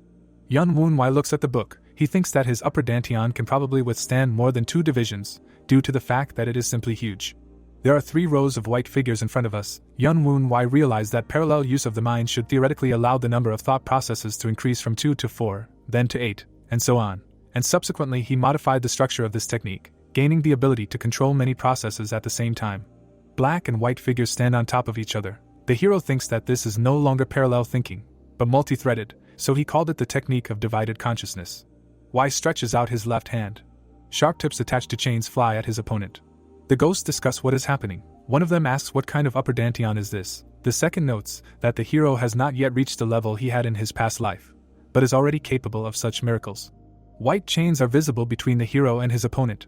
Y thinks that it is necessary to dodge as many attacks as possible in order to minimize energy loss for recovery. In addition, it is necessary to increase energy absorption, but the problem is that the life-sealing sword contains a colossal amount of this very energy.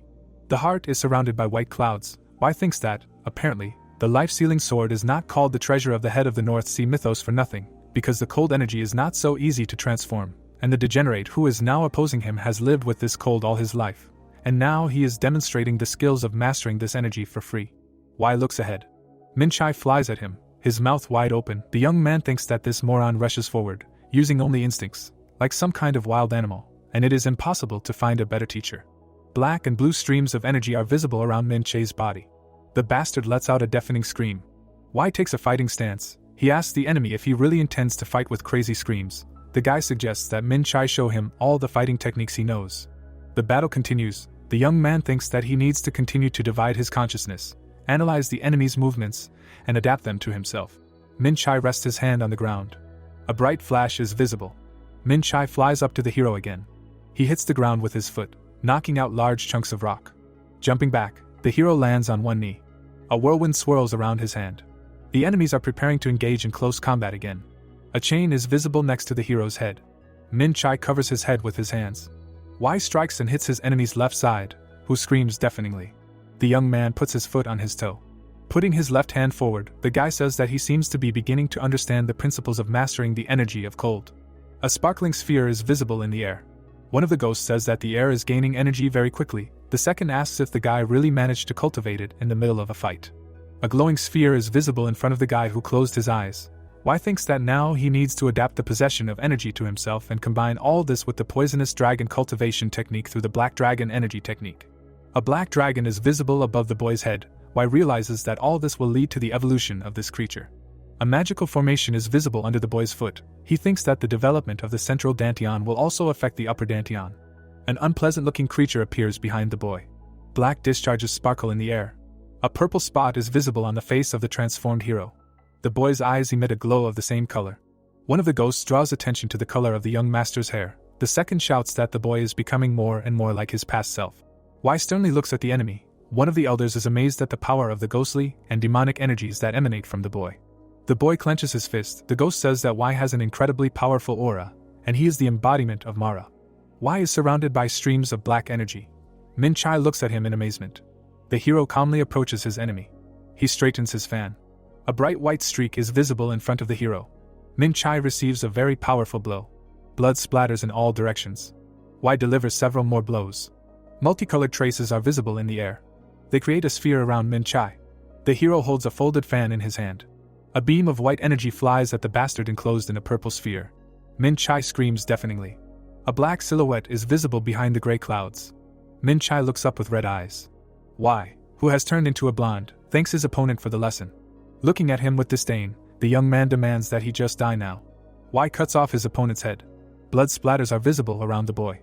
An elder hanging above the boy's head declares that he managed to defeat an opponent who had reached the peak of perfection despite his sudden transformation. Another ghost says that it is unlikely that anyone else could have done the same. Y mercilessly slaps one of the elders on the nose and demands that these ethereal beings stop sucking up. He states that he will now have to revise the black dragon energy cultivation technique again, which he has been hastily reworking. The hero stands over the decapitated enemy. He thinks that he still hasn't reached the supreme peak, but he managed to absorb a huge amount of energy from the life-sealing sword and was able to use the split consciousness for at least a short time. One of the ghosts states that the dead man was one of the 10 pillars of the demon path, but died such a miserable death. Y says that everyone gets what they deserve one day. A severed head lies on the ground.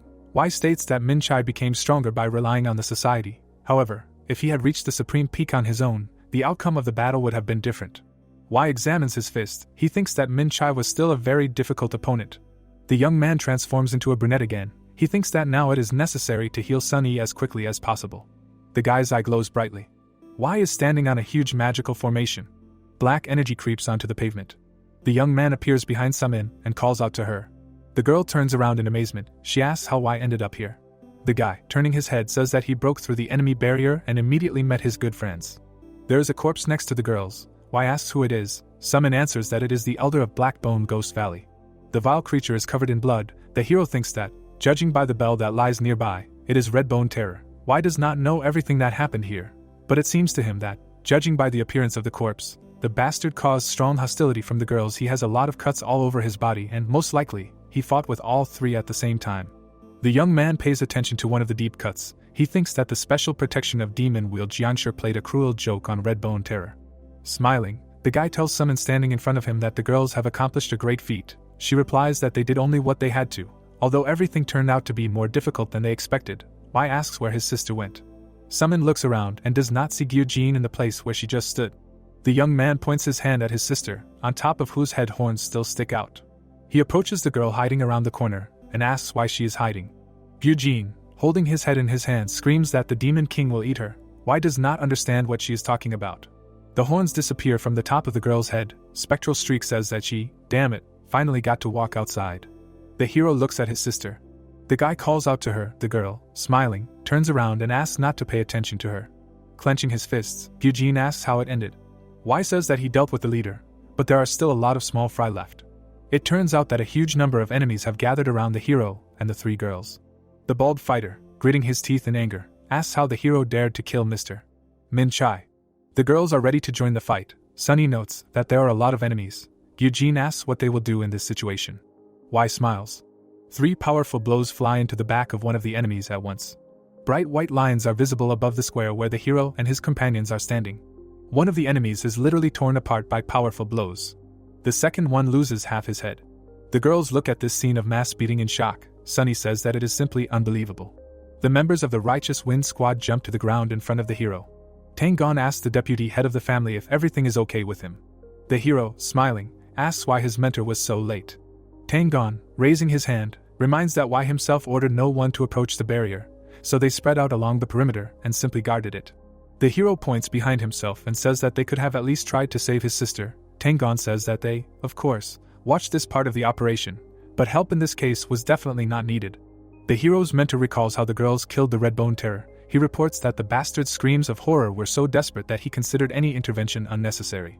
The girls they are talking about now experience completely different emotions. Someone is laughing, someone, on the contrary, is very ashamed. Tang, smiling, asks if all this means that the operation was successful. Wai, raising his left hand, declares that his mentor knows his student very well. Looking to his left, the guy wants to say something about the bastard's body. Suddenly, he notices someone. It turns out that a man in a white robe is standing in front of the corpse. He turns everything around him into ice, including people. The hero and his companions are covered in a thick layer of ice. Wai looks at the character who appeared in front of him in fear. The members of the Righteous Wind Squad rise to their feet, desperately trying to come to their senses. The girls are trembling. The man who appears has his back to the hero and his companions. Wai thinks that he is emitting incredible cold energy. It is reported that before us is the Blade Demon, the leader of the North Sea mythos, Gurak Song. Tang shouts at the Righteous Wind Squad members to take the 7th formation. The man steps forward. He looks back at the hero standing behind him and demands that he take the girls with him and run without looking back to the estate. Tang promises to buy time for a retreat. Raksong, looking at those present with crazy eyes, says that the battlefield may be filled to the brim with grievances and hatred, but the father is still allowed to return the body of his son home. The fighters squat under the influence of some force.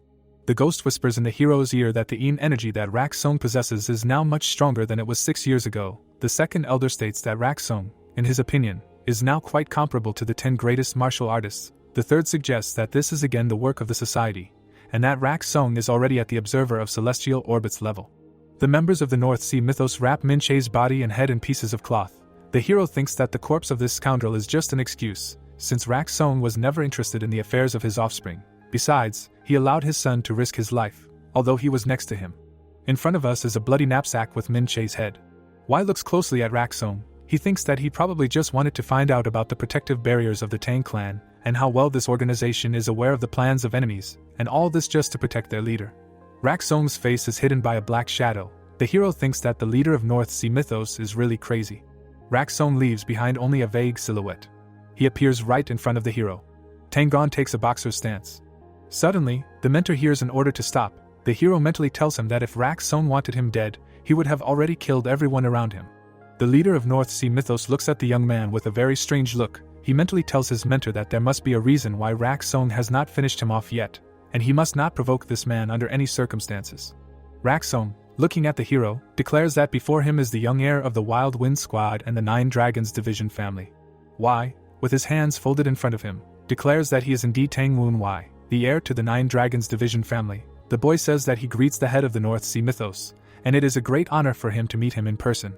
Raksong, with his head strangely tilted, calls the boy a liar. He states that he is outwardly calm as the surface of the sea, but inside his heart is boiling with anger and indignation. He asks if they are familiar.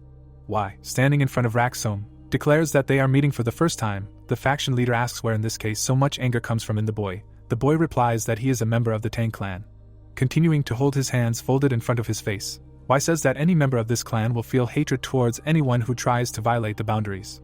Raksong, with his eyes closed, says that the boy is deceiving, and this is a different anger, since the hero's emotions are more primitive and pure. Looking at Wai searchingly, the leader of the North Sea mythos asks if he has ever lost a member of his family. The hero begins to get angry. He thinks that this bastard asked such a question after he used his own son as a weapon, and when he died, he simply threw him in the trash. The young man remembers his mentor, who disappeared after the traitors sold him to the society. The young man's eyes are closed. He also remembers his followers who were killed and persecuted. He literally begins to tear himself apart from the desire to finish off this bastard right here and now. The young man's hands are shaking. He understands that, nevertheless, he must endure for the sake of those followers who are still alive and have not lost hope. Wai, smiling, looks at Raksong. He states that he has never lost anyone, but no one knows what can happen in the future. Someone appears above the heads of the interlocutors. He asks why the stranger is so interested in the Tang clan. Tang looks up in fear. He recognizes that voice. Wai smiles. He thinks that Min Chai was not much of a problem, but if the head of North Sea mythos has appeared, then one very powerful person cannot stay away any longer. Moon Hyuk stands with his arms folded across his chest. Green energy flows from his eyes. The old man says that if Rak Song still has things to do, then he should finish them quickly and get out of here. The head of North Sea Mythos looks at Moon Hyuk with a crazy look. Gyujin looks up and sees Moon Hyuk. Sunny looks up in surprise. She realizes that this aura most likely belongs to the patriarch of the Tang clan, Dark Sovereign. Summon states that this is one of the 10 greatest martial artists, like her father. The old man jumps. He lands behind the hero. Moon Hyuk approaches the interlocutors. Rak Song recognizes the old man. Looking straight at Dark Sovereign, he asks if his old acquaintance, the head of the Tang clan, decided to come out to him. He states that they have not seen each other for a long time. The old man, frowning at Rak Song, states that a lot of time has passed since their last meeting, but this does not mean that he is happy to see Rak Song again. Wai looks at the two experienced warriors in surprise. Rak Song states that the old man's words are cruel, and he has come a long way to see him. Moon Hyuk asks if Rak Song came for his head. He does not deny it, stating that many will be happy if he returns home with this trophy. One of the ghosts is surprised by such a conversation. The second says that the interlocutors are talking about killing each other, but at the same time they are incredibly calm. Moon Hyuk frowns at his opponent. Wai thinks that they are both crazy. The first is trying to use the assassination plan to make money off of it, and the second is aware of it, but acts as if he doesn't care at all. Rak Song looks at the old man. Moon Hyuk asks if the head of North Sea Mythos really thinks he can take his head home. Sharp spikes are sticking out of Dark Sovereign's body and arms. Rak Song, threateningly looking at the old man, declares that he is quite capable of carrying out his threat. White streams rise around his body. Powerful streams of energy collide between the opponents. Tangon, putting his elbow forward, asks what the hell is going on. Wai grits his teeth from the tension, feeling an incredible pressure. The opponents look at each other. Rak Song turns his back to his opponent, who asks if the head of North Sea Mythos is really going to leave. He looks over his shoulder at the old man and states that there is no point in staying here any longer, since he has already gotten what he wanted. Moon Hyuk asks again, surprised. Rak Song tells him that he will come visit soon and bring a valuable gift. The old man says that he will look forward to it. Rak Song replies that it would be nice. The leader of the North Sea Mythos vanishes into thin air, leaving behind only white smoke. One of the fighters falls to the ground, sobbing. Wai and his companions bow their heads before Dark Sovereign. The hero greets the old man and states that they are all very grateful to him. Moon Hyuk replies that all the members of the Tang clan are his dear children. Dark Sovereign tries to answer that he only did what he had to, but sees the hero fainting in front of him. Wai's eyes are directed upward. Moon Hyuk raises his hand. The old man bends over the unconscious hero. Supporting his head with his hand, Dark Sovereign states that the boy has a lot of internal injuries, and that he lasted so long is truly impressive. The old man remembers Rak Song's gaze and says that the bastard finally got what he wanted. Moon Hyuk, looking down sternly, states that they need to start preparing. Carriages pass by the trees. A girl is visible in the window of one of them. The friends are sitting next to each other. Gyujin looks very upset, thinking that she promised her brother to be his blade, but in the end, she was of no use to him. The girl looks at Sumin, who is sitting next to her with a sad look. Gyujin calls out to her friends. Nervously crumpling her dress, the girl says that she wants to become stronger. Sunny and Sumin exchange glances. Smiling, they look at Gyujin. The girls touch fists, promising each other to become stronger. The carriage arrives at the gates of the mansion. There is a round table between two chairs. The hero's head is lying on a pillow. The ghosts, sobbing, ask if the heir of the cult leader is okay. The hero gets up from the bed. He looks at his hands in surprise. One of the elders says that the Dark Sovereign himself worked on the guy. Someone asks the young man if he has woken up yet. Wai looks to his left in surprise. A young girl is standing behind Moon Hyuk. The old man says that the guy seems to be recovering well. Wai folds his hands in front of his face and greets the Tang leader. He thanks him for healing and says that he does not know if he will ever be able to repay him for this.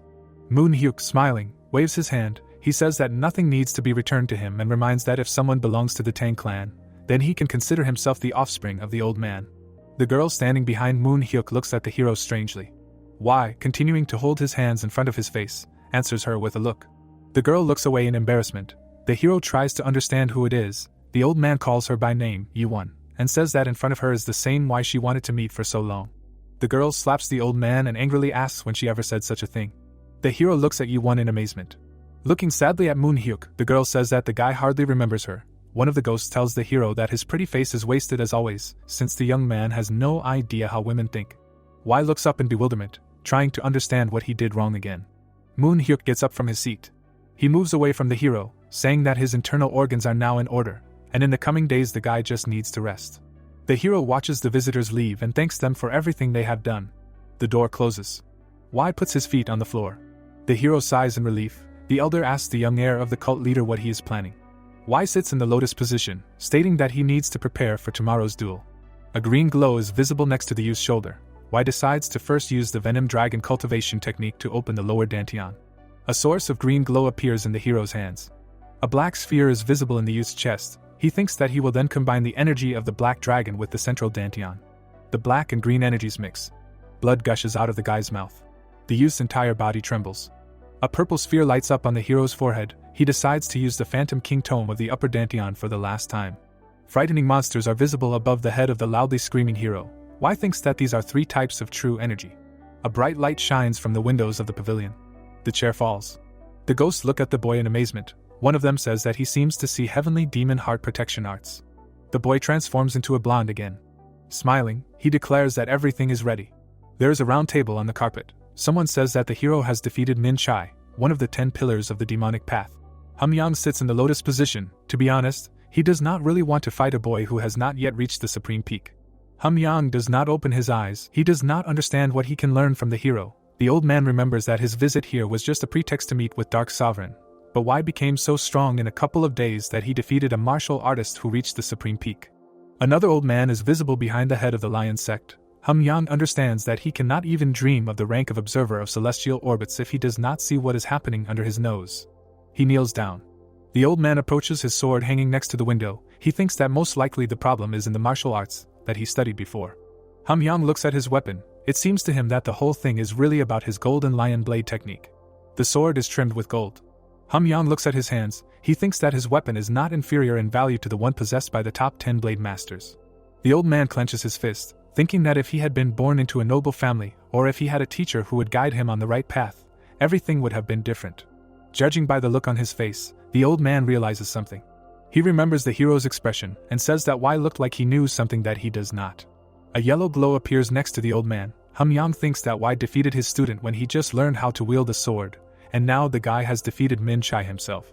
A vague red streak is visible in front of Hamyang's feet. The head of the lion sect comes out of the pavilion.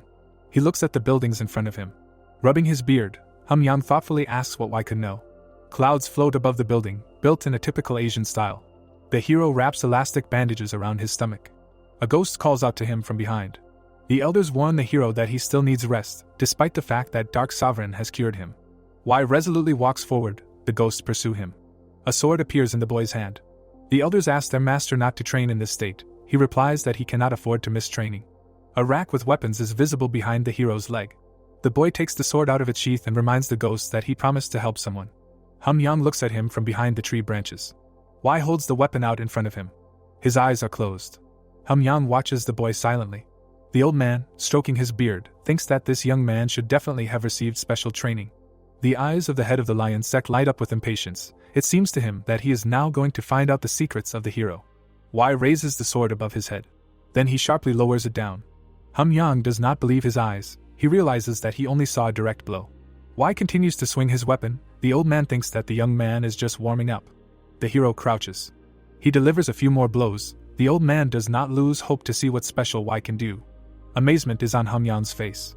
The hero stands with his sword in front of him. The head of the lion sect cannot believe that he has already finished training. The branch crunches in the old man's hand. Hamyang does not understand why he did not see anything that Dark Sovereign could teach the young man. Besides, the guy did not show the secret techniques of the Tang clan. Hamyang grinds his teeth in anger. He does not understand why the young man is practicing the most ordinary lunges. The old man sighs in disappointment. He understands that he wasted his time and most likely, the confidence in the young man's eyes when talking to him was a regular bluff. Hamyang frowns in front of him. The hero below him continues to swing his sword. The young man smiles happily. The old man cannot understand only one thing: why Y sincerely enjoys his banal training. A bird sits on the roof. In front of the girls we already know, there are many fighters. Gyujin is surprised. She notices someone. The girl raises her hand and shouts that she and her friends are here.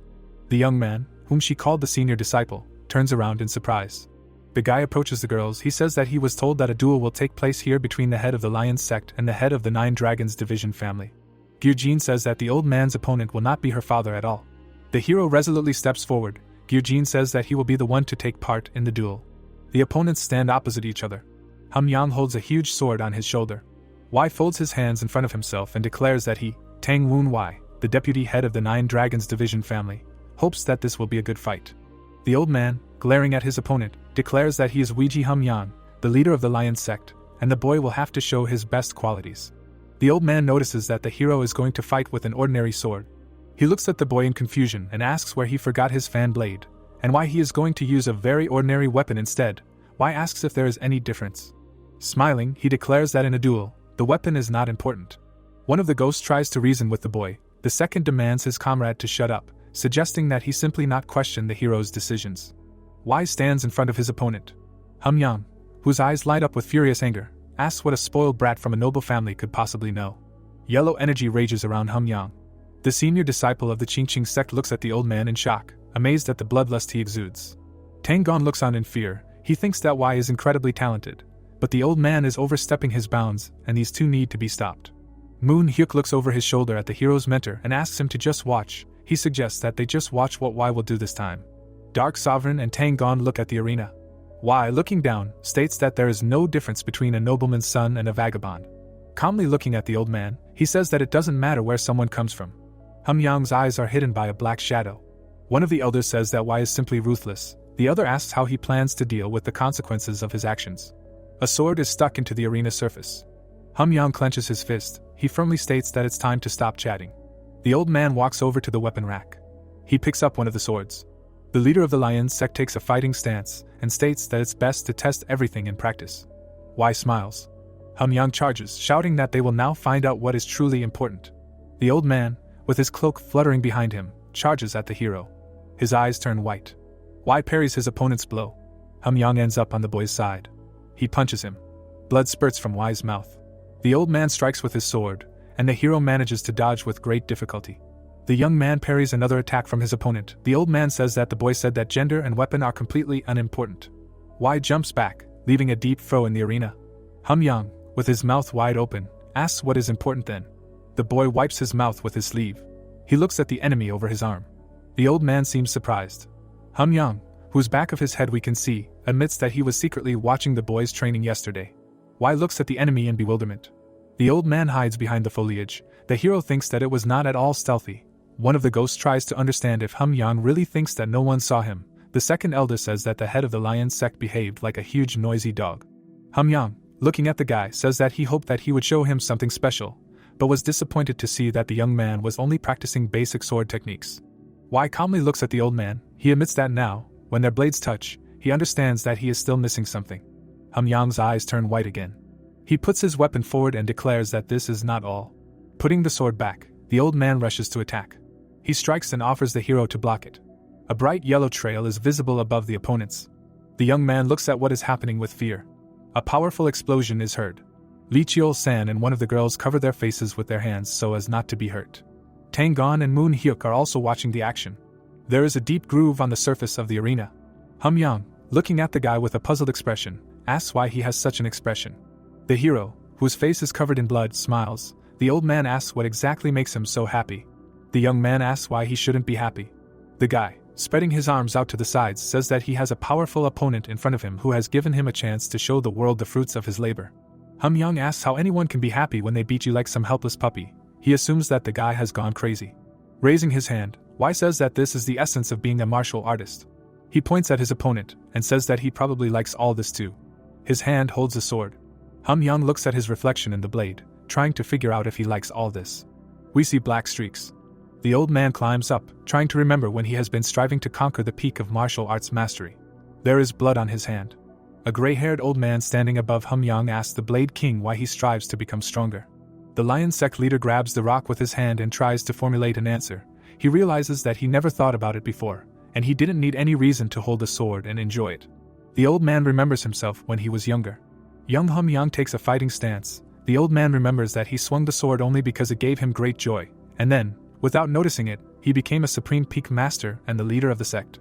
Hum-yang stands with a huge sword on his shoulder. The old man holds onto the edge of the rock.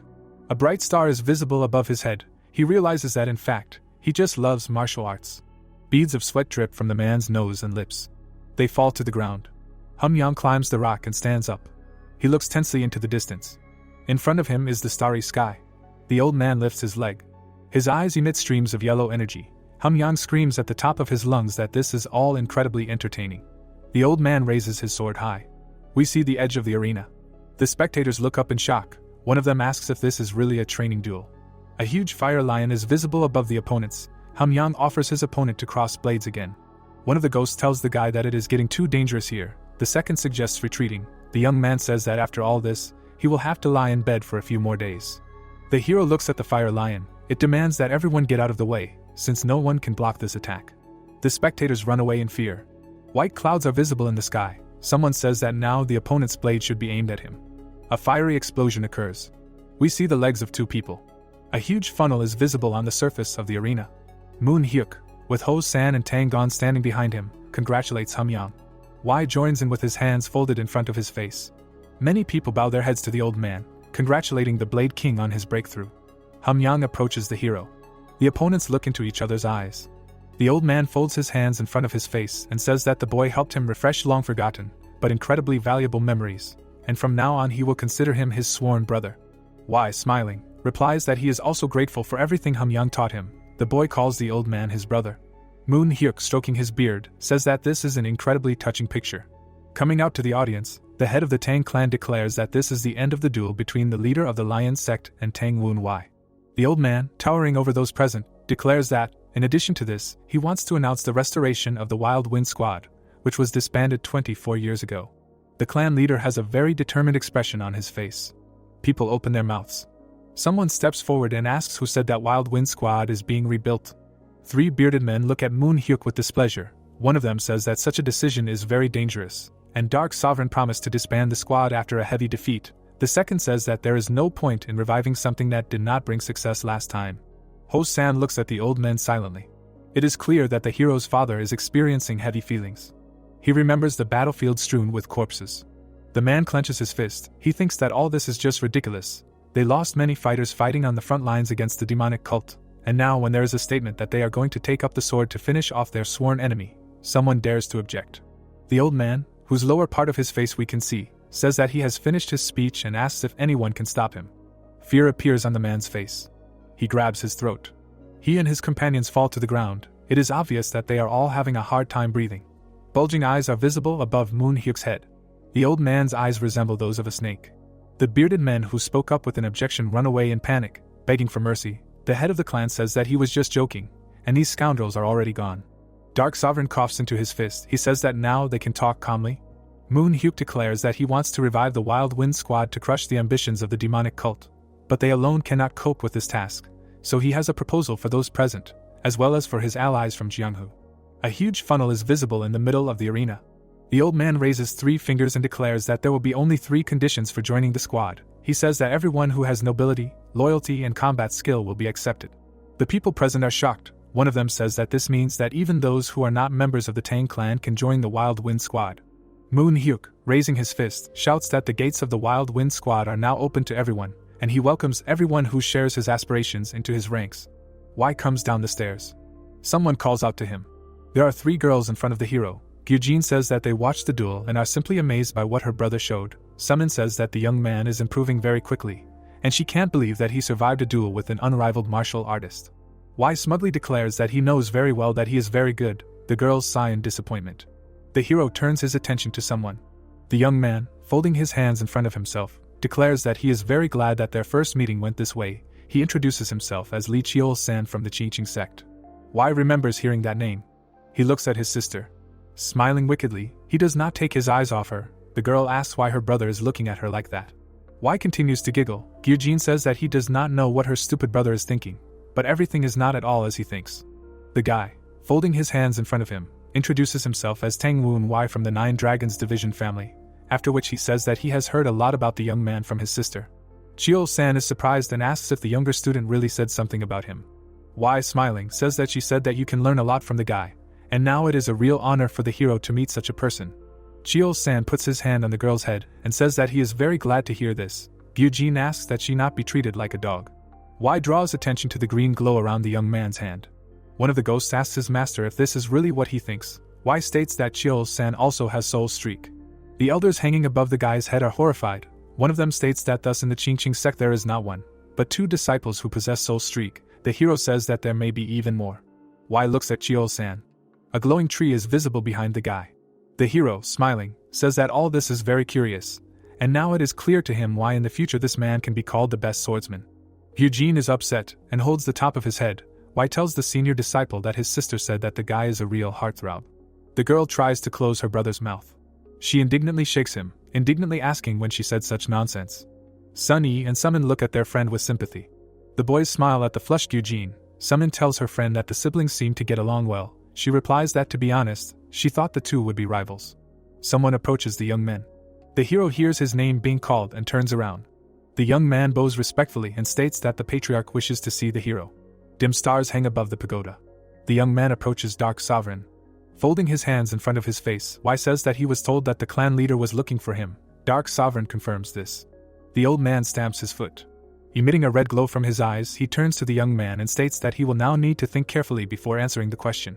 Y covers his face with his hand. It seems to him that the old man has guessed who he really is. The clan leader's eyes glow menacingly. The ghost advised the hero to run away from this monster as quickly as possible. Y tries to understand when he screwed up. It seems to him that it couldn't have been during the battle with Min Chai, since Moon Hyuk wasn't even close then. The old man reaches into his sleeve. He calls the hero the deputy head of the 9 Dragons Division Tang Woon Y family. The young man takes out a weapon. It seems to him that he has no choice. Moon Hyuk, smiling, points at the image of the girl and asks what the young man thinks about his granddaughter, a real smart girl and beauty. The hero mentally curses the caring grandfather. Looking at the picture, Y says that Yu-Won is really very beautiful. Moon Hyuk says that he had no doubt that the guy would agree with him. Frowning, he puts the image back into his sleeve, then states that Y will not get the girl anyway, since he will not allow him to approach her. The hero convinces the old man that he did not even think of doing something like that. Moon Hyuk states that this is a very correct and good answer. Y looks at the old man in confusion, trying to understand what he wants from him. The clan leader thoughtfully says that they will put this conversation off for later. Dark Sovereign stands with his hands behind his back. He says that when the hero first entered the arena, he remembered a certain demon from the Tian Shan Mountains. Y looks to his left. He listens intently to the words of the old man, who states that Y has outstanding skill and talent, but more importantly, he has a very correct way of thinking and balanced fighting skill. A fly flies to the old man's head. It lands on his finger. Green electric discharges are spreading from the insect. The old man says that no matter how powerful the martial arts of this or that master are, without harmony everything will end only in energy deviation. The interlocutors stand next to each other. Moon Hyuk says that about 17 years ago he had a student similar to Y. He was so talented that teaching him was a real pleasure. But after some time there were rumors that he began to have energy deviation. Y opens his mouth in amazement. Looking at the old man, he asks who the student was. Moon Hyuk answers that the guy should know him, since he is a well-known character. The young man seems to begin to guess who is being talked about. The old man, looking up, says that the demons of the Tian Shan Mountains called this man Divine Sword Heavenly Demon. We see the character in question. Y lies with his hands behind his head. He remembers himself as a little boy, walking next to his mentor. The boy looks at the demon in surprise, who says that he had visited Qinghai Lake long before meeting him, but was unable to enjoy all its beauty. Stars shine above the boy and his mentor. Y asks what prevented him from enjoying this splendor. The blonde says that he was seriously injured both physically and mentally. Many enemies are visible in front of the young man. He says that at that time he was fighting mountain bandits. The youth's mentor deals with many opponents. He says that they were truly terrible people, but it was not they who wounded him, but someone who accidentally got in his way. The young man stands in front of a terrible monster. Greenish dots are visible around the wounded fighter. The mentor says that he was able to escape with difficulty, but his wounds were fatal. Someone approaches the blonde. The mentor says that he met a person there whom he could not forget. A black silhouette is visible. The earth is illuminated by rays of light. The blonde boy closes his eyes. The man who approached him states that he is conscious. Moon Hyuk, frowning at the victim, states that he should not sleep in the open air. The mentor leads little Wide by the hand. He says that the man cured him and even began to teach him. The child looks up in surprise. A smile appears on his mentor's face. Y states that he did not know that the man was Dark Sovereign. Ghosts hover in the air above the hero. One of them says that the twists of fate can be very strange. But all this does not look like some kind of crazy coincidence. Y states that if Dark Sovereign had not cured his mentor then, he would never have been able to begin teaching him. The young man smiles. He says that if he ever finds his master then perhaps they will be able to have a good drink together with Dark Sovereign. The young man vividly imagines this scene. The hero rises from his bed. He raises his hand above his head and says that in order for this to happen, he must find his mentor as soon as possible. The guy calls the ghost of Gu Min Chai. A frightening-looking monster appears. A bright light is visible between the door leaves. Min Chai is standing between other ghosts. He opens his mouth and demands to open the door so that he can talk to Y. The ghosts talk to each other. The hero approaches the enemy he killed and says that, as it seems to him, he behaves here like a real master. Y, smiling, says that Min Chai seems to be completely unaware of his place. He replies that quite the opposite, he is perfectly aware of it. Min Chai sadly says that he was just a tool that was used and then thrown away. He smiles. Showing sharp teeth, the guy says that the hero, in principle, found himself in exactly the same situation, and was also thrown away when he was no longer needed. He points his finger at the elders hanging over the boy's head and states that the boy was betrayed by those he trusted, and it was a truly pathetic end to his life. Min Chai laughs like a man, declaring that Y is no different from him. The hero looks at his interlocutor with anger and bewilderment. The elders are indignant. One of them states that Min Chai does not dare to say such nasty things, since what happened was inevitable. The second calls on the hero to punish this bastard well. Ignoring them, Y orders Min Chai to continue his speech. With a nasty chuckle, he states that the hero knows the taste of betrayal like no one else, and now uses the Tang clan to take revenge on his former comrades. He states that this is simply ridiculous. Y remains silent. He steps forward and says that Min Chai is right to some extent, and he was indeed betrayed by those he trusted. The ghosts pretend not to hear the hero's words. The sun is shining over the settlement. Y admits that he really thought about finding his mentor with the help of the Tang clan. Min Chai points at the hero and, laughing loudly, declares that he is much more pathetic than himself. The hero declares that this simply puts him on the same level as the ghosts, including Min Chai. The brunette seems surprised. The interlocutors stand opposite each other. Y, sadly lowering his gaze, declares that he will still do everything in his power to protect those he loves. The hero, looking at Min Chai, declares that he does not care at all what others say. Min Chai is silent. He remembers himself as a little boy, whose hand is held. The guy remembers that the leader of the faction did not place any hope in him, and he was always in the shadow of his brother, feeling pathetic and helpless. The child sits on the floor, hugging his knees. A boy practices martial arts next to his mentor. He remembers that he really wanted recognition, so he tried his best. Blue energy flows from Min Chai's eyes. After all, he became one of the 10 pillars of the demonic path. In front of us is a sad young man. Min Chai tells the hero that he took everything he had from him, despite the fact that he himself was an orphan and could not fully train in martial arts. The two young men stand opposite each other. Min Chai bites his lips in anger. He states that he was mentally killed by the position that Y eventually took, and the attention that was focused on him. Min Chai admits that he believed that all of this should have rightfully belonged to him. The guy grinds his teeth in anger. He says that this is why he dreamed of one day taking all of this from the hero. Min Chai looks into the void with black eyes. He says that now he begins to understand that he and the hero can never be equal. Above Moon Hyuk's head, Gyujin and Sunny are visible. Min Chai smiles resignedly. The hero, looking him straight in the eyes, states that in this case, he should stop talking nonsense and tell everything he knows. A chain is visible on Min Chai's neck. He stands half-turned to the hero. The guy says that one day, a man who called himself a follower of the society came to the leader of his faction and made a deal. Y asks what agreement they are talking about. Min Chai answers that, as far as he heard, Rak Song was supposed to kill Dark Sovereign in exchange for the position of the head of the cult. The hero, looking at his interlocutor, asks what kind of nonsense he is talking about, and states that he is interested in information about the mentor. Min Chai answers that he also does not know the details, and he only knows that one of the duties of the followers of the society was to search for the divine sword Heavenly Demon. Amazement appears on the hero's face. He imagines the face of his mentor, realizing that he is still alive. We see an ornate door. Min Chai informs us that the society has given powers to the faction leader, but he doesn't know what powers exactly. Looking down, the brunette informs us that, as far as he knows, Rak Song recently visited Eternal Ice Mountain. One of the ghosts says that Eternal Ice Mountain is located at the very edge of the North Sea mythos. The second elder asks why the faction leader needed to visit this place.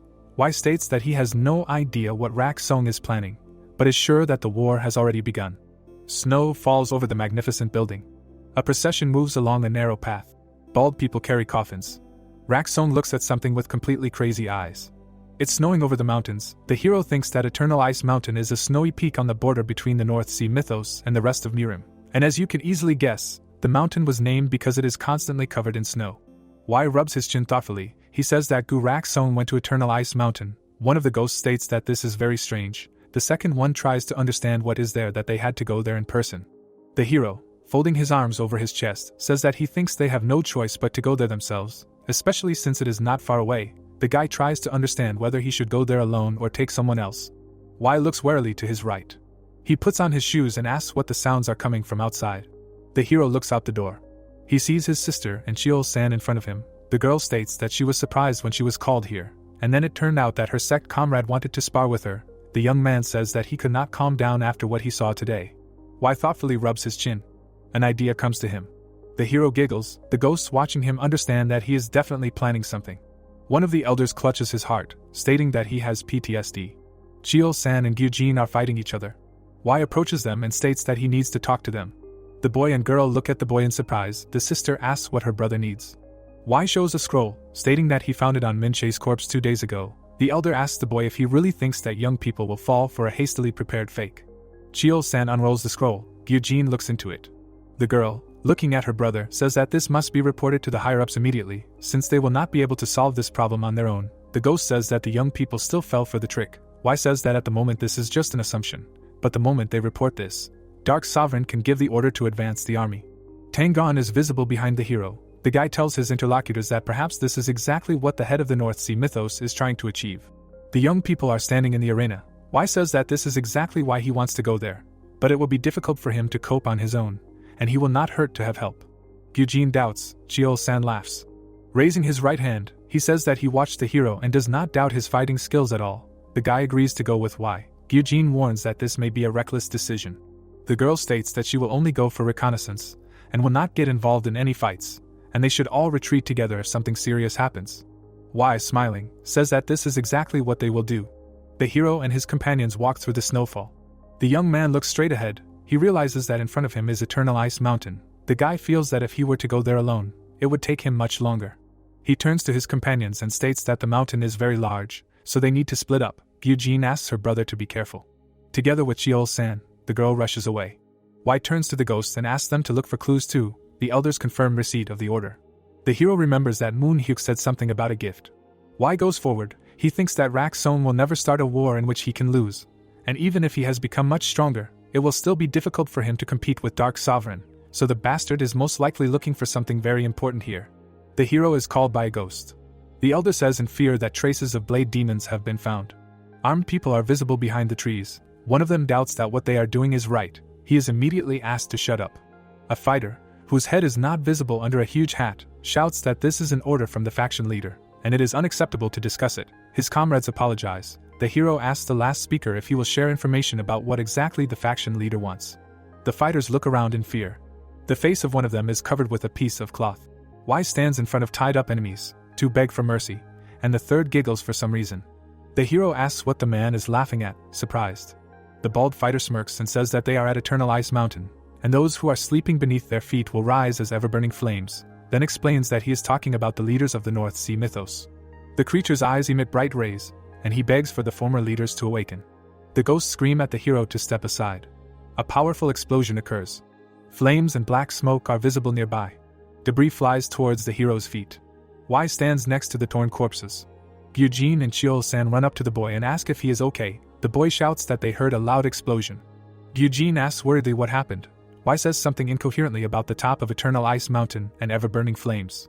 Gyujin calls out to his brother. Chio-san asks her to be quiet and listen. The hero talks about the leaders of the North Sea mythos and their resurrection. Wai turns to his allies. Snow falls on the guy. Smiling, he says that he thinks he understands what gift they were talking about. Wai throws his hand up and shouts that they must head to the top of Eternal Ice Mountain, and very quickly. The guy takes off. He quickly rushes forward in front of his allies.